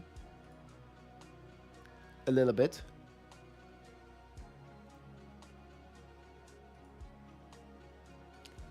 And we're getting the Will Breaker physical buff for this one. Man, Evade didn't really get anything, did it? It only got nerfed. LS, evade teleport. It's also good for speed farming, but you have Hydra. Like the thing is, for Spiritborn, you can't really play another good speed build, and same for Barb.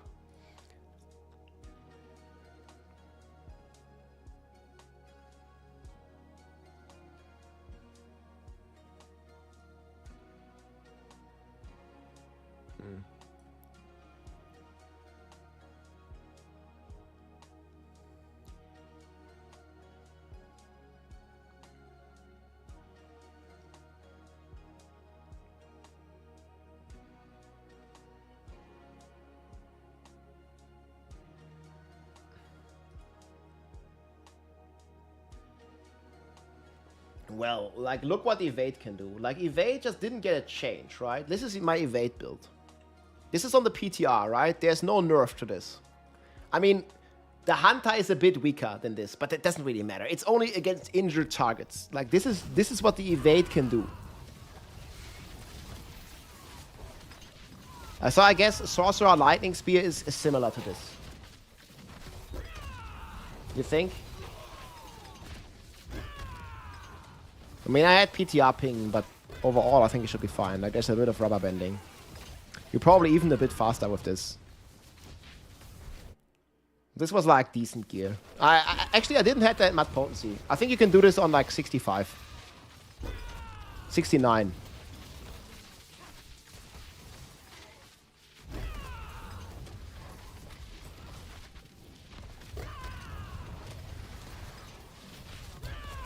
No, this wasn't bugged. This is just like 1 minute clears. Like, you want to be like 60 seconds. This is like double of Torment 4 difficulty.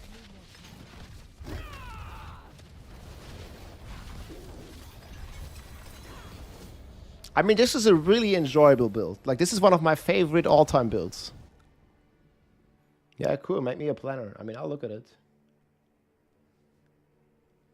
Yeah, Evade is not for boss killing. Like, the thing is, so the plan will be, you farm on Evade.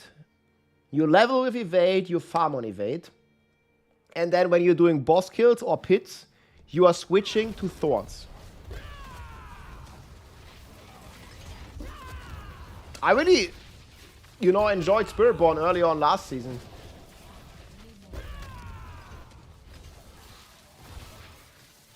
I mean, the build's cool.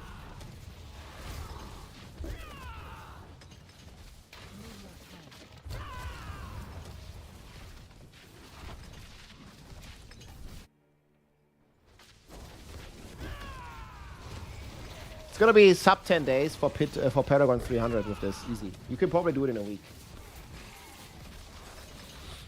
You're gonna get baited into playing Spiritborn again? Well, I mean, you could go play Barb. You want to suffer? I think Spiritborn is better than Hydra. Well, in push, like, Sorcerer is gonna be the better speed farmer, that's for sure. Who wants to get debated into playing Spiritborn again? You can debate yourself into playing Barb if you really want to, man. It's okay. Like, I'm feeling it. I'm not gonna have fun on Barb, man. Nope. You can't even do T4 bosses properly on the Barb. What are you gonna do to do what are you gonna do on Barb to do T4 Belial? Which build? There's none. T4 Belial gonna be a challenge on Barb. You find the Necro to carry you. Yep, that's right.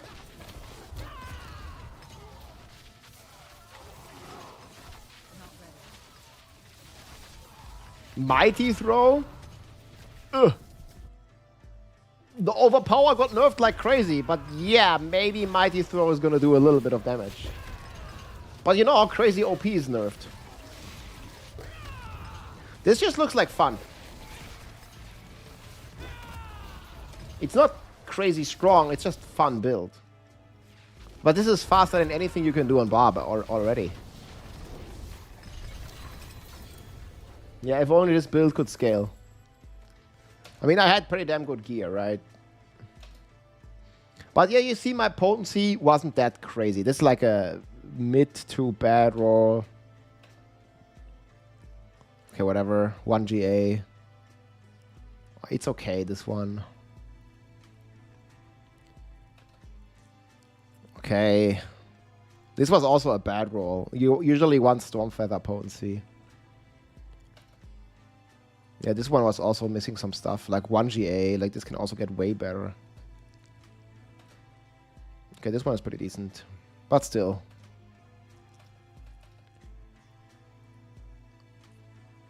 Yeah, I think we're gonna be fine.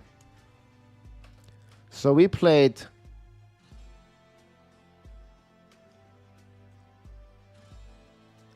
It's just so bad.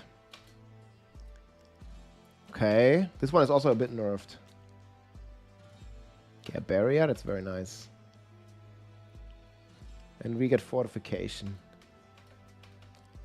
Plus propulsion.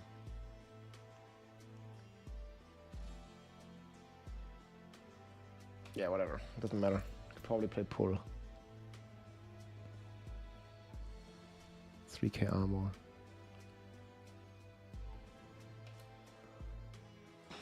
I think it's gonna be fine. I can show you even like, okay, here, look. This is not nerfed. Here. Look, this is a evade versus ear.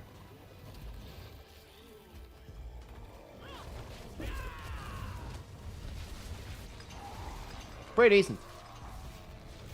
Hey, Cherry, what's up? We have the summary up. Ay, ay, ay, ay, ay. The Barb is not eating good this season, guys. No, it isn't. The Barb is not eating anywhere good.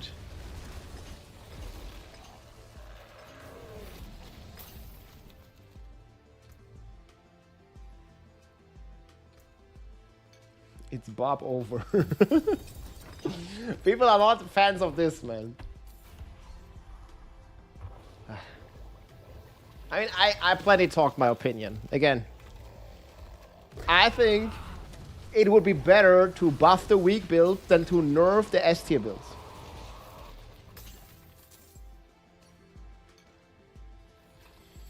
There's like two fundamental different designs.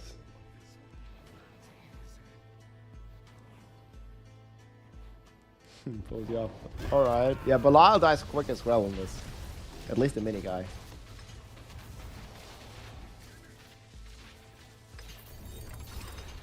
Well, we can't make use of the new stuff, right? Wait, let me check.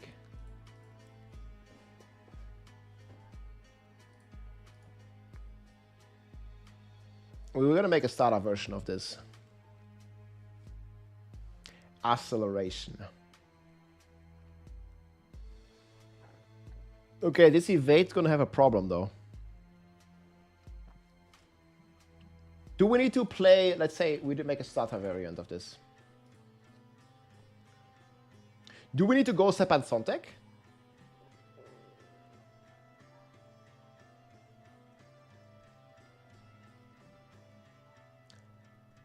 We're not gonna have Harlequin's Crest.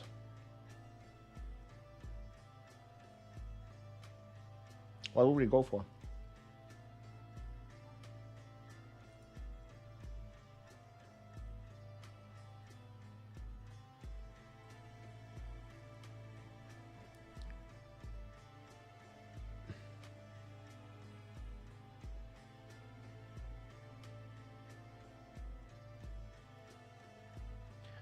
Oh, I forgot. Did Ebewaka work?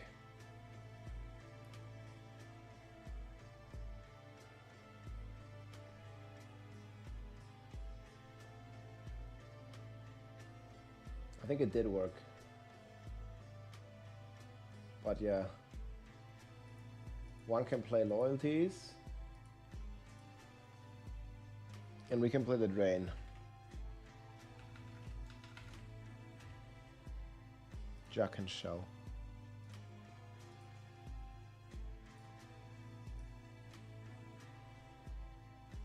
Yeah, we're probably gonna play Sepan Sontek, right?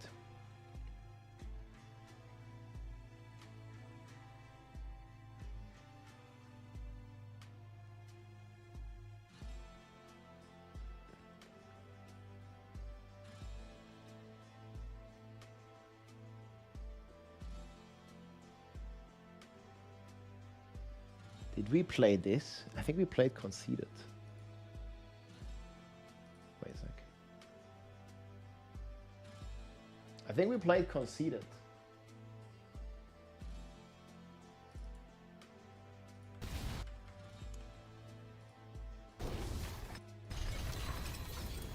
I think it was Conceded. That's why I always have on the gear on my clears. Vehement. Disobedience. Duelist. Redirected Force. Gorilla. Yeah, Conceded. Because the barrier is big. This also needs to be conceded. Conceded. Wait. Jesus.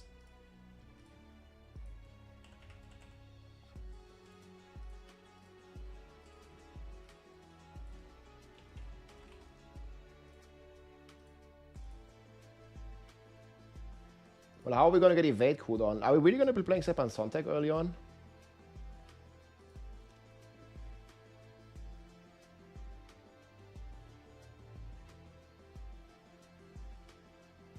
We don't need this shit.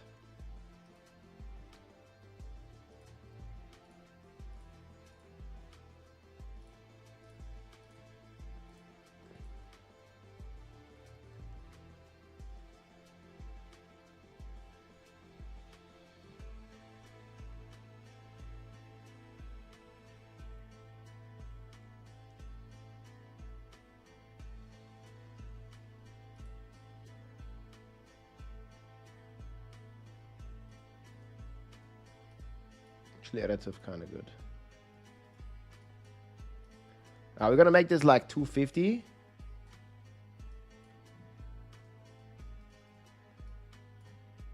What Paragon level should this be?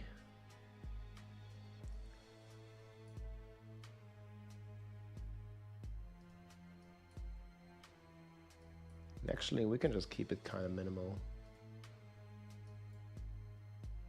It's gonna be a-okay. I mean, people can figure out like where to put that stuff, right? That's not really rocket science.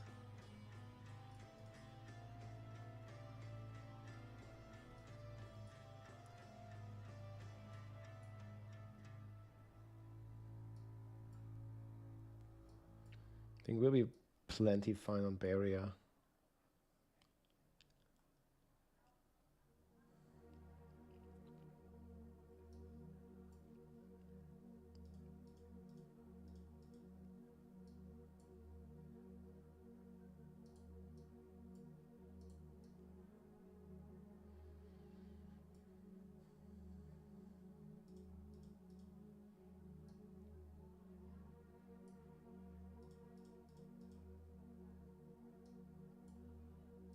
What the fuck is this? The Paragon is kind of scuffed, actually. 240. Should we make it even lower?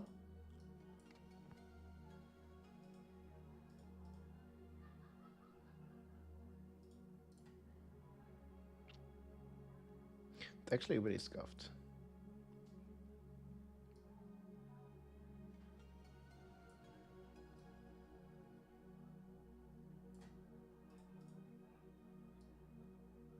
I think that's fine.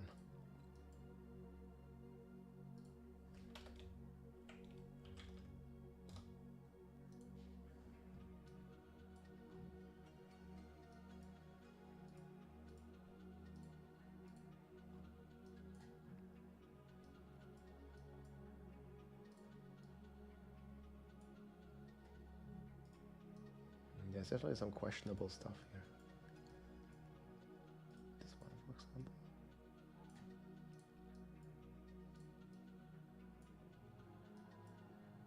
This is super questionable, man. What the hell happened here? This entire thing is a bit questionable, bro.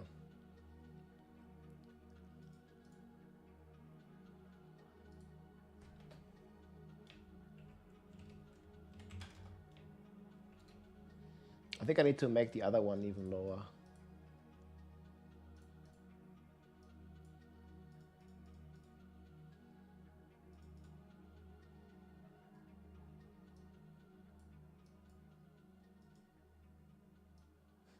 Healing received, that's kind of yikes.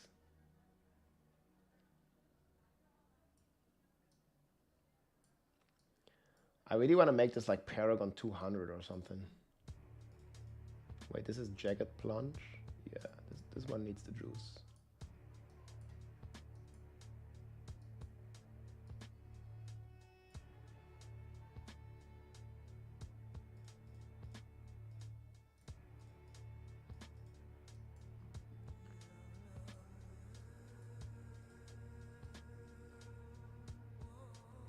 This one definitely wants to be juiced.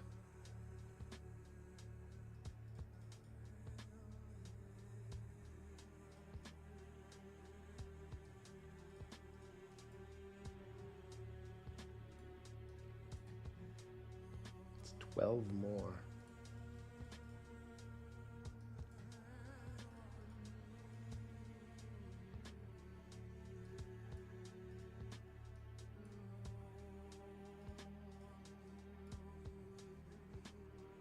We're gonna be okay. Okay, so do we play Sepan Sontek? I don't think we can fix the cooldown otherwise, can we? Fuck, there's Vortex. What's going on here with the Vortex shit? Why the hell is there Vortex on the bar?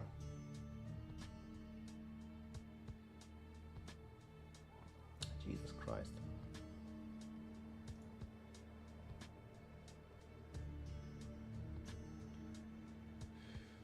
Did we play?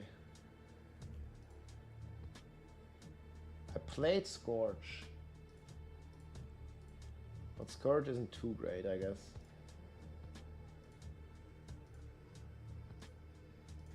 Scourge.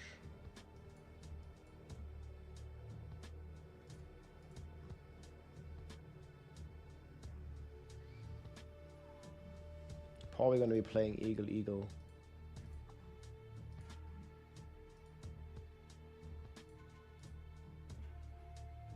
Should we just play Sepan Sontek?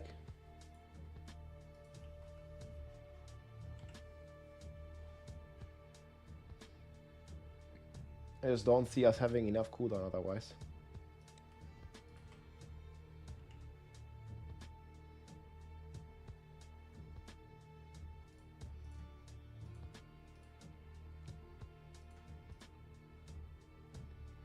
So Sam Quacks.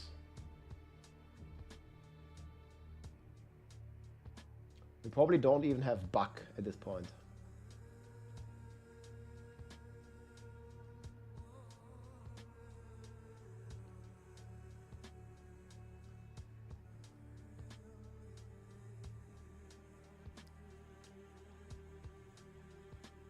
We can play Gar. What do we use to trigger it? I mean, Igni Buck would be great, but I don't think we should choose for a starter build. We just need some easy trigger rune. Cast 5 skills. It gives me 300.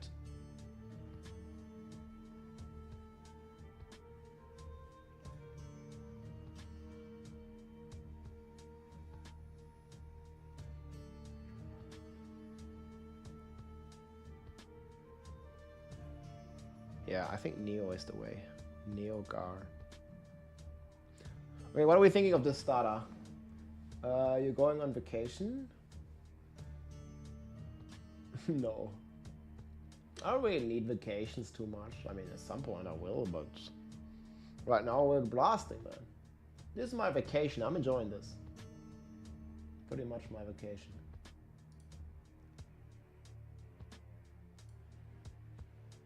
Pretty good for this.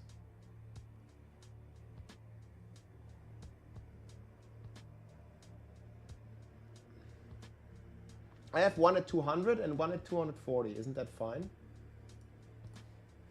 I think Paragon 200 and Paragon 250 or 240 is okay.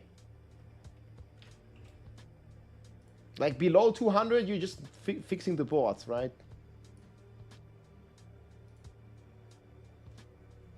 I think Paragon 200 is fine, guys.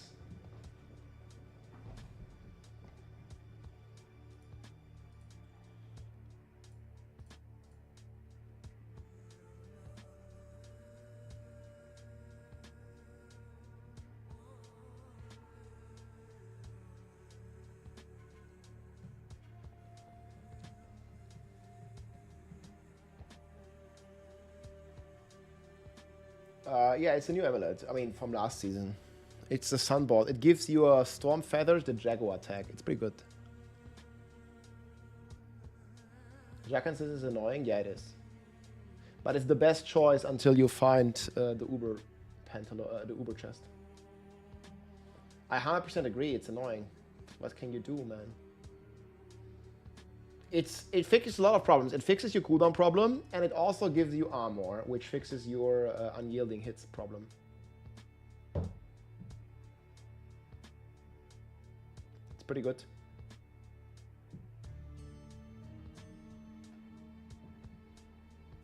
I'm just not sure how long we have to play Sepan Sontag. You don't have to pick up the feathers, just ignore the feathers. You just play the amulet because it gives you a triple passive and it gives you the Jaguar tag on the feathers, which is huge. Huge!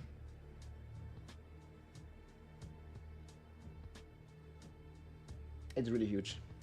It's big, big, big, big, big. Really freaking good. I mean, I like it.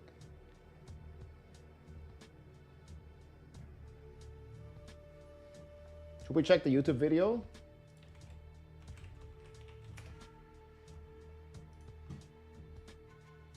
Hey everybody, it's Rob here. We just finished the final patch notes and Campfire chat for Season 9. And boy, there are a lot of nerfs, but... boy.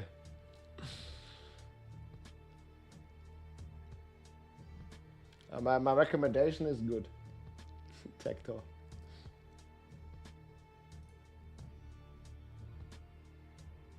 These nerfs, okay, this is the video, guys.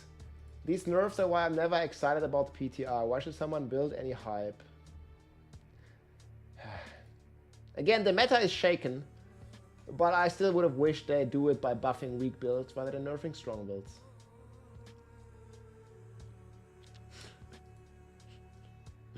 Can YouTube nerf the bots the same way Blizzard nerfed the Bob? Ay, ay, ay.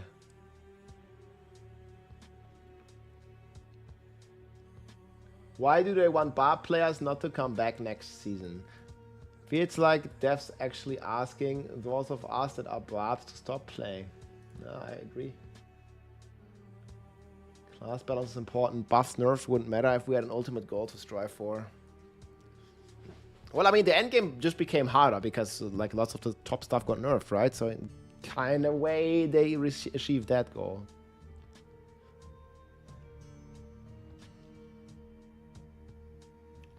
Removing things like heavy from tempering is enough to make me rage out.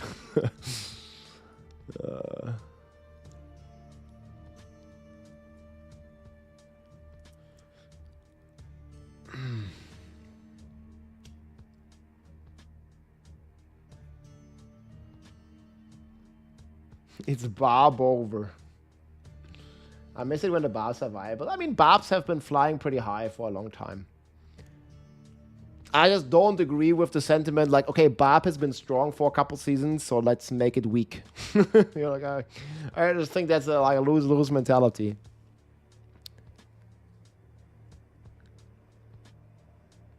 Better nerf the Barb. I mean, Barb has been good for quite some time. Do you compare it to a class like Druid? But man, there's nothing exciting on Barb. Like, if they would at least be like some buffs to some of the like basic stuff. Like Frenzy, for example. Or Bash.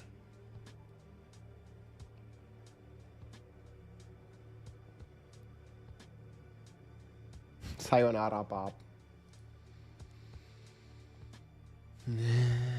Oof.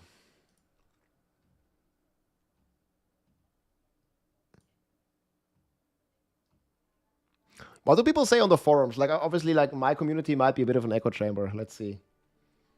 What do people say, like, I mean, okay, the forums is also, like, in general, very negative. What the fuck did you do with Bob? Right, let's see this guy. Hey, Vakuna, you want to chat for a sec on Discord, or you already gone? What the fuck did you do with the Barb? Are you just joking? What are these nerfs? Barb barely did 100 in the PTR and you nerfed him? Why didn't do buff just other skills equal to twists and earthquakes? I'm hoping English is not your first language. Oh my god, dude. Anything related to earthquake got blowtorched.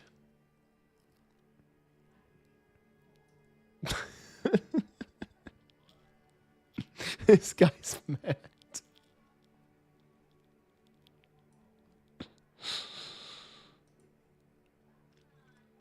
The issue here isn't the nerves. This guy's probably more reasonable. It's the fact that Barb was already performing less and others, they didn't redistribute the power. They don't want to focus on earthquakes like anymore into anything else. I mean, with this like first part here, I definitely agree. Like it's okay that the earthquake is weaker, but there's nothing to compensate.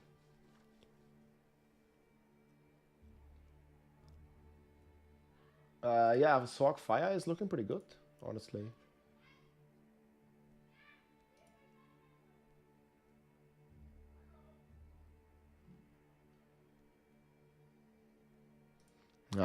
Barb's in a weak spot. I'll probably make another video, State of Barb, like early on in the season when I played it a bit.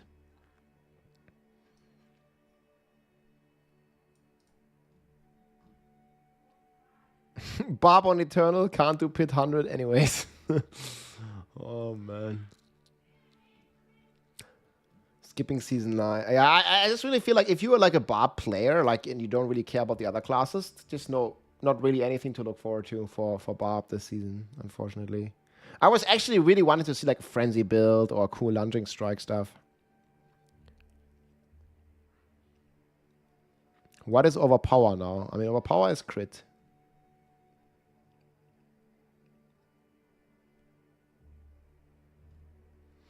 It's like a crit.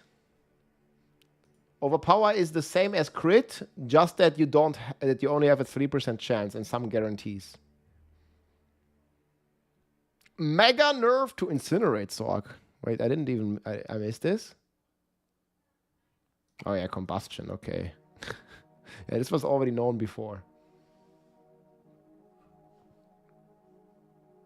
Yeah, I mean, maybe it's a good time to play some Druid or something.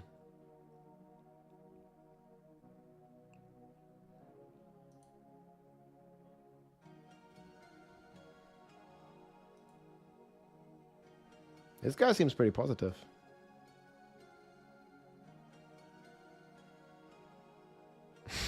Okay, I think this guy is sarcasm. Mega nerfs to incinerate.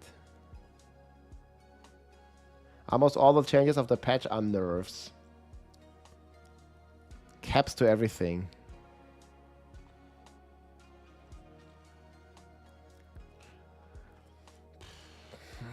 Yeah. How did some of the other people feel, guys? Do we have some other videos?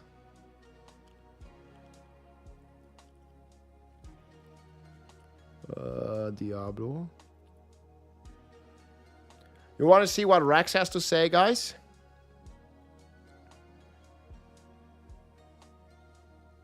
There's Vitablo.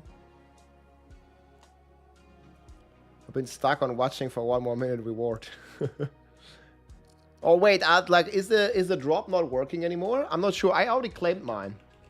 You need to check your Twitch inventory. Twitch drop inventory. I'm not sure if this is over now. It didn't really specify the timing. You can check the progress here. But since the campfire is over, it might be gonzo.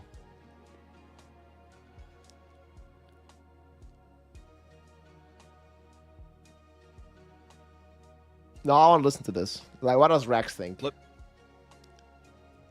This is the video here, guys. I mean, I think Rax previously was pretty frustrated with the game.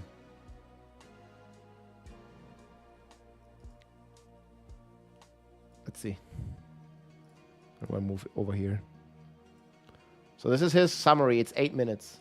let me go over really quickly what they talked about, and then I want to talk about some things. So we'll hear. They talked about the Arcana. They nerfed repulsions too fast. They added this. I mean, there's already like a certain tone to this. The Arcana. They took out the cheat deaths from hardcore. The one thing on there that they talked about that I actually thought was like a good effort or a good takeaway from this post PTR Campfire was they made some significant changes to the Nightmare dungeons, which when I logged in and tried them for a second, they felt indistinguishable to me from regular Nightmare dungeons. They gave it a new use. It was basically on the PTR, it was 3 Nightmare dungeons in a row. This has been one of the biggest wins, I think, out of the Campfire chat. You know, he's totally right about that. That they actually made it challenging, but not only made it challenging, but also made it more rewarding for those challenges, which is completely missing from the pits, to be frank. UI, they made the events different. They added a penalty if you die to add some difficulty.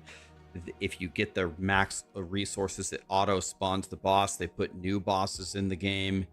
They retuned the difficulty. They readjusted the final boss. They put in some new affixes. They scaled the rewards, and they let you do the Nightmare dungeons before you reach Torment. Like, if you listen to that list, like, that's the effort that I need from Blizzard on everything. Like, 1 month ago, you let us try something, we give feedback, and then you have like 10 meaningful changes to advance it in the right direction. If everything went like that, then we'd be in a good spot. So that was the one thing that I listened to that seemed to make the PTR worth it, right? For some reason I have this twice. And I mean, there's some positive stuff on the classes, right? Like Druid actually being changed from the PTR. Horadric actually staying viable. I mean, if you want to pick up the positive stuff, yeah, there's definitely some stuff. The class changes, and one of the things I'm going to talk about here in a second, the Campfire was almost 90 to 95% the same as the Campfire from a month ago. Like the first, we said it in the first half hour of the Campfire. I didn't really feel like I learned anything new. Only a special or a limited amount of people watch the Campfire. You know, like you gotta have a certain dedication to the game to even watch a Campfire chat or a developer talk about the philosophy and the changes to a game, right? Full casual player doesn't do this.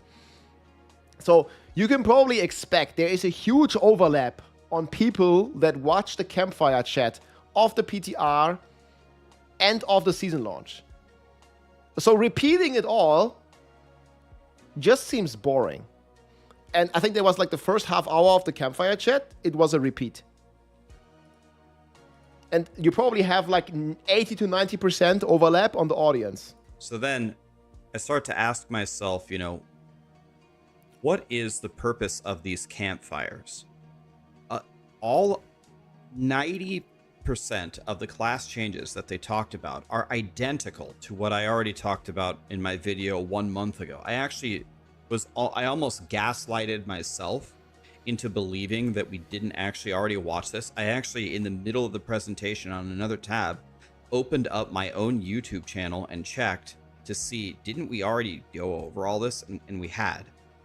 So then you could make the obvious... I mean, this was definitely feedback before already. Okay, doing an overview is fine, so just like a refresher. But, I mean, it was literally half an hour of the entire stream. And the stream was like 1 hour, 15 minutes or 1.5 hours. Like, almost like half the information was just a repeat. Statement like, well, the point of the Campfire is to remind people and give people a Twitch drop that the season... If the point is a reminder, then that works, right? Is coming out in a few days. Fine, but I think the audience that tunes into these Campfires is mostly like it's more dedicated than like the more casual player base. So I would imagine that the amount of people that were tuning in to really learn more about the season or more about what you're actually doing is so much higher than the people that just want to glaze over what you already covered. And that was like, it was most of the Campfire, which is one of the reasons that I don't know, I'm just not feeling good about this at all. For the loot, they have higher quality items in higher torments. Previously, it was only additional I didn't quantity. pre-watch this. I was live the entire time. And guys. Hello? I'm actually kind of surprised that they changed But I agree this, with him on and this. This is kind of the problem with Diablo 4. And Charles made a comment. He was talking about a Spiritborn ultimate. He's talking about the Hunter Spiritborn ultimate. Oh, yeah. Where you try to chain cast it over and over and over until you fail. Then Blizzard changed it to just a flat cooldown rate. And then he made the quote, "Players prefer feast or famine," so he changed it. This statement It's contradictory to what they said before. Line right here, I think, kind of combined together to form the general problem with Diablo 4. I remember back when we were doing before the game launched in the beta, they were saying people didn't understand how to play an ARPG. So when we only gave them like 25 skill points, they put them all into maxing all of their basic skills. So we want to keep the skill tree simple. Wait, that was Frosty LaRue in his meme video. As possible so these people can play the game. So when you look at this, when you can drop everything in Torment 1 and they just give you more items in the layered or Torment tiers, that's another step really to help the super casual people not feel left out. The problem is when you do things like that, or when you have everything be a straight path, hey, let me not have anything exciting be in the game. Let's just give everybody 20% cooldown, 10% attack speed, 5% movement speed. It's always this like linear, predictable progression. I feel this is also what I did with the Paragon boards. Like, just like one click, you get the multiplier. Green number good, red number bad. Make it very, very, very, very, very simple. The game is not fun. It's just not fun. And it's kind of surprising that it's fun to anybody, even the really, really casual people. The casual people have fun initially until they kind of figure out what's going on, and then they realize, oh, even the more casual people over time still think it's just not very fun. It's this logic applied to everything. Like, for example, give you a couple of examples. I mean, I still think it can be fun. It depends on really what you make of it, but you gotta kind of make your own and find your own fun, right? Just playing like one build and playing it for like 3 months, that's not gonna be fun. I think for almost no one. But I mean, as a casual player, I think there is almost enough content. It depends on your level of casualness. But if you're playing like 2 hours a week, I think the content is sufficient. And I can still find enjoyment personally for myself. Like, let's say I'm starting a Barb and then I played all the Barb builds. I did all the content with Barb. I still find it fun to then, I don't know, make a Sorcerer and, do similar content again, but with a different build, a different play style. And obviously, like, I'm not a solo player, right? I'm playing with my friends. I'm playing with my community, with you guys. Like, I'm like, also, like, socially, like, the game is fun for me because I'm not solo. Like, I can play with my friends, with people I know, and have some fun like that, or make some challenges or something, right? Like, I still enjoy that. And I still think many people still do enjoy that. And their main competitor, PoE. When I run a map, sometimes I get 1 Chaos Orb, sometimes I get 10. Sometimes I lose 10, and sometimes I find 7 Divines. That makes when I find the 7 Divines feel so amazing. Path of Exile has a corruption system. Anything that happens in the game, you can take a Val Orb and you can corrupt it. Sometimes you corrupt it, almost always, and it just completely bricks it. And sometimes you get something where 2 mirrors. You know, you never know. that kind of stuff, It's missing. implemented in a smart way is very, very fun. So I really hope that going into the new seasons and these expansions, some of these things that they're saying, like, players prefer feast or famine other than just pressing this button once every 40 seconds. Or, hey, maybe we should actually give you really good items if you progress to the end of the game. Yes. Yes. This. The problem is when you design a system so people who have no clue what they're doing can succeed, the system that you have sucks. That's the problem here. And I have a feeling if this, I know how the internet works, so I guess I better comment on it. I know how the internet works. So there were two moments in the Campfire. The internet, I feel like, always goes like to the extremes, man. Like it just goes extreme. That were kind of surprising. Extreme hype or extreme hatred. Talked about one of the new features that they added was adjusting the timers for the strong rooms and nightmare dungeons. So someone asked the question, does the stronghold timer also apply to the nightmare dungeon? I can already just imagine how the internet works by just floating everywhere. And they didn't know the answer. This is like a fundamental that was a bit mechanic weird. of their new thing that they added. I think it happened and then twice. 2 minutes later, they asked, Yeah. are these new dungeons, the escalating dungeon keys, do they only drop or are they craftable? And they didn't know the answer. I think they weren't sure. So, my morale toward this season and what is happening here is not high, and I don't know what to say, really. I don't know. What can I say? I don't know if that's really such a big deal. Like, it's just like a minor technicality. I mean, like, you gotta see, like, people are working on different stuff and they have different jobs within the team and stuff. But obviously, it's not the best look. They didn't add leaderboards, no. Yeah, okay, I mean... Here's the video. I mean, he has a lot of good points. But I don't feel quite as negative about stuff.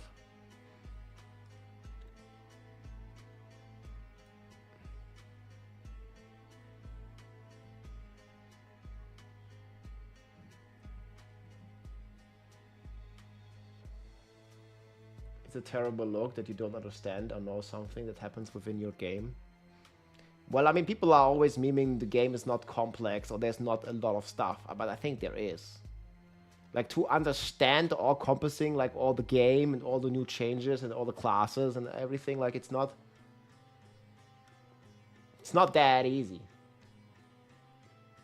Might not be as hard as in Path of Exile, but still, there's still quite a lot. There was no leaderboard discussion.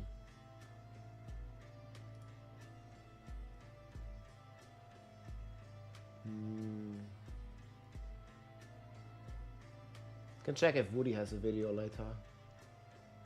Woody's feedback on the Druid basically all made it into the changes, which was cool. Yeah, I think the puddle and pulverize, like, that has actually some real potential now. It was memed on a lot, but yeah, like I said, and also with the dungeon escalation, this is like good additions to the game. I mean, I think we will see, but like so much better than it was on the PTR.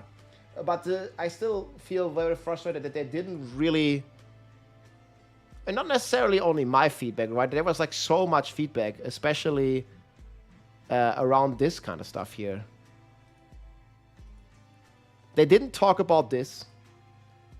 They didn't buff the basic skills, really. They didn't buff any of the core skill builds. This one, okay, I think this is kind of checked. Here, this one they did. This one they did. Buff to weak builds. No. Like here, I think they went the full opposite. Instead of buffing weak builds, they nerfed the good builds. They didn't buff really the weak builds, they just nerfed the builds that people were enjoying. Meta shake up, like here, this one like meh. Like they kind of shaked it up, but they shaked it up by making the good builds bad. Updates to leveling, they didn't really talk about this. Strong room, this one they did. Or they didn't really talk about this, but I'm pretty sure this one's coming. And they didn't talk about this one either. The Reliquary Battle Pass update. I mean, we got some stuff. Like, I'm just like sad to see this like nerf approach rather than some of the buffs to like basic skills or core skills, you know. Yeah, I think help for Druid, this one is like kind of checkmark for me. I think Druid is definitely one of the more exciting classes. They actually discussed this. I mean, I didn't like their answer, but they did talk about the philosophy behind nerfing the season theme. Yeah, this was like pit updates or something. This didn't really happen. The duplication didn't happen. Masterwork, tempering didn't happen. Removal of doors. Okay, this was like more copium. And then obviously like the super cope didn't happen either.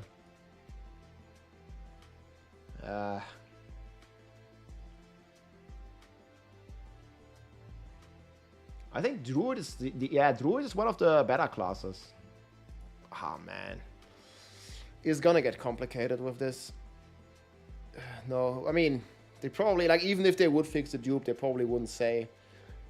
But I'm not confident in seeing fix to the dupes. I mean, we have the dupes in the game for 2 years. Like, obviously the methods are changing, but the security problem is definitely there. Even though I don't know much about this tech stuff, but you know. Just see the end result, and there being infinite duped materials and gold. They mentioned they started with basic skills. They are probably going to buff core skills next. Oh yeah, they did say that. That's true. But I don't really feel the buffs to basic skills are sufficient if they are coming alongside nerfs to basic skills as well, right? They did buff the core skills. They did buff the basic skills. But they did nerf like the Shot of Iranthil, the Moonrise, the adaptability. Like they did buff all. They did nerf all the supporting uniques and aspects for the basic skills. So the basic skill buffs that they did, in many cases, kind of got negated, right? That they doubled or tripled basic skills, but they cut all the multipliers by 2. So plus minus 0 for a lot of things. The fix is banning all the console players. Yeah, that would... I don't even know if that would help. Like, I don't know. I know in Diablo 3, we also always had this security issue on the PlayStation, and people could just, like, you know, duplicate their items and do, like, some... I don't know, like, pit 150 clear in 10 seconds and stuff. I don't think it's that bad in Diablo 4, but there's definitely still some issues. They do not fix the invulnerable phases first. Oh yeah, somebody linked me this. There were some comments here. I think it was a pretty wholesome moment, but here, remove immunity phases from Duriel Mephisto for the love of Lilith. There are plans to fix this. So this is probably not going to happen this season, but long term, there's a good chance this can happen. And that's great.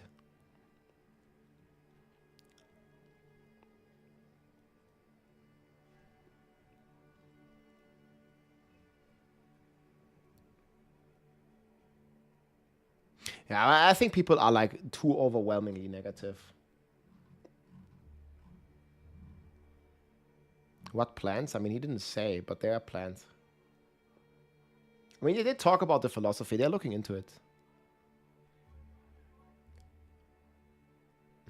No, the solution is not to add immunity phase to Belial, guys. Chongton, yo Chong, what's up, man? Have you updated your leveling guide? Not yet.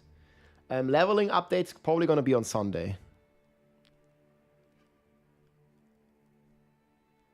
You're bringing up Druid from the bottom of the barrel. Yeah, it's kind of tough.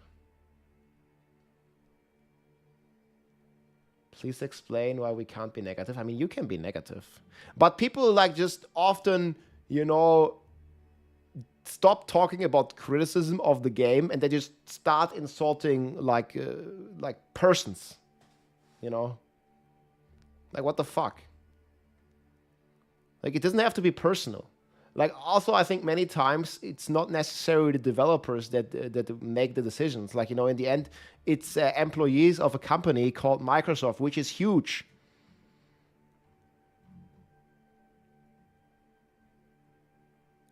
But yeah. I mean, you can be whatever you want. I just, like, don't think, like, personally attacking, like, you know, some person about some nerfs in a video game is warranted. And people do this, man. It's the internet. So I was a bit frustrated today with chat, a little bit. Because people keep talking about someone's haircut or something. Like, rather than focusing on the game. Like, who cares? You know? It wasn't just my chat. Yeah, I mean, like, the internet is a toxic place. What can I say, dude? You're trying to showcase the pride shirt. Yeah, but even if that, like, just like, fucking ignore it. I don't know. It doesn't need to be a political statement just because someone's... I mean, it kind of, like, is a little bit, but, like, whatever.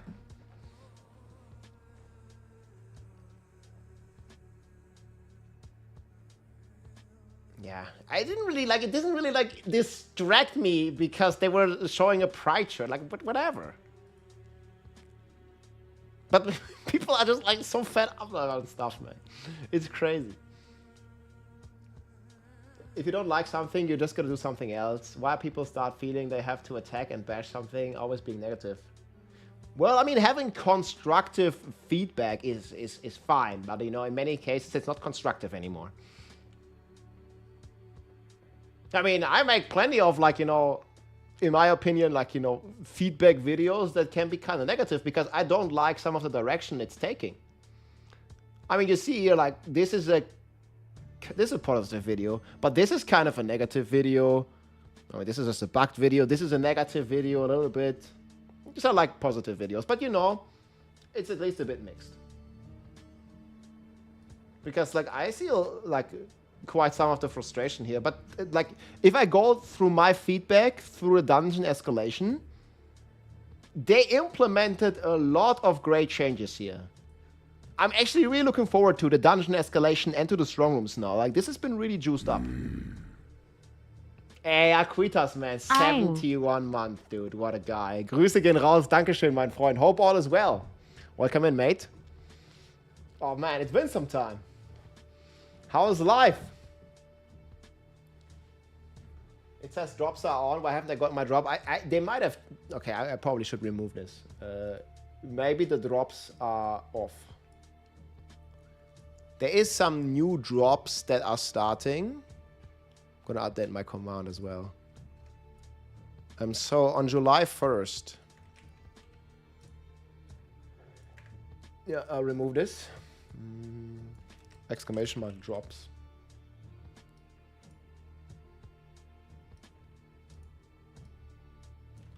New drops starting July 1st. 10 a.m. TDT. 3-hour watch time equals in minus game xmock. Mock. Talk.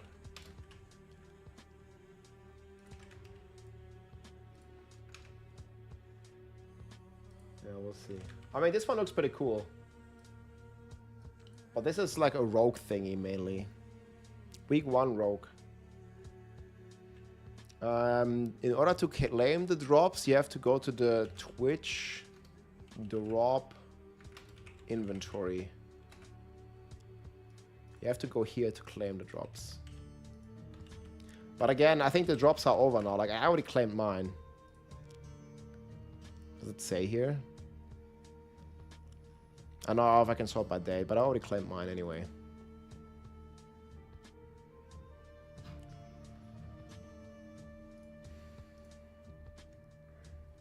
You missed it. Yeah, I don't think you can get it anymore. Sorry about that.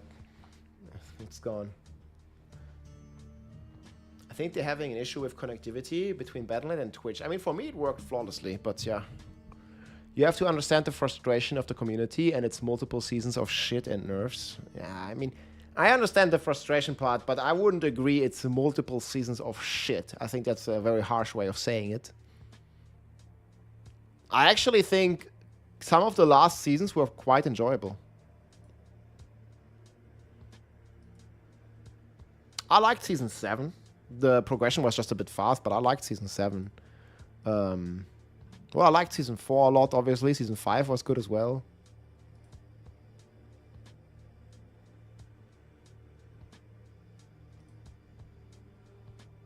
Season 9 is a season of the Druids. I hope so.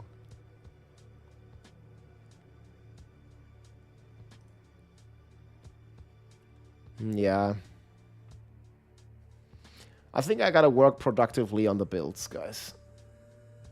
Do you want to watch the recap? I'm gonna get a snack, and then we'll start working on the planners. I want to make the Spiritborn planners, at least today, because I don't have much time tomorrow. I actually need to leave in the evening tomorrow. I have some IRL quest lines.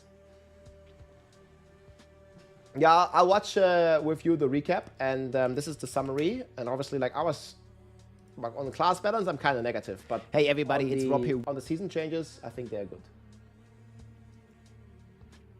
Okay. I'll be back in a few minutes, guys. And then we'll keep cooking the planners and the tier list updates. It's going to be kind of challenging to do all that. But that's what we're going to do.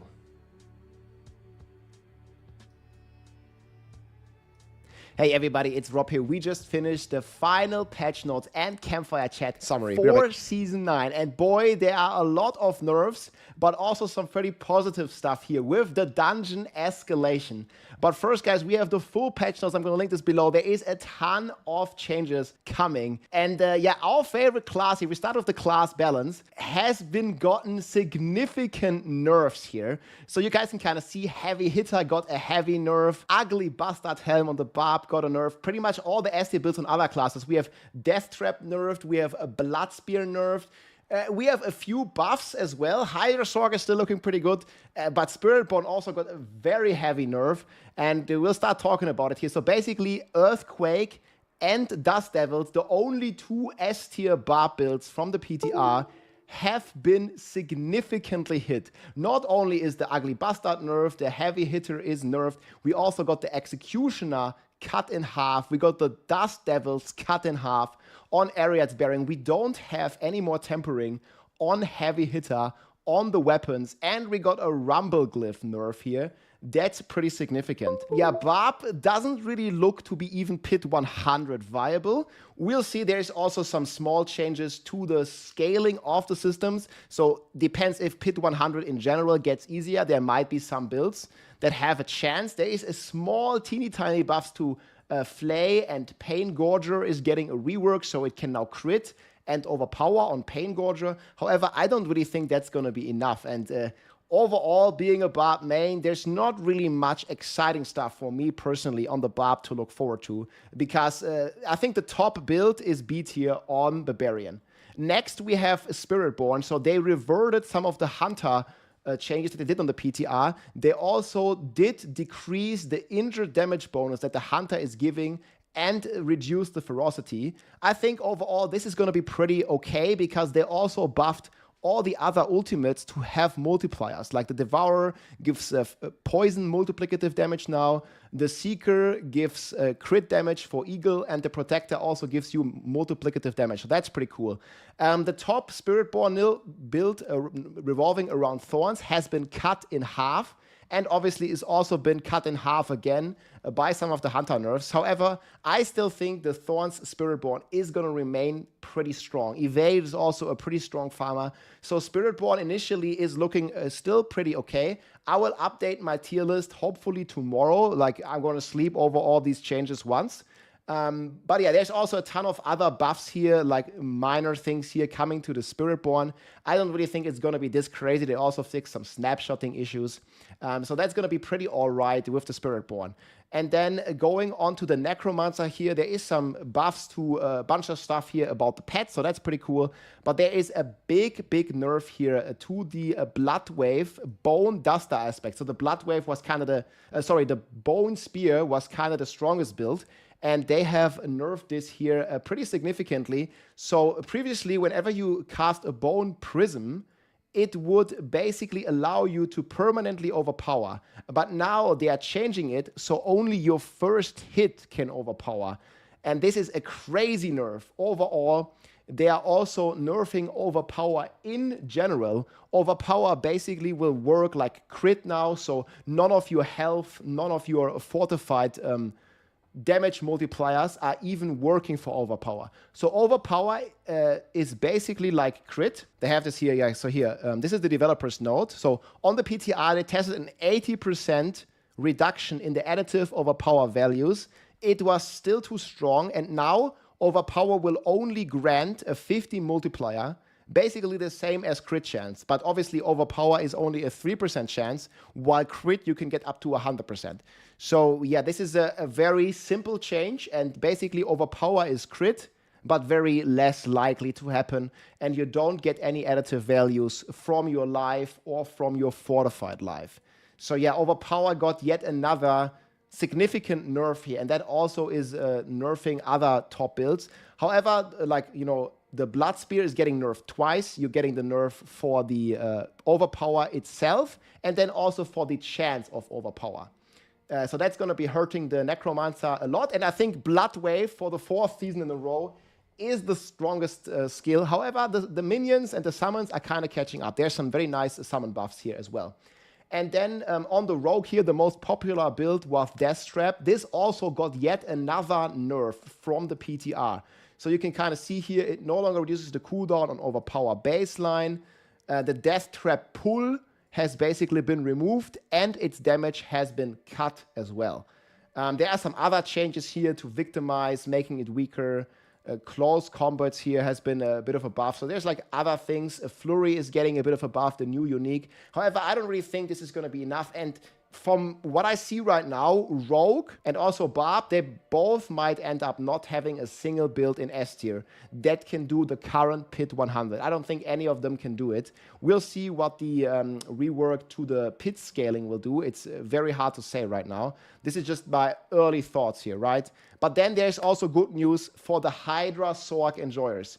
So Hydra Sorc has been one of the top builds of the PTR, and with all the changes that they did to Hydra considered, it looks around the same power level as of the PTR. So Hydra Sorc, with everything else being nerfed, Hydra Sorc is looking incredibly strong. They also have some big quality of life here. So Hydra Sorc enjoyers like really winning. And yeah, the Hydra heads, they attack immediately up on spawn. This is going to help it a lot with speed farming. They also significantly buffed the rune upgrade here.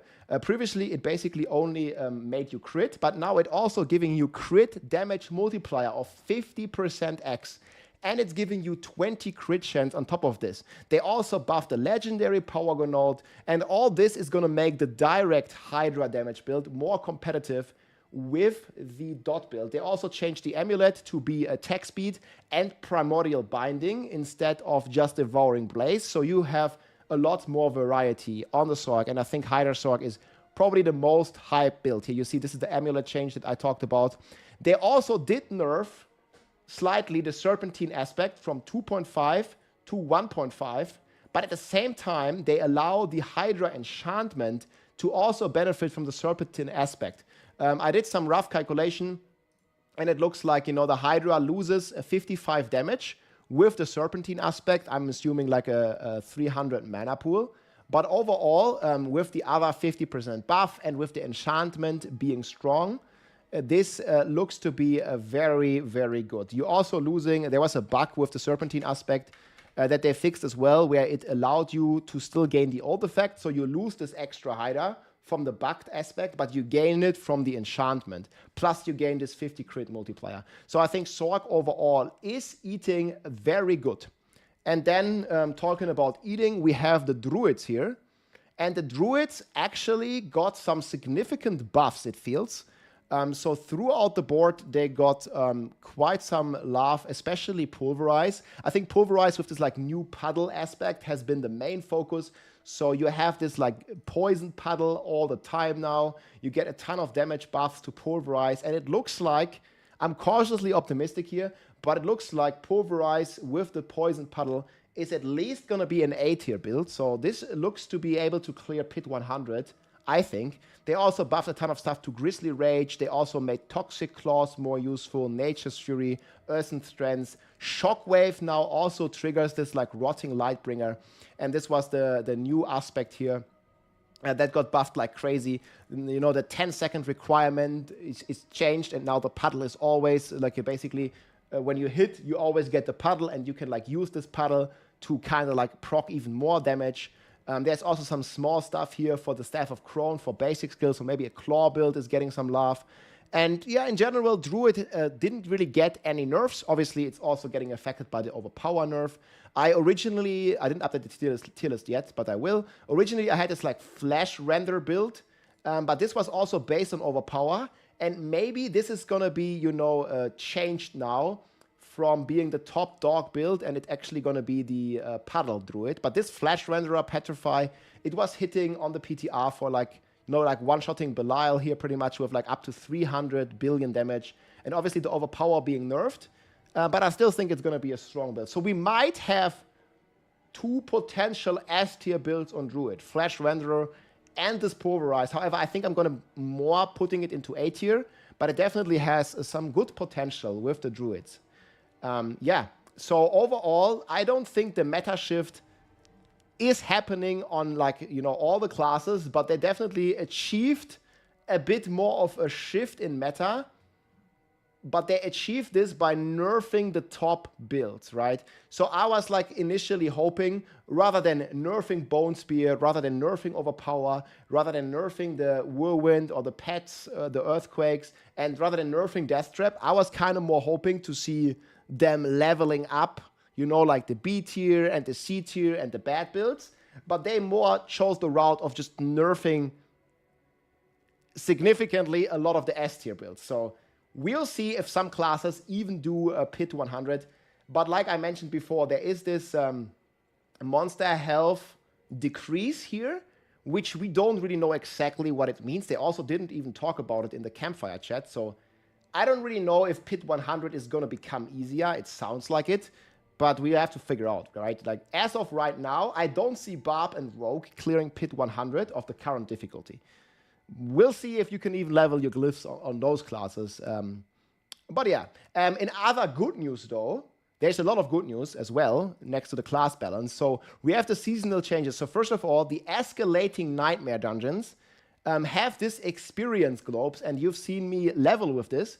And this actually has been buffed tremendously. So the Forgotten Wisdom, this was like the little experience globes that you got. They actually are scaling with difficulty now and behaving more consistently. So leveling is going to be faster than ever, I think. Like this was already 1 hour to like level 60, maybe 1.5 hours if you find this aspect. If you find this like, you know, positive dungeon aspect. And yeah, if you're going to find it, I think you're going to be leveling extremely fast with those Forgotten Wisdom experience globes. So that's pretty cool. And I'm definitely looking forward to like, you know, shake up the leveling meta a bit. And overall, guys, they have done a lot of changes to the escalating nightmare dungeons and to the strong room. So I just took some quick notes here talking about the strong rooms here. They listened to a lot of feedback. They really did. You can see there's a timer up here, like a progress bar, similar to the Undercity. This was part of my feedback. So you have a direct way to tell like how far you are along in the Horadric strong rooms. And the pillars that you get there, they complete faster, they have extra radius, and in general, this is much less tedious and much more fast pace now. There's extra monsters. You can see the density being kind of crazy here in the footage.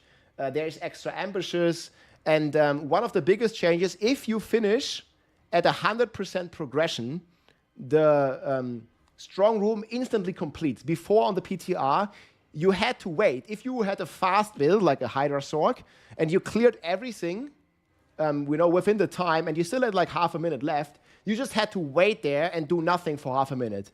But if you reach the 100% last tier progression, you're not only going to get more rewards, but the timer is also going to finish instantly. They also reduced the timer, and they added a ton more cool bosses here. So it's not only going to be Tomb Lord or Blood Bishop, there's going to be, you know, some actual new bosses like you can see here. So that's pretty cool. And in general, guys, there's much more incentive of doing this. The strong rooms also give you a chance to get more experience, to get more Obduxite, and a variance of permanent buffs, which are pretty cool. And then talking about, you know, the escalating nightmare dungeons, they actually did increase the difficulty. And you see here, like, this is the kind of key that you need for those escalating nightmare dungeons. It's legendary now. And they made it harder the deeper you go. So you have this like tier system, right? It's always 3 difficult tiers, and they increased it, by their words, 7 pit difficulty per death. Like, so like there's like the tier 1, tier 2, and tier 3, and in tier 3 it's actually like triple increase of difficulty, but also at the same time you're gonna get like way more rewards. It's gonna be way more rewarding, and the Astaroth fight in the end can now have special affixes as well, which was looking actually pretty cool. I think there was like Meteor Storm, like we haven't really seen what that's going to do, but that's going to be very exciting to figure out all these affixes and to see what it's going to be about, and also to get these additional rewards. So I think it's a big W what they did to the escalating nightmare dungeons. This was very much on my wish list to see this being a challenging difficulty, but also with all these nerfs coming to the top builds, I think this is going to be pretty hard on Torment 4. We'll see how crazy it scales, but it has the potential to be pretty hard unless you're like playing Sorc or Spiritborn, right? Like, so basically you have Sorc and Spiritborn starting with an S. Those are going to be S tier, and B is for Barb tier. Yeah, and things like that basically. But overall, escalating nightmare dungeons, more difficulty and more rewarding. That sounds really cool. More dangerous affixes, and again, scaling pretty crazy. There's also like a weaker version of these escalating nightmare dungeons available even before you enter Torment 1. So that was also really, really cool. And yeah, overall, I'm definitely not happy with the class balance. Like you've seen my videos before. I was really hoping to see them buffing the weak builds rather than nerfing the strong ones. But they did end up nerfing the strong ones, and we have to live with that. Every build is basically nerfed quite a bit. Also the Spiritborn and the Hydra Sorc is roughly staying the same. So Hydra Sorc is eating very good. But there is a lot of more positive things here as well, because the end game stuff, the escalating nightmare dungeon and everything, that's going to stay in the game permanently, and that looks to be a much better activity than it was on the PTR. And there's also some pretty cool rewards here that you can earn for free. So you have this like Dante Dog here. You can get this for free by completing the season journey. So fully gameplay rewards. You don't have to pay any money for this. And there are a ton of cool transmogs, including some new Twitch drops here. You can see there's going to be new Twitch drops here for the first week. When you watch anyone in the Diablo category, obviously I'll be streaming, and I'll be hopefully making my tier list tomorrow. You watch for 3 hours, you get some like cool like rogue transmogs. And just in general, there's a lot of like free stuff here that you can get from the season journey.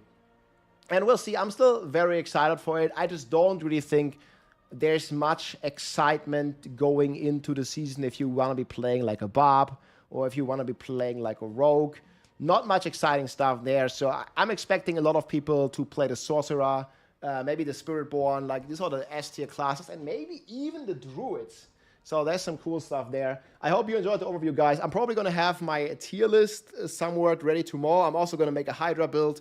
We're going to make a Spiritborn build, and I don't really plan on making Barb builds because, yeah, Barb is like very disappointing this season. I actually don't think it's ever, maybe like it's similar to season 1 where Barb was just, you know, like didn't exist. Not really playable.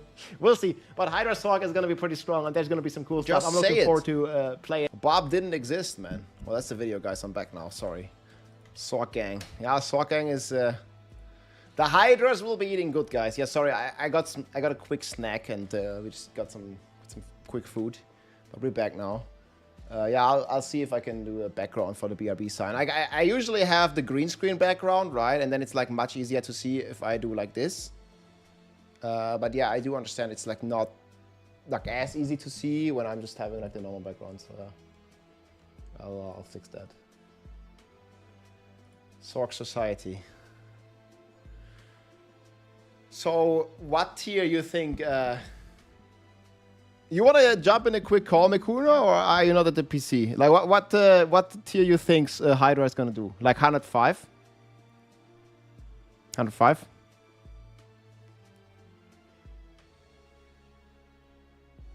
105 probably. Yeah.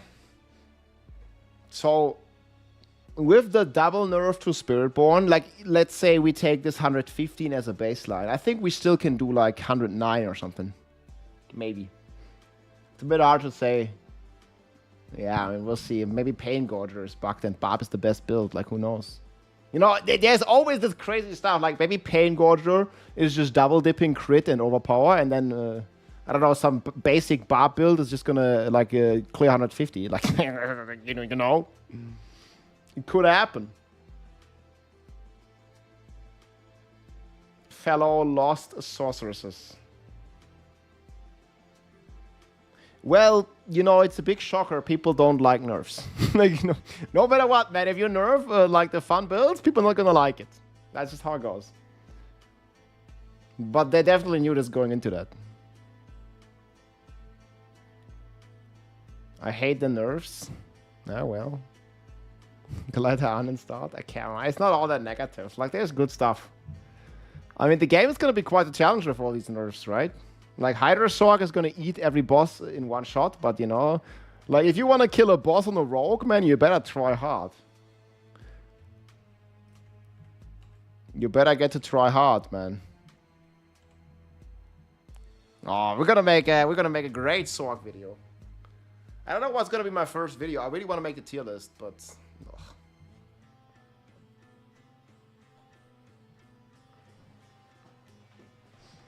We shall see. Can't wait for you to see what you cook in S9 less than 3. Always love the journey. Okay, let's cook, because I can only do like half a stream tomorrow. So tomorrow I'll be here in the afternoon until early evening. I need to leave. So I really wanna.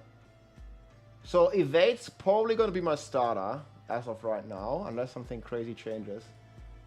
And then we kinda need to decide.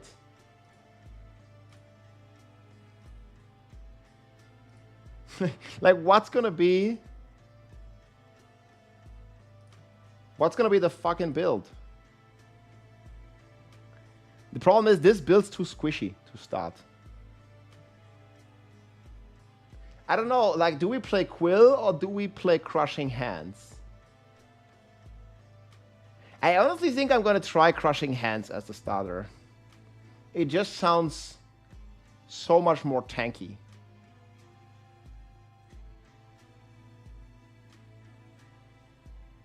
10% barrier per hit.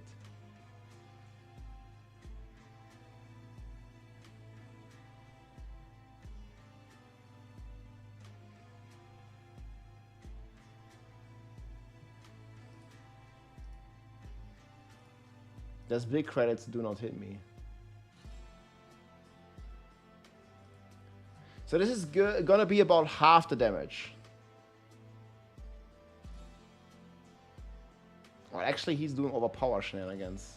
Fuck. Yeah, we're not gonna have any of that. Why is dude so zoomed out?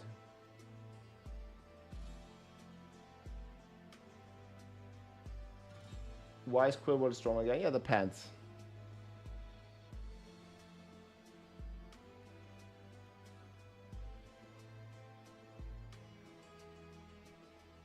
Why still need the damage here?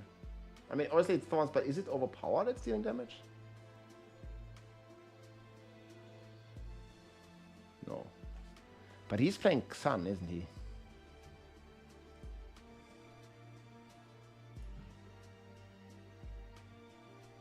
Pock Xan.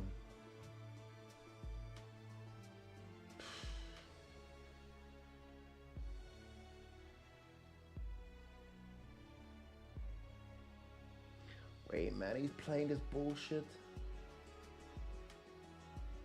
Really?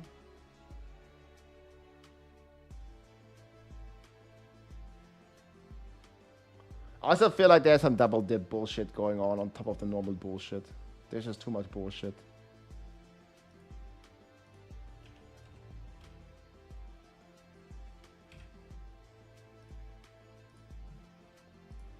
But I think I'm gonna make a Quill Volley version.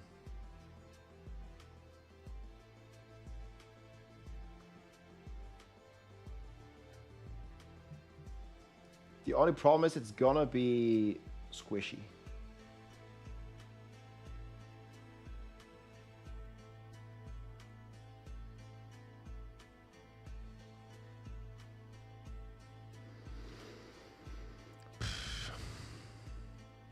Yeah, Barb and Rock, horrible.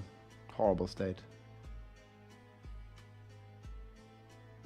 I think with Q-Rune it might be fun. We could play the starter version without Toxic Skin.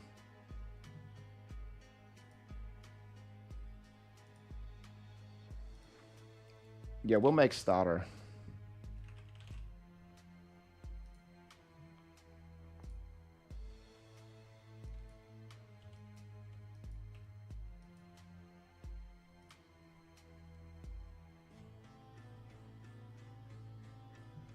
Okay, so first of all, we gotta cut the Paragon in half or so.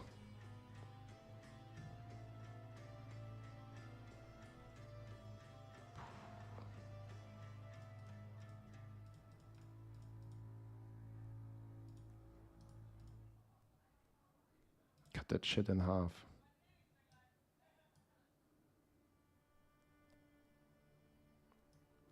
It's gonna be that easy, actually.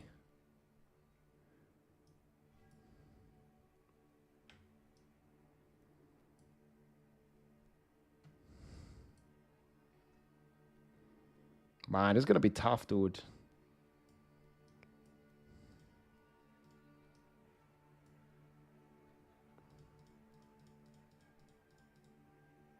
I don't even think we're gonna have enough points.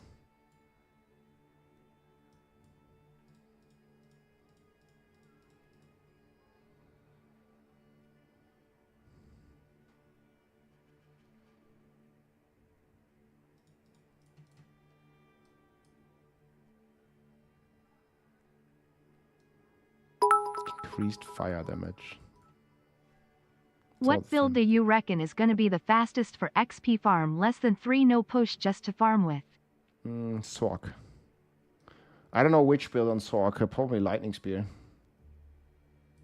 I mean, you just do pit 60. Don't really care if you do high pits at all.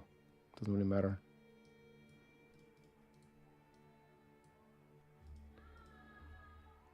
Well, it's kind of hard to say. I mean, evade's gonna be pretty sick too.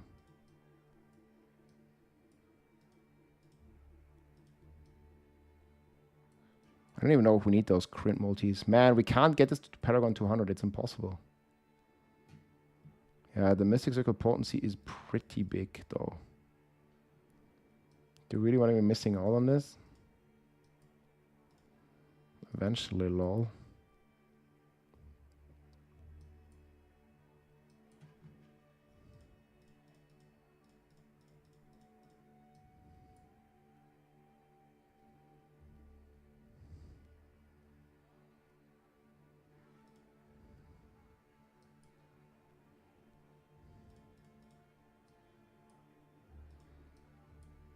This is going to be pretty brutal Paragon-wise. Like, you definitely want high Paragon on this build. Probably going to get rid of all this. This is a Paragon 230. And that's probably still not enough. Anything else we can get rid of? Like, these are so important here. Okay, max life, whatever. 220. What if we get rid of all this?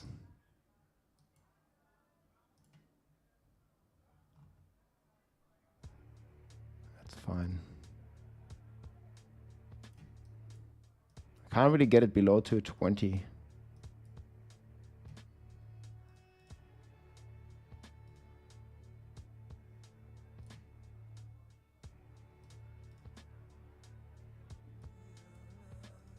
This.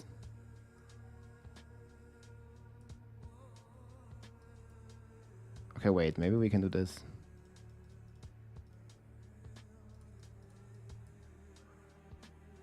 Should be a bit better.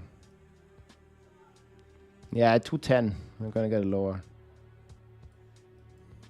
That's fine. 210. I can put it to 200 and just get rid of like some more toughness, but I think that's gonna be okay like this. You have all the important multis. And then we'll have to make a leveling build.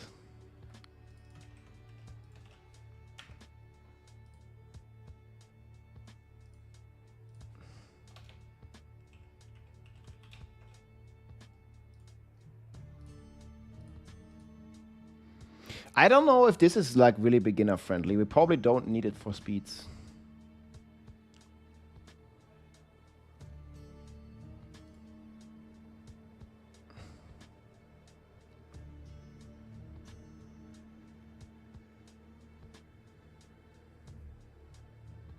I think we'll be rocking like this. And then if you feel too squishy, I should probably say, if your starter build feels too squishy, change toxic skin to a counter offensive.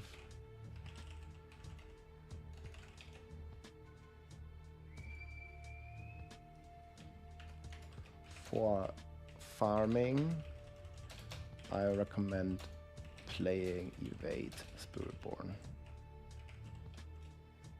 We need to go to the Evadeborn starter. And then I will do for... Oh, I don't have a mercenary here. Oh, this goes away. For bosses or high hits, I recommend playing Thorns. I'd say the new Thorn Spiritborn.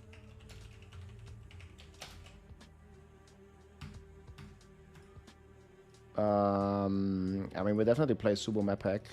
There's no other way. Reinforcement. I don't think we need attack speed, right? The attack speed's kind of useless. I mean, here with Bastion is also useless. Like, Altkin has Languish. Sure, why not?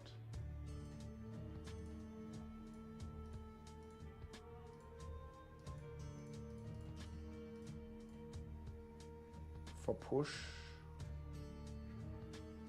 I don't really think it matters. Whatever, Languish as well. Does this have?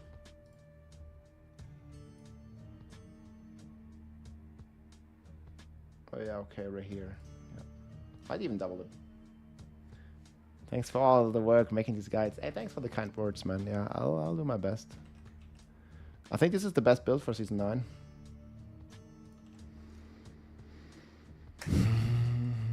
Here you go.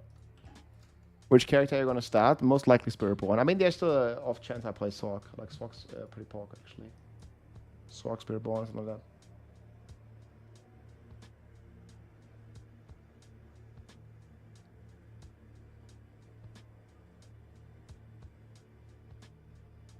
Here's the nerf a lot.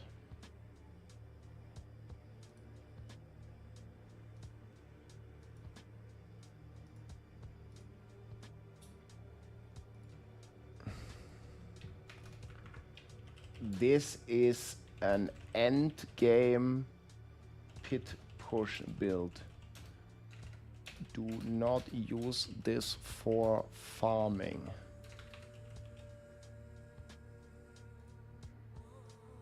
Okay, I think that sounds kind of good. Quill Volley Pure.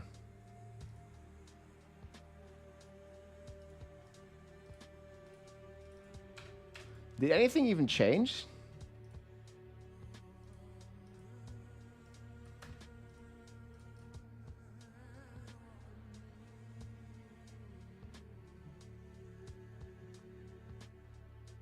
Not really.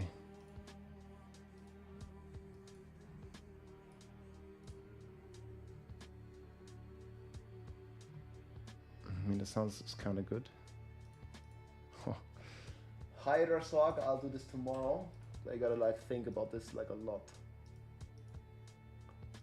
And Blood Wave.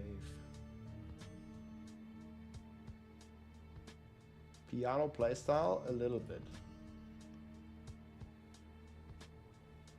Wait, did anything change here on this build? From the PTR?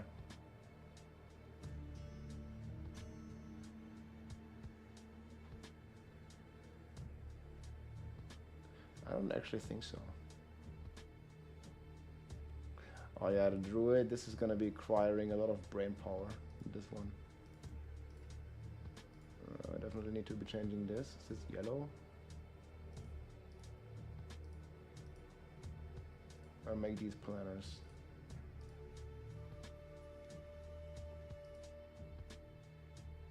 This one actually might be fine. They didn't really change anything here, so I think this is good. Fat. I think this one's fine. I don't know if they changed anything here.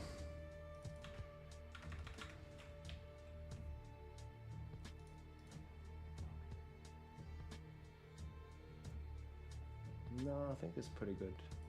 It'll probably be a starter version. Oh, it's Paragon 220.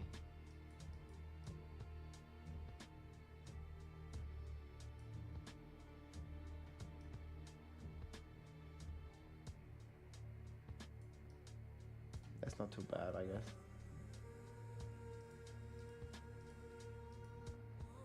We need a companion planner. No, if there was some done here. Zario. I'll check that tomorrow. I definitely want to make planner for all the 8-tier builds, right? Oh. That's not correct. Yeah, right now, most likely Spiritborn. Spiritborn looking pretty good. Oh man, Death Trap Rogue. We think it's gonna be Tybet's Will.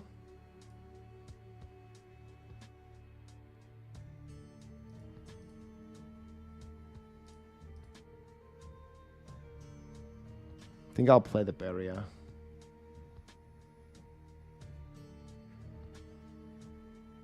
Wait. The physical thing is gonna buff it, right?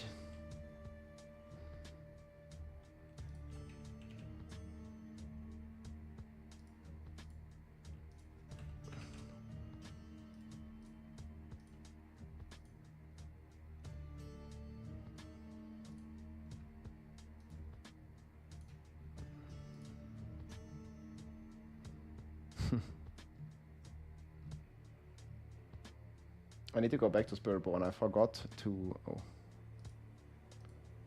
a sec. Is Death Trap doing shadow damage, right? So I guess it would be buffed by elemental stuff.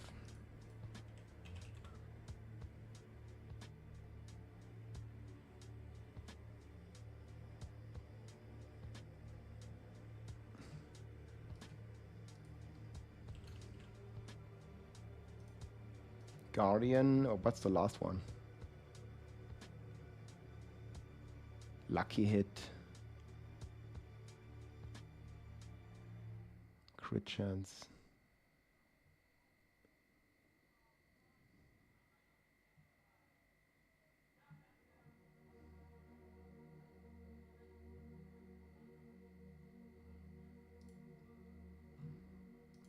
.30 attack speed, that's would be pretty good.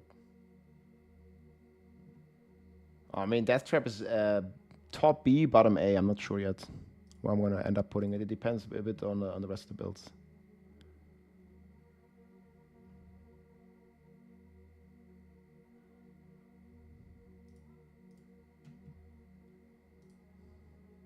Fuck.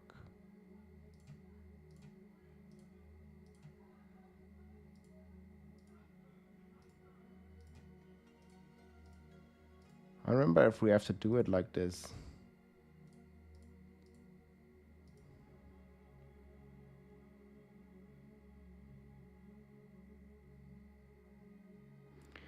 Wait, 2 or more Arcana of the Nile. Okay, we have that. Do we have that here too? Yeah, okay. Lucky, lucky. Fuck. Okay, wait. So if we play Willbreaker, how would this work?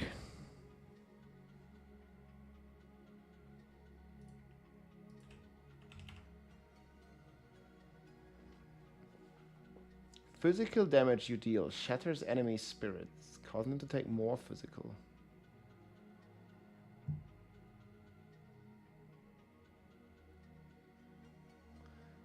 I don't even know if this is gonna work.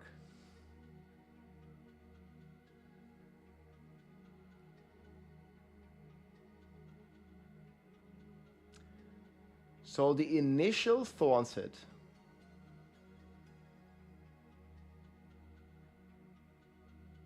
should be physical. No? Each attack damages close enemies for 150 of your Thorns. So it's going to work for the Thorns part, but not for the poison part.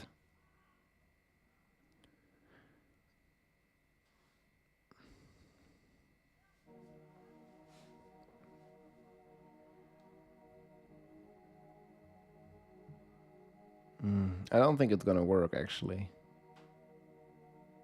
But maybe it will. I'll take it in. I don't know. We're hoping it's going to work. Does it say it does physical?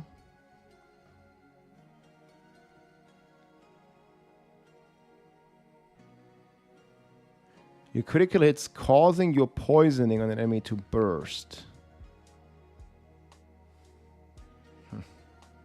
Complicated. I'm not quite so sure if it's gonna work like that.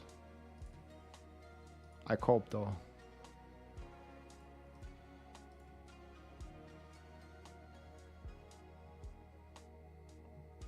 Ooh, okay. Okay, so we're definitely gonna take element. Oh, we can even take crit.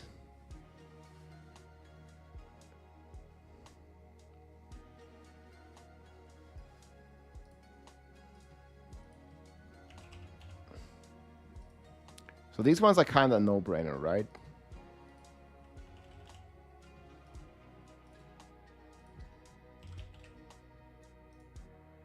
So what's the third one? Attack speed, useless. 2 or more arcana from the School of Power. Where everything is denial. People in denial about this. I think like the requirement in this kind of suck.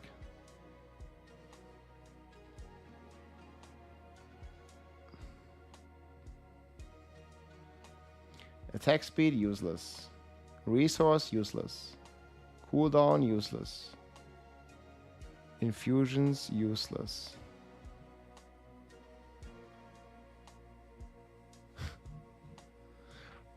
There's nothing useful? Seriously? I only have denial. Well, I guess we get barrier and fortify. At least it's something. We are definitely in denial. Like all triple of them are denial.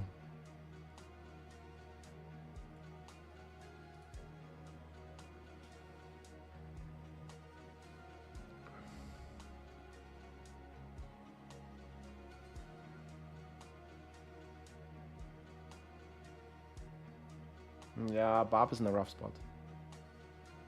How bad is the nerf to Barb? Yes. That's it. How bad's the nerf? Yes. Pepper hands. What can we say?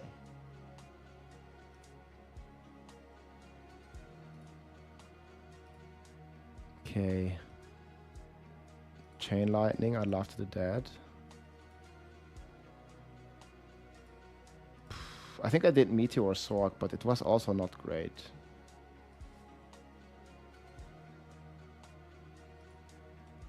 Wait, these are like both the same?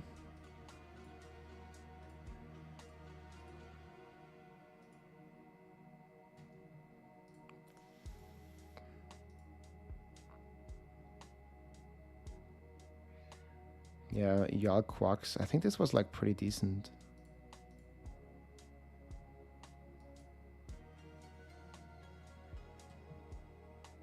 I wouldn't really see like what we changed easily.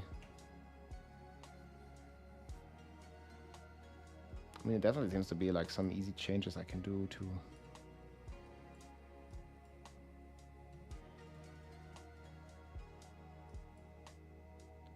not having to go this crazy Paragon.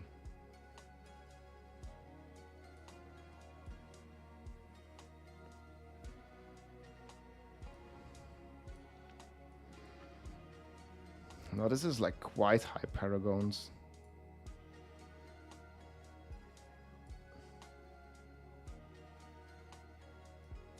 Well, Lightning Spear seems pretty good for sure.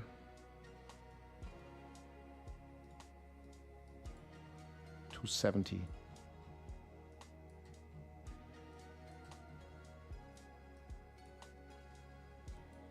Yeah, this one I can get rid of for now.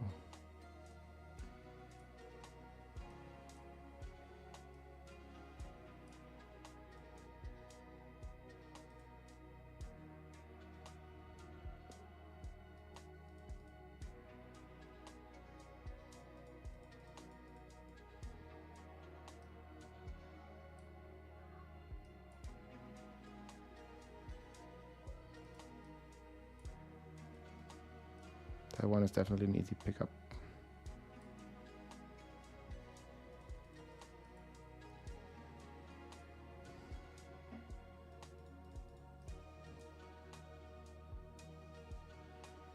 Okay, 250. I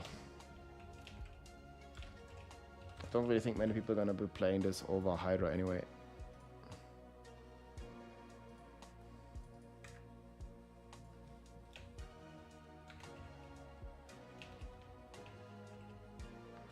Well, what's the mercenary? Yeah, sure. Wait, I don't really think. Wait, is Ice Armor really okay to do? Probably. Yeah, there was a standard impact, but I don't think it's gonna be that strong.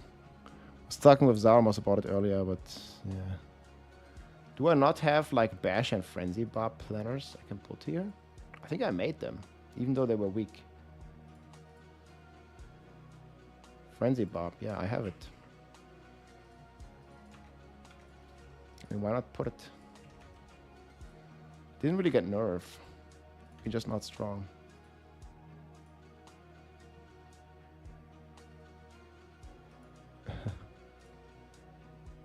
Wait, why is this double swing? What the fuck happened here? Wait a sec. This is a weird looking frenzy.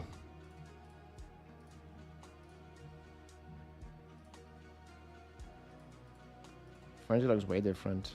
So they did nerf Ugly Bastard. I mean, it's gonna be okay build. Like B tier build. B for Bob.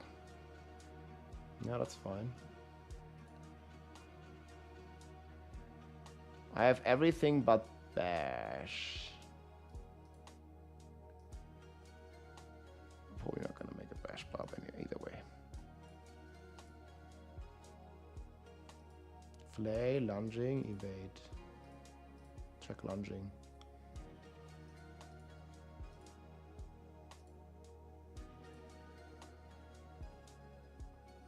Ultra speed nerfed. This one's gone, I think.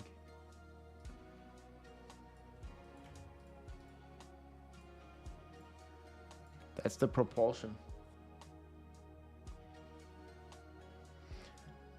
Thing is, do we gonna be playing this with Pain Gorgers?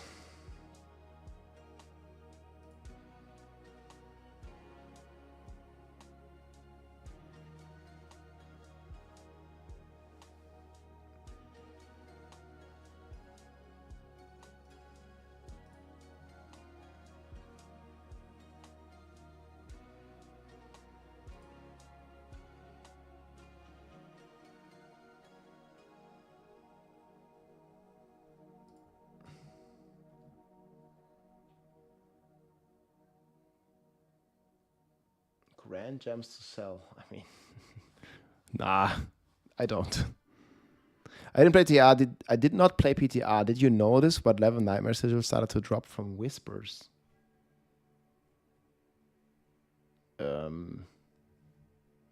I'm trying to remember. I think we could just... I think it was just from the beginning. I remember I was like level 18 and I could get them. That's a good question, though. Does anyone know the answer? When do Nightmare Dungeon sigils drop for the first time? I quite don't know. Not exactly.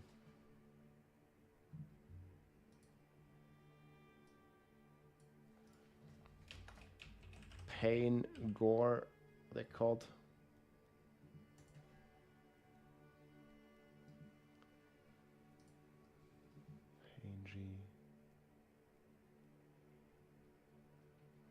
Yeah, but can you just do it on level 1 and you get stuff? What the fuck is this? This is Rob playing. Killed another pack here. Death Breath. D3. Nice, I dropped set. Pog.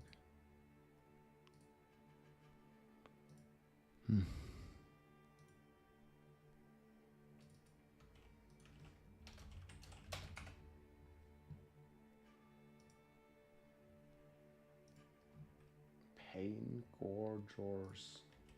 I think I spelled it right.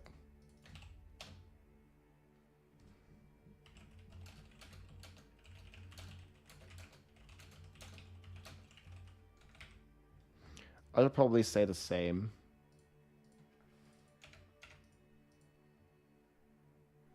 Should probably say the same on. What did we play on Flay? Wait, what changed here? We're just gonna use resources, I think.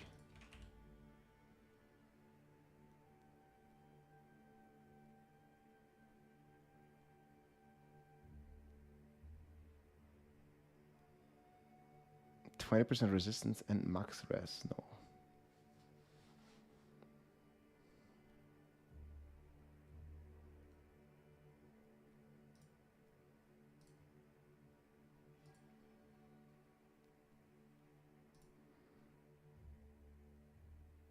God, we can just delete this. Don't even think I'm going to need to keep playing this.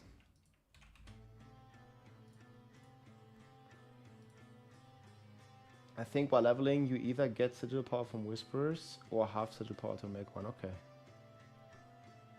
Updated tier list. I mean, it's not locked in, but I'm working on my tier list. That's what I'm doing right now. You can follow the progress and the process if you want, but it's not ready. But that's what we're doing right now. Making the tier list. I'm not here tomorrow evening, so I gotta get ready with this. Oh, it's just tough. I definitely want to sleep over it, so I'm only going to log it in tomorrow.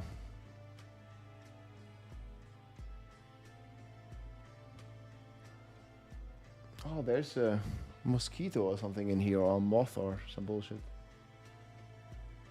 The fuck did it get in?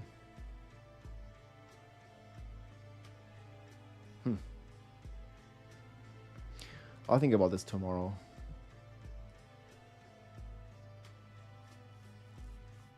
Okay, let me just close all this shit.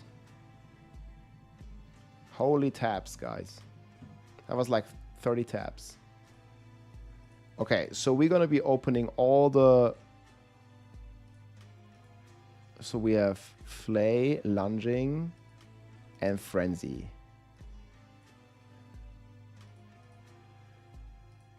The thing is, they all play the ugliest of bastards. They're all non-Uber version. Problem is, Flay doesn't benefit from Fist.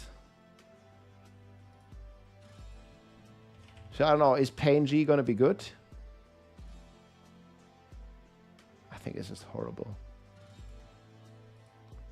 Oh, Bugged Bleed, delete. This one is nuked.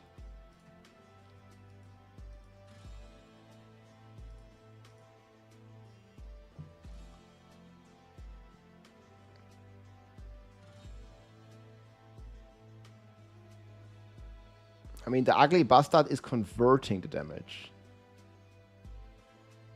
But that still means we are doing physical first, no? I don't know, man. I'll be hoping that Will Breaker works. And this has to be figured out, I guess. So it's definitely going to be playing Fist.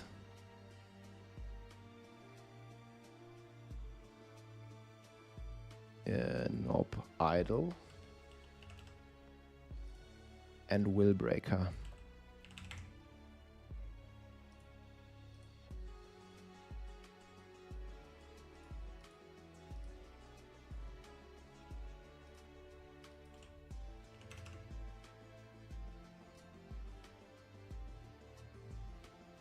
So it already has Idle.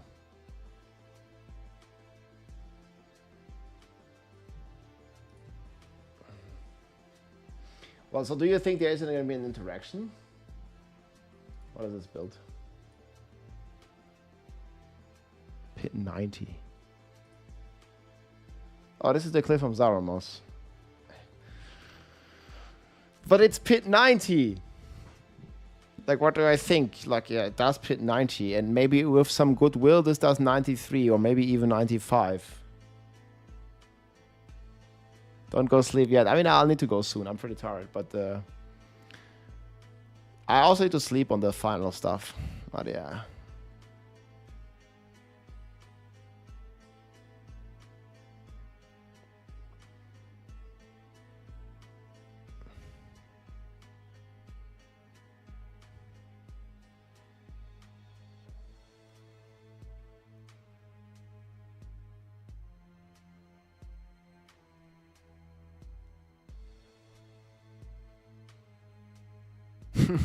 I mean, the build looks okay, but the DPS is just, you know. You fix Barbarian? Yeah, it's impossible, Rick. Gotta tell it to the devs. I mean, it does look like a cool build, but it just ain't strong, you know.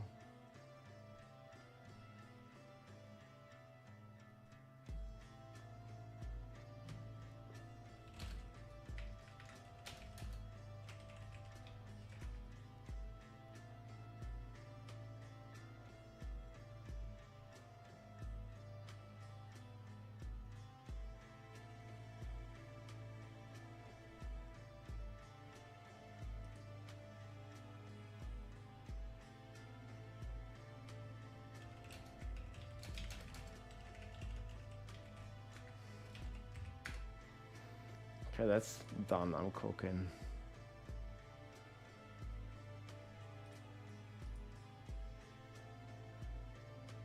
No season power. Yeah, but like, what is season power gonna do? Roxy has 103. Guys, this is with backed combustion, yes? This can't be done in season 9, guys. This is a season 8 thing. This is nerfed.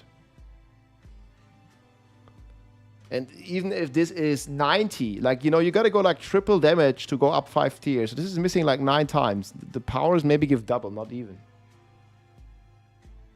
How's Cliptus doing? I'm not sure. The Barb Nation is not crazy this time around. I need to check this.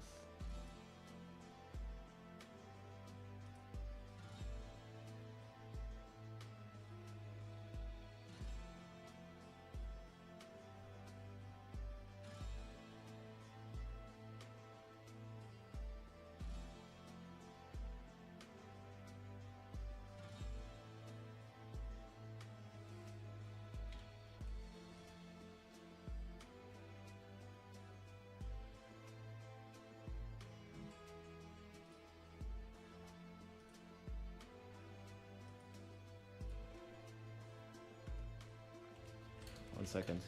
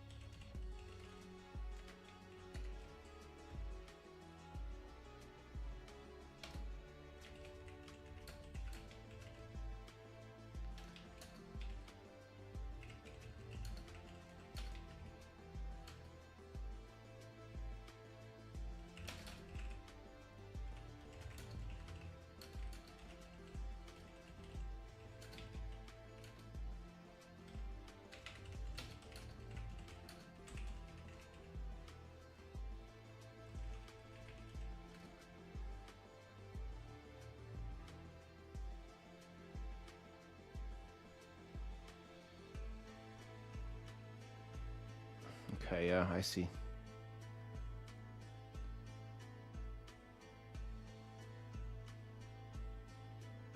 There was a really fun build in PoE1 this league that you would have really enjoyed.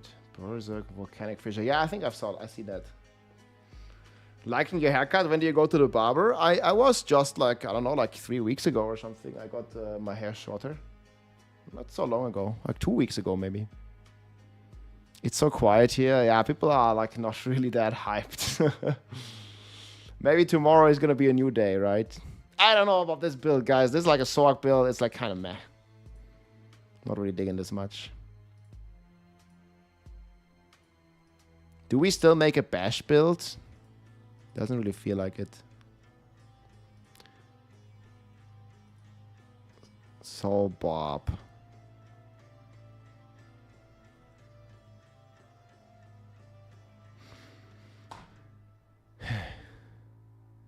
Yeah, I don't know what to do with these. Okay, I definitely need to change Wallop. It's gonna be so bad, honestly. Wait, don't you need to do something for Wallop to even work?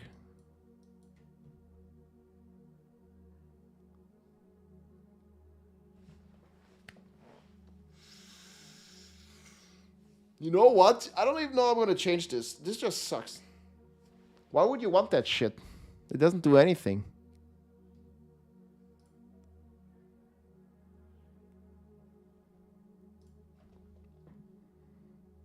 Yeah, I think I'm just gonna say don't play this build. It sucks. Nerfed.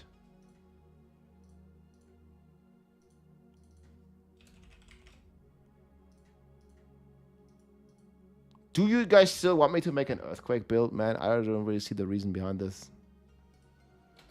I mean, I kind of could.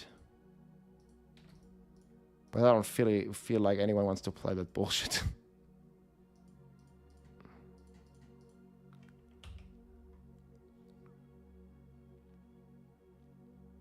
I know it hurts. Okay, so any other bar build you want me to make? There's no hope for any of this.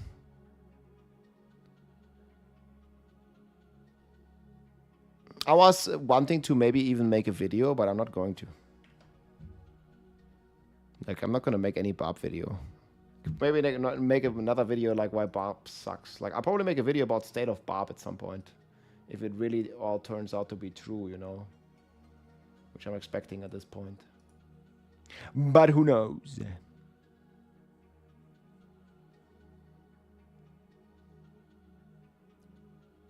Yeah, Earthquake duration temporars. I mean, I could try to salvage one of these, not make it pets.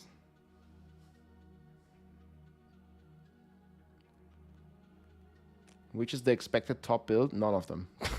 I mean, maybe lunging.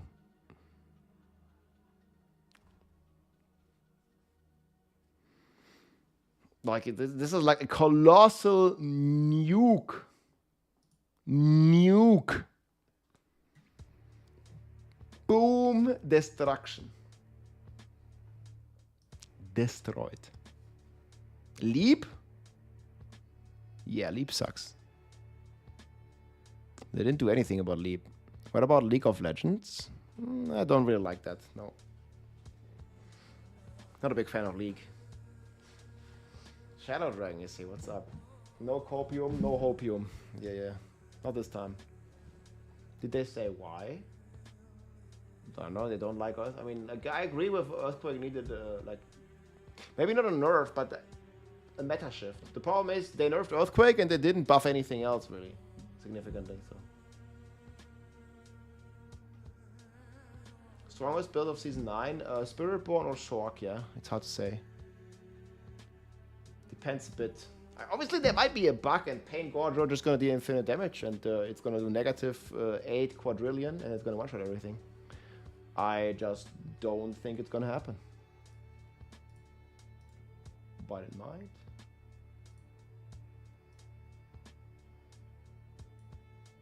And there's some people.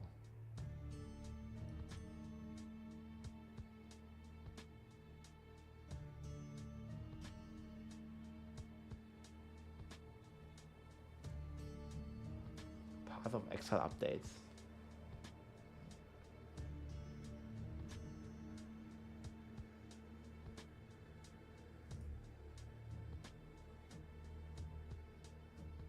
Wait, this is the full art. That looks pretty sick.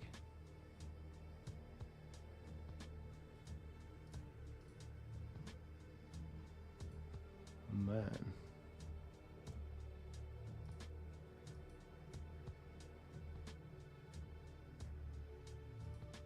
Man, the artwork is so sick, dude. Look at the doggle.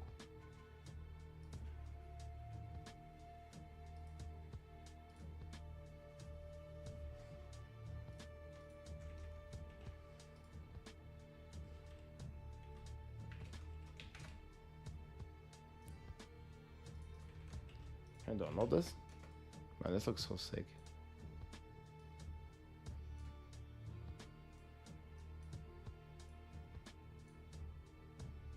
Man, this artwork looks so sick, dude. Dave, man, great stuff. Woody was in Stockholm. Dungeons and Dragons themed ARPG. That's pretty cool. PoE stuff.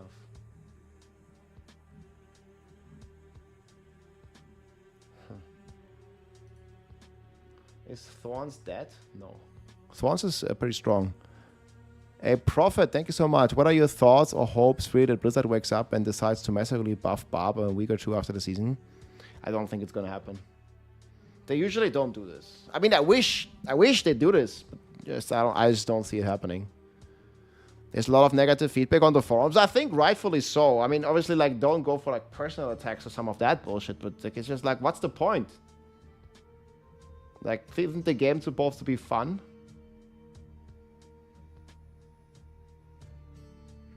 I mean, I'm trying to see the positive, but like, what's the positive, like, for Barb this patch?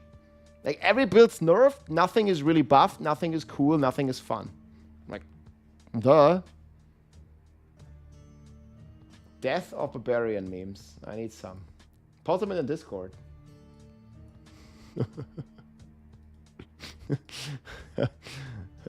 Okay.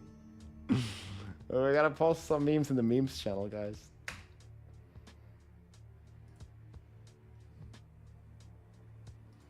I think the Druid kinda got their revenge, man. The Druids!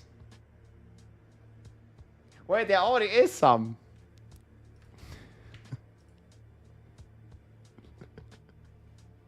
Okay, it's also crazy.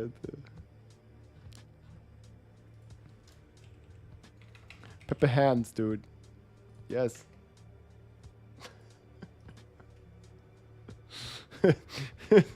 Rare Barb footage.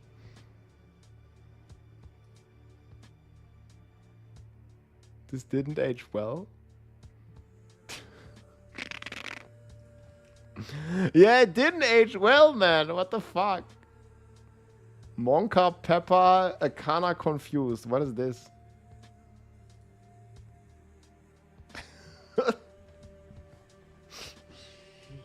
Maybe at some point we're gonna make at least good meme compilation of the Barb nerfs, man. It's gonna be fun.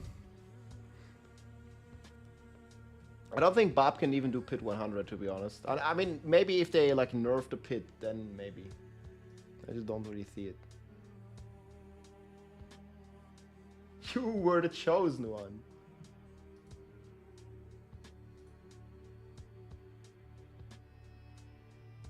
What I'd love to see.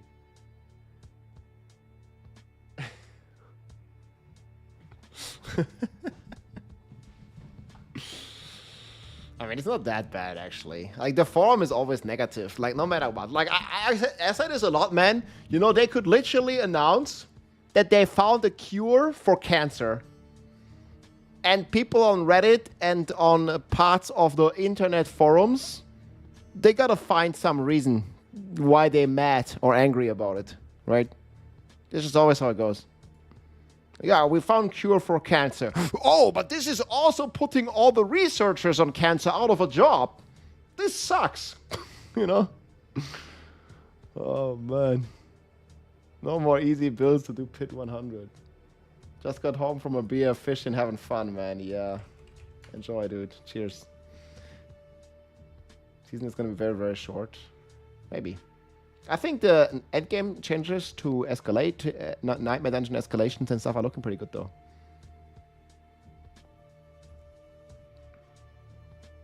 Yeah, I mean, they're gonna be the Legborn.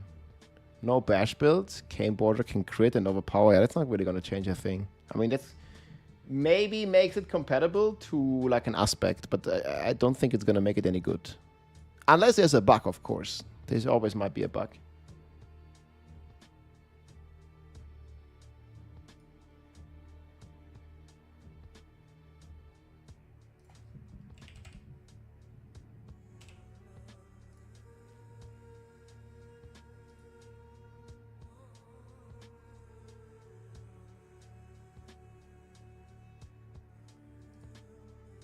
I think Druids actually have some pretty good things going for them.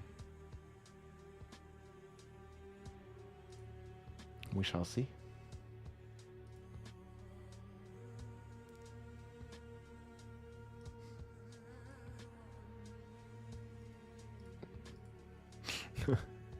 Wait, what? What is this for real? But this looks like a, what is it, like a spear thrower or something? Like they only train one hand usually, right? Is this like a Olympic, like German spear thrower that I don't know about? Something like that.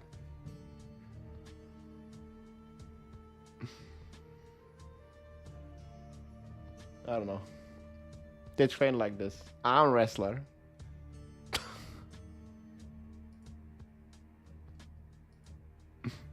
Huge right arm. It's for lifting the beer glasses. Oh, okay. Yeah, I could see that. The pharmaceutical companies, man, they're going out of a job. Poor guys found a cure for cancer. Unlucky. Okay, anyways, guys, I think I'm gonna go sleep. I'll sleep over this, and then tomorrow in the noon I'll be here, and we're gonna make this tier list. Yeah, there's quite some stuff to think about here, man. Z DPS Druid. Anyways, my friends, thank you so much for watching. You know, like it's not all doom and gloom. You know, we're gonna have some fun on the Hydra Sorc. We're gonna have some fun on the Spiritborn. You know. I just gotta forget about that the Bob exists for a season, and then we'll see what's gonna happen in season 10. Not too worried about it. Not too worried about it. And maybe I mean they really stopped doing the mid-season patches, but I mean maybe they'll do some cool stuff at some point. Just like it's just not a season for Bobs. It's fine. Yeah, I'm gonna get some sleep, guys. Yeah, thank you guys so much for watching. If you like the stream, guys, again I'm gonna have my tier list coming on YouTube. You can also follow me on X, TikTok. You know, if you're on YouTube, you can follow me on Twitch, TikTok, X, wherever you want, my friends. And yeah, I think we're still gonna have a good time, and we'll see how long we're gonna blast this. But Nightmare Dungeon escalation is actually looking pretty cool. Obviously, there's always some more changes that I would love to see, but overall, I think it's gonna be fun for at least quite some time. And then we'll see. Probably going to be starting Sorc or Spiritborn. We'll decide tomorrow, guys. We'll lock in the tier list tomorrow. Thank you, my friends, for watching. We'll find somebody to rate. And yeah, I'll see you tomorrow. GG. Have a good night, everybody. Thanks for tuning in. Bye-bye.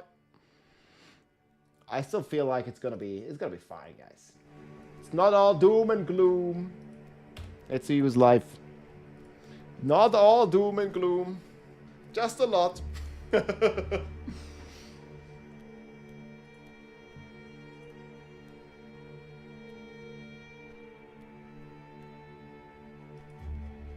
We need some sad music now.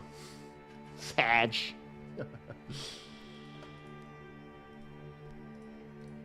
Dead mods. As Ay.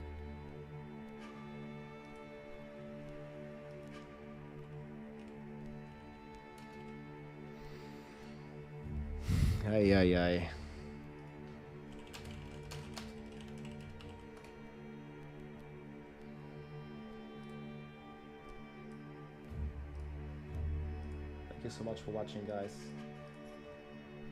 Rip up indeed. Yeah, I have to recap here if you still